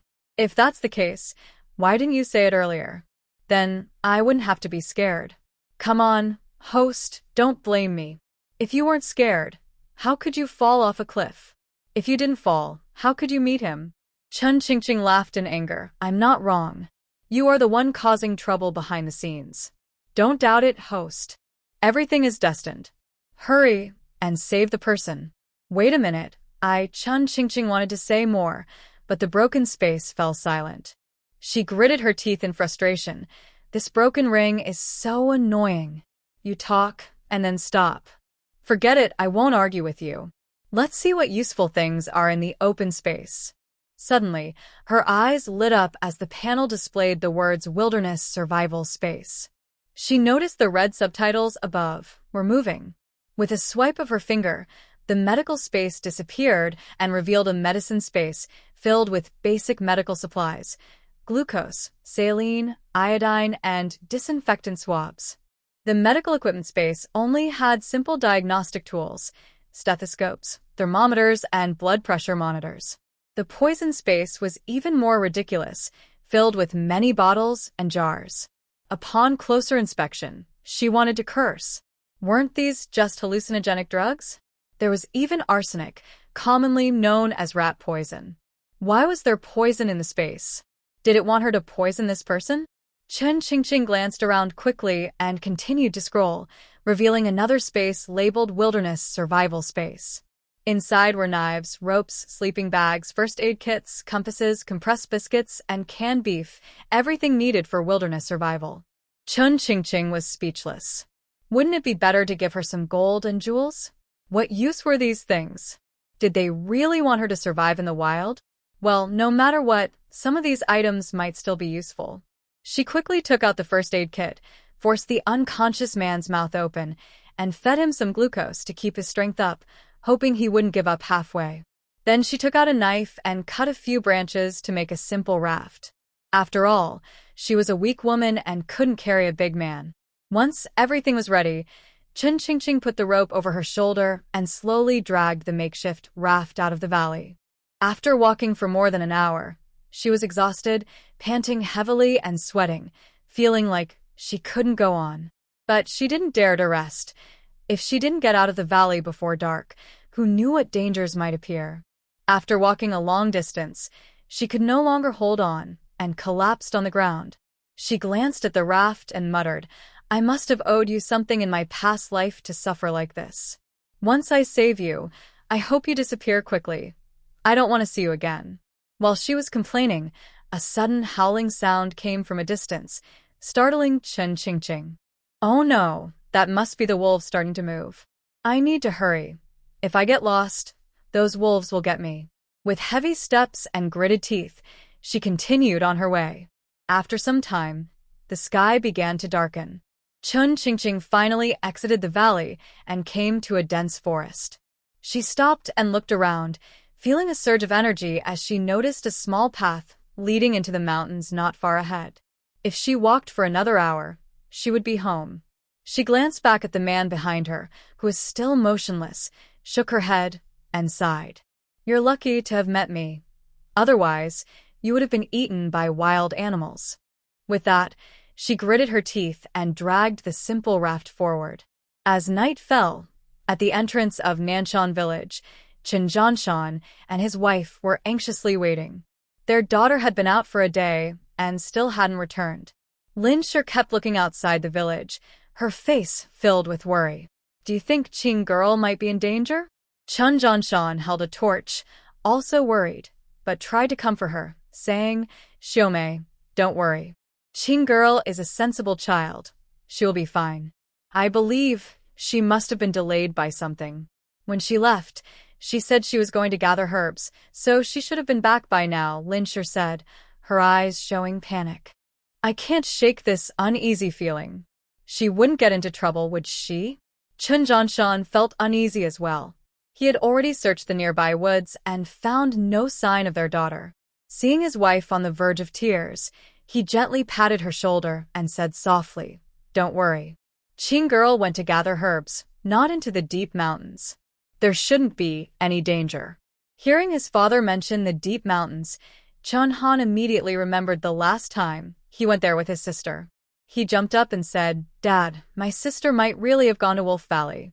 Last time we went into the mountains, I heard her mumbling about where to find ginseng. She must have gone to dig for it." Lin Shi stumbled, almost falling to the ground, her face changing suddenly. "Xiao Han, is what you said true? Did your sister really take you to Wolf Valley?" Tian Han nodded vigorously. "Mom, it's true, but I was really scared, so I let her come back. Today, she insisted on not taking me with her. She must have gone by herself." Chen Zhanshan's mind raced, and his heart began to pound. He knew better than anyone the dangers of Wolf Valley, where poisonous insects and fierce beasts often appeared. If Qing Yadu really went there, she might be in serious trouble. He steadied himself. "Xiaomei, don't worry. I'll go find the village chief and gather some villagers. We will go to Wolf Valley to look for Qing Yatu. No matter what, we need to find her alive or confirm what happened." Lin Shi's face turned pale, and she trembled all over. "Hurry, dear. Remember to bring some torches." "Okay, don't worry. I'm going now." Chen Zhanshan turned to leave. At that moment, Chen Han exclaimed, "Dad, Mom, look. There's a figure in the distance. Could it be my sister?" Lin Shi rubbed her eyes. "Dear, I can't see anything. Can you tell if it's someone?" Chen Zhanshan paused, raised the torch, and looked into the distance. It seemed there was indeed a figure moving, but it was too far away to see clearly. "It looks like a person. Don't rush. Let's go check it out. It might be Qing Yada coming back. All right, let's hurry." The three of them ran toward the figure, guided by the light of the torch. As the sky grew darker, Chen Qingqing felt anxious. It was getting late, and her parents must be worried sick. Although she was exhausted, she pushed herself to drag the simple wooden raft forward. But her legs felt heavy, as if filled with lead, making it harder to move. She was so tired that she could barely keep going and wanted to lie down for a moment. But she knew she couldn't stop now. She had to keep going, slowly moving toward the village, step by step. Closer, closer. Seeing the flickering lights of the houses in the village and her home just ahead, she forced herself to stay motivated, saying, "Come on, just a little longer. We're almost home." Suddenly, someone shouted, "Ching girl, is that you?" Chen Qingqing looked up and saw 3 figures running toward her. She felt a surge of joy and shouted, "Mom, it's me." After saying that, her body went weak, and she collapsed on the ground. Lin Shi heard the response and felt relieved, but when she saw her daughter lying on the ground, her heart tightened again. She hurriedly ran a few steps to Chen Qingqing, hugged her tightly, and anxiously called out, "Qing girl, what happened? Are you hurt?" Let me see. Chen Zhanshan also looked worried. "Qing girl, what happened? Why did you come back so late?" Chen Qingqing forced a smile. "Dad, Mom, don't worry. I'm fine. I'm just really tired." "You child, where have you been? Why did you come back at this hour?" "You almost gave me a heart attack," Lin Shi said, tears streaming down her face. "Sis, you're back. If you hadn't come back soon, Dad would have gone to Wolf Valley to look for you." Chen Han wiped his tears. "Don't worry, Xiao Han, I'm back safe." Chen Qingqing smiled and said to Chen Zhanshan, "Dad, don't worry, I'm okay." Seeing his daughter so exhausted, Chen Zhanshan felt heartbroken. "Good child, as long as you're fine. Come, let Dad carry you home." He then handed the torch to Sun Shi and half squatted down. "Dad, you don't need to carry me. I can walk by myself." Chen Qingqing pointed to the wooden raft behind her. "Dad, can you help me drag this home?" Chen Zhanliang, using the torch's light, noticed the wooden frame Chen Qingqing was dragging and looked puzzled. "Qing girl, why are you dragging wood back? We have enough firewood for the winter. You don't need to gather more for Dad." Lin Shi glared at Chen Qingqing playfully. "Qing girl, you really are something. Didn't you say you were going to gather herbs? Why did you bring back so much firewood? You don't have to do this work anymore." Seeing their misunderstanding, Chen Qingqing shook her head and smiled. "Dad, Mom, this isn't firewood. There's a person on it." Chen Han, hearing there was someone, bravely approached and gently touched it, then shouted, "Dad, it looks like a dead person." "Xiao Han, don't be scared. He's not dead. He's still breathing," Chen Qingqing quickly explained. Chen Zhanshan was startled, took the torch from Sun Shi, and approached the wooden frame. When he looked closely, he saw a person lying there motionless and was instantly shocked. "Qing girl, what's going on? Who is this person?" Lin Shi was also startled and shivered. "Yes, Qing girl. Who is he?" Chen Qingqing struggled to stand up. "Dad, I don't know who he is. I found him in the mountains. He was still breathing, so I brought him back. If I hadn't saved him, he might have been eaten by wild animals. We need to get him home quickly. If he doesn't get treated soon, he could die at any moment." Lin Shi looked worried. Although her daughter had accidentally helped Mr. Fan with his itch, this man seemed seriously injured. If they took him home and couldn't help him, it might cause trouble, especially since Qingqing really didn't know how to treat injuries. She quickly suggested, "Qingqing, why not take him to the Futian clinic in town? What if he dies here? That would be a problem." Chen Qingqing knew that the Futian clinic was a welfare institution in the Daming dynasty, similar to a modern rescue center.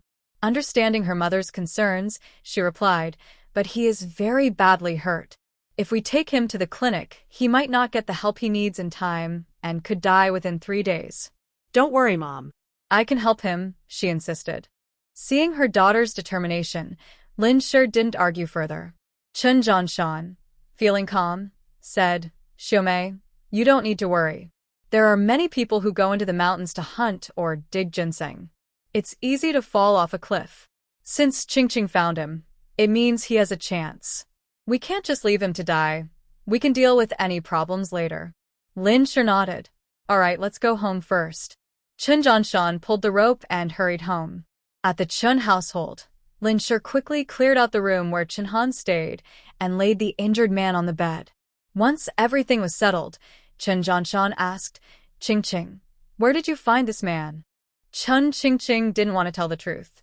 If her parents found out she had risked going into Wolf Valley, been chased by hungry wolves, and fallen off a cliff, they would never let her go into the mountains alone again. She sighed and said, "Dad, I was planning to go into the mountains to gather herbs, but I accidentally ended up in a ravine.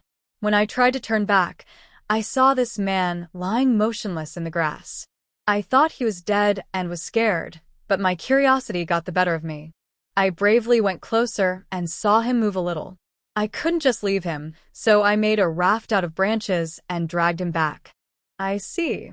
Chen Zhanshan nodded thoughtfully. "It seems he must not be far from our village. He probably fell while gathering herbs or wild vegetables." Lin carefully examined the situation, shaking his head with a frown. "Master, looking at this person's clothing, they don't seem like a farmer. I think they look more like a traveling merchant." "You're right."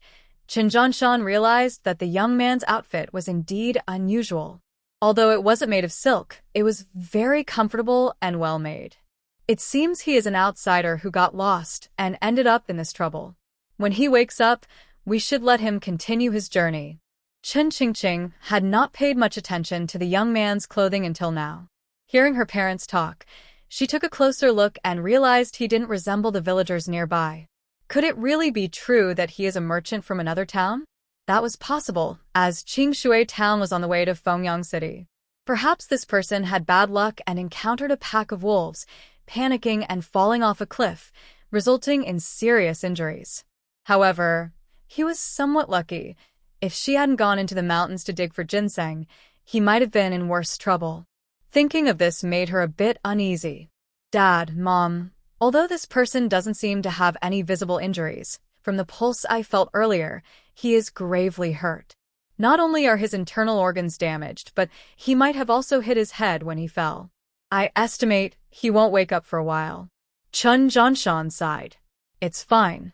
We can let him leave once he recovers." "Yes, since we've saved him, let's wait until he gets better," Lin said sympathetically, turning to Chen Han. "Xiao Han, let this person stay in your room. You can sleep in your parents' room for now." Got it, Mom. "Okay, then I'll go make dinner," Lin said before heading out to get busy. Chen Zhanshan followed her outside. Only Chen Qingqing remained in the room.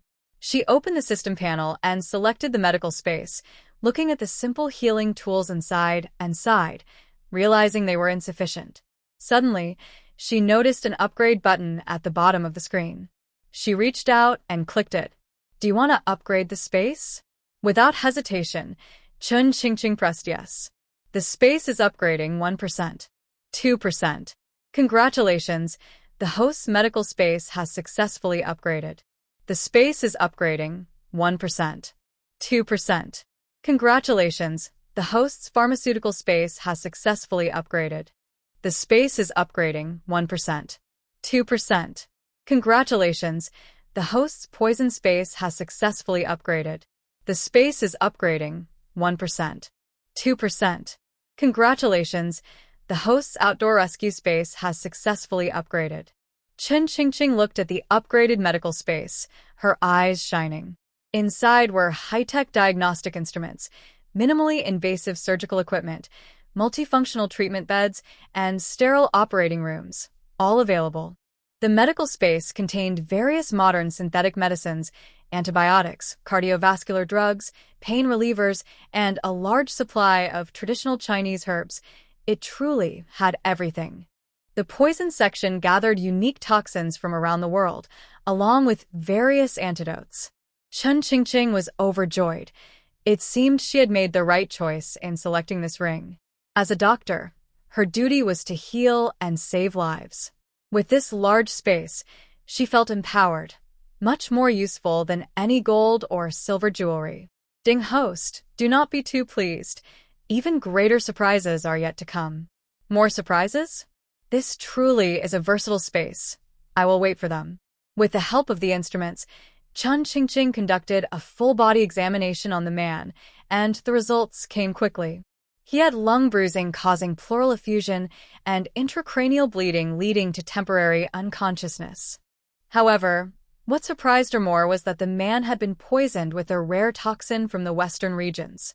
The system indicated that this poison was made from the venom of the king cobra, combined with venom from highly toxic spiders and desert scorpions, resulting in a concoction called 3-day soul return powder.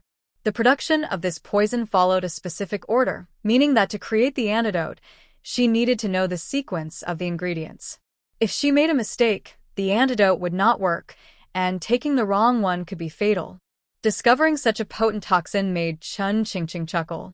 She initially thought the man was just an ordinary traveler, but now it seemed his identity was far from simple.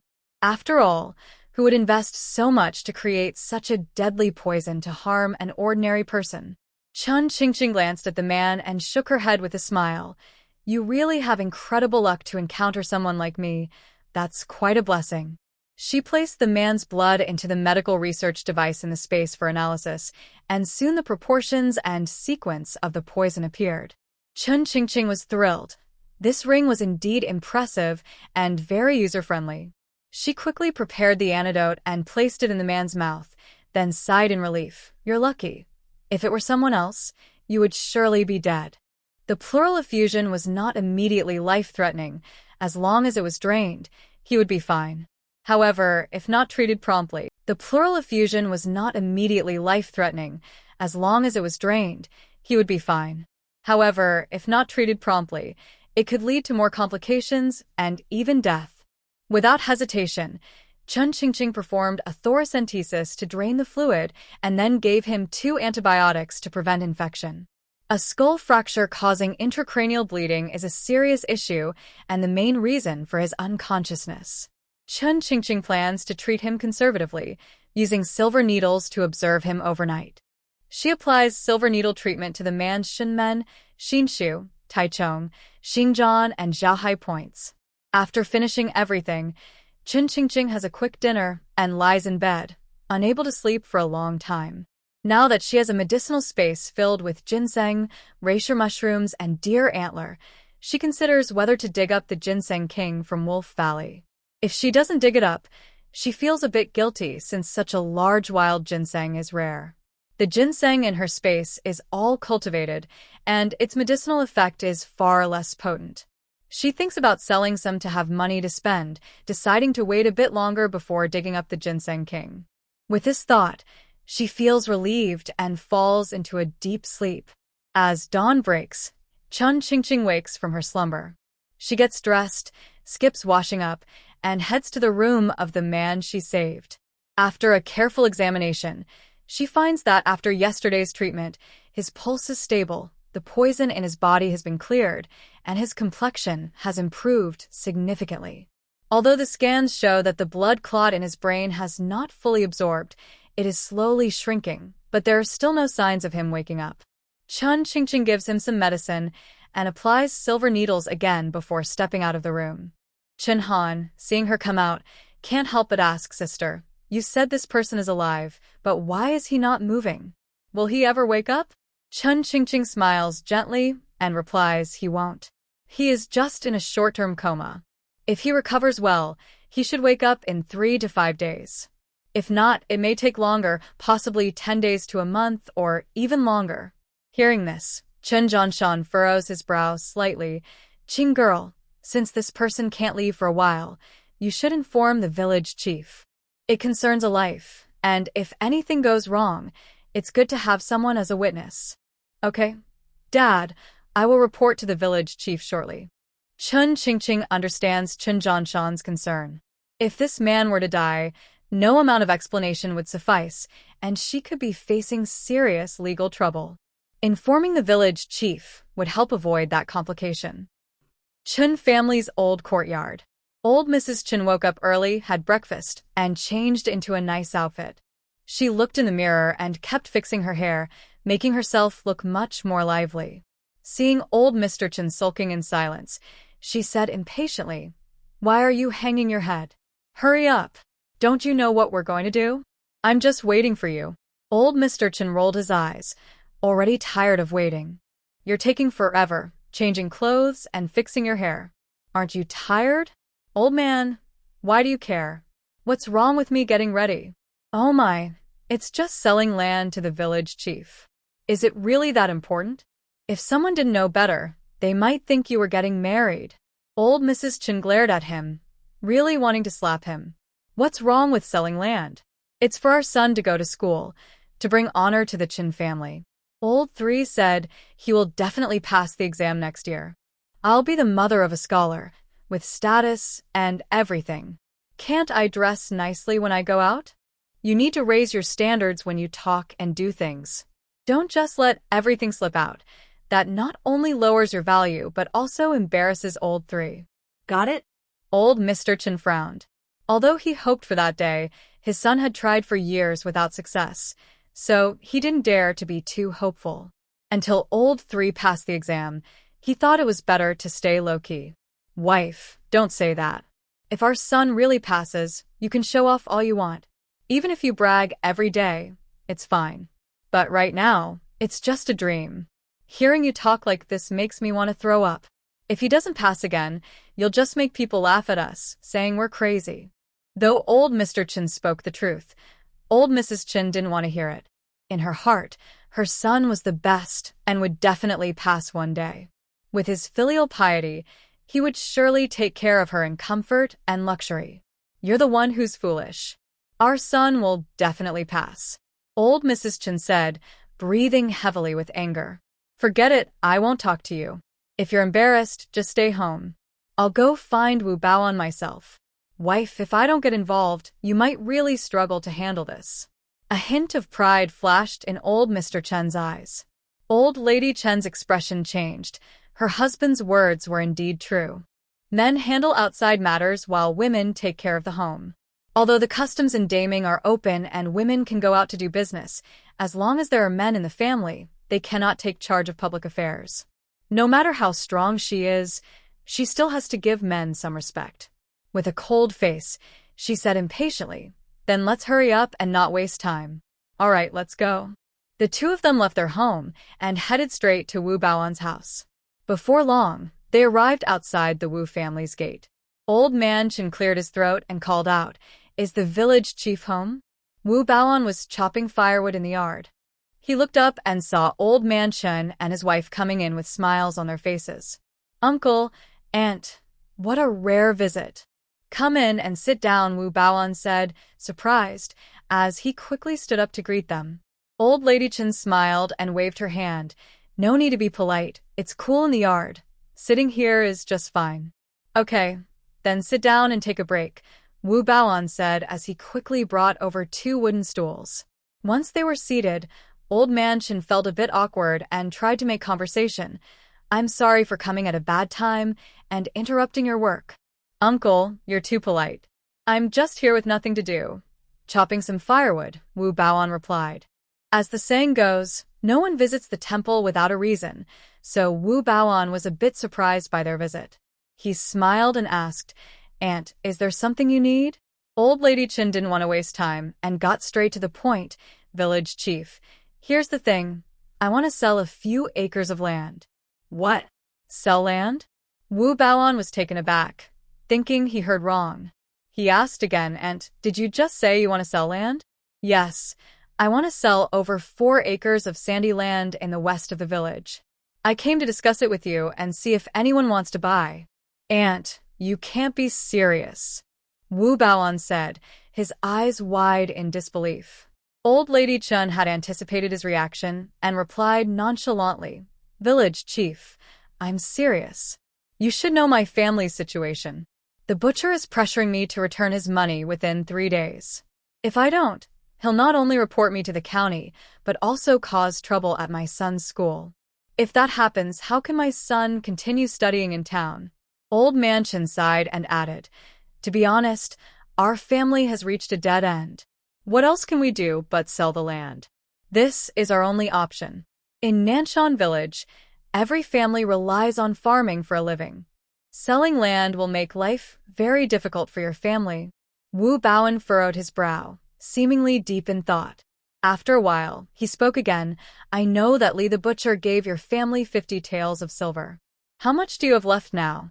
If you're short by 3 or 5 taels, I can lend you some to settle things with Li the butcher. What do you think?" Old Lady Chen's expression stiffened. "Oh, my dear nephew, There's nothing left at home. The 50 taels were all taken by Zhang Kai, and we still don't have enough. Wu Baowen's eyes flashed with surprise, finding it hard to believe. Aunt, even if Zhang Kai has high expenses for school, it shouldn't cost more than 20 taels a year. They have only been in town for a few days. Old Lady Chen felt a bit displeased upon hearing this. Li Zheng, you are quite out of touch. Studying now is not like before. Everything costs money. Take my third son, for example. After paying for school fees, rent, and other expenses, it adds up to at least 50 taels a year. If I don't give him that, I won't feel at ease. So now we have no money left. Wu Baowen was speechless. A doting mother can spoil a child. Zhang Kai was not doing well in school, yet his expenses kept rising. If he understood things a bit better, he wouldn't be dragging the family to town to study, wasting their hard-earned money. Old Man Chen, seeing that Wu Baowen had been silent for a long time, grew anxious. Li Zheng, I know you mean well for a family, but we don't want to get into trouble. Please help us find someone who wants to buy land. It would be best if we could get the money by tomorrow, so we can return it to Li the butcher. Uncle, Aunt, I understand that you are in a difficult situation, but land is the lifeblood of us farmers. Once sold, it's gone. Your family is large. What will you eat and how will you survive? Have you thought about these things? Wu Baowen made one last effort to change Old Man Chen and his wife's minds about selling the land. Old Lady Chen dismissively pouted. Li Zheng, we understand what you're saying, but we are in a dire situation. What can I do? Besides, if Zhang Kai passes the exam next year, we will get tax reductions, and the harvest from the remaining fields will be enough for our family. Have you really thought this through? Wu Baowen asked seriously, confirming once more. We have thought it through. We want to sell the land. All right. Wu Baowen shook his head and sighed. He knew that some people couldn't be convinced and could only be painfully awakened. As the village head, he had done what he needed to do and said what he had to say. Since they were so determined, he wouldn't stop them. Aunt, which piece of land do you plan to sell? That sandy land west of the village is over 4 acres, said Old Lady Chen hurriedly. I don't need much, just give me 50 taels of silver. Based on the market price, 50 taels is indeed reasonable, but that sandy land has average yields and isn't considered good farmland. It will likely be hard to sell in the short term. Village head, please help me ask around. I must gather 50 taels by the day after tomorrow, Old Lady Chen said anxiously. When Old Man Chen heard that the sandy land wouldn't sell quickly, he thought of the butcher, Li, and felt terrified. If he couldn't gather 50 taels, it would be the end for him. He looked panicked. Village head, please think of a way to sell that land quickly. Wu Baowen shook his head, feeling troubled. I know you're eager for the money, but time is tight. If it were good farmland, I might have some hope, but everyone in the village knows about that sandy land. I'm afraid no one will want it. Old Lady Chen's smile disappeared. If it weren't for the sandy land, she wouldn't even consider selling. But she couldn't bear to part with good farmland, and now she was at her wit's end. She looked at Old Man Chen for advice. What do you think we should do? Old Man Chen shook his head and sighed, complaining, if you hadn't insisted on separating the eldest son's family, we wouldn't be in this mess. You ask me what to do, but I want to ask you the same. Old Lady Chen immediately got angry. You old man. Now you're blaming me. Where were you at that time? Why didn't you stop it? Could I have stopped it? Did you let me speak? Did I sew your mouth shut? When have I ever stopped you from talking? You are being unreasonable. Seeing the two argue, Wu Baowen felt a headache coming on and quickly intervened. Uncle, Aunt, it's done now. Don't regret the separation. Let's think about which land to sell to solve our current problem. Hearing this, the two exchanged eye rolls and stopped arguing. Old Lady Chen, still angry, looked at Old Man Chen sideways. Which land should we sell? How about selling the 4 acres outside our yard? Old Man Chen frowned and replied irritably, the 4 acres outside our yard is the best land in the village, well located and close to home. Our family relies on that land for food. If we sell it, we won't have enough to eat. That's nonsense. How could I not know that is the best land? We need money urgently, and other fields won't sell quickly. Only good land will attract buyers. Old Chin felt a pang in his heart. He had farmed all his life and truly cherished that good land. But what could he do? If he couldn't pay back the money, he would face trouble. He could only bear the pain of selling it, hoping his son would not let him down and would pass the exam to become a scholar, bringing pride to their family. He reluctantly nodded. All right, let's sell those 4 acres at the village entrance. Old Yang sighed in relief and smiled. Village head, since no one wants the sandy land in the west of the village, sell the 4 acres outside my yard. Can you try to sell it quickly? Old Chin quickly added. Village head, those 4 acres are among the best in the village. It should be worth more than 50 taels of silver, right? Wu the guard nodded. That's right. Normally, it could be worth 60 taels, but since you're in a hurry to sell, getting a higher price might be difficult. Oh no, that means we're losing out. Old Chin looked at Old Yang. Dear, that's a whole 10 taels less. Enough about those 10 taels. We need the money urgently. Can we afford to lose a little? Old Yang was anxious, fearing that the butcher might cause trouble, wanting to pay him back immediately. All right, let's sell it. Old Chin lowered his head, no longer speaking. Old Yang felt relieved and happy. Village head, thank you for your help. Aunt, no need to be polite. It's my duty as the village head, he replied. Great, I'll wait for your good news, Old Yang said politely before getting up to leave. At that moment, Old Yang was very happy, wanting to jump up and shout. She finally felt relieved. Once the land was sold and they had money, she would immediately send it to matchmaker Zhao. After that, she wouldn't have to deal with that awful butcher again, who was nothing but trouble. Just as she was feeling proud, she suddenly saw Qin Qingqing walking toward her. It was as if she had seen an enemy. Her face darkened immediately. Old man, look, that ungrateful girl is coming. Old Qin frowned, clearly displeased. Dear, let's ignore her and go. Madame Chen's eyes blazed with anger as she gritted her teeth. How shameless. I really want to go over and strangle that girl. If she had just married obediently, I wouldn't have had to block the door and demand money, nor would I have sold the 4 acres of good land outside. Enough, dear. We're now 2 families. Don't let her get to you. Once our 3rd child succeeds and becomes an official, we'll deal with those heartless people, replied her husband. You're right. When that time comes, I will make that girl kneel and apologize, Madame Chin said. Noticing Qin Qingqing approaching, she scoffed, shameless girl, don't think you can make a scene today, without consequences later. Qin Qingqing had already seen the old couple coming from Wu Baoan's house. She didn't want to engage with them, but Madame Chin dared to provoke her directly. Did she really think she could bully her? She stopped and looked at Madame Chin with cold eyes. Who are you cursing at, old woman? Madame Chin, full of arrogance, replied, You little brat. I can curse pigs, dogs, or even air. I can say whatever I want, and you can't stop me. Old lady, you better watch your mouth. If you keep talking like that, I won't hesitate to make you silent, Qin Qingqing warned. What do you want?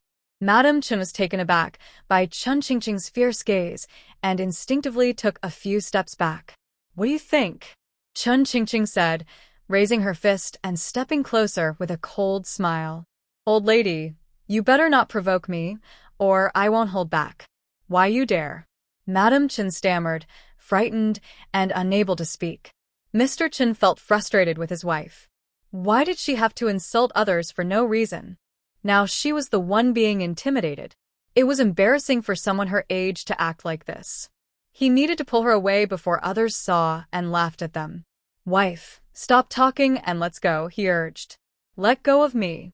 Why are you pulling me? Madame Chin feigned reluctance. I need to confront her. Did I curse her? I was cursing dogs. Enough. Besides me, where else is there a dog?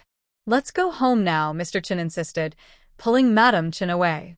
Although Grandma Chin was unwilling, she knew that Qin Qingqing was not easy to deal with, so she had to swallow her anger and silently vowed to settle the score with her when the opportunity arose. Qin Qingqing's eyes darkened. These two were deceitful and selfish. They were hoping that Chen Jiansai would help them succeed, but that was just their wishful thinking.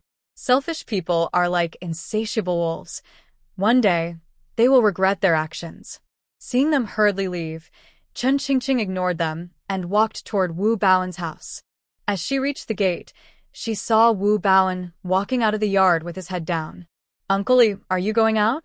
Wu Baoan looked up, surprised to see Chen Qingqing, and smiled as he asked, "Oh, it's you, Qing girl. I'm going to take care of some matters in the village. Do you need something from me?" "Uncle Li, it's nothing serious. If you have things to do, go ahead. I'll come back later." "Why are you being so polite?" "I have no urgent matters." Come on in. Wu Baoan turned and went into the yard, bringing over a small stool for Chen Qingqing. He shook his head and smiled. "Qing girl, you're a smart child. Your grandparents have cut ties with you, and they will regret it one day." "Uncle Li, what do you mean?" "You are a strong-willed child. Luckily, you decisively separated from your grandparents. Otherwise, you would have suffered." Wu Baoan hesitated for a moment before continuing. "You probably don't know, but your grandparents have left no way out. They have ruined the family just to support Chen Jiansai's education." Chen Qingqing's lips curled slightly.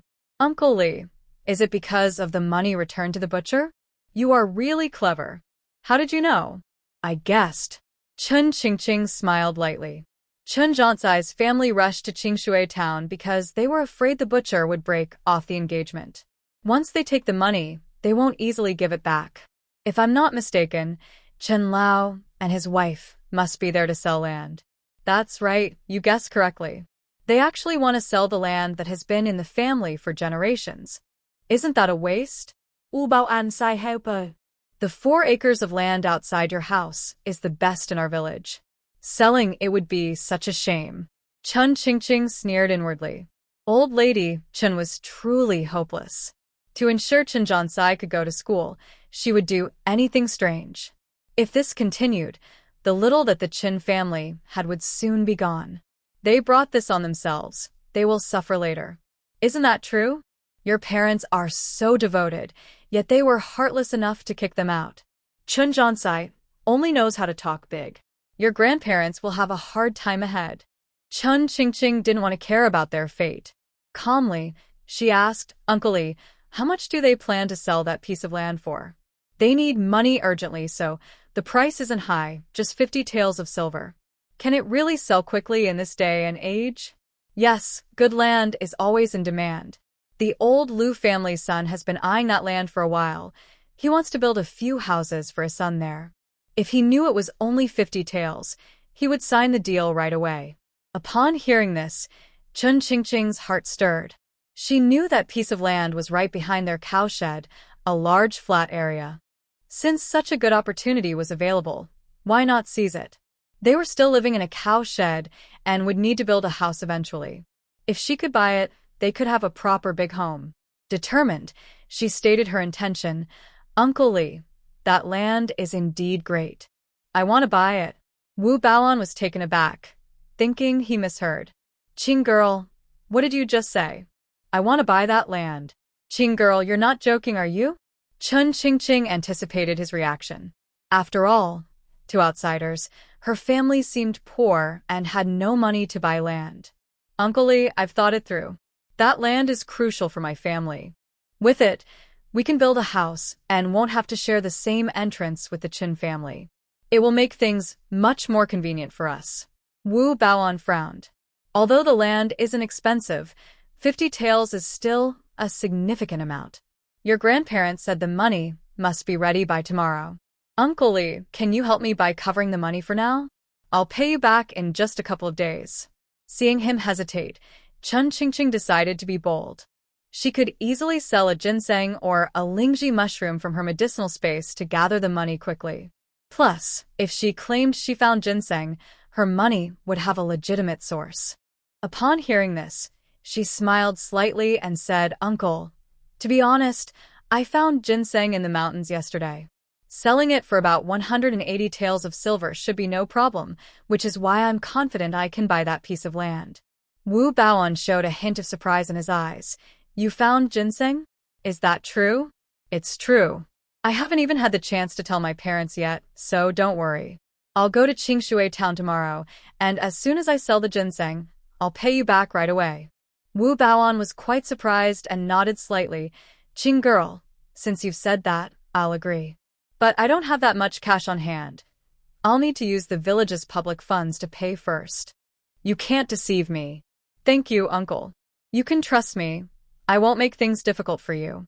Then let's go talk to the Qin family, give them the money, and complete the land transfer. That piece of good farmland will be yours. Uncle, hold on. I came to inform you that I rescued someone while digging for ginseng yesterday, and he is still unconscious. I want to wait until he wakes up before sending him away. Chun Qingqing briefly explained how she saved the person but didn't mention the encounter with wolves to avoid unnecessary trouble. Wu Baoan nodded repeatedly, feeling quite moved. Qing girl, you truly have a kind heart. You will surely be rewarded in the future. You flatter me, uncle. It was just a small effort. Don't be modest, Qing girl. Not everyone can do something like this. After a moment of thought, Wu Baoan continued, your home is small. Why not settle that person in the village's Chenhuang temple? I can arrange for some people to bring him food and drink regularly, which will ease your family's burden. Chun Qingqing quickly shook her head. Thank you for your kindness, uncle, but there's no need to trouble everyone. I can manage.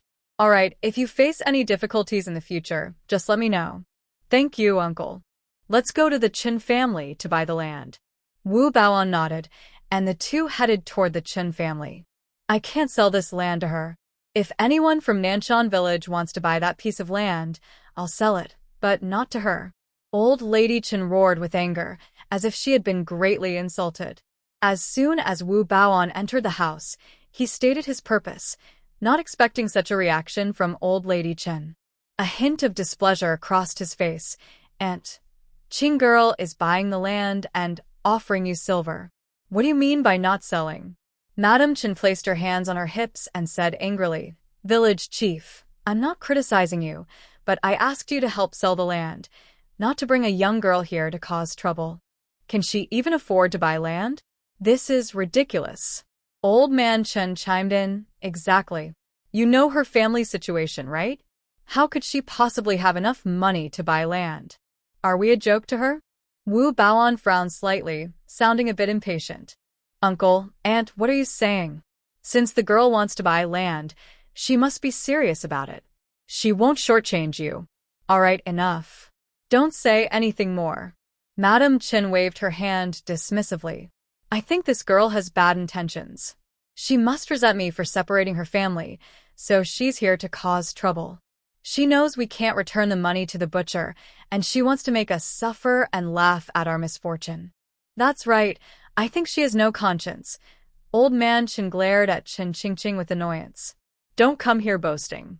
If you want to buy land, show us the money first. Madam Qin pouted. Exactly, stop talking nonsense. If you have the ability, bring out the money. Chun Qingqing didn't expect such a strong reaction from Madam Qin and her husband regarding her desire to buy land. She scoffed coldly, village chief, just give them the money. Okay. Wu Baoan handed over the 50 taels of silver he had prepared earlier to Madam Qin. Aunt, here are 50 taels of silver. Quickly bring out the land deed, so I can help you with the transfer paperwork. This is impossible? Madam Qin was stunned, taking a moment to recover. Old man, I told you this girl was up to no good, and look, I was right. Oh my, how shameless. I find this money dirty. You should take it away. Old Man Qin said through gritted teeth. No wonder you refused to marry the butcher. Turns out you've hooked up with the wealthy Mr. Fan. Madam Qin looked at the shiny 50 taels of silver, regretting her earlier decisions. Clinging to Mr. Fan was much better than the butcher. How did she not see this girl's potential? If she had known, she would never have agreed to separate from the family. Though she felt deeply regretful, she still pretended to be disdainful. Ugh. What a shameful thing. Good thing we separated from you. Otherwise, we would have been embarrassed in front of everyone. Sun saw her mother-in-law slandering Chun Qingqing and frowned, unable to hold back her anger. Mother, you sold land, and Qing girl bought land. Why do you care where she got her money? You keep talking bad about her. It's ridiculous. Chun Zhanliang chimed in exactly. Everyone in the village knows Qing girl treated Master Fan. He gave her a reward, so why does it become something shameful when you talk about it? Chen old lady was quite angry and glared at the two of them. Be quiet. You believe this nonsense? That girl can't even read. How could she treat anyone? If she got a reward, it's just an excuse to cover up her actions. Chun Zhanliang retorted angrily, Mother, Qing girl grew up under my watch. She is definitely not that kind of person. Go away. You think you can speak out of turn? Chen old lady's eyes bulged in anger. Wu Baoan couldn't take it anymore and said indignantly, Aunt, you're going too far. Qing girl's money comes from digging ginseng, and it's all clean and honest. Don't try to tarnish her reputation. What? She dug up ginseng? Chen old lady was shocked and couldn't believe it. She even knows about ginseng? Li Zheng, you're not lying to me, are you? Wu Baoan replied seriously. Why would I lie to you? It's absolutely true. Besides, everyone in Qingshui town knows about Master Fan's condition, and it was indeed Qing girl who helped him. If you don't believe me, go ask around, but stop spreading false rumors. Even if it's true, I still won't sell the land to her. Seeing Chen old lady's stubbornness, Chun Qingqing's eyes turned cold. Old lady, I'm here to buy land today. As for your comments about enjoying a show at your expense, you can think of it that way. If you don't sell me the land today, I certainly won't miss the drama tomorrow. I'm quite curious about whether the butcher will take your house or report you to the authorities. You, be quiet. Chen old lady was so angry, she ground her teeth. Wu Baoan's expression was serious. Aunt, since you won't sell this piece of land, just keep it. Qing girl has money to buy land from anyone. As for what you asked me to do this morning, I'm sorry, but I can't help you. Chen old lady panicked upon hearing this. Li Zheng, what do you mean? You can't just ignore this. Aunt, you're putting me in a tough spot. You said you urgently needed money and had to sell the land today, but now you're doing this. Are you trying to make a fool out of me? I can't get involved in your family matters. You can sell to whoever you want. Qing girl, let's go. Chun Qingqing nodded slightly. Old lady Chen was really scared. If Wu Baoan didn't help, how would she sell the land? She quickly blocked his way and said, Don't go. Move aside. Why are you stopping me? Village chief, don't leave. We can talk this over. What is there to discuss? Just say if you are selling or not, Wu Baoan replied impatiently. Old lady Chen's face turned red. After thinking for a while, she gritted her teeth and reluctantly nodded. All right, I will sell the land. I can sell it to her. Wu Baoan paused, feeling a cold smirk inside, not believing he couldn't handle her. Since you are selling, hurry and get the land deed. I will write the transfer document now. Okay, I will go get it. Old lady Chen rummaged through her things and handed the deed to Wu Baoan, saying, Village chief, here it is. Please take a look. Wu Baoan took out the prepared land transfer document. All right, just put your thumbprint on this document, and the land will no longer be connected to your family. Okay, I understand. Having farmed for a lifetime, Old Man Chen felt heartbroken about selling the land.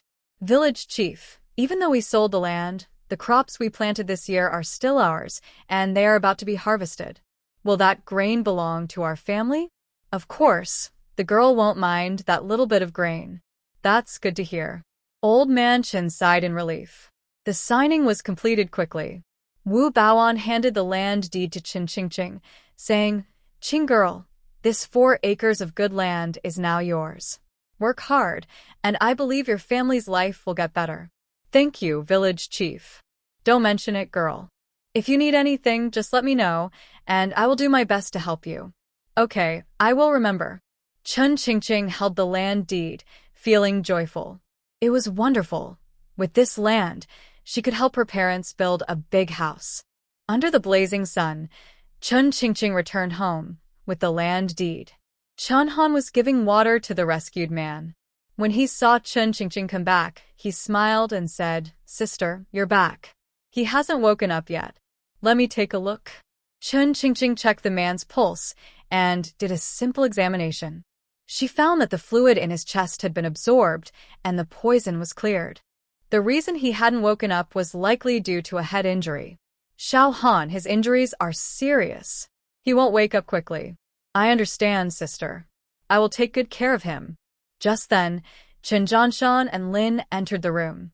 Qing girl, did you greet the village chief? Chen Zhanshan asked. Father, don't worry. We have already agreed. Chen Qingqing raised her eyebrows slightly and handed the land deed to Lin Shi. Mother, I bought the few acres of land behind our house. Here's the deed. Please keep it safe. Lin Shi was taken aback and trembled as she took it, opening it to examine it closely. She saw the village seal and the fingerprints on it. Her face showed disbelief, and her lips trembled slightly. Qing girl, where did you get the money to buy land? Chen Zhanshan also looked shocked. Yes, Qing girl, this land is the most fertile in the family. It must be worth 50 or 60 taels of silver. How could they bear to sell it? This morning, I went to the village head's house and heard that the Qin family was selling land, probably to pay back a butcher. I thought we couldn't keep living in the cow shed, so I bought the land. Chen Qingqing knew she had to tell a kind lie to explain. Dad, Mom, to be honest, I didn't tell you yesterday because I didn't want you to worry. I actually saved someone in the Wolf Valley, and I also found a ginseng root. After saying this, she took out the ginseng she had prepared and handed it to Qin Zhanshan and his wife. Lin Shi looked at the ginseng with concern in her eyes. Qing girl, you are too brave. How could you go to the Wolf Valley alone? Did you want to scare me to death? Don't worry, Mother, I'm fine. Chen Qingqing smiled broadly. Dad, Mom, this ginseng can sell for 100 or 80 taels of silver. Tomorrow I will sell it in town, and we can build a nice big house on that land this autumn. Chen Zhanshan felt a sense of comfort. Qing girl, since you dug up this ginseng, you should keep the money for yourself. Don't spend it all on the family. Yes, yes, yes. You keep the deed safe, Mother. How can you take it from me? Lin Shi hurriedly pushed the deed back into Chen Qingqing's hands. Mother, please don't be so polite. You keep the deed, and I'll handle the money. I will make sure to find a stable job for you and Dad in the future. Chen Qingqing pushed the deed back. Chen Zhanshan felt a bit of relief. His daughter had grown up, not only understanding things but also earning money. She was incredibly lucky to find ginseng too. Xiaomei, just listen to Qing girl's plans. Okay, I will follow your lead. Seeing Lin Shi safely hold the deed, Chen Qingqing smiled at Chen Zhanshan and said, Dad, the work in town isn't easy, so you shouldn't go. Chen Zhanshan shook his head. Qing girl, I know you are a dutiful child, but I am still young. If I do nothing and rely on you to support me, I would be useless. How could that be? You do all the work at home, like fetching water and chopping firewood. You won't be useless. I know you care about me. Don't worry, I will go to the dock and work a little if there is work available. If not, I will come back early. Chen Qingqing couldn't persuade him otherwise, so she let him go. Dad, Mom, there is one more thing I want to discuss with you. Chen Zhanshan smiled. What is it? You don't need to be so polite with us. Xiao Han is already 8 years old, which is a great age for studying. I want him to attend the Confucius Academy, so I plan to take him to town tomorrow. Chen Qingqing shared her thoughts. Chen Zhanshan hesitated. It costs 2 taels of silver for a month of tuition in town. It's better for Xiao Han to stay at home.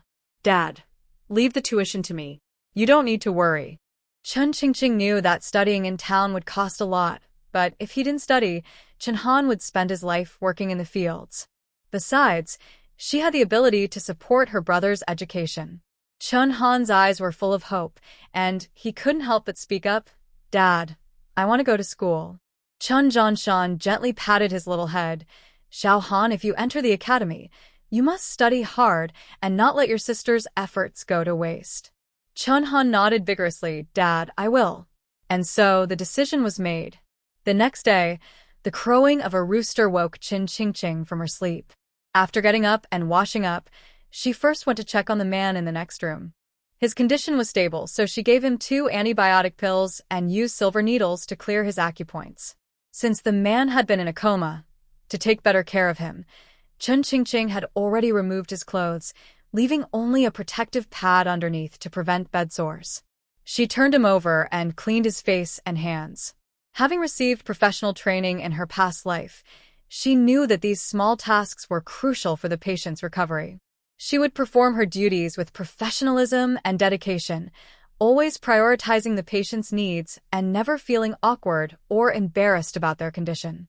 After finishing everything, she stepped out of the room. After breakfast, Chun Qingqing took Shen Han and left the village. At the village entrance, an old ox cart was waiting, driven by Lu Laohan from the village. Chun Qingqing approached with a smile and asked, "Grandpa Lu, we are going to Qingshui town. How much is it per person?" 3-1. Chun Qingqing and Shen Han got on the cart. Lu Laohan waited a bit longer, and when no one came out, he drove the ox cart away. Soon, they arrived at Qingshui town. Chun Qingqing couldn't help but feel that any vehicle was easier than walking. "Grandpa Lu, we'll be back soon. Can you wait here for a while? Just come back early." "If it's too late, I won't wait," he replied. "All right, I'll pay you for the ride later." Lu Laohan shook his head and smiled. "We're from the same village, no rush." Shen Han was excited that he could go to school. He couldn't sleep all night, and, looking at the bustling streets of Qingshui town, it felt like a dream. "Sister, can I really go to school?" Chun Qingqing gently tapped his nose and smiled. "Of course, but you must study hard. Even if you don't pass the exams, being able to read and write is still a good thing." Shen Han, acting like a little adult, confidently promised, "Sister, don't worry. I will not be like Uncle San. If by 20 I still haven't achieved anything, then I will know I'm not meant for school, and I will come home to farm." "Good, I believe in you."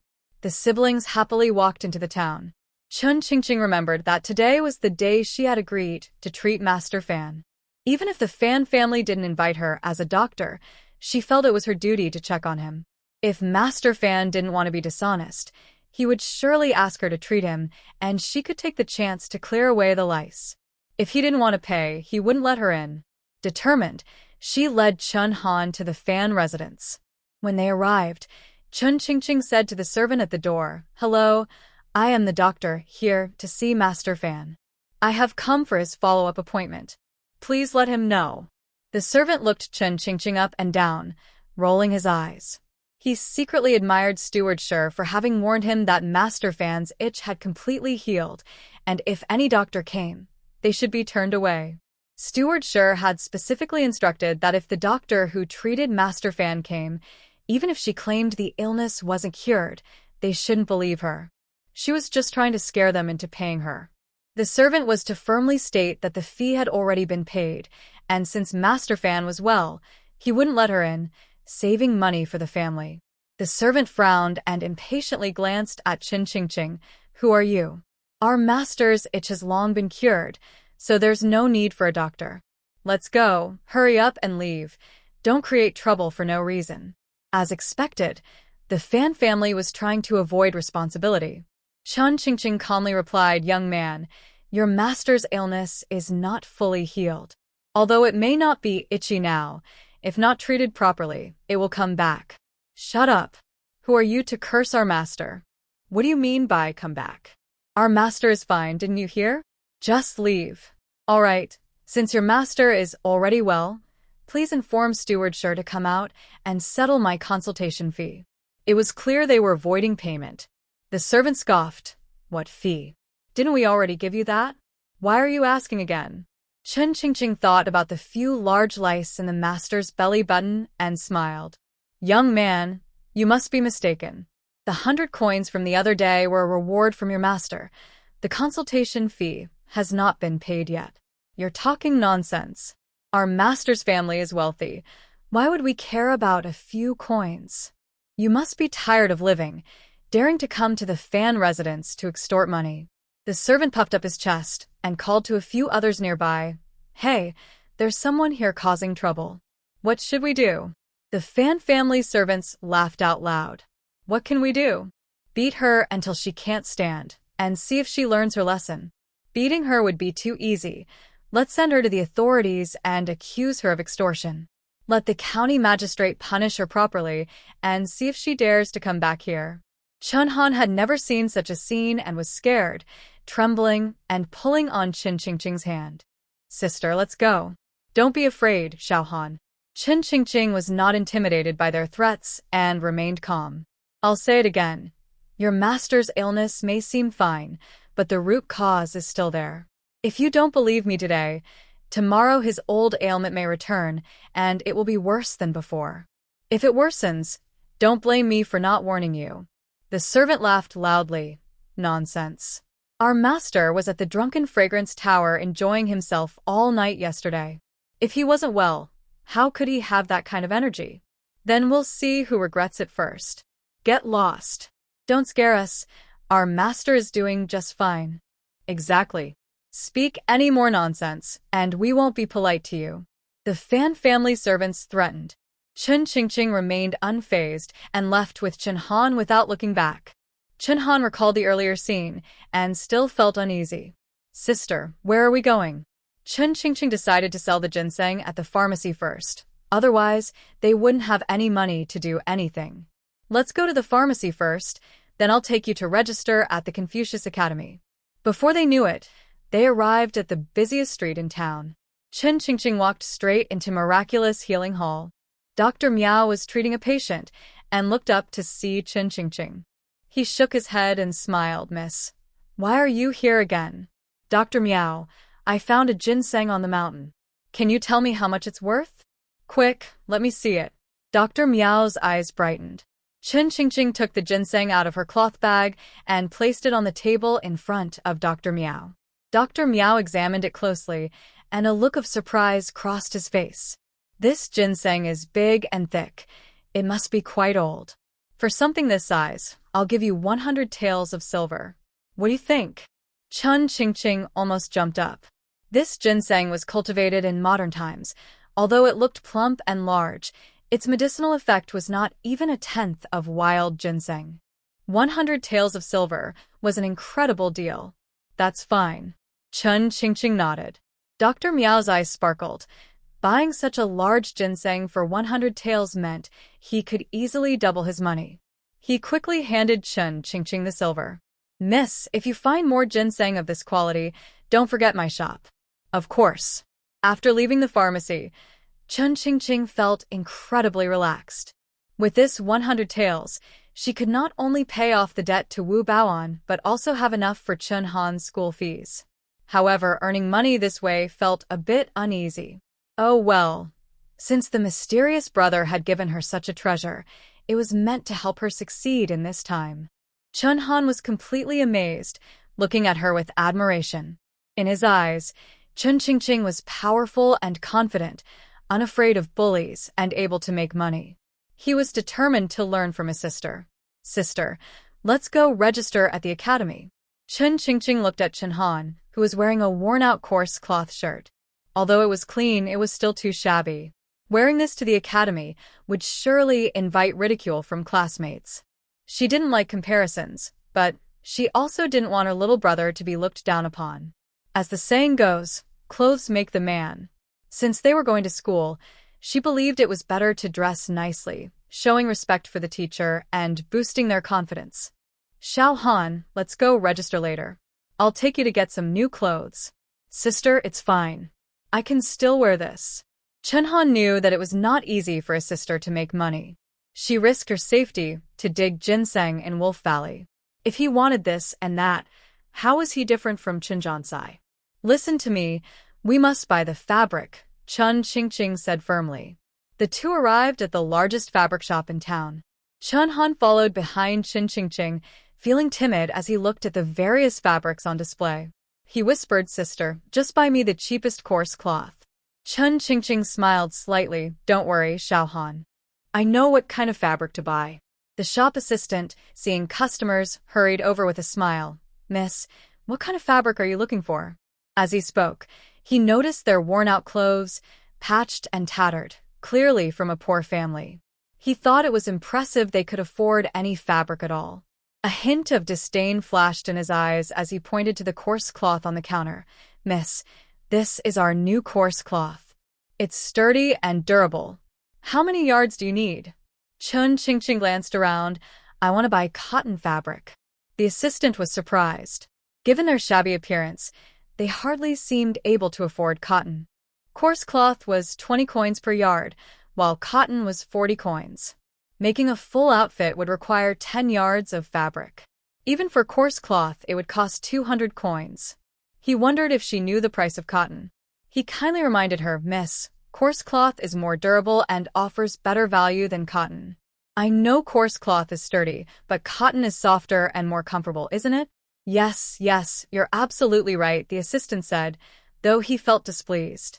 He still politely led Chun Qingqing to the cotton section. Not knowing much about making clothes, Chun Qingqing asked with a smile, "How many outfits can one bolt of fabric make?" "One bolt can make about 4 outfits. I'll take 1 bolt in deep blue and 1 in apricot." Chun Qingqing planned to make 2 outfits each for her father and Chen Han with the blue fabric, while the apricot fabric would be enough for her and her mother to each have 2 outfits. Although cotton was comfortable to wear, she decided to make 1 outfit each in coarse cloth for working at home. "Shopkeeper, please also get me a bolt of gray coarse cloth." She thought that given their shabby appearance, they wouldn't be able to buy much fabric, but to her surprise, she ordered 3 bolts. The assistant smiled broadly. "All right, please wait a moment while I get the fabric for you." Just then, someone called out, "Shopkeeper, have you received any beautiful fabrics lately?" Upon hearing the shout, the shop assistant smiled and said, "Miss, please wait a moment. I'll attend to the customers first." Chun Qingqing turned to see Lu Fengjiao and Chen Rulin entering the shop. This mother-daughter pair seemed to have ill intentions, and she preferred to avoid them. She nodded slightly to the shop assistant. "All right, but I'm busy too, so please prepare my fabric quickly." "Don't worry, Mississippi. I'll greet the customers and come right back," the shop assistant replied, hurrying over. "Mrs. Chen, please come inside. We just received a batch of high-quality silk from Jiangbei yesterday. The quality is excellent, and I'm sure you'll like it." "Great, take me to see it," Lu Fengjiao said. Upon looking up, she spotted Chun Qingqing and froze, her expression turning sour. "Oh, shop assistant, why did you let this poor beggar in? Hurry and get her out." "Mrs. Chun, this young lady is here to buy cotton fabric. You can choose what you like, and I'll prepare her order, so she can leave," the shop assistant said with a forced smile. Chen Rulin scoffed. "Shop assistant, are you mistaken? I know her. Her family is so poor they can't even afford food. How could she have money for cotton fabric? I think you've been fooled." Chen Han, seeing Lu Fengjiao bully his sister, gritted his teeth in anger. "You're wrong. We're not beggars. Our family has money." The shop assistant stood awkwardly, unsure of what to do. "Miss, why don't you pay first, and I'll get your fabric right away?" Chun Qingqing suppressed her anger and ignored the taunts from Lu Fengjiao and her daughter. "Shop assistant, how much for 2 pieces of cotton fabric and 1 piece of coarse cloth?" The shop assistant quickly calculated. 1 piece of cotton fabric is 1 tael and 6 coins, so 2 pieces are 3 taels and 2 coins. Plus, the coarse cloth is 8 coins, making a total of 4 taels. Chun Qingqing suddenly remembered the man she saved and her brother Chen Feng, who worked at the Qing Shui Tavern. Their clothes were in tatters and barely wearable. She realized she needed to buy more fabric to make them decent outfits. "Shop assistant, wait a moment." The shop assistant was taken aback. "Miss, what's wrong? I told you, didn't I?" The truth is out now. Pretending to be someone important when you have no money is truly embarrassing, Chen Rulin smirked, showing a mocking smile. Lu Fengjiao also looked down on her. "Exactly. A beggar who can't even afford food is trying to buy cotton fabric. She should be careful not to hurt herself with her big talk." Over the years, Chen Han has been oppressed by the Qinzhan family. Seeing Lu Fengjiao and her daughter being aggressive, she worried that her sister would be at a disadvantage and gently tugged at Chun Qingqing's sleeve, saying, "Sister, I won't buy new clothes. Let's go." "Don't be afraid, Xiaohan. I have money to buy you clothes," Chun Qingqing comforted her. Chen Rulin looked disdainful, scoffing, "Chun Qingqing, you really overestimate yourself. Others may not know, but I do. Your family must have run out of money long ago. Do you really think you can afford to buy fabric? What if I can afford the fabric? Chenrulin laughed as if she heard the biggest joke. If you can buy this fabric, I, Chenrulin, will crawl out of here. But if you can't, not only will you have to crawl out, but you'll also have to bark like a dog. You said it. I hope you won't go back on your word, Chen Qingqing replied with a cold smile. Chenrulin was full of confidence. She didn't believe Chen Qingqing could buy 3 pieces of fabric. With her arms crossed, she acted arrogantly. Chen Qingqing, you've ruined my good mood. If you kneel and apologize, saying you disturbed my shopping, I might forgive you, and even give you some coarse cloth. Lu Fengjiao covered her mouth and laughed. Qing girl, our Rulin has a kind heart. Don't pretend to be something you're not. Quickly apologize to our Rulin, and I'm sure she will forgive you. No need, Chen Qingqing said, turning to the onlookers at the fabric store. Uncles and aunties, you all heard what this young lady said. Please witness this. If I can afford this fabric, she will crawl out of here. The crowd had already grown tired of Lu Fengjiao and her daughter's behavior and began to agree. Sure, we'll witness it. If she doesn't crawl, we won't let her leave. Thank you, everyone, Chen Qingqing said, pulling out a silver ingot from her bag and slamming it on the counter. Shopkeeper, add 1 more piece of cotton fabric. That makes a total of 5 taels and 6 coins, right? Yes, yes. You're absolutely right, miss. The shopkeeper smiled widely, realizing that this girl was indeed wealthy and generous, and he needed to treat her well. Chenrulin stared at the shiny silver, completely dumbfounded, frozen in place, and unable to speak. Lu Fengjiao was extremely shocked. She couldn't believe what she was seeing and shook her head vigorously. Impossible. This can't be true. How could she have so much silver? The crowd around them was also surprised, staring at Chen Qingqing. This girl seemed humble, but she had real wealth. She casually took out 50 taels of silver. They looked at Chenrulin with disdain, eager to see the drama unfold, and began to jeer. This young lady should accept her loss and crawl out of here. Exactly. Even if she dresses poorly, she has money. You misjudged her. Not everyone can be bullied. Haha, I've never seen a delicate young lady crawl like a dog. Today is quite the eye-opener. Isn't that right? This girl must look great crawling. Chen Qingqing smiled slightly. Chenrulin, can you see clearly now? Can I afford a bolt of cotton cloth? Chenrulin snapped out of her daze, refusing to believe that Chen Qingqing had any silver. She knew all about the Chen family situation. They couldn't possibly have money. Even if she cured Master Fan's itch, he didn't pay her any fees. So how could she have such a large ingot of silver? With a sly grin, Chenrulin exclaimed, "This silver is suspicious. It must be fake. It's probably just lead pretending to be silver. Waiter, you need to check carefully. If you accept fake silver, it could cost you your head." Lu Fengjiao agreed with Chenrulin's view. Chen Qingqing couldn't possibly have silver. Just yesterday, she had been with the steward's wife from the Fan household, and she specifically asked about the payment. The Fan household hadn't given her any money. She scoffed, "Qing girl, if you don't have silver, stop pretending. Using fake silver can land you in jail." She chuckled softly and continued, "Since you once called me Aunt San, you should quickly apologize to Rulin, and this will all be over. I know people at the fabric shop and can speak well for you." Chenrulin held her head high, squinting at Chen Qingqing. "If you're smart, kneel and apologize quickly. Don't make this a bigger issue. It won't end well." The waiter scratched his head, looking confused. "Madam Chen, what's going on? Do you know this young lady?" Lu Fengjiao laughed and said, "Not only do I know her, but she is also the ungrateful granddaughter who was chased out by my mother-in-law. My mother-in-law had arranged a good marriage for her, but this girl stubbornly refused to marry, ignoring all our good advice. She even crazily urged her parents to separate from us, claiming that she would have a better life without us. I think she just wants to get rich and is acting irrationally." Hearing Lu Fengjiao's words, the crowd began to criticize Chen Qingqing. At such a young age, she refuses to learn and dares to go against her elders. How outrageous. She clearly has a rebellious spirit. Causing a rift with her elders is truly ungrateful. Listening to the crowd's slander against her sister, Chun Han clenched her fists in anger, glaring at Lu Fengjiao and shouted, "She's lying. They wanted to marry my sister to the butcher from Qingshui town, who has killed several brides. He is not a good match at all."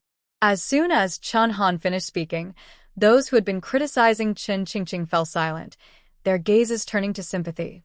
The shopkeeper, seeing the crowd growing, stepped out from behind the counter and bowed to Chen Qingqing, saying, "Miss, may I check the silver?" Chen Qingqing placed her hand on the silver and replied, "If it's proven to be real, will they still be allowed to slander me?" "Don't worry, miss. Our shop will never wrong a good person nor let a bad one go. If your silver is genuine, I will ensure these two are never allowed in my shop again." "All right, let's check it." Chen Qingqing lifted her hand from the silver. The shopkeeper took the silver back to the counter. The method to identify real silver is simple. First, compare the weight. He took out a 50-tael silver ingot to compare with hers. Real silver should weigh the same. Then, he would burn it. Genuine silver turns silver white after cooling, while lead turns black due to oxidation. "Make way. I heard someone is using counterfeit silver. Where are they? Hurry, take me to the authorities." As soon as he finished speaking, a man in his 40s entered with several subordinates. Seeing him, Lu Fengjiao smiled charmingly and approached. "Wang Qicheng, what brings you here?" Wang Qicheng was responsible for maintaining local order. He looked around the shop with a serious expression and asked, "I just passed by and heard someone was using counterfeit silver. I came to see who has the audacity to do this. Don't they know that using counterfeit silver in daiming will lead to execution?" The shopkeeper heard the noise and quickly poked his head out from behind the counter. "Wang Qicheng, no one is using fake silver. It's a misunderstanding. This silver is real." Hearing that the silver was real, Chen Rulin's proud expression cracked little by little. How could that girl have real silver? She steadied herself and asked, "Mother, what should we do?" Lu Fengjiao was also confused and panicked. "It's stolen. This silver must be stolen. Wang Qicheng, this girl comes from a poor family. She couldn't possibly have 50 taels of silver. You must take her to see the authorities." Chen Rulin nodded in agreement. Yes. I can testify that their family is so poor they can't even afford porridge. There's no way they have silver." Chen Qingqing rolled her eyes in disbelief. Were Chen Rulin and her mother out of their minds? Did they really think she was still the same person? Even if they slandered her, she wouldn't argue back. She raised an eyebrow. "Chen Rulin, Lu Fengjiao, one moment you say the silver is fake and the next you say I stole it. Do you have any evidence? If not, you shouldn't make wild accusations, or I will accuse you of defamation." Lu Fengjiao clenched her teeth, refusing to believe that Chen Qingqing could have 50 taels of silver. She scoffed, "You say this silver is yours, but I don't believe you. I know what your family is like. Stop trying to argue. I advise you to tell the truth. Otherwise, Wang Qicheng will investigate and surely take you to the authorities. I wonder how you'll face anyone in Nanshan village after that." Wang Qicheng asked coldly, "Madam Chen, is what you said true?" Lu Fengjiao smirked. "Lord Qicheng, this girl and I are both from Nanshan village. Their family is so poor they can't even scrape together a few coins, let alone 50 taels of silver. My mother speaks the truth. We guarantee with our integrity that her money is suspicious." "Lord Qicheng, please investigate," Chen Rulin chimed in, enjoying the situation. Although Chen Han was scared, seeing them accuse her sister, she shouted, "You're lying. This silver is my sister's. She earned it by digging ginseng in Wolf Valley." Lu Fengjiao laughed dismissively, as if she had heard the biggest joke. "Chen Han, when did you learn to lie? You think ginseng is so easy to dig? It just waits for your sister on the mountain? And Wolf Valley? Do you know that even groups of men are afraid to go there? You're just talking nonsense." Chen Han looked stubborn. "What I'm saying is true. My sister earned this silver by digging ginseng. Why are you framing her?" Upon hearing that someone was digging for ginseng in Wolf Valley, many began to question, "Child, who doesn't know about Wolf Valley within 100 miles? There are many wild beasts there, and even 3 or 4 adult men wouldn't dare go up the mountain easily. How could your sister find ginseng? Exactly, child. Tell the truth. Where did your money come from? If you don't speak honestly, you might get your tongue cut out. Chun Han's eyes filled with tears as he repeated softly, "It was really my sister who dug up the ginseng. We sold it for money." I'm not lying, I really am not lying. Seeing that Chun Han was about to cry from fear, Chun Qingqing quickly comforted him. "Don't be afraid, Xiao Han. We are in the right, and we have nothing to fear. But they don't believe us. Don't worry, sister will make them believe."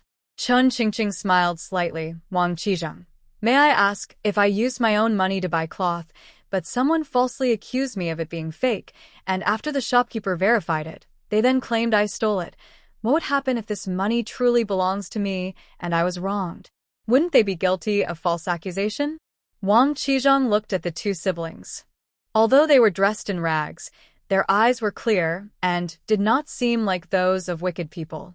He frowned and asked, "If it is indeed a false accusation, the accusers should receive 30 strokes and 6 months of hard labor.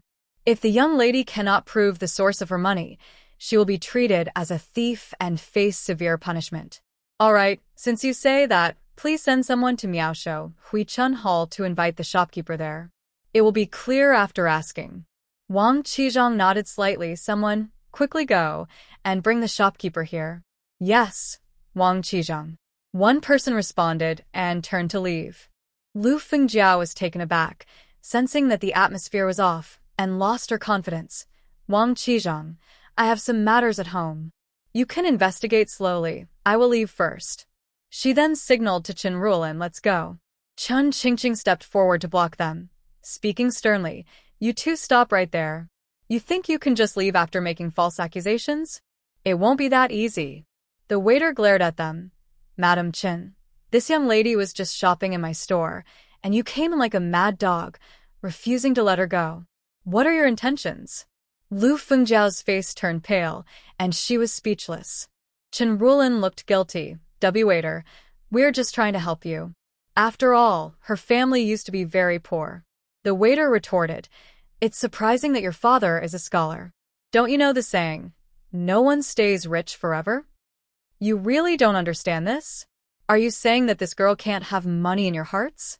The words of the waiter struck a chord with the onlookers, who looked at Chen Ruolin and her mother with disdain. "This young lady, as the saying goes, don't mock the poor, don't boast when rich. Who has been poor for a long time, and who has been wealthy?" You really look down on people. "Exactly. Wealth shifts back and forth. On what basis do you say her money is fake, and now you say it's stolen? Even if you have split from the family, you are still relatives. How can you treat someone like this? Who says otherwise? There's a limit to looking down on others. You dare to bet with her? I think you will definitely lose. Just wait to learn your lesson." Hearing the crowd's words, Chen Ruolin trembled in fear and stammered, We didn't mean it like that." At that moment, the person who went to fetch Dr. Miao returned. Dr. Miao followed closely and approached Wang Qicheng, saying, "Wang Qicheng, why have you called me here?" "I apologize for bothering you, Dr. Miao. This concerns the innocence of this young lady." Wang Qicheng glanced at Chen Qingqing and continued, "Someone claims that this young lady's money was obtained through theft, but she says it was from selling ginseng, so I specifically asked you to clarify this matter." Dr. Miao stroked his beard and chuckled. "This young lady indeed sold a piece of ginseng at my shop, worth 100 taels of silver, and it was certainly not obtained through theft. I can vouch for this with my integrity." Thank you, Dr. Miao. "You're welcome. I should cooperate with your matters, Qicheng." After saying this, Dr. Miao cupped his hands and took his leave. Chun Qingqing looked sternly at Wang Qicheng. "Since the matter is clear, shouldn't you give me justice?" Wang Qicheng looked serious. "Guards, take these 2 away, give them 30 lashes, and make them do hard labor for 6 months." Lu Fengjiao was immediately dumbfounded and, disregarding her image, grabbed Chen Qingqing's arm. "Qing girl, I am your 3rd aunt. You can't let Qicheng take me and your sister away." "Qing sister, I was wrong. Please talk to Qicheng. This is just a misunderstanding." Chen Rulin pleaded with tears in her eyes. A misunderstanding? Did you think of that when you and your mother were aggressively accusing me? Chen Qingqing forcefully shook off Lu Fengjiao's hand and coldly snorted. Chen Rulin, you must accept the consequences of your actions. You should crawl out of here. No, I won't crawl. Chen Rulin's face turned pale. She couldn't crawl out. If she did, how would she ever show her face in town again? Won't crawl? The Daming dynasty promotes keeping promises and following through on words. If you lack integrity, it will be known, and Chen Jiansai's daughter will be seen as untrustworthy.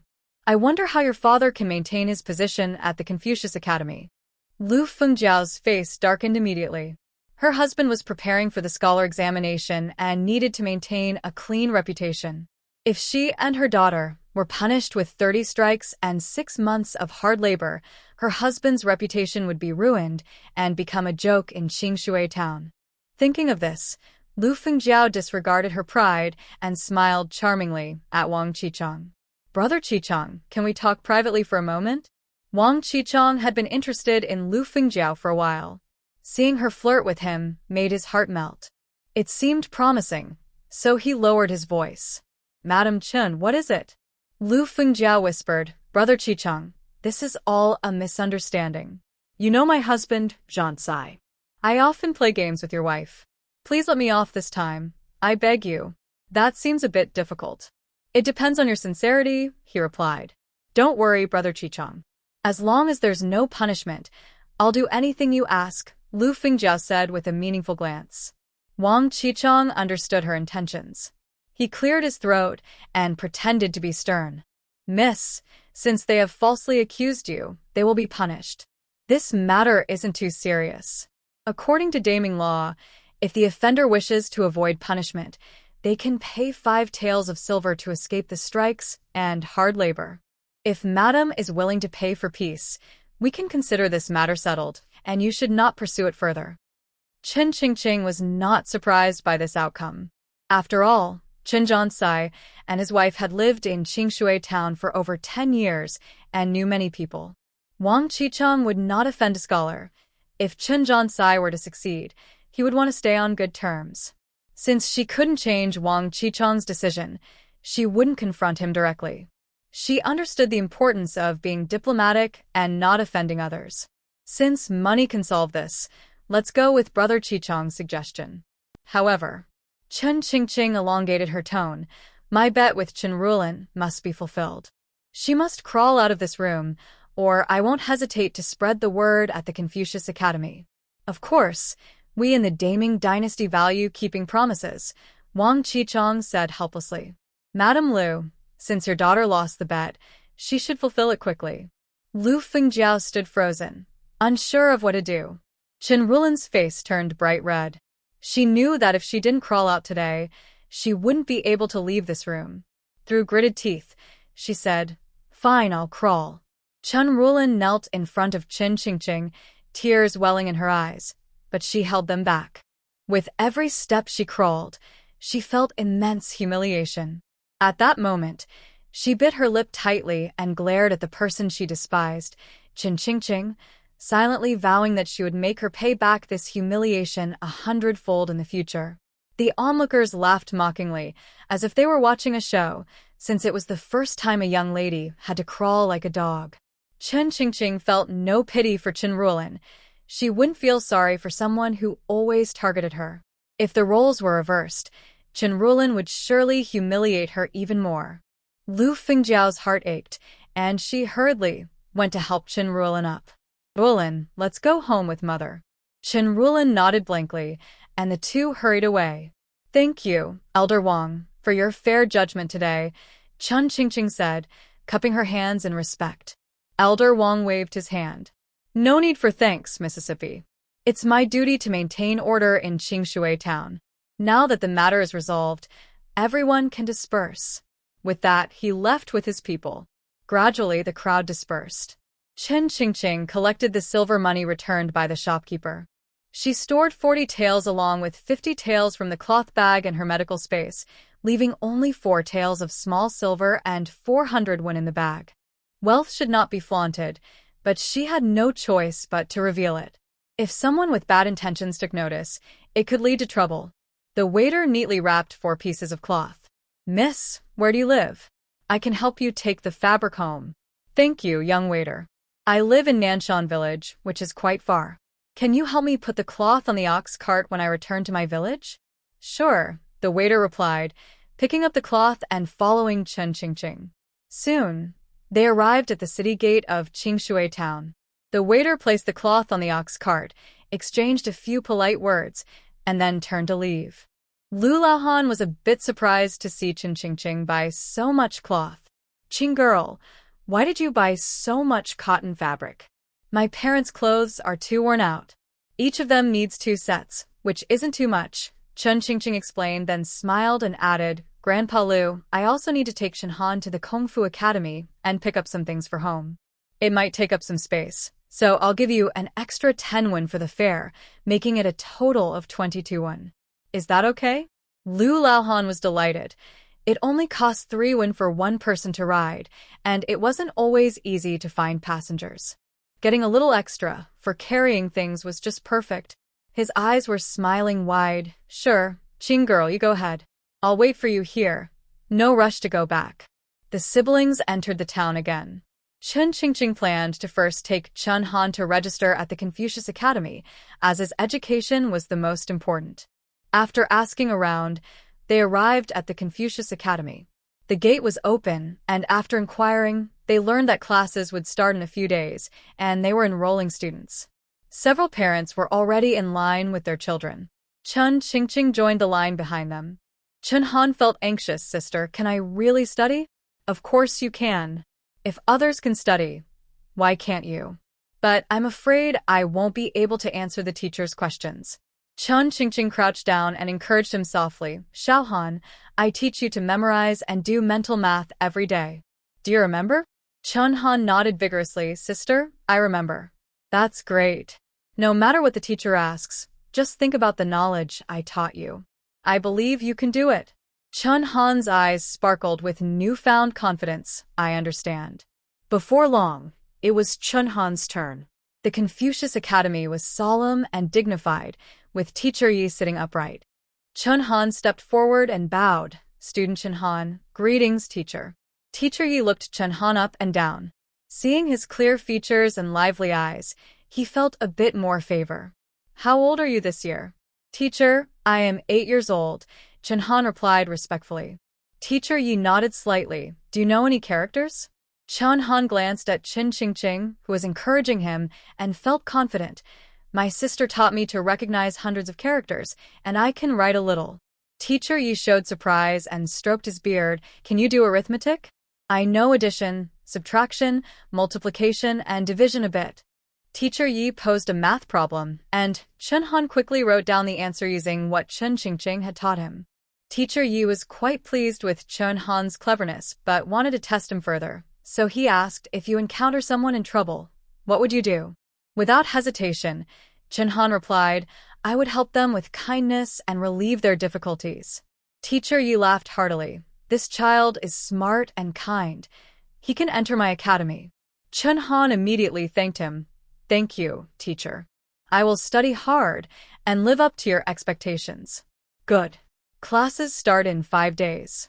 Bring your luggage, writing tools, and 2 taels of silver for the monthly fee.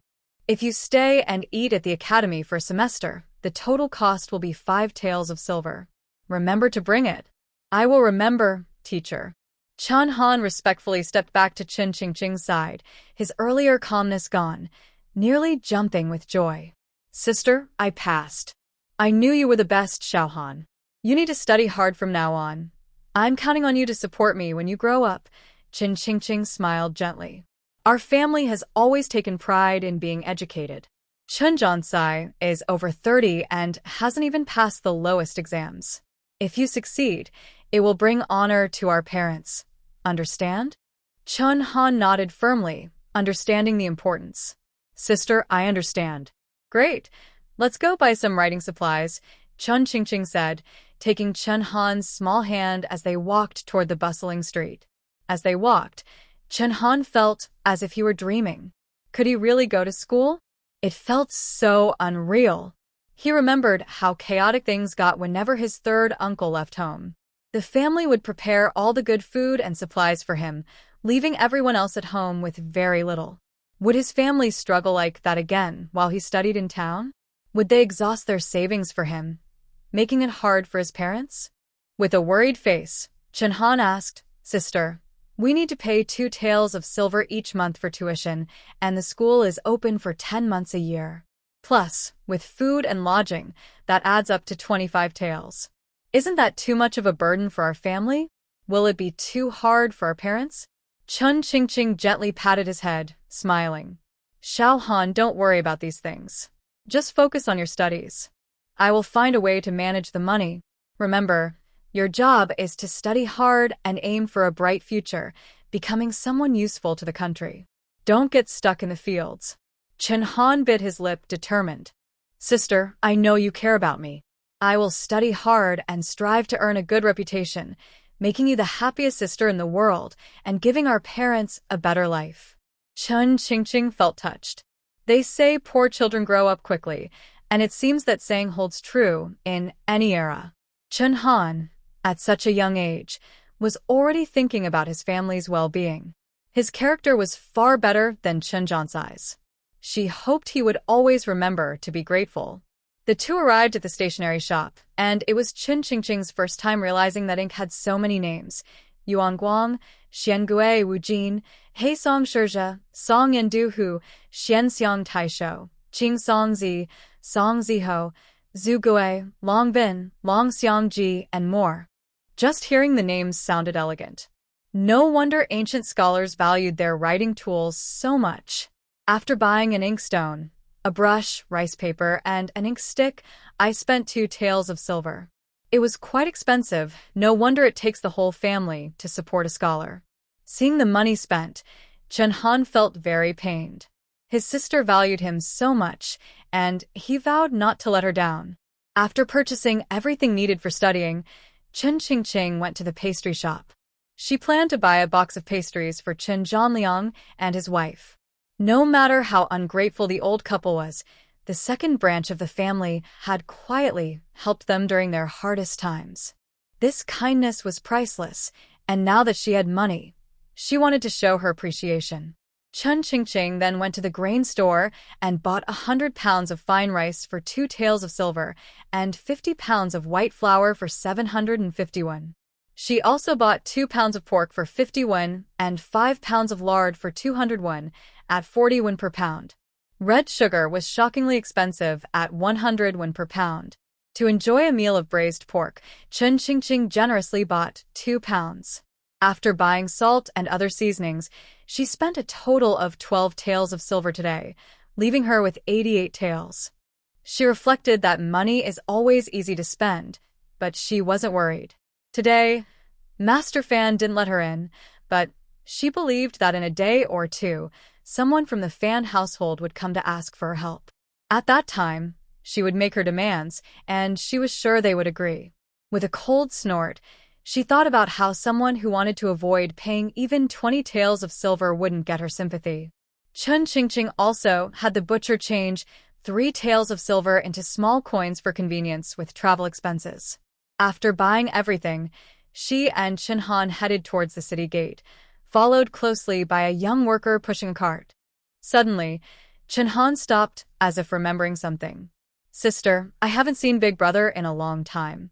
Should we go visit him?" Chun Qingqing looked at the sky and shook her head. "Little Han, we've been out long enough. We can't make our parents worry. In a few days, you'll be going to town for school, and there will be plenty of chances to see Big Brother. Let's wait until next time." "Okay, sister, I'll listen to you." When they reached the city gate, they loaded everything onto the ox cart, which slowly headed towards Nanshan village. The siblings sat on the cart, enjoying the beautiful scenery along the road. As they traveled halfway, nearing noon, the sun was blazing hot. In the distance, 2 figures were slowly moving forward. Chen Han pointed with his hand. "Sister, look over there. Isn't that Grandpa and Grandma Chen?" Chun Qingqing looked up and indeed saw the old couple. It was easy to guess they were going to return money to the butcher, Li. As the saying goes, Those who are pitiful often have their own faults. Some people can't be awakened until they experience pain. Chen Qingqing hoped that Chen Jiansai would succeed, but she wondered what the old couple's sincere efforts would ultimately bring them. Seeing their hunched figures, she felt sorry for them, but she wasn't a saint and couldn't be overly kind. Chen Qingqing looked away. Xiao Han, we shouldn't interfere in other people's matters. Let's not watch anymore. Chen Han nodded. Early in the morning, the old couple took 50 taels of silver from selling land to find matchmaker Zhao in the neighboring Lu Tiao village. But Zhao was hesitant and didn't want to go to the butcher's house. After much persuasion, Chen Grandma managed to get Zhao to agree. The couple was scared and pressured by Li the butcher and only managed to leave with the silver close to noon. Although Nanshan village wasn't far from Lu Tiao village, just half an hour's walk, the hot weather made them sweat, and the walk left them exhausted and thirsty. Hearing the sound of a whip, Chen Grandma quickly stopped and turned to see Lu Laohan returning with an ox cart, making her very happy. Old man, don't go. Stop Lu Laohan and let him give us a ride. Chen Grandpa, already shaken by the butcher, felt weak and agreed to Chen Grandma's suggestion. They stood by the roadside, waiting for the cart to come closer. Chen Grandma waved her hand and called out, Lu Laodi, my husband and I are visiting relatives, but it's too hot to walk. Could you please give us a ride back? Lu Laohan, being easygoing and not having many passengers today, agreed, sure, brother Zhongho, sister-in-law, hop on. Chen Grandma felt delighted and pulled Chen Grandpa onto the cart, only to suddenly notice that Chen Qingqing and Chen Han were also sitting there. Chen Grandma frowned tightly, glaring at Chen Qingqing and her brother with disdain, gritting her teeth in anger. Lu Laohan, why do you let everyone on? Although Lu Laohan was easygoing, he could also be stubborn. He glanced at old lady Chen with dissatisfaction and said, Sister-in-law, if the girl pays for the ride, why can't I take her? If you want to sit, sit, if not, just get off the cart. Old man Chen was taken aback, but quickly smiled to ease the tension. Laohan, your sister-in-law just speaks her mind. Don't take it to heart. Let's get going. Old lady Chen was momentarily speechless. Looking at the cart filled with cotton cloth and bags of rice and flour, she awkwardly changed the subject. Lu, you've really struck it rich. Why did you buy so much good food? I can't afford these as a cart driver. It was all bought by the girl, Lu Laohan replied, a mocking smile on his face as he looked at old lady Chen. The girl is a dutiful child. After selling ginseng, she wants her parents to have good food. You two are lucky. After saying this, he cracked the whip and the ox cart slowly moved forward. Chen Qingqing almost laughed out loud. Lu Laohan clearly knew he had distanced himself from old lady Chen's family, yet he still said this, clearly mocking them. As expected, upon hearing that the cart was filled with things bought by Chen Qingqing, old lady Chen was extremely envious. A large bag of fine rice, white flour, and even pork and lard made her eyes turn red with jealousy. She thought to herself, I didn't realize this girl had such skills. But don't celebrate too soon. One day, you'll know that experience matters.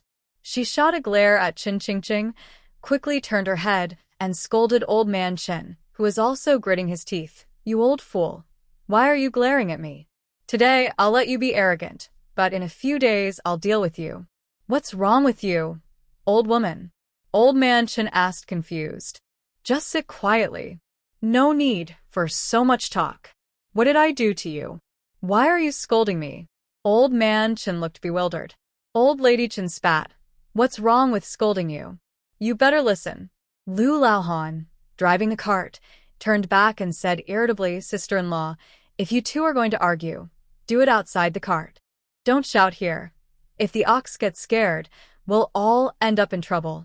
Old lady Chen really wanted to get off the cart, but then she thought about how hot it was outside and decided against it. Fine, just go. I won't say anything, she said, crossing her arms and turning to look into the distance. The ox cart slowly entered the village and stopped at the entrance. Chen Qingqing jumped down from the cart and took out 22 coins, handing them to Grandpa Lu. Thank you for waiting for us so long, Grandpa Lu. Could you help me take the things home later? Sure, you don't need to be so polite. Just let me know next time you go to town, Grandpa Lu replied, happily accepting the money. Many women had taken his cart to town before, but no one had ever given him extra money. This girl was different. She was thoughtful. I'll remember that, Grandpa Lu. In a few days, Chen Han will be going to town for school, so I might need your help then, Chen Qingqing said, raising her voice intentionally. Han is going to school? That's great news. When is he reporting? I'll take you both and won't charge you, Grandpa Lu said. Thank you, Grandpa Lu. Grandma Chen, seeing that Chen Qingqing had given Grandpa Lu 22 coins for the fare, felt a pang of jealousy. When she heard that Chen Han was also going to town for school, she was so angry she nearly fell off the cart, but Grandpa Chen caught her just in time. She wanted to yell but couldn't, so she shot an angry glare at Grandpa Chen. At that moment, the women chatting at the village entrance noticed the cart had stopped and gathered around. When they saw the cart full of goods, they looked shocked. They had already heard from the village chief's wife that Qingqing had found ginseng. With all those good things, she must have sold a lot of ginseng. The village chief's wife, Mrs. Li, saw Chen Qingqing and greeted her with a smile. Qingqing, you're back. Did you sell the ginseng in town? Auntie, the medicine shop in town needed ginseng, and Dr. Miao from the rejuvenation hall bought it for 100 taels of silver, Chen Qingqing said, smiling as she took a new pot and 5 sets of bowls and chopsticks from the cart, along with a box of snacks. Auntie, the pot and bowls I borrowed from you are worn out, so I bought you a new set since I was going to town anyway. I should have delivered it personally, but since I ran into you, here it is. She then handed the box of snacks to the village chief's wife. I wasn't sure what you liked, so I brought you a box of lucky cakes from the snack shop. I hope you like them. We're all neighbors here. Anyone would help out. You don't need to be so polite with me. Just take the snacks home for your mother. I can't accept them.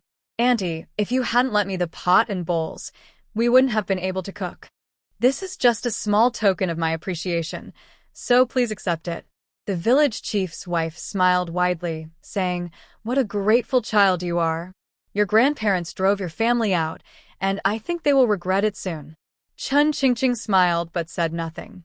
Seeing Chen Qingqing giving pots, bowls, and snacks to the village chief's wife, Grandma Chen's face turned green with anger. This wasteful child, who couldn't see her loving grandmother, was giving away such delicious treats to others. She truly was an ungrateful person. Hearing the village chief's wife speak sarcastically, Grandma Chen could no longer hold back. She glared and said, Who do you say will regret it? If anyone should regret it, it's them. Selling a worthless ginseng for some silver won't last a lifetime. Once my third son succeeds, they won't get to share in the glory. Chen Qingqing glanced at Grandma Chen with disdain and scoffed, Don't say your son hasn't even passed the exam yet. Even if he does, we won't care. Fine. Let's see how long your stubbornness lasts. We'll wait and see. Grandma Chen shot back, glaring at Chen Qingqing before storming off. Lu Laohan drove the ox cart to the Chen family's door. As soon as the cart stopped, Chen Han jumped down and ran into the yard, shouting, Dad, Mom, we're back. Chen Qingqing followed closely, carrying pork and lard into the house, placing them on the water tank. Lin was washing clothes and looked up in surprise at the meat in Chen Qingqing's hands, exclaiming, Qing girl, why did you buy meat again? Chen Han laughed and said loudly, Mom, my sister didn't just buy meat. She bought a lot of cloth and rice too. Hurry and unload the cart. Grandpa Lu is still waiting outside. Chen Zhanshan heard the noise and came out with an empty bowl in his hand. Qing girl, I followed your instructions and gave that man some water. He turned over, but he still hasn't shown any signs of waking up.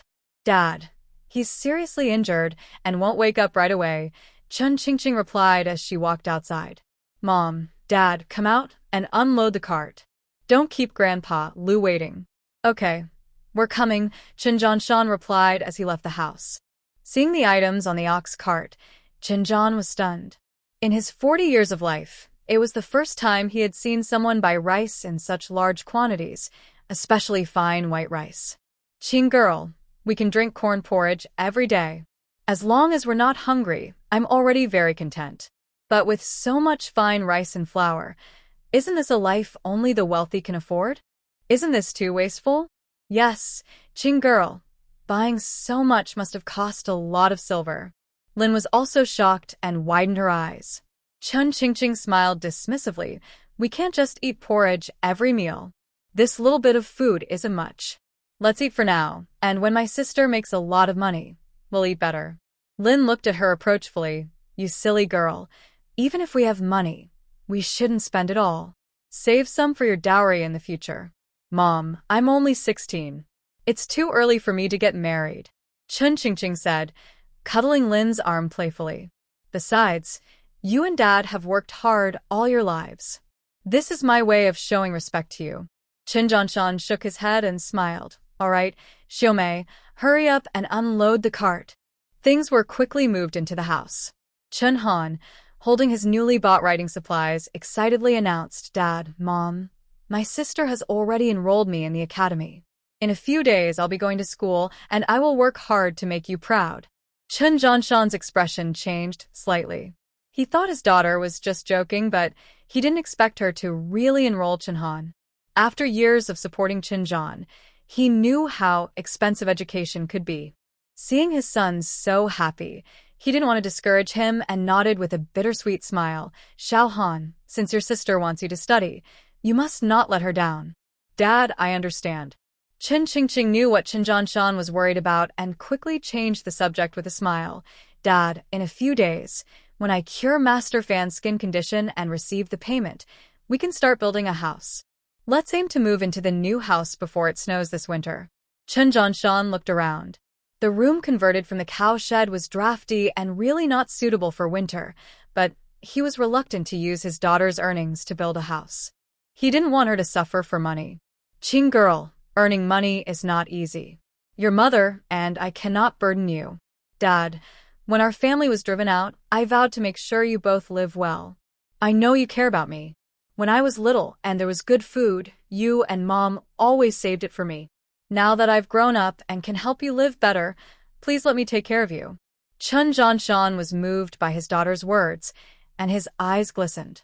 He nodded heavily. All right, Dad will listen to you. In the evening, Chun Ching cooked braised pork and a big pot of rice, and the family enjoyed a hearty meal. After dinner, Chun Ching picked up the snacks she had prepared earlier and quietly went to the door of Chun Jiqiang and his wife. Second uncle, second aunt, are you home? Hearing the call, Sun quickly opened the door and let Chun Ching in. Ching girl, why are you here so late? Chun Ching looked around and saw that there was no one else in the room, just Sunday. Second aunt, where are second uncle and the others? Lin sighed, don't mention it. Your grandparents have been acting strangely. When they saw you digging ginseng, they got so jealous that they insisted your second uncle and your two younger brothers go into the mountains with you. What can you see at night? Aunt, which mountain did they go to? Chun Ching felt a tightness in her chest, filled with worry. Sun smiled slightly. Don't worry, your grandfather values his life. They're just going out to appease your grandmother, and won't go too far. That's good to hear. Chun Ching handed some snacks to Sun. Aunt, these are for you from your niece. Please share them with Uncle. You silly girl, we're not outsiders. There's no need to spend so much. Hearing her slightly reproachful tone, Chun Ching smiled gently. Aunt, our family faced some difficulties recently, and thanks to the food you sent, we were able to get through it. I won't forget your kindness. These snacks are just a small token of my appreciation, so please accept them. Sun nodded with a smile. All right, I'll accept them. After chatting for a while, Chun Ching stood up to leave. When she returned home, she checked the man's health again. All his indicators were good, and he was no longer in danger. It was just a matter of time before he woke up. After taking care of everything, she finally went to bed. The next morning, Chun Ching went to the village chief's house to return the 50 taels of silver for the land purchase and quickly headed back home. She figured that if nothing unexpected happened, the Fan family would definitely send someone to invite her today. Those large lice in Master Fan's belly were reproducing quickly. If not eliminated thoroughly and promptly, his itching would not get better. As she expected, before she finished her bowl of water, a carriage stopped outside her door. A man dressed as a servant hurried into the yard, looking flow-veered. He bowed to Ching, Miss Chen. My master is unwell again and has sent me to bring you to him. I can't cure your master's illness. You should seek someone else. Ching didn't even look up, waving her hand to signal him to leave. Miss Chen, how can you say that? You are the renowned healer in this area, and only you can save my master's life. If you don't go, I won't know how to report back. Seeing that Ching was ignoring him, the man grew anxious. Miss Chen, please, my master is itching and crying out in pain. It looks like he won't last long. Please hurry and come give him a few injections. Ching pretended to be angry and snorted. Yesterday, I went to check on your master, but the servant at the door wouldn't let me in. He insisted that your master has recovered. If he's better, why do you need me? Well, he was fine, but who knew he started itching again last night? Your master has missed the best time for treatment. Even if I go, it would be pointless. The man anxiously swallowed hard. Miss Chen, please have mercy and come with me. Otherwise, my master will be furious with me. Ching maintained a serious expression and shook her head regretfully. Your master is beyond help. Even if I go, I can't do anything. Please don't trouble me anymore. Hearing this, the man stomped his feet in desperation, repeatedly pleading, Miss Chen, no matter what, please just come with me. I can't go back empty-handed. Please go back. While your master can still eat and drink, let him enjoy his remaining days. Knowing that further pleading would be useless, the man sighed and shook his head, then turned and left in his carriage. Fan Tong had a carefree 3 days. On the first day, he was anxious, worried that the itching would return. On the second day, feeling refreshed, he let go of his worries, changed his clothes, and spent the night at a lively place with 2 young women. On the third day, the 2 women pampered him with massages, making him feel completely relaxed. Unable to resist, he indulged again, feeling quite happy. After all this, he returned home feeling exhausted but satisfied. For 3 consecutive days, he hadn't experienced any itching, and Fan Tong believed he was completely cured. He thought Ching's warnings were just a trick to charge him more money. With this in mind, he immediately ordered that Ching should not be allowed to enter the Fan residence again.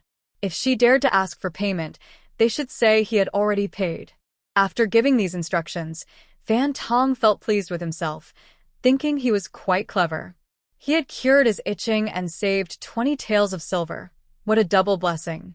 However, unexpectedly, joy turned to sorrow. Last night, while he was sleeping soundly, he suddenly felt an intense itch on his stomach. After a restless night, the itching not only didn't go away, but got worse. Now, lying in bed, Fan Tong was scratching and kicking, shouting, Quick, see if Miss Chen has arrived. Hurry, and let her give me some needles. I can't stand this itching. Madame Fan was very anxious and sweating, constantly reassuring, Sir, please bear with it for a moment. I've already sent someone to fetch Miss Chen. She should arrive soon. Oh no, I can't take it anymore. I'm so itchy. Fan Tong shouted to Taisho, who was standing nearby, Hurry over and scratch my back. Taisho secretly looked down on him, thinking he deserved this for not listening to the doctor. He thought, why shouldn't you suffer? Although he scolded Fan Tong in his mind, he put on a concerned expression. Oh, dear sir, how can you endure this? I feel so sorry for you. I wish I could take your pain. Taisho gently scratched Fan Tong's belly. Sir, how does it feel? Is it any better? Fan Tong frowned. Use a bit more strength. It seems to be getting itchier. Is this pressure okay, sir? Taisho increased the intensity of his scratching. Fan Tong felt like countless ants were crawling on his belly.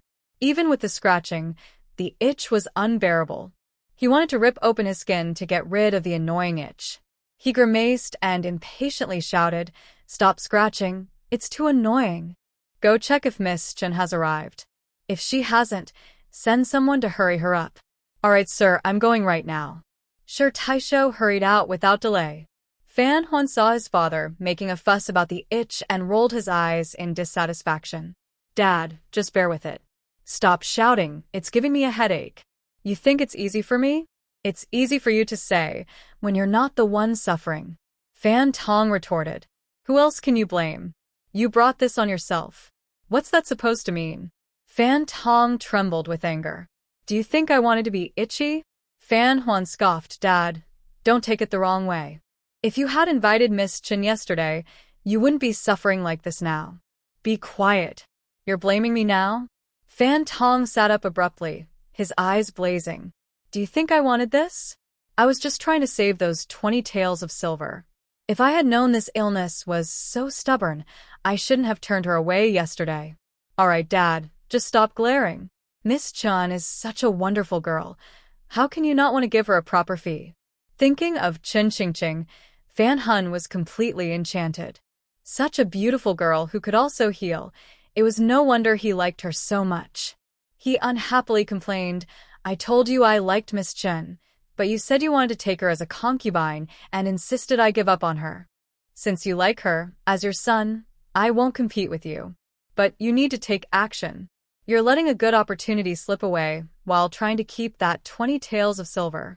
If you're so unreliable, I have to communicate well with Miss Chen. Who knows, she might have already become your daughter-in-law. With her in our family, would you still be suffering like this? What kind of situation is this? Fan Tun immediately became furious. You ungrateful brat, talking nonsense. Just wait until I deal with you. Mom, look at Dad. He denies what he said and wants to hit me. Fan Hun quickly hid behind Madame Fan. Madame Fan shot her son a disapproving glare. Hunter, your father is seriously ill. Don't embarrass him further. All right, I won't say anything more, Fan Hun replied. Just then, Shi Taisho hurried in. Sir, Madam, Wang Er has returned to bring Miss Chen. Madame Fan's face lit up with joy. Great. Quickly invite Miss Chen in. Madam, Miss Chen didn't come. Madame Fan was taken aback. What do you mean? Why didn't Miss Chen come? Madam, let Wang Er explain. Shi Taisho called out. Wang Er, come in quickly and tell the madam what happened. Why didn't Miss Chen come? Wang Er approached with his head down. Madam, Miss Chen said that the master is gravely ill and has missed the best time for treatment. Even if she came, she wouldn't be able to help. What? So that means the master is not going to make it, Madame Fan exclaimed, her heart sinking. She nearly collapsed, trembling as she approached Fan Tun, crying out, Master, your life is too hard. You're so young and must leave us. You can't just abandon us. Fan Tun was stunned, nearly losing control, pointing at Wang Er. You. Don't scare me. What exactly did Miss Chen say? Repeat it word for word. Master, I wouldn't dare lie. Miss Chen said that even if she came, she wouldn't be able to help. She wanted me to tell you to enjoy the remaining days while you can still eat and drink, Wang Er said, terrified of punishment, and knelt down. Fan Tong rolled his eyes and nearly fainted. He regretted it deeply. If he had known that Chen Qingqing was not lying, he would never have risked his life just to save 20 taels of silver. Madam, what should we do now? Should I just wait at home to die? Fan Hun saw Fan Tong's pale face and the tears welling in his eyes, feeling a bit sad himself. With red eyes, he said, Father, you're still so young. I can't bear to lose you. Hunter, I can't bear to leave you either. I don't want to die. Fan Tong pouted and began to cry. Madame Fan tried to calm herself and wiped her tears. Sir, since your illness is beyond cure, is there anything you want to eat or do? Just tell me, and I will make it happen. Fan Hun looked sorrowful. Father, it's too late for anything now. You are in this situation because of your own choices. There's no such thing as a regret medicine in this world. You should prepare for what comes next. The 3 concubines in the back courtyard are quite lovely. Since you won't need them anymore, just leave them to me. I'll do my best to ensure they have more children for our Fan family, so you'll have offerings in the afterlife. Hearing this, Fan Tong was nearly furious enough to spit blood and grabbed a nearby scratching stick to hit him. You ungrateful brat.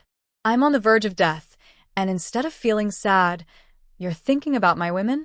Just wait until I deal with you. Fan Hun stomped his foot and continued to act foolishly. Father, why are you so stingy?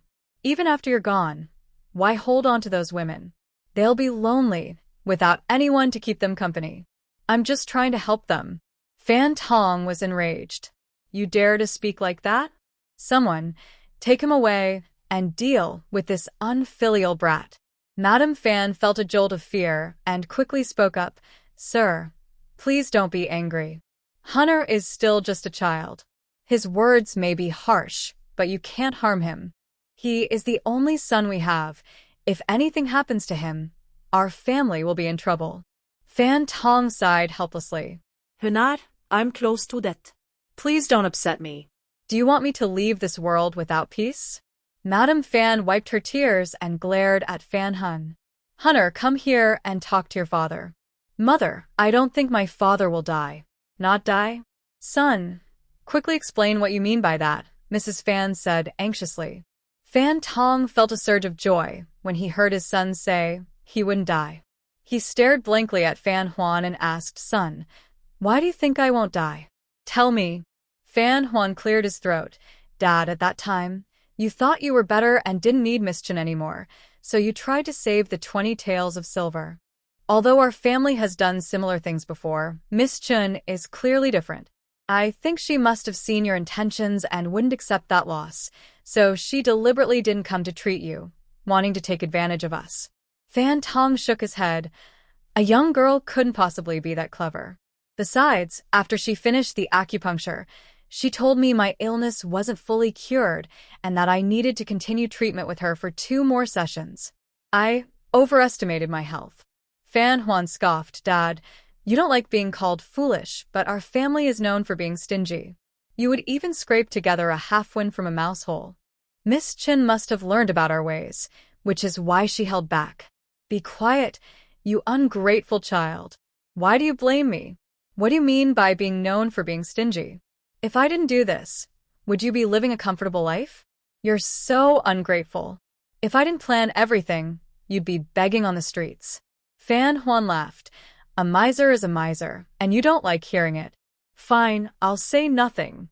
Just wait for your fate. Mr. Shi suddenly slapped his forehead. Sir, the young master's words make sense. Miss Chen is from Nanshan Village.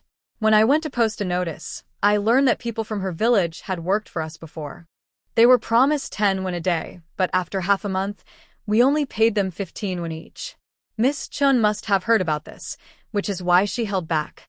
Fan Huan rolled his eyes in agreement. Exactly. You didn't want to pay Miss Chen for her treatment, and she surely knows that. After being treated unfairly, how could she just let it go? Now that you're unwell again and want her to treat you, do you think she would come? She's definitely upset and doesn't want to help you. Mrs. Fan suddenly understood. Her face filled with pride. Look at how clever our son is. His analysis is spot on. It must be true. Fan Tong smiled. Yes, my son takes after me. He's truly resourceful. Take a break. Just a moment ago, you were calling him foolish. I was just saying it casually. Who doesn't know that I love my son the most? Suddenly, an itch struck him, like 100 claws scratching at his heart, as if thousands of ants were gnawing at his belly. The thought of a serious illness frightened Fan Tong, making him feel a chill down his back. He was only in his 40s, he didn't want to die. He hadn't lived enough yet. Money, beautiful women, delicious food, fine wine.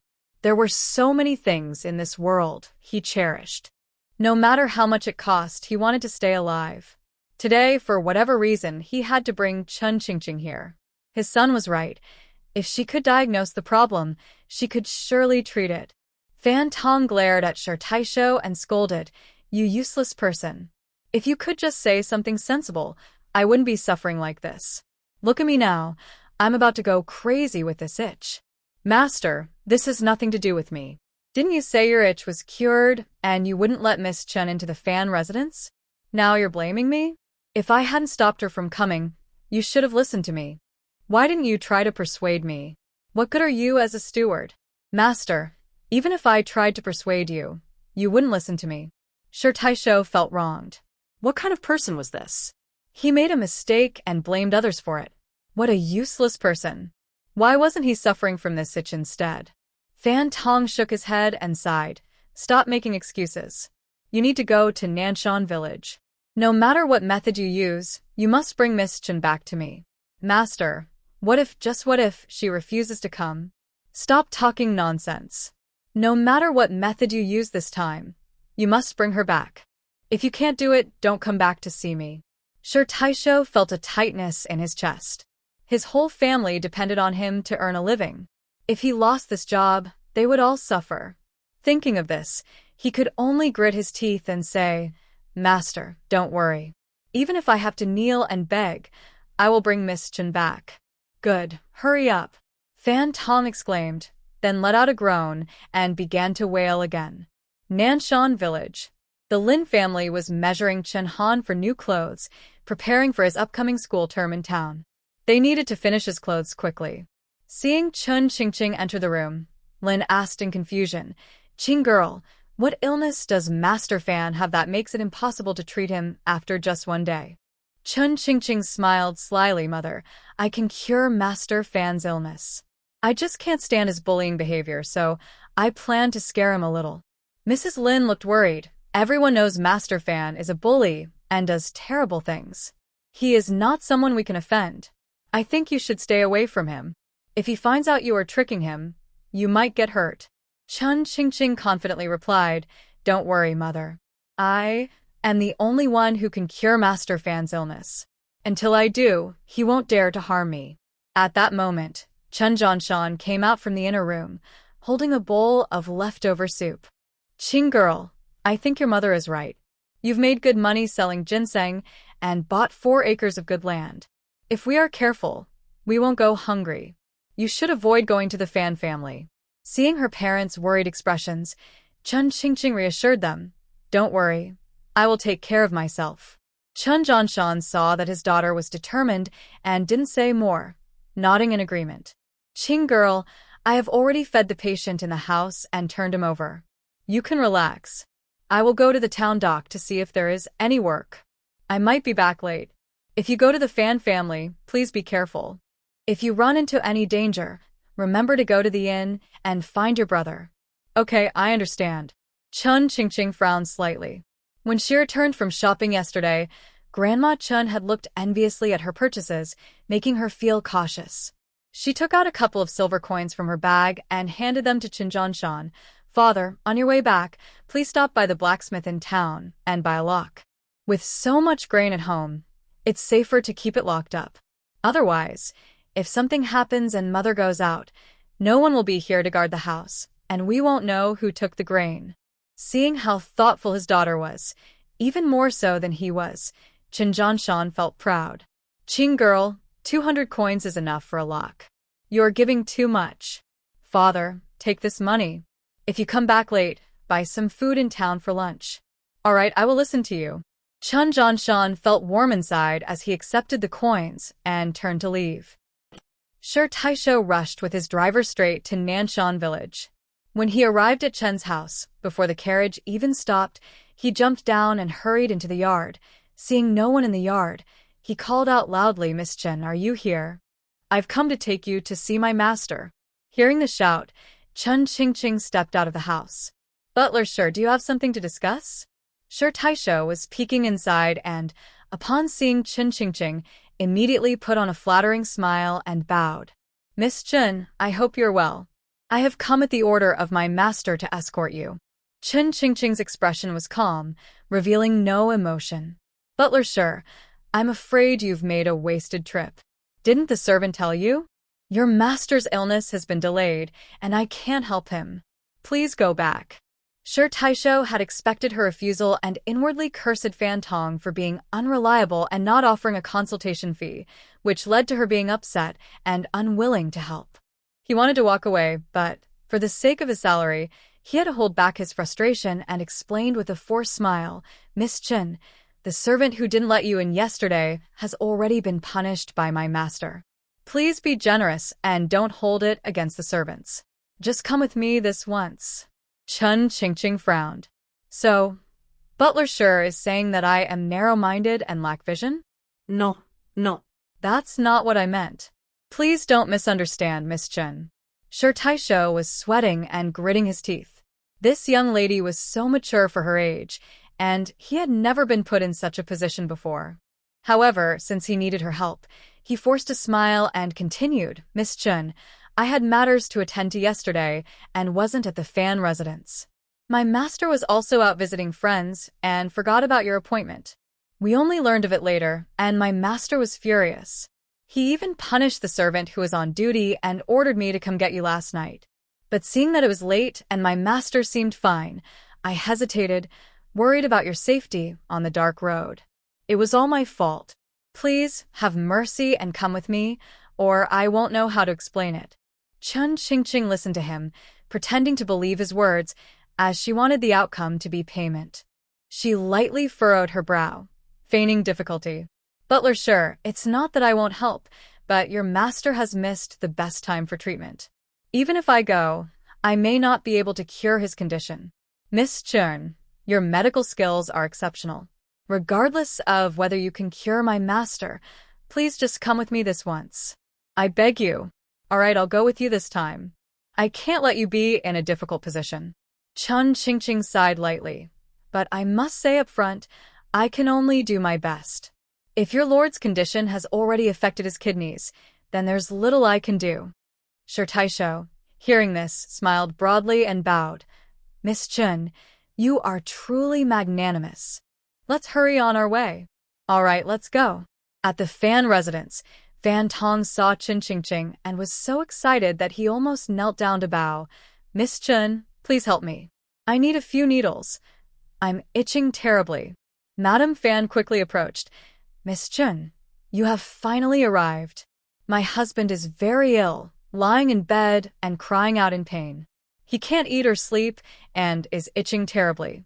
Please help him. Chun Qingqing's expression turned serious. Madame Fan, please don't worry. Let me examine your husband first before making any conclusions. Of course, Miss Chen. Madame Fan replied respectfully.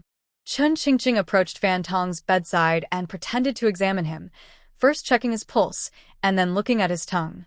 After the examination, her expression became grave as she shook her head and sighed. Fan Tong trembled nervously. Miss Chun, how is my condition? Chun Qingqing shook her head with regret. The situation is not good. Your condition has worsened. What? Worsened? Fan Tong's face turned pale with fear. Madame Fan felt anxious. Miss Chun, please find a way to save my husband. I beg you. It's itching again. I'm going to go crazy.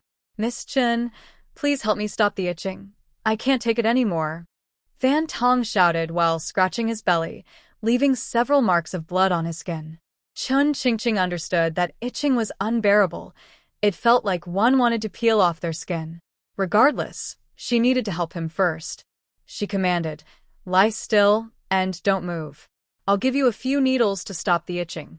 Okay, I won't move. Chun Qingqing took silver needles from her bag and first pricked a few acupoints on his belly. Then she killed most of the lice in his belly button, leaving behind 2 fat ones to teach him a lesson. Feeling the time was right, she pulled out the needles. All right, how do you feel now, mister? Fan. Divine Doctor, you truly are amazing. Fan Tong immediately felt relief from the itching, got up, and felt refreshed and light. Miss Chun, you are incredible. You cured me instantly. I don't feel itchy at all. Madame Fan's eyes widened in surprise. Sir, are you really not itchy anymore? I'm really not itchy. Look, I'm completely better, just like nothing happened, Fan Tong said happily, spinning around. Fan Hun smirked slightly. Dad, you're not fully recovered yet, so it's not time to celebrate. Quickly let Miss Chen give you a few more prescriptions, so I can find a place to get you some horse urine. Sure Taisho quickly spoke up. Miss Chen, my master has been taking the medicine according to your prescription. He was worried the medicine wasn't strong enough, so he even got some extra pig bile and collected 2 liters of horse urine. At first, the taste was a bit strong, and my master had some trouble with it, but he managed to drink a big bowl. Now he takes it 3 times a day, without fail. Since there's hope for this stubborn illness, please do your best to cure my master. Hearing this, Fan Hun quickly added, "Yes, yes. My dad drinks horse urine every day without missing a dose. Now he even insists on having it with every meal, or he says the food doesn't taste right." What Hun said makes sense, Fan Tong said with a big smile at Chen Qingqing. "Miss Chun, you mentioned my condition has worsened. Does that mean I need to increase the dosage?" "Don't worry, I've had plenty of pig bile prepared and collected several jars of horse urine." Chen Qingqing shook her head. "Your condition has become quite complicated. Drinking more medicine won't help." "Miss Chen, what do you mean by that?" Fan Tong's heart sank, feeling that the situation had become serious, and his face turned pale. Before Chen Qingqing could respond, Fan Hun jumped in to explain. "Dad, why are you getting more confused as you get older? Miss Chun is saying your condition is very serious. Even if you drink horse urine all day, it won't cure you. You should eat and drink normally. Don't take everything to heart. Just relax." You little rascal, what do you mean by relaxing?" Fan Tong shouted, feeling dizzy with anger. "Why are you trying to make me feel worse?" Madame Fan, seeing her son say foolish things, felt embarrassed and shot a fierce glare at Fan Hun. "Hunter, stop talking nonsense and listen to what Miss Chen has to say. Honestly, I can't win here. Is it okay if I just stay quiet?" Fan Hun turned his face away, unhappy, and stopped speaking. Mrs. Fan looked apologetic. "I'm sorry, Miss Chen, for making you laugh at us. You said that the medicine for my husband's illness is no longer effective. What should we do? Please, Miss Chen, prescribe a few more remedies to help save my husband." Chen Qingqing maintained a serious expression and glanced at Fan Tong. "You have no credibility and want to avoid responsibility. It's hard to treat someone so stingy. Mr. Fan, it's not that I don't want to help you, but your illness is quite tricky. Although you seem fine on the outside after my treatment, it will return in 3 days. I've explained this clearly before. You have a serious condition. The core of your health is affected, and now your heart is starting to fail. To fully cure this illness is extremely difficult." Mrs. Fan's eyes widened in shock. "Miss Chun, are you saying my husband cannot be cured?" Fan Tong was terrified by Chen Qingqing's words. His legs weakened, almost causing him to kneel. "Miss Chun, please help me. I don't want to suffer. I will pay any amount to be cured." Mrs. Fan was also anxious and said firmly, "Yes, Miss Chun, we have money. If you can cure my husband, we will reward you generously." Chen Qingqing felt it was time to ease the tension. If she scared them too much, they might rethink their situation, which would be counterproductive. "Mr. Fan, don't worry. Let me check your pulse again." Okay. Fan Tong extended his arm. Chen Qingqing placed her hand on his pulse, looking serious. After a moment, she shook her head and said mysteriously, "Normally, this condition is fatal if not treated in time. However, during my last 2 checks, I sensed a glimmer of hope in your body. Have you taken any special medicine recently?"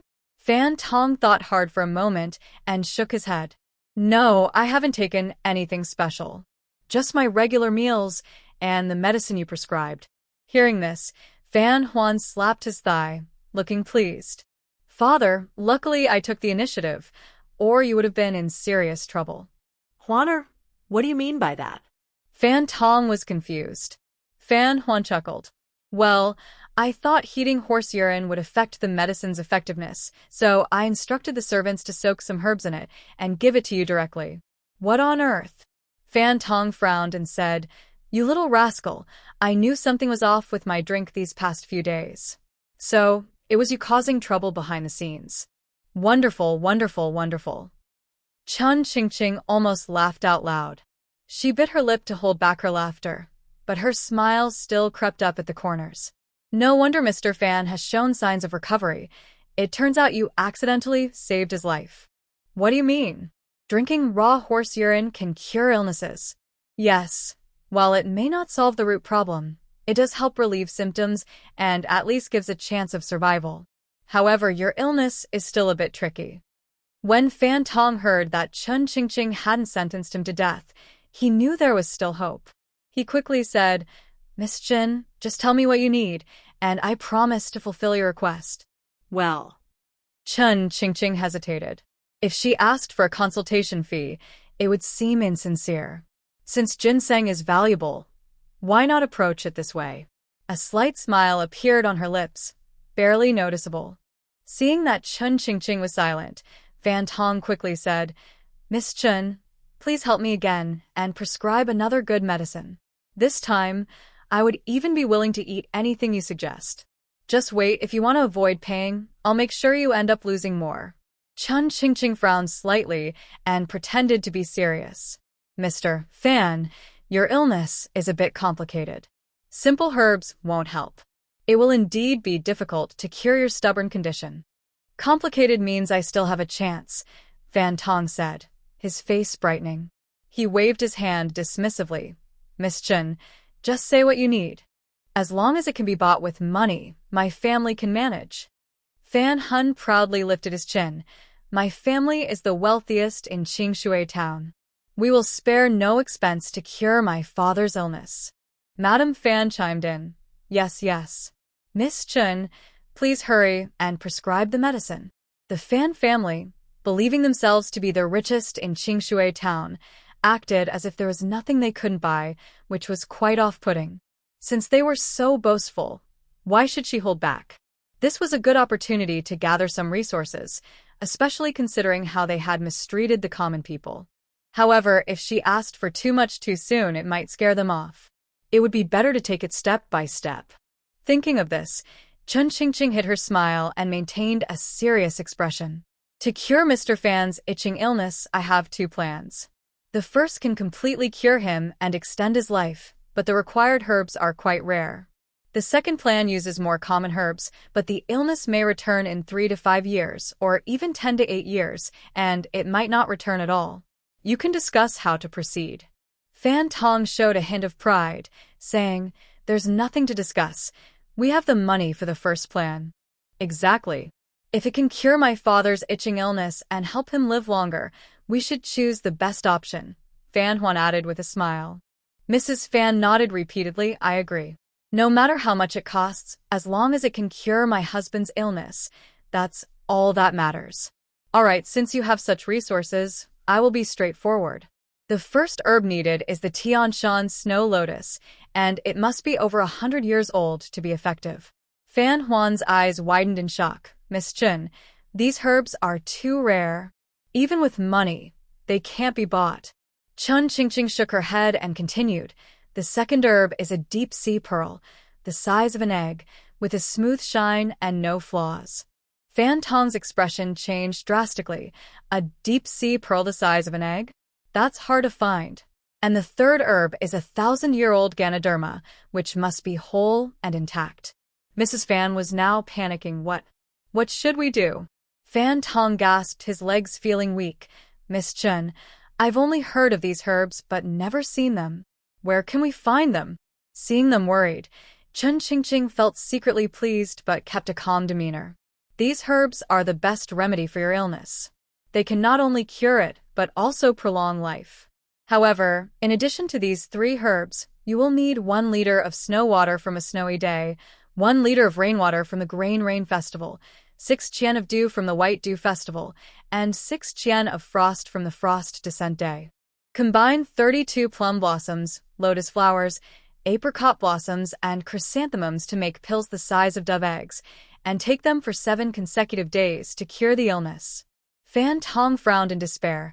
Not only are those 3 herbs rare, but gathering the water from the 4 seasonal events within a year is nearly impossible. This is like climbing to the sky. If we can't gather these 3 herbs, does that mean my husband will have to wait to die? Madame Fan looked sad and said, "Even though the second method cannot completely cure you, it can at least extend your life. You are blessed, and heaven will surely protect you." "Thank you for your kind words," Fan Tong replied. Although he was filled with fear of death, the thought of a second method brought him some comfort. He asked with a trembling voice, "Miss Chun, please tell us about the second method." Chun Qingqing replied calmly, "The herbs for the second method are very common, but the risks are quite high." Madame Fan asked eagerly, "Miss Chun, what are the herbs? What are the risks?" "This illness is caused by a harmful wind. To control it, We must use poison against poison. Therefore, for this second method, we need to find the 5 most poisonous creatures: the silver ring snake, scorpion, spider, bee, and the red crane flower. Then, we will combine these 5 poisons with ginseng, deer antler, and other herbs, and refine them in a special pot for 3 days and nights. After it is successfully brewed, you will need to take it for 3 days. After my acupuncture treatment, whether it will come back depends on your fate, Mr. Fan. Fan Tong happily slapped his thigh. Great. Let's use the second method. Life and death are in fate, and wealth is in heaven. I refuse to believe that I, Fan Tong, will die from this illness. It's just using poison against poison. I'm not afraid. Chun Qingqing smirked inwardly, thinking about how he would pay for his greed and forgetfulness. She smiled and said, "All right, since Mr. Fan has chosen the second method, let's prepare the materials. Your itch has stopped for now, but we must gather all the herbs within 3 days, so I can make the medicine." Fan Tong hesitated. He was scared of catching snakes, as they looked frightening.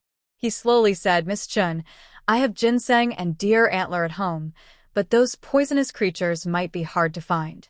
How about I give you some extra money to find them for me?" Chun Qingqing pretended to hesitate and declined. "You can buy the red crane flower at the pharmacy, but the other 4 poisonous creatures are said to be found in Wolf Valley. It would be best if Mr. Fan sent someone to go there. I'm afraid of being bitten by those creatures. A single bite could be deadly." Hearing about going to Wolf Valley, Shi Taisho trembled at the thought. If Fan Tong really sent him there, would he even survive to come back? Thinking of this, he quickly smiled and said, "Sir, since Miss Chun is a doctor and knows that these poisonous creatures are in Wolf Valley, I suggest we let her go. If we don't recognize them or can't find them, it could delay your treatment." Yes. Fan made the final decision. "Miss Chun, I leave this matter to you. If you can find these types of poison, I will reward you with 100 taels of silver." "Okay, since Master Fan trusts me, I will do my best," Chun Qingqing replied confidently. But, seeing her hesitate, Fan encouraged, "Miss Chun, feel free to speak. But there are many wolves and insects in Wolf Valley. I definitely can't go alone. Also, since I am risking my life to gather herbs for Master Chen, shouldn't you pay the promised consultation fee?" Hearing Chun Qingqing ask for money, Fan felt wary that she might take the silver and run away. "Can you wait until I see if you can cure him before I give you the fee?" Seeing him try to avoid paying again, Chun Qingqing replied firmly, "That won't do. If Master Fan doesn't trust me, then please find someone else." She began to leave. Wait, Miss Chun, please stay." Fan suddenly remembered his urgent need and felt overwhelmed. He decided to take a gamble. After all, no doctor within 100 miles could help him with his itch.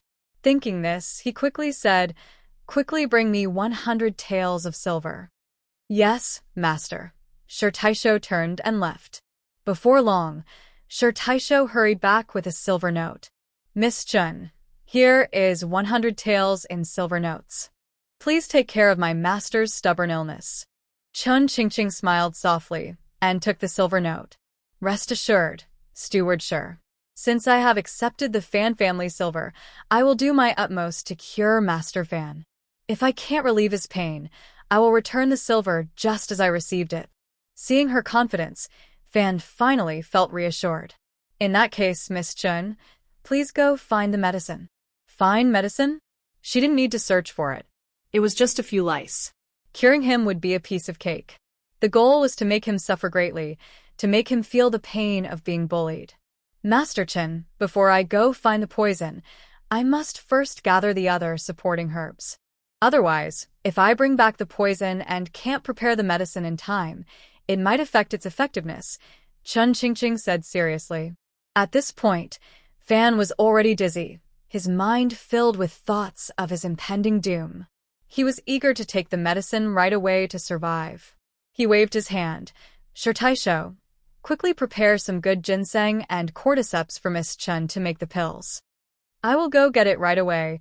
Shi Taisho started to leave but turned back to ask, "Master, how much of each should I prepare?" Fan Tong looked at Chen Qingqing and asked with a smile, Miss Chen, how many of these medicines do we need to prepare? 10 pieces of ginseng, 5 pounds of cordyceps, and 10 pounds of deer antler. What? 10 pieces of ginseng? 10 pieces of reishi? 10 pounds of deer antler? Fan Tong was almost shocked. Each piece of ginseng costs over 100 taels of silver. Cordyceps are extremely valuable, and deer antler is known as soft gold, with prices that are astonishing. Just these items could be worth a fortune. This is going to cost me dearly. Fan Hun also grimaced and couldn't help but say, Miss Chen, ginseng, cordyceps, and deer antler are all powerful tonics. If my father takes these, won't he be in serious trouble? Chen Qingqing smiled lightly. Exactly, because they are powerful tonics that I asked you to prepare them. Your father's condition is worsening, and simple remedies won't help. To truly heal him, we need both detoxifying and nourishing medicines.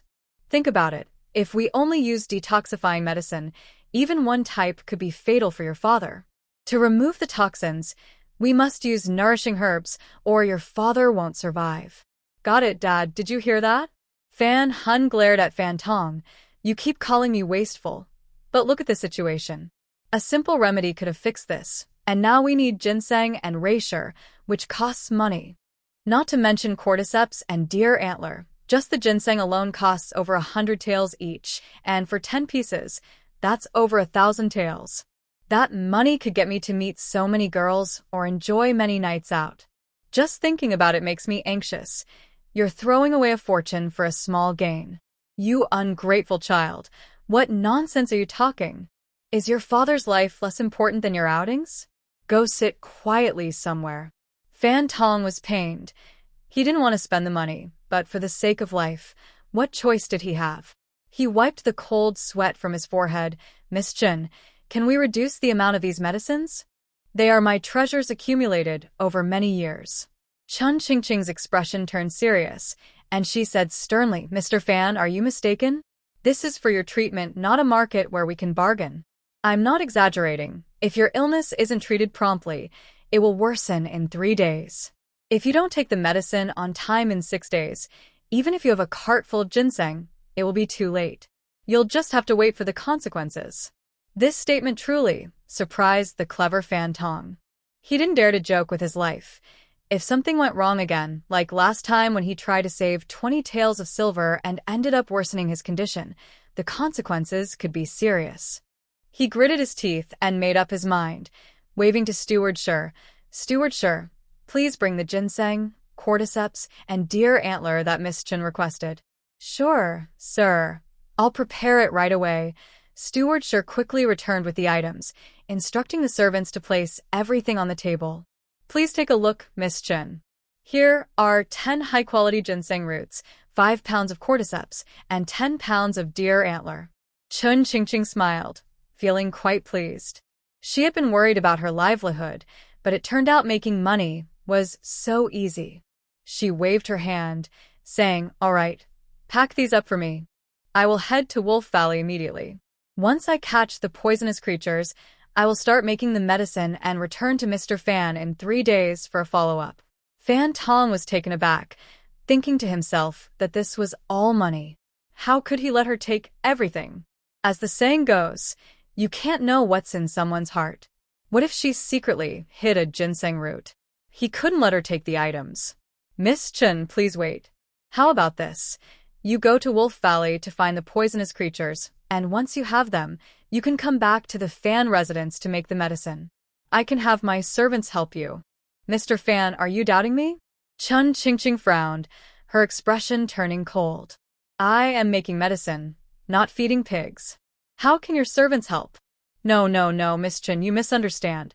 I meant for them to assist you with the heavy work, so it would be easier for you. I just don't want you to get too tired. I think you're not worried about me getting tired. You're worried about your ginseng being reduced, aren't you? Having his thoughts exposed, Fan Tong blushed and laughed awkwardly to cover his embarrassment. Miss Chen, you really have a sense of humor. I could never doubt you would take my ginseng. Seeing this, he couldn't help but laugh heartily. Dad, you really can say anything. Look at your face. It's as red as a monkey's bottom. Miss Chen must have hit a nerve. You. Fan Tong was embarrassed and angry, wishing he could disappear. He stomped his foot. You foolish one. Be quiet. You're making me lose face. Exactly. It's like guarding against a thief. If you're capable, don't let Miss Chen treat you. Fan Hun felt dissatisfied and muttered, I understand the saying. Trust those you use, and do not use those you doubt. Why don't you get it? Madame Fan noticed her son getting worked up again and complained, Hunter, please say less and don't interrupt. Chun Qingqing couldn't help but laugh. Fan Hun was truly a troublesome child who would give Fan Tong a hard time in the future. Master Fan, no matter what you mean, let me be clear. The process of preparing the medicine is quite complicated. Every step must be done carefully. A small mistake could ruin everything. If you don't trust me or have doubts, I can share the method with you. You can find the ingredients and have a doctor make the medicine. But if something goes wrong or the dosage is incorrect, it could affect the medicine's effectiveness. It might not work at all, or worse, it could cause poisoning. You can decide what's more important. After saying this, Chun Qingqing put on a serious face. If you don't trust me, feel free to find someone else. I have things to do, so I will leave now. Fan Tong panicked and his legs felt weak. No, Miss Chen, please stay. I trust you completely. How could I not? I just worry you might be too tired, which is why I wanted you to stay at the Fan house to make the medicine. If you don't understand my good intentions, I won't force you. Madame Fan watched as the valuable herbs were loaded onto the cart, feeling a pang of regret. Although Miss Chen looked shabby, her bright eyes showed she was quite clever. What if she tricked them and took the best herbs, replacing them with inferior ones? That would be a huge loss. Thinking this, she smiled kindly. Miss Chen, you mentioned going to Wolf Valley to find the 5 poisons. I worry about you being so thin and weak, so I will have Stewardshire accompany you with 2 young servants for safety. Fan Tong smiled in agreement. What Madam says is very true. Chun Qingqing nodded, not surprised by their suggestion. After all, with so many valuable items and 100 taels of silver, if they truly trusted her, the Fan family wouldn't be known as the stingy ones in Qing Shui town. If they were worried about her, even with the Fan family members accompanying her, she had 100 ways to switch things around. Chun Qingqing smiled. Thank you, Master Fan and Madam Fan, for your kindness. Let's set off now. If we delay any longer, we won't make it to Wolf Valley today. All right. Fan Tong smiled. Stewardshire, quickly take 2 servants and accompany Miss Chen to Wolf Valley to gather herbs. Don't come back until you have made the medicine. It was clear that Fan Tong wanted Stewardshire to supervise Chun Qingqing in making the medicine. Stewardshire broke into a cold sweat. Wolf Valley was known for its dangerous wolves and snakes, and those who entered rarely returned. Although he was reluctant, he forced himself to agree. Yes, sir, I understand. Fan Tong felt anxious. His illness was like a thorn in his heart, and he could no longer bear the unbearable itch. He wished he could have the right medicine immediately. Miss Chen, when will the medicine be ready? Making medicine is a delicate task.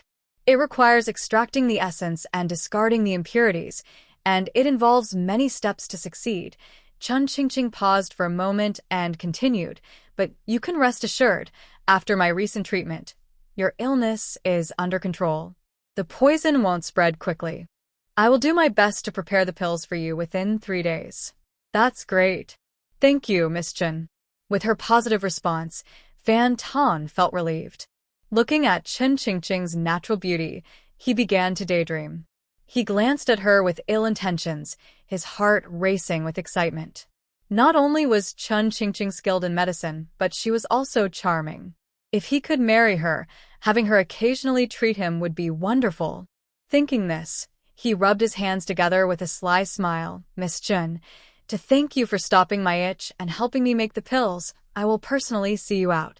Chun Qingqing waved her hand. Sir, please stay. Your illness should not be exposed to the wind. To prevent the poison from spreading too quickly, I suggest you stay indoors and rest. Fan Tong paused. I can't go out at all?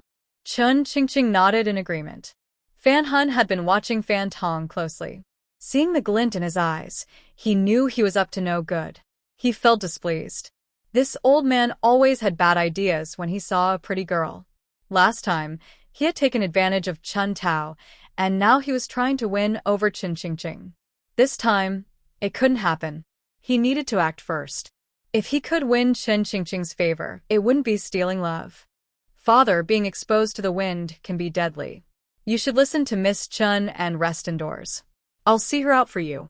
Fan Tong sighed in disappointment and waved his hand. All right, you go. Okay. Fan Huan grinned and said, Miss Chun, please. Once outside, Fan Huan rubbed his hands together and smiled playfully. Miss Chun, you truly are a miraculous healer. Just a few needles from you can bring someone back to life. It's amazing. I admire you so much. Tonight, I will prepare a wonderful feast so we can have a good chat. What do you think? Chen Qingqing shot him an annoyed glance. No need for that. I have nothing to discuss with you. Seeing Fan Huan acting foolishly, Shi Taisho quickly reminded him. Young master, your father is waiting for Miss Chen's medicine to save his life. Fan Huan raised an eyebrow. Go wait over there. I'm talking to Miss Chen. You have no part in this. Shi Taisho felt frustrated, thinking how the saying goes. Like father, like son. Despite Fan Tong being stingy, with a son like this, the Fan family would surely lose their fortune one day. But he didn't dare to speak up and instead said to Chen Qingqing, Miss Chen, please wait here. I will call the coachman and we can set off. Chen Qingqing nodded. As she watched Shi Taisho walk away, Fan Huan approached her again with his playful attitude. Miss Chun, since the day I met you, I've considered you a close friend. I haven't been able to eat or sleep well, always thinking about your smile and voice. I've been wanting to find a chance to talk to you. Chen Qingqing coldly glanced at him. Young Master Fan, your father is waiting for me to gather herbs in the Wild Wolf Valley. If you delay any longer, he might not survive. No rush, no rush.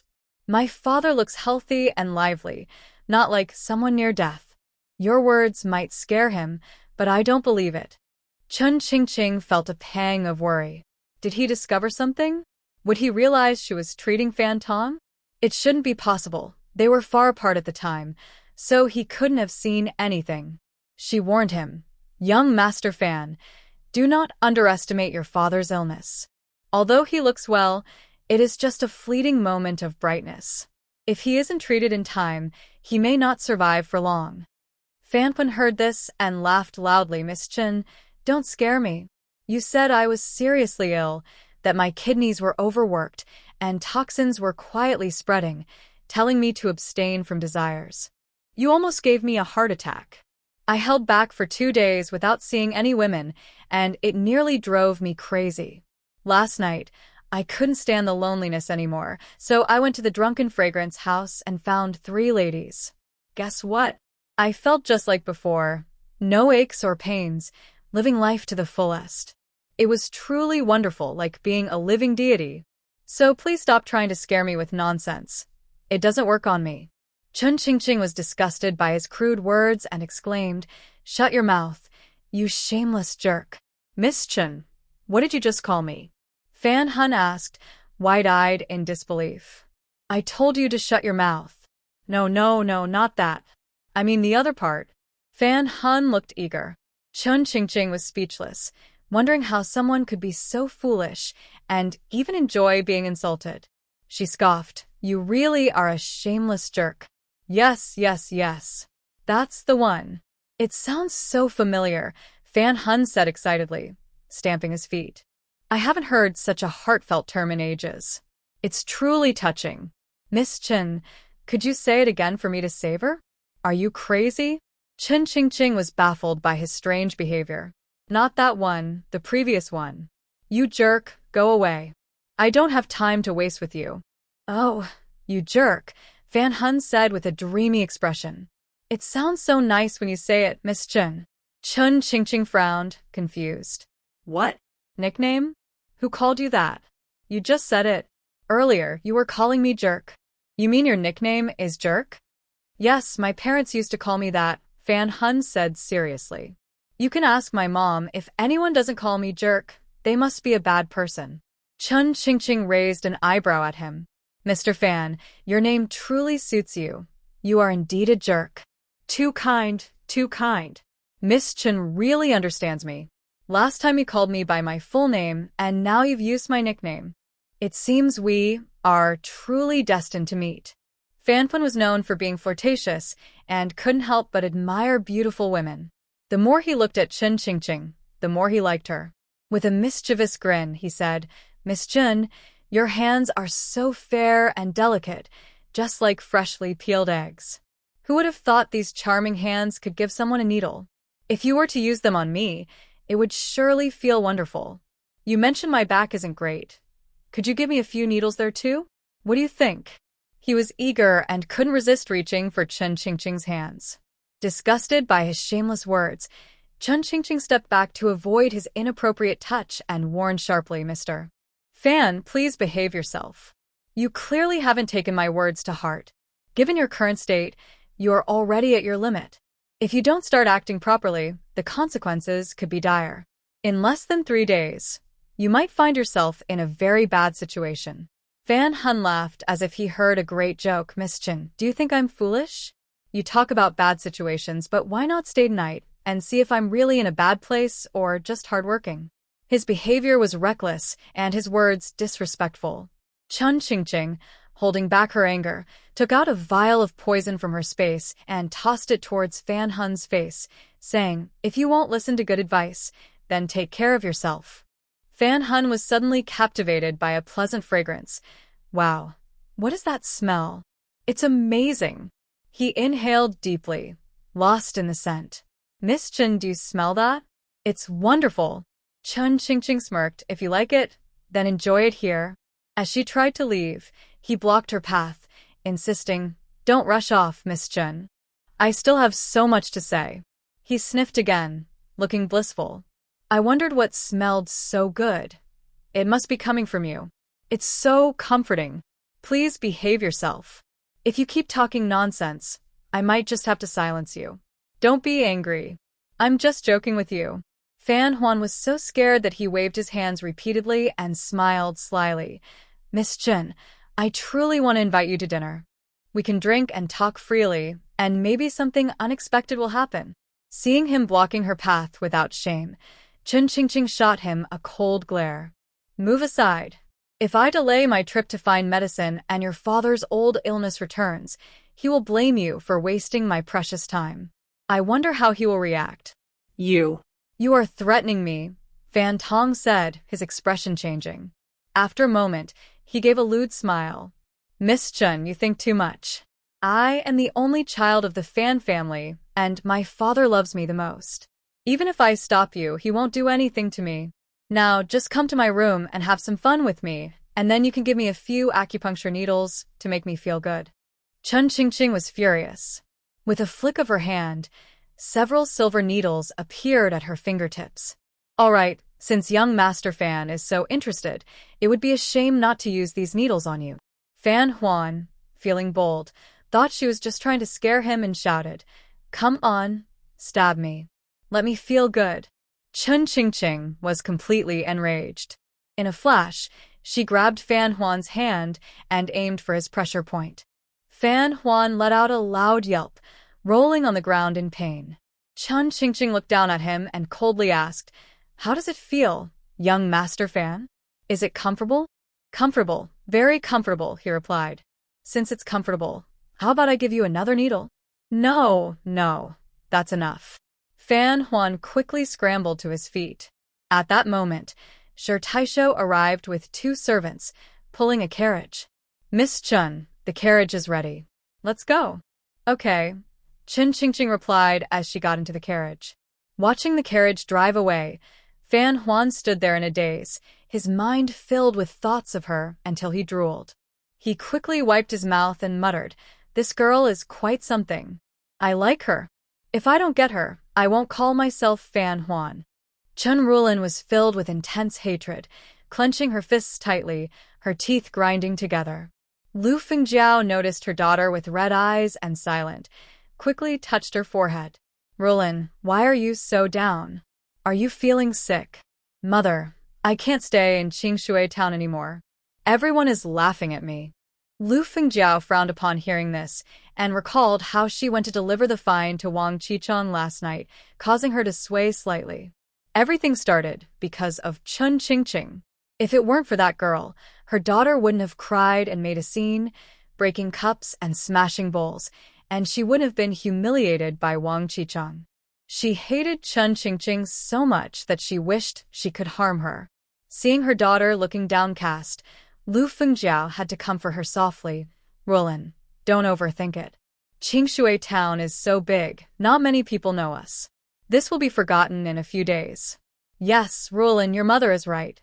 In a few days, it will be fine. Don't dwell on it, Chen Jiansai added to reassure her. Chen Rulin's resentment lingered.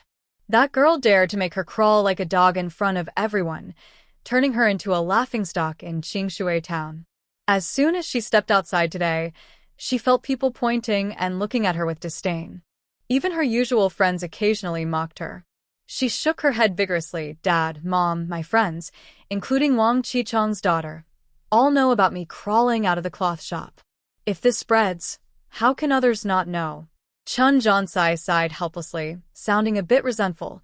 Why did you two have to provoke her while shopping? You gained nothing, and ended up in trouble. Lu Fengjiao didn't like this and, feeling angry, placed her hands on her hips. You're blaming us now? I'm just as frustrated. Our lives were fine, but because that girl wouldn't behave, if she had just married the butcher Li obediently, we wouldn't have these problems today. Fengjiao, don't be angry, Chen Jiansai quickly smiled, sensing the tension. I'm not blaming you. I just feel sorry for Rulin. Lu Fengjiao snorted lightly. I'm not angry at you. I just can't understand how that girl got so lucky to find ginseng. Now that she has money from selling it, it won't be easy for us to deal with her in the future. Chen Rulin looked furious. It's all my grandmother's fault for insisting on splitting the family and cutting ties. Now look, nothing good has come of it. Rulin is right. Thinking about this makes me mad. Your grandmother is really confused. She doesn't even know what she's thinking. Lu Fengjiao stomped her foot in anger, remembering the shiny silver. Her eyes darted around. Jiansai, the big family's life is getting better and better. No matter what, Chen Jianshan is still our son. You need to find a way to get some silver from your mother. Chen Rulin was greatly affected by the matter of the cloth shop. She used to be the pride of the Chen family. Whenever she was home, Chen Qingqing would follow her around like a clown, receiving old clothes and unwanted cosmetics from Chen Rulin. Seeing Chen Qingqing's gratefulness gave her a sense of superiority. But now, that girl seemed completely different. Not only was she speaking more confidently, but even her gaze was filled with disdain. Chen Qingqing was just a lowly person. Why should she be doing better? Why didn't she respect herself? Jealousy surged within Chen Rulin. Dad, my grandma listens to you the most. Hurry back to Nanshan village and demand the money from the main house. Without money, let's see how that girl acts in front of me. Chen Jiansai nodded in agreement. You're right, Rulin. This matter started with your grandma, so she should resolve it. By the way, if you feel like others are laughing at you, why not stay in the village for a while? When I pass the exam next year, you can come back as the daughter of a scholar, and no one will laugh at you anymore. Chen Rulin pouted, unwilling. Dad, I don't want to go back to the village. Besides, what if you don't pass the exam? Am I supposed to stay in the countryside forever? Stop talking nonsense. Just go back and wait. I'll make sure to bring you back in style. Lu Fengjiao chimed in. Yes, Rulin, your grandma loves you the most. She won't treat you poorly. Plus, you can help her think of ways to get the money from the main house. All right then. Chen Rulin reluctantly agreed, having no better ideas. In the old Chen house, ever since hearing that Chen Qingqing found ginseng and sold it for money, Chen Laotai's eyes turned red with envy. It was a full cart of good things, fine rice, white flour, and several bolts of cotton fabric. She had lived most of her life without making herself a cotton outfit, yet that girl bought several at once. Overwhelmed with jealousy, she thought, if that girl could find ginseng, why couldn't their family? Yesterday afternoon, she sent Chen Laohan and her son Chen Zhanliang to the mountains to look for ginseng. Wife, Hurry and bring me a bowl of water. Seeing Chen Laohan return empty-handed, Chen Laotai glared at him with deep dissatisfaction. What else can you do? You left early in the morning and came back with empty hands. How could you be so foolish? Old woman, with such a big mountain, where am I supposed to find ginseng? If I can't dig it up, what can I do? How can you say that? Others can find it. Why can't you? Old Chen, seeing her unreasonable attitude, hit his head in frustration. Don't you understand? Ginseng isn't something you can just find in the mountains. It depends on luck and whether we have the fortune for it. If we don't have that luck, no matter how hard we try, it won't work. Old Lady Chen rolled her eyes in anger. That's nonsense. That girl is just unlucky. She has no fortune. She just got lucky by chance. If she can find it, why can't you? Stop making excuses. You and Zhang Liang should hurry into the mountains. If you can find ginseng, our family can eat good rice. Isn't that asking too much? If you want to go, you go. I'm not going. Old Chen turned his face away stubbornly. Seeing this, Chen Zhanliang couldn't help but speak up. Mom, Dad is right. Not everyone can find ginseng. In my opinion, we shouldn't waste our effort. It would be better to rest at home. No way. That girl can find it, so why can't you? You must not be looking in the right place. Old Lady Chen was extremely jealous and refused to listen, determined not to give up until they found ginseng. Old Chen shot her a glare. If you're so capable, go find it yourself. Don't just order the young ones around. I can't find it. You old man, do you think I'm being nice to you? Old Lady Chen exploded, pointing at Old Chen's nose. Say it again, are you going or not? Old Chen stood firm. No. Even if you shout to the heavens, I'm not going. Mom, it's so hot today and just moving makes me sweat. Dad, and I have looked everywhere we could. There really is no ginseng on the mountain. Chen Zhanliang wiped his sweat and complained, I know you're anxious, but you can't treat me like a workhorse. We climbed the mountain all night yesterday, and now you want me to go again? Are you really my mother? At this rate, I'll be exhausted. Sun Shi quickly wiped his sweat and said, Mom, Dad is right. If ginseng were that easy to find, there wouldn't be any poor people in Nanshan village. Old Lady Chen understood this logic, but with little food left at home and no money, if things continued like this, the family would go hungry before the autumn harvest. In the past, the eldest would occasionally go to town to do some hard work. Although he didn't earn much, he would give the money to her to manage.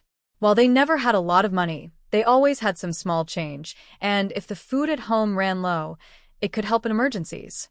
Now, however, there was nothing in their pockets. If I had known it would come to this, I would have saved a few hundred coins when the third son went to town for school, just in case. Well, if we're not going to the mountains, then we won't. Grandma Chen sighed helplessly and said, Zhanliang, why don't you go to the town dock tomorrow and find some work? You could earn a few coins to buy some food, or we might run out. Chen Zhanliang was stunned. After paying the taxes last year, the remaining food was enough to last until this year's autumn harvest.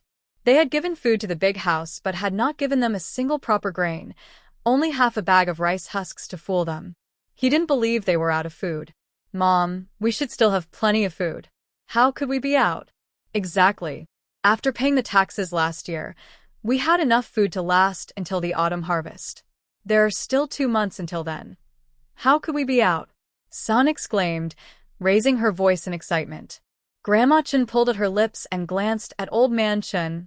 Old man, you say something. What do you call this? I told you not to mess with the food, but you wouldn't listen. Now that there's no food, you're panicking. Where were you when this happened? You made this mess, so you deal with it, he replied. Mom, what's going on? Where is our food? Chen Zhanliang pressed. Grandma Chen looked guilty. Listen, the second son, last winter, your third brother didn't have money for ink and paper, so I traded some food for money for him. I thought this year, if I married off the girl, I could get more gifts and food, but I didn't expect to give food to the eldest family. I made a wrong move, and now we're in this situation. In the end, it's all that ungrateful girl's fault. Sun was furious. Mom, food is essential for the family. How could you be so careless? What will we do without food? Exactly. You're so biased towards your youngest son. It feels like I was picked up off the street, Chen Zhanliang shouted in frustration. Grandma Chen whispered, Don't worry. I have a plan. I won't let you go hungry. Upon hearing this, Chen Zhanliang rolled his eyes and fell silent.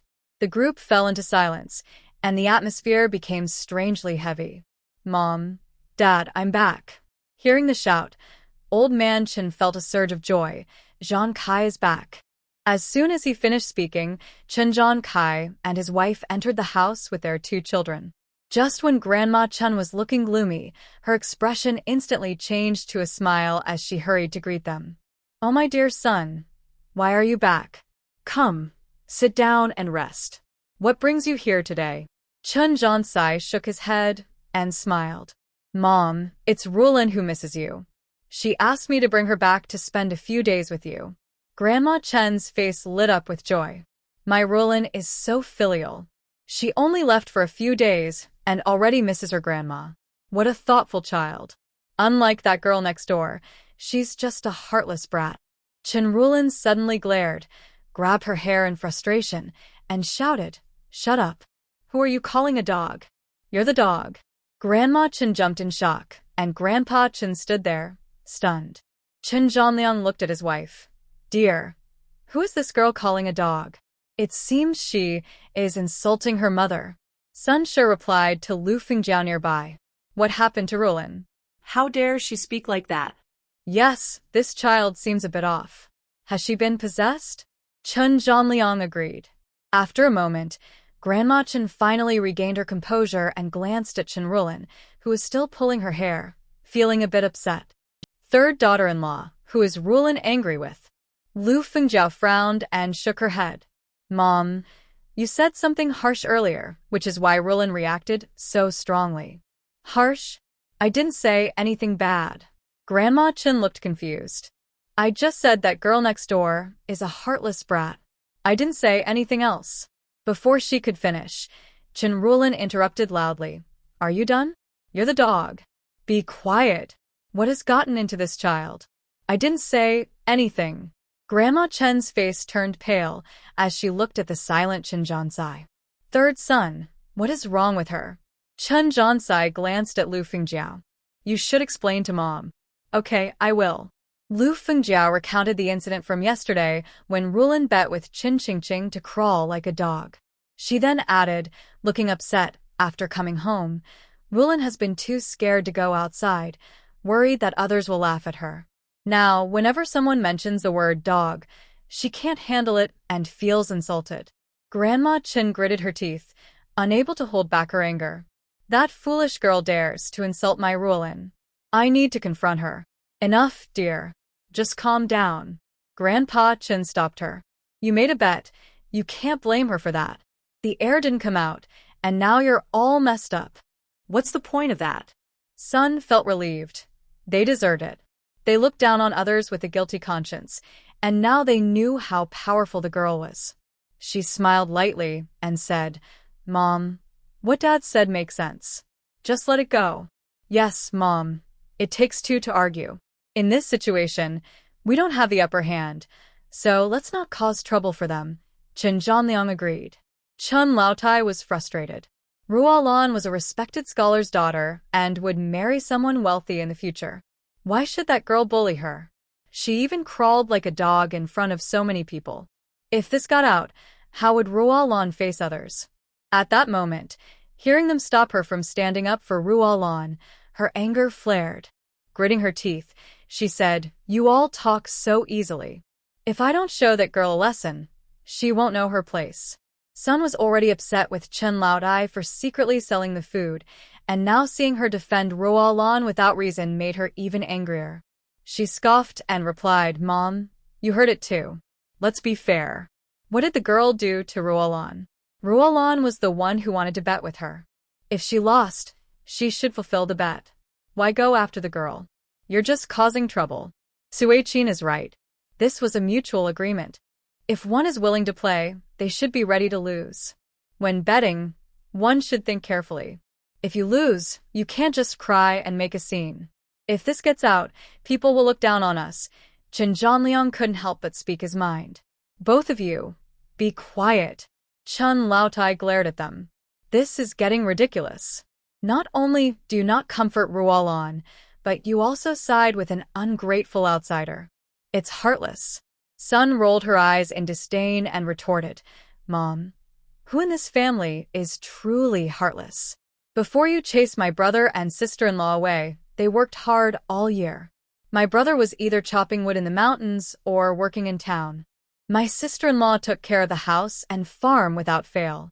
They contributed so much to this family, yet they couldn't even afford new clothes or a decent meal, and you drove them away without a second thought.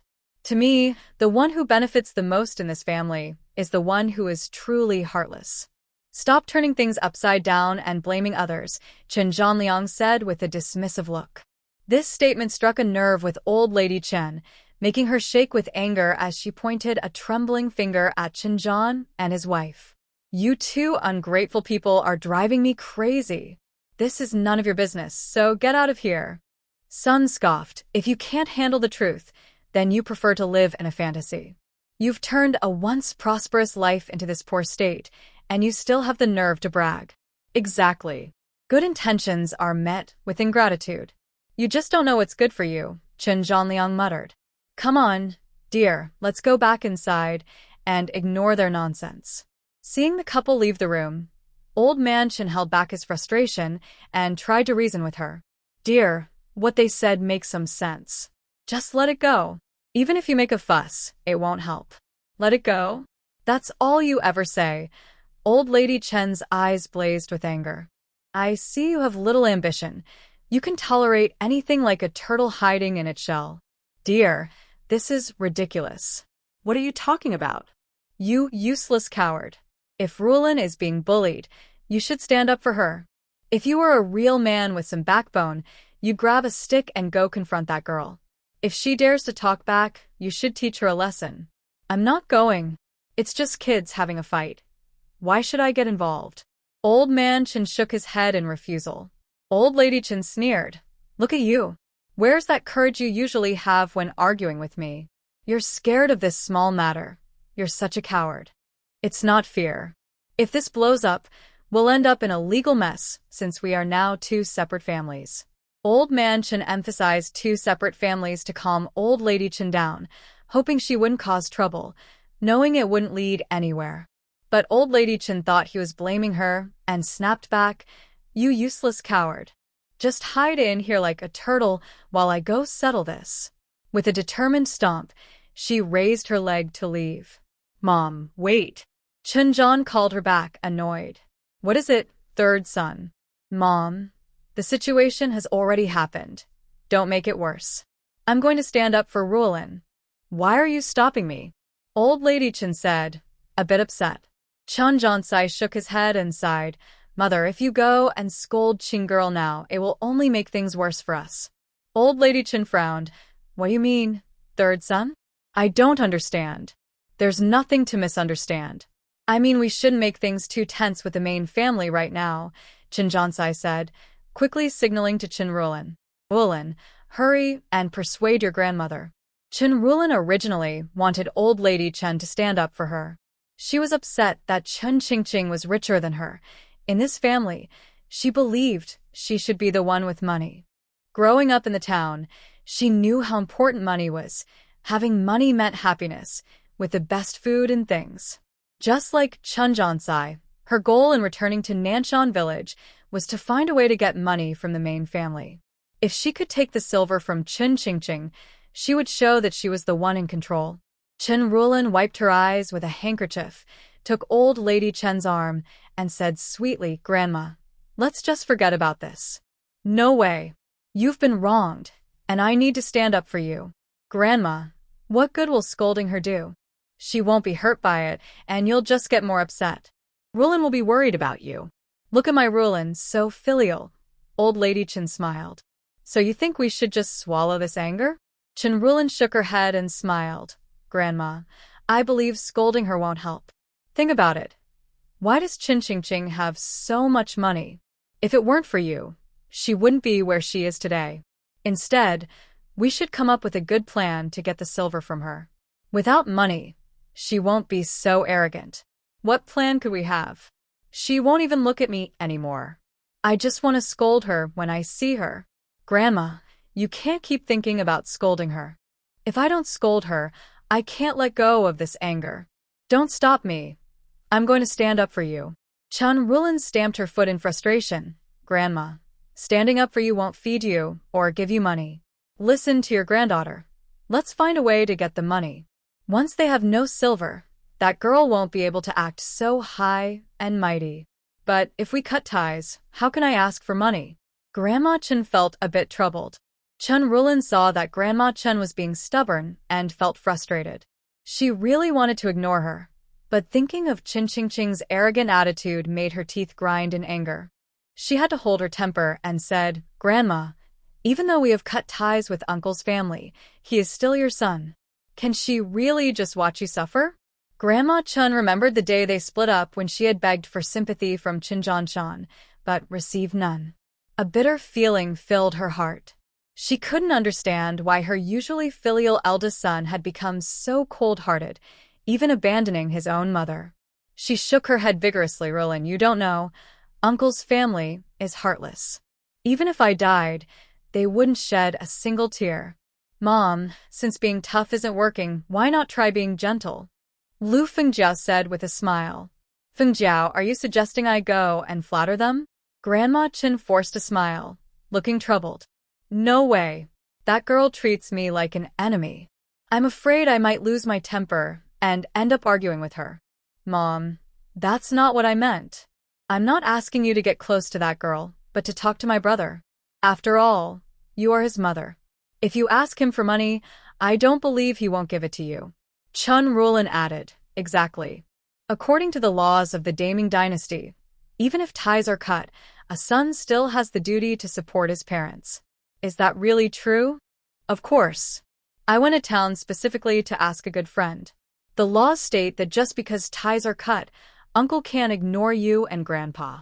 As the saying goes, a son must be filial. If parents are alive, children must support them, even if they live far away.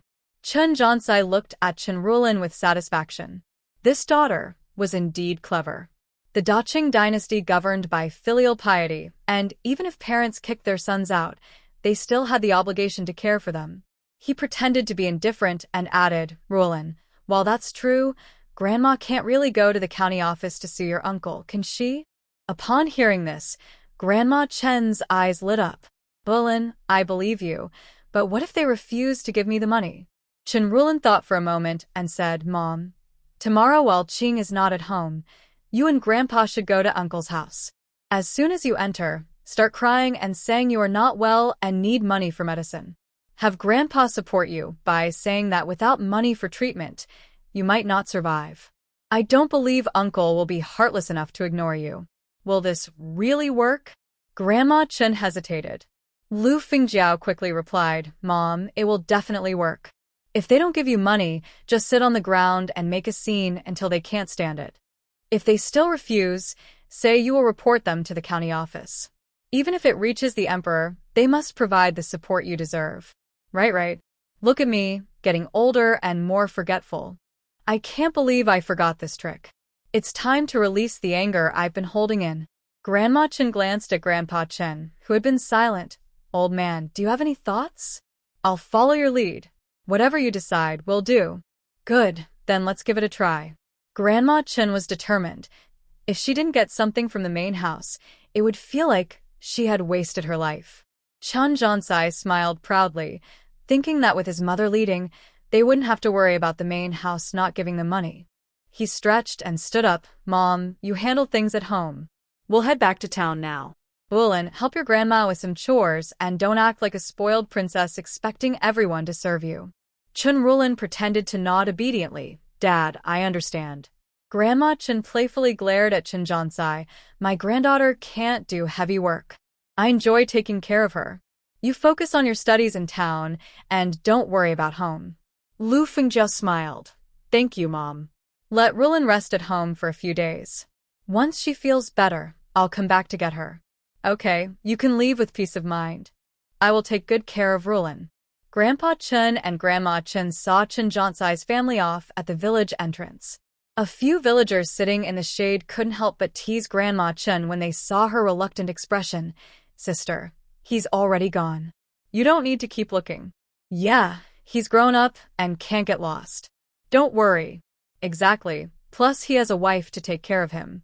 What's there to worry about? Grandma Chun shook her head and smiled. You all don't understand. My third son is studying in town and only comes back once in a while. As his mother, I have to see him off. Everyone nodded in agreement. You're right, Auntie. It's not easy for Jean Kai to come back after studying in town. Exactly. Jean Kai has always been smart. He will surely do well in the future, and you should nurture him properly.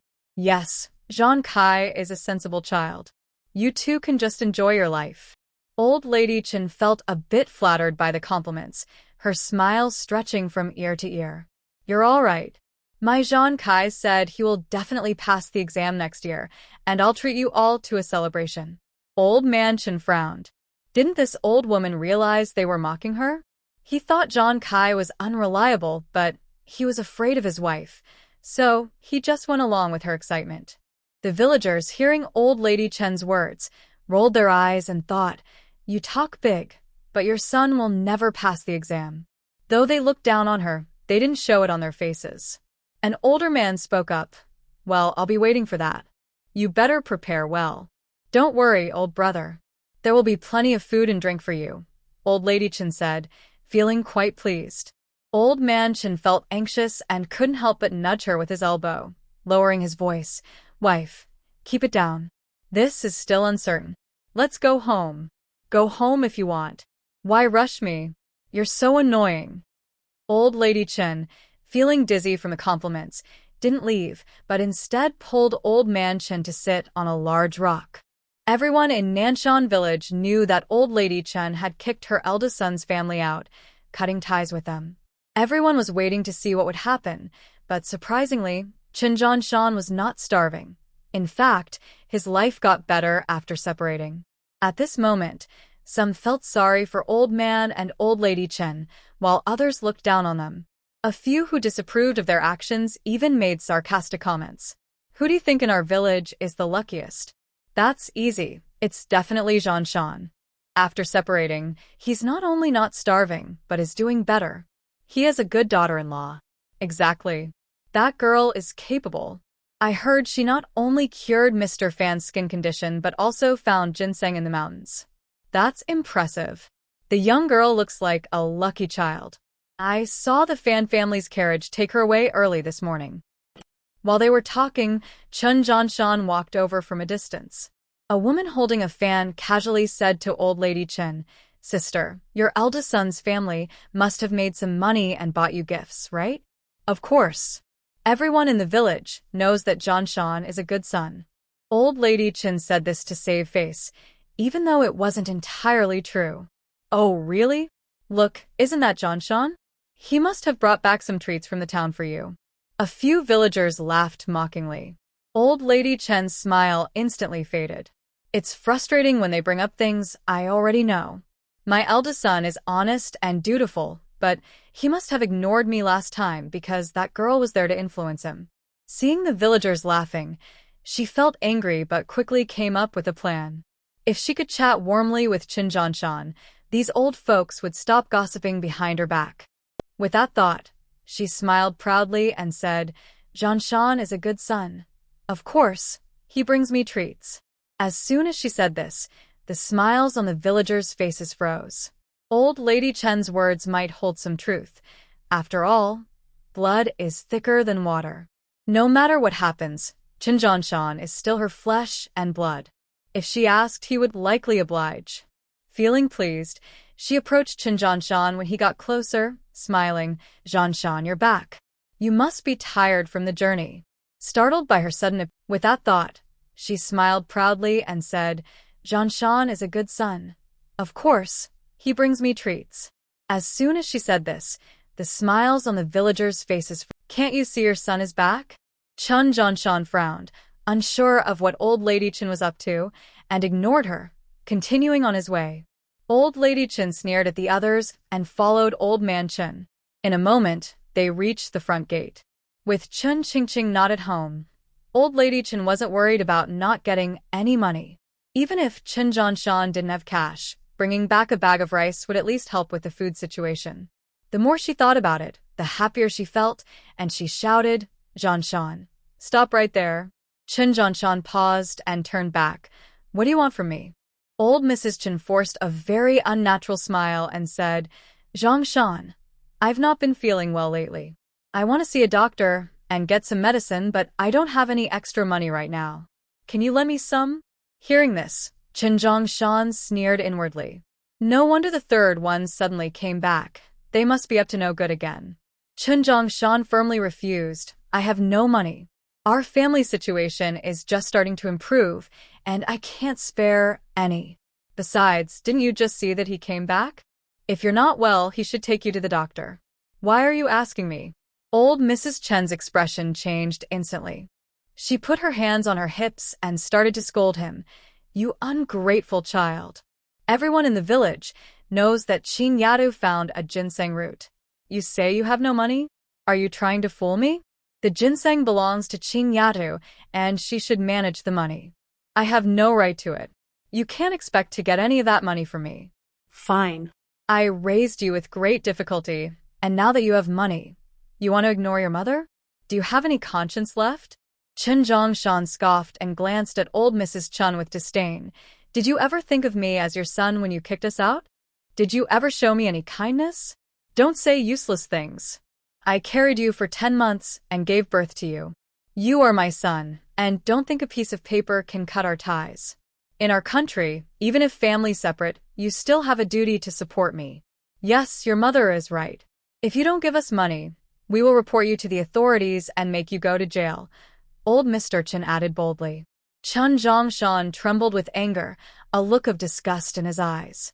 He said sternly, "I'll say it again. The money is from Qin Yadu.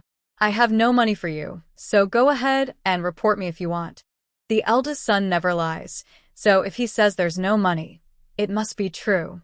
It seems that girl really hasn't given them any of her earnings. Thinking of all the good things she had, old Mrs. Chen's eyes lit up. "Zhangshan, I won't make it hard for you. Since you have no money, just give me a bag of fine rice from home, and that will count as your support for me. How about that? You really are taking advantage of your age and being shameless. Those rice and flour were bought by Qin Yatu. Why should I give them to you? If you want to report me, go ahead." Chen Zhanshan entered the courtyard without looking back. His parents were truly frustrating. They laughed when the family was struggling to eat, and now that things were getting better, they were thinking of bad ideas. If he gave in once, there would be a second time. To make things easier for the girl, he couldn't let them have their way. Feeling the lock in his pocket, he admired his daughter's cleverness. He needed to secure the cabinet this afternoon and lock up all the valuable things at home.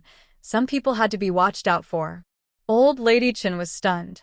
She thought that just by speaking or giving a glare, her eldest son would easily be controlled, but he was surprisingly unyielding.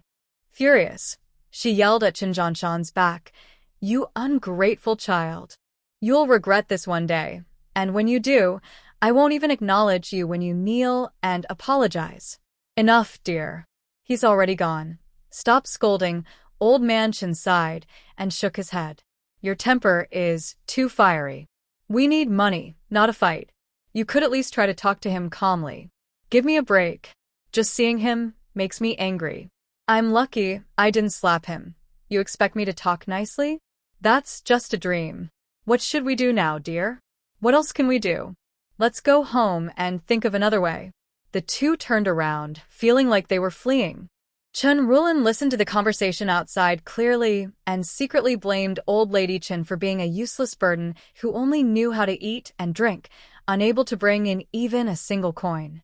It seemed her parents had too much hope for this old woman. Well, it didn't matter. She wouldn't show her face in town for a while. For now, she would just deal with it, and once the trouble passed, who would stay in this place? As for the money, let her parents figure it out. Chen Qingqing led a group straight to Wolf Valley. The forest was deep and misty, filled with a sense of danger. There were indeed wolves in Wolf Valley, and she didn't plan to go too far in. After all, the 5 poisons were just something she made up. As long as she could catch the remaining lice from Master Fan, everything would be fine. There was no need to take real risks. If she encountered wolves, she might not be as lucky as last time. But since they were there, it was still necessary to put on a show.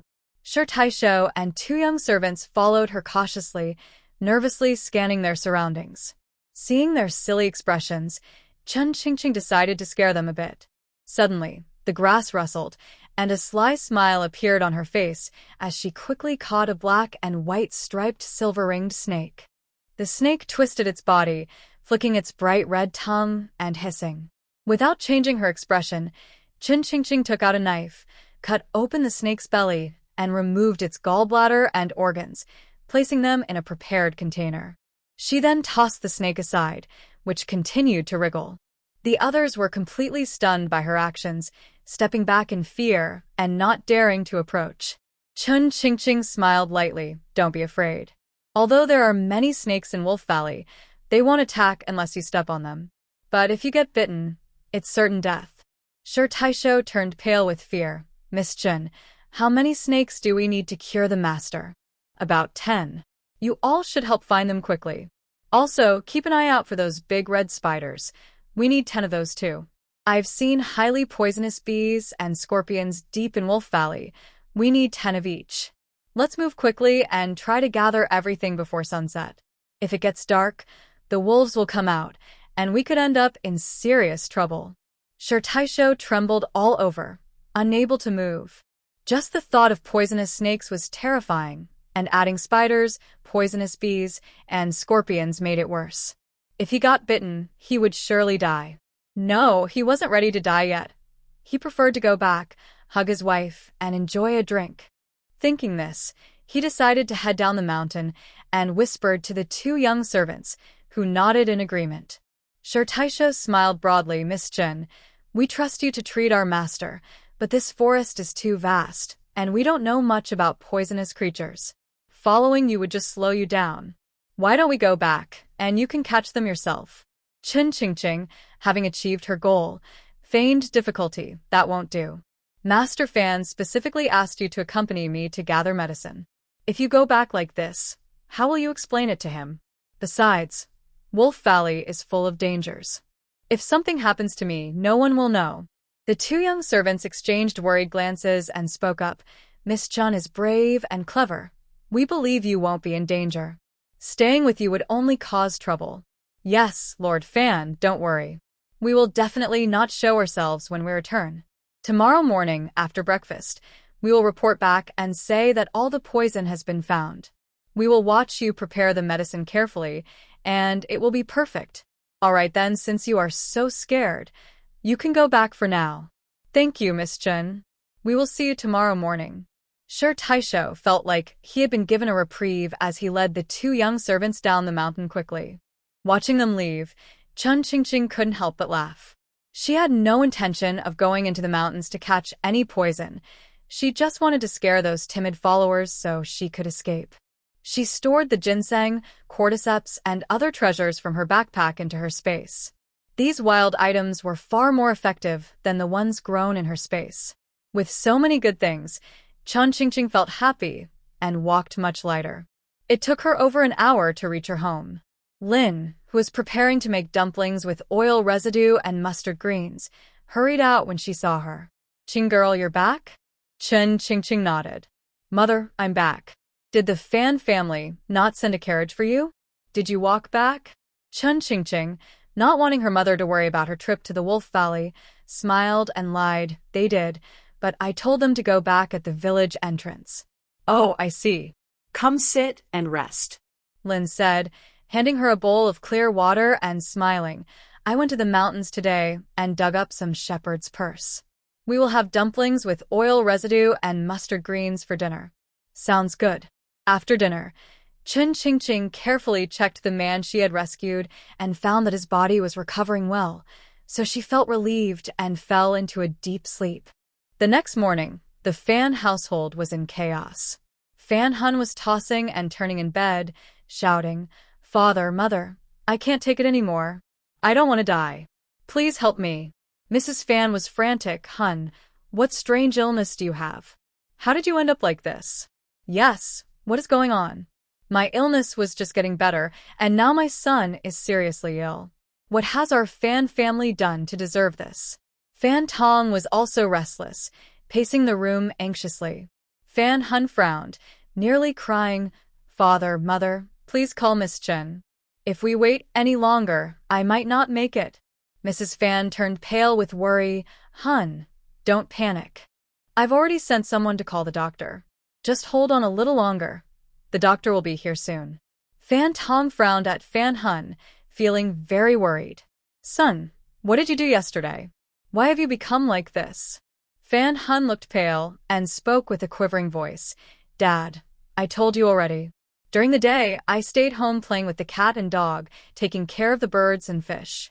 At night, I had nothing to do, so I went to the flower house to drink and meet girls. That's all I did. Look at you, wasting your time. You should be focusing on serious matters instead of chasing after girls. I've told you many times, don't go to those places. They're not good for you. Dad, if you say those places are bad, then why do you keep going there?" Fan Hun replied dismissively. Fan Tong's eyebrows shot up in anger, looking disappointed. "Nonsense.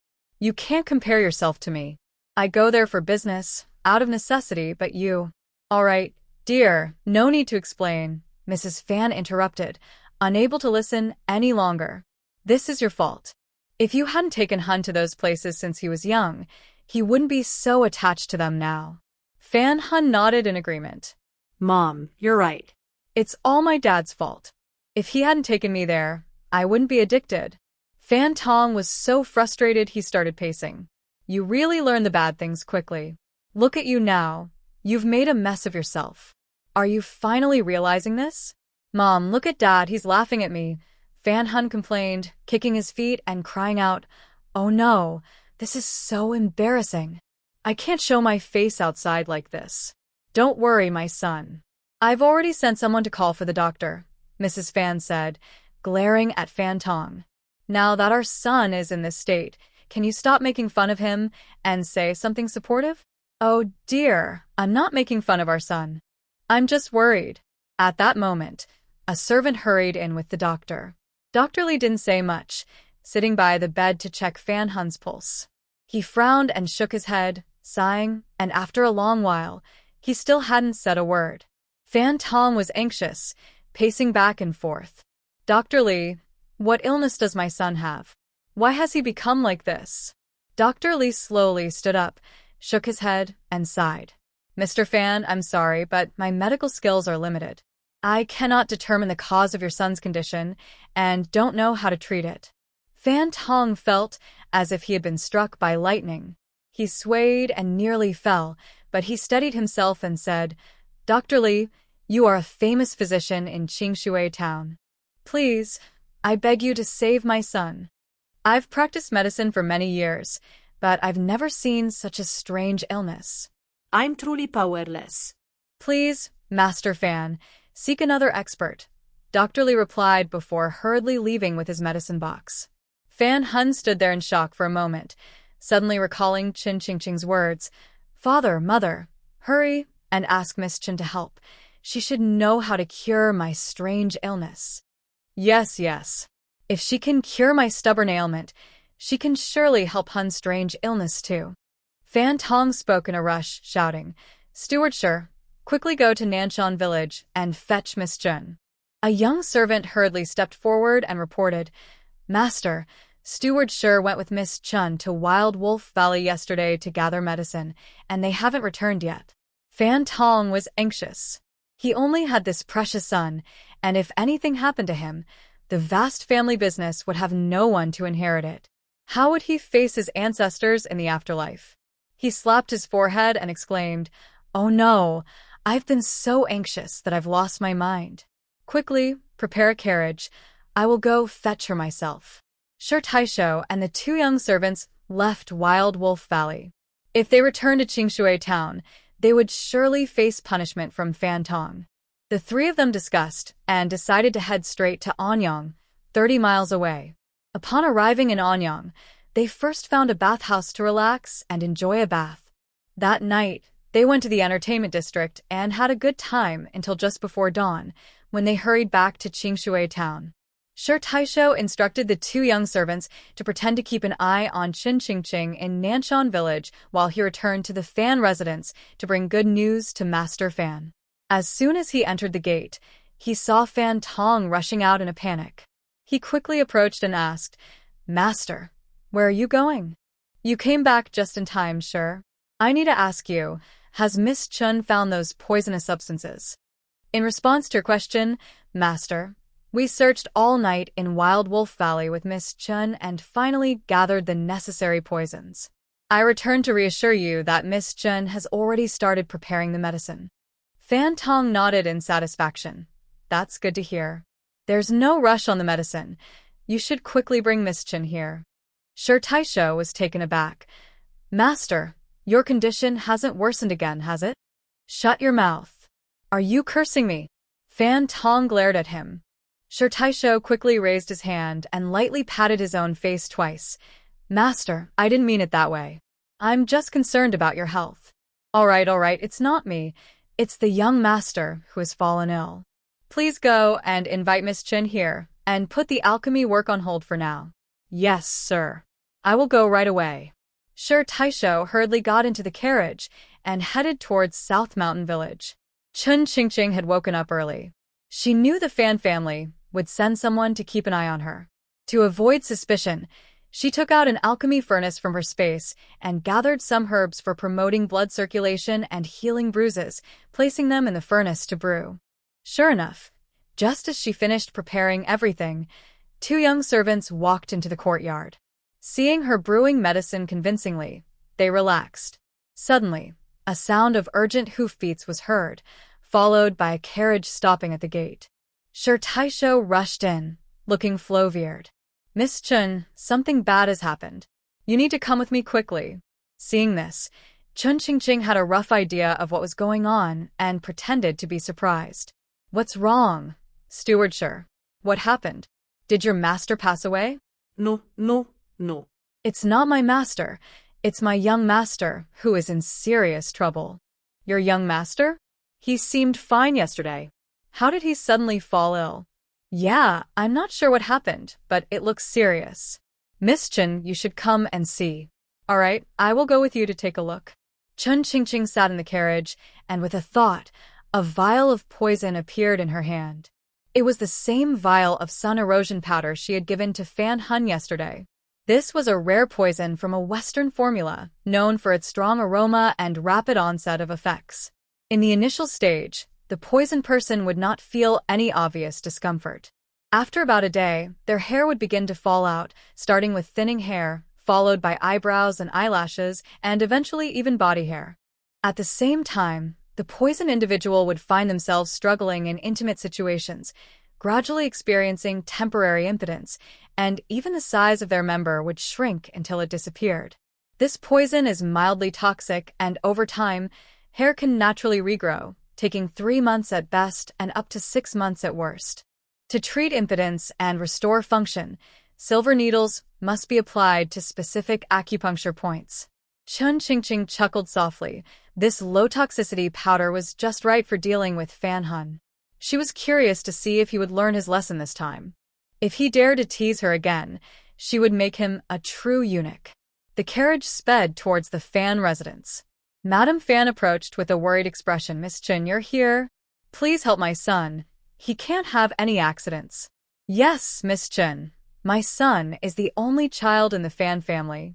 Please give him some medicine to control his illness, Fan Tong said anxiously, bowing repeatedly. A parent's love is truly selfless.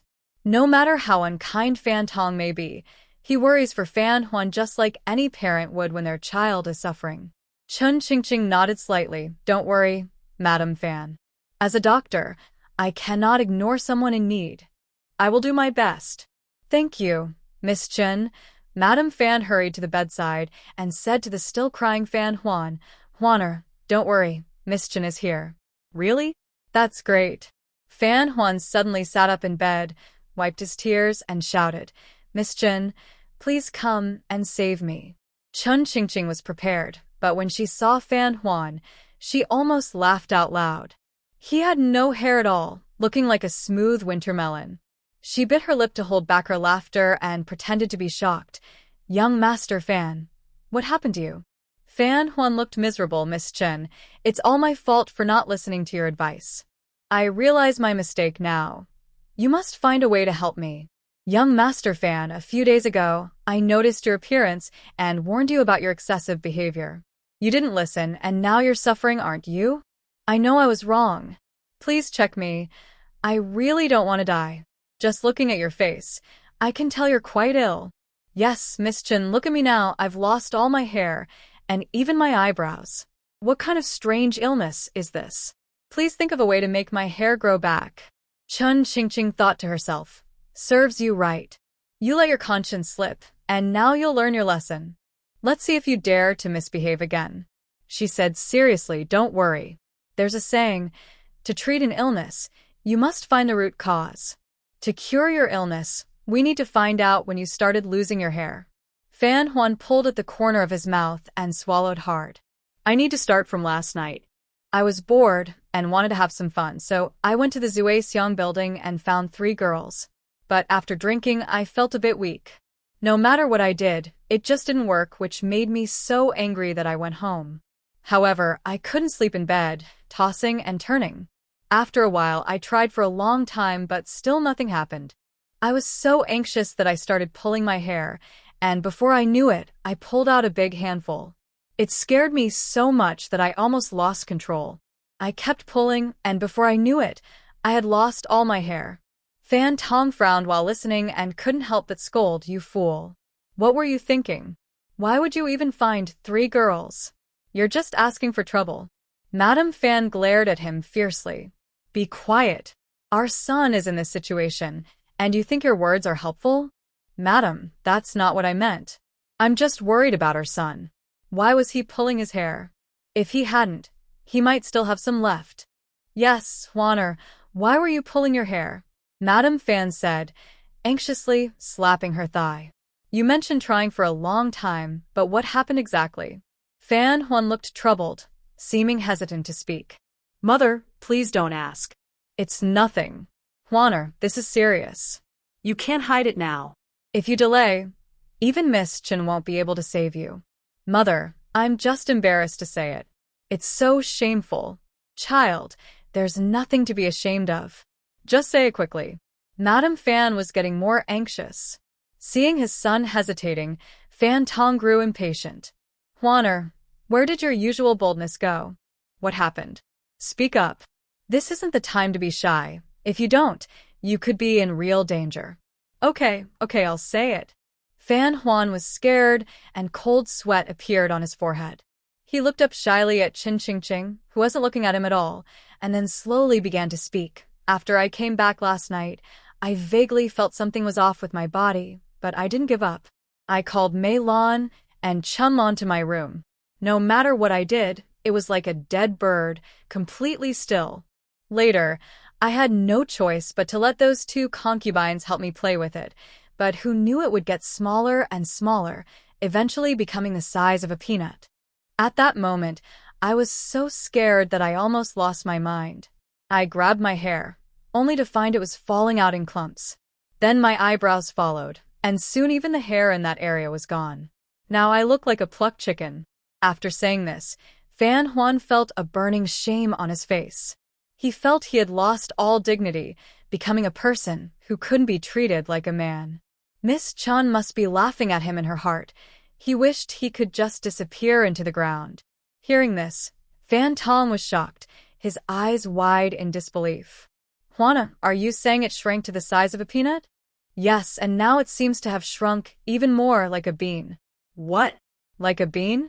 That means it will soon be gone. What should we do?" Fan Tong was in a panic. Madame Fan couldn't sit still either, tears in her eyes as she looked at Chun Qingqing. "Miss Chun, please think of a way to save my son. He can't become a eunuch." "All right, don't worry. Let me check his pulse first," Chun Qingqing said. Seeing Fan Huan's condition, She felt secretly pleased. However, she didn't expect the poison to work so effectively, causing such complete hair loss. She felt proud, but kept a serious face as she pressed her hand on Fan Huan's wrist. After a long while, she shook her head and sighed. This strange illness could have been avoided, but you didn't listen to good advice. Now it's hard to cure it. When Madame Fan heard this, her legs went weak, and she almost collapsed. Miss Chun, I beg you, please save my son. Fan Tong was anxiously scratching his head. Although his son was not very capable and not the brightest, and only knew how to eat, drink, and have fun, he was still his own flesh and blood. As the saying goes, a wife is better with someone else, but a child is best when it's your own. What if something happened to his son? Who would inherit the family fortune? Thinking of this, cold sweat broke out uncontrollably on his forehead. Wiping his sweat, he trembled as he spoke. Miss Chun, please think of a way. I will pay any amount of silver to save my son's life.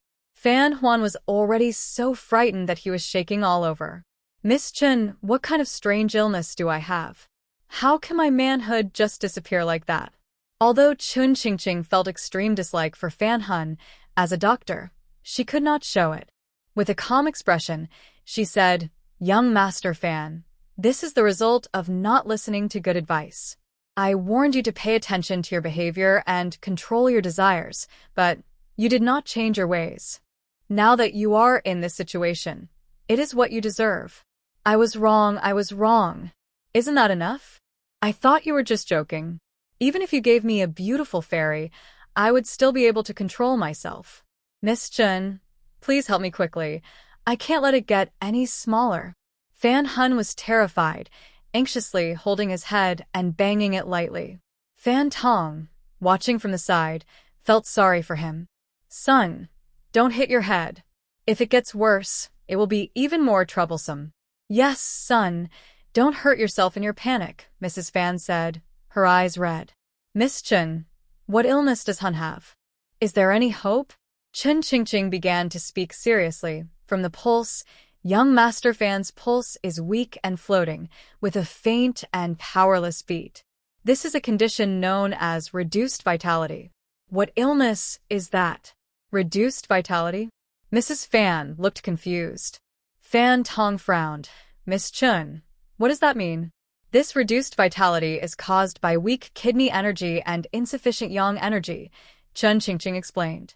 Young Master Fan, do you feel pain in your lower abdomen? Are you particularly cold, and does your heart race as if you might faint at any moment? Yes, those are the symptoms. Am I really going to die? Fan Hun was terrified and began to cry loudly, forgetting his dignity. Mother, I'm so scared. I don't want to die.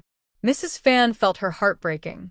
Her son was her treasure, and at that moment, she wished she could take his suffering for him, tears streaming down her face. Don't be afraid, my dear. You won't die. I won't let you die. Mother, I haven't given you a grandchild yet, and I want to take care of you in your old age. I haven't lived enough. I don't want to die. Fan Hun cried pitifully, thinking his end was near. Mrs. Fan, with tears in her eyes, kept comforting him. Fan Tong held back his sorrow and wiped his eyes. Miss Chun, please tell me directly. Does my son have any hope? Young Master Fan's symptoms are caused by reduced vitality, which is due to weak kidney energy. There is no need for concern. This condition is not life-threatening. Fan Huan heard this and patted his chest, letting out a long sigh as his tense body gradually relaxed. Oh, Miss Chun, you really scared me. I thought I was done for. Chun Qingqing shook her head. This condition isn't fatal, but the consequences can be serious. If you don't address it in time, it could lead to a lack of heirs. What? Am I going to be unable to have children? Fan Huan's face turned pale, and he secretly lifted the blanket to look underneath, exclaiming, Dad, it's really gone. My ability to have children is really gone. You won't have any grandchildren. What do you mean it's gone? How can it just disappear? It's true, Dad, it's really gone. Oh my, it feels like fate is against me. Fan Tong anxiously rubbed his hands and stomped his feet. Huaner, hurry, you need to do something to fix this before it gets worse. Fan Huan, who had just relaxed, was now in tears. What can I do? It's not there anymore. Fan Furen was completely flow-veered and moved to lift the blanket. Huaner, don't worry. Let me see if there's anything left. I can help you. No. Mom, don't do that. Fan Huan quickly pressed down on the blanket. I'm already grown up, and you shouldn't be looking. It's so embarrassing. Right, I was too hasty. Fan Furen withdrew her hand, looking hopefully at Chen Qingqing. Miss Chen, please help my son. We can't let our family line end here.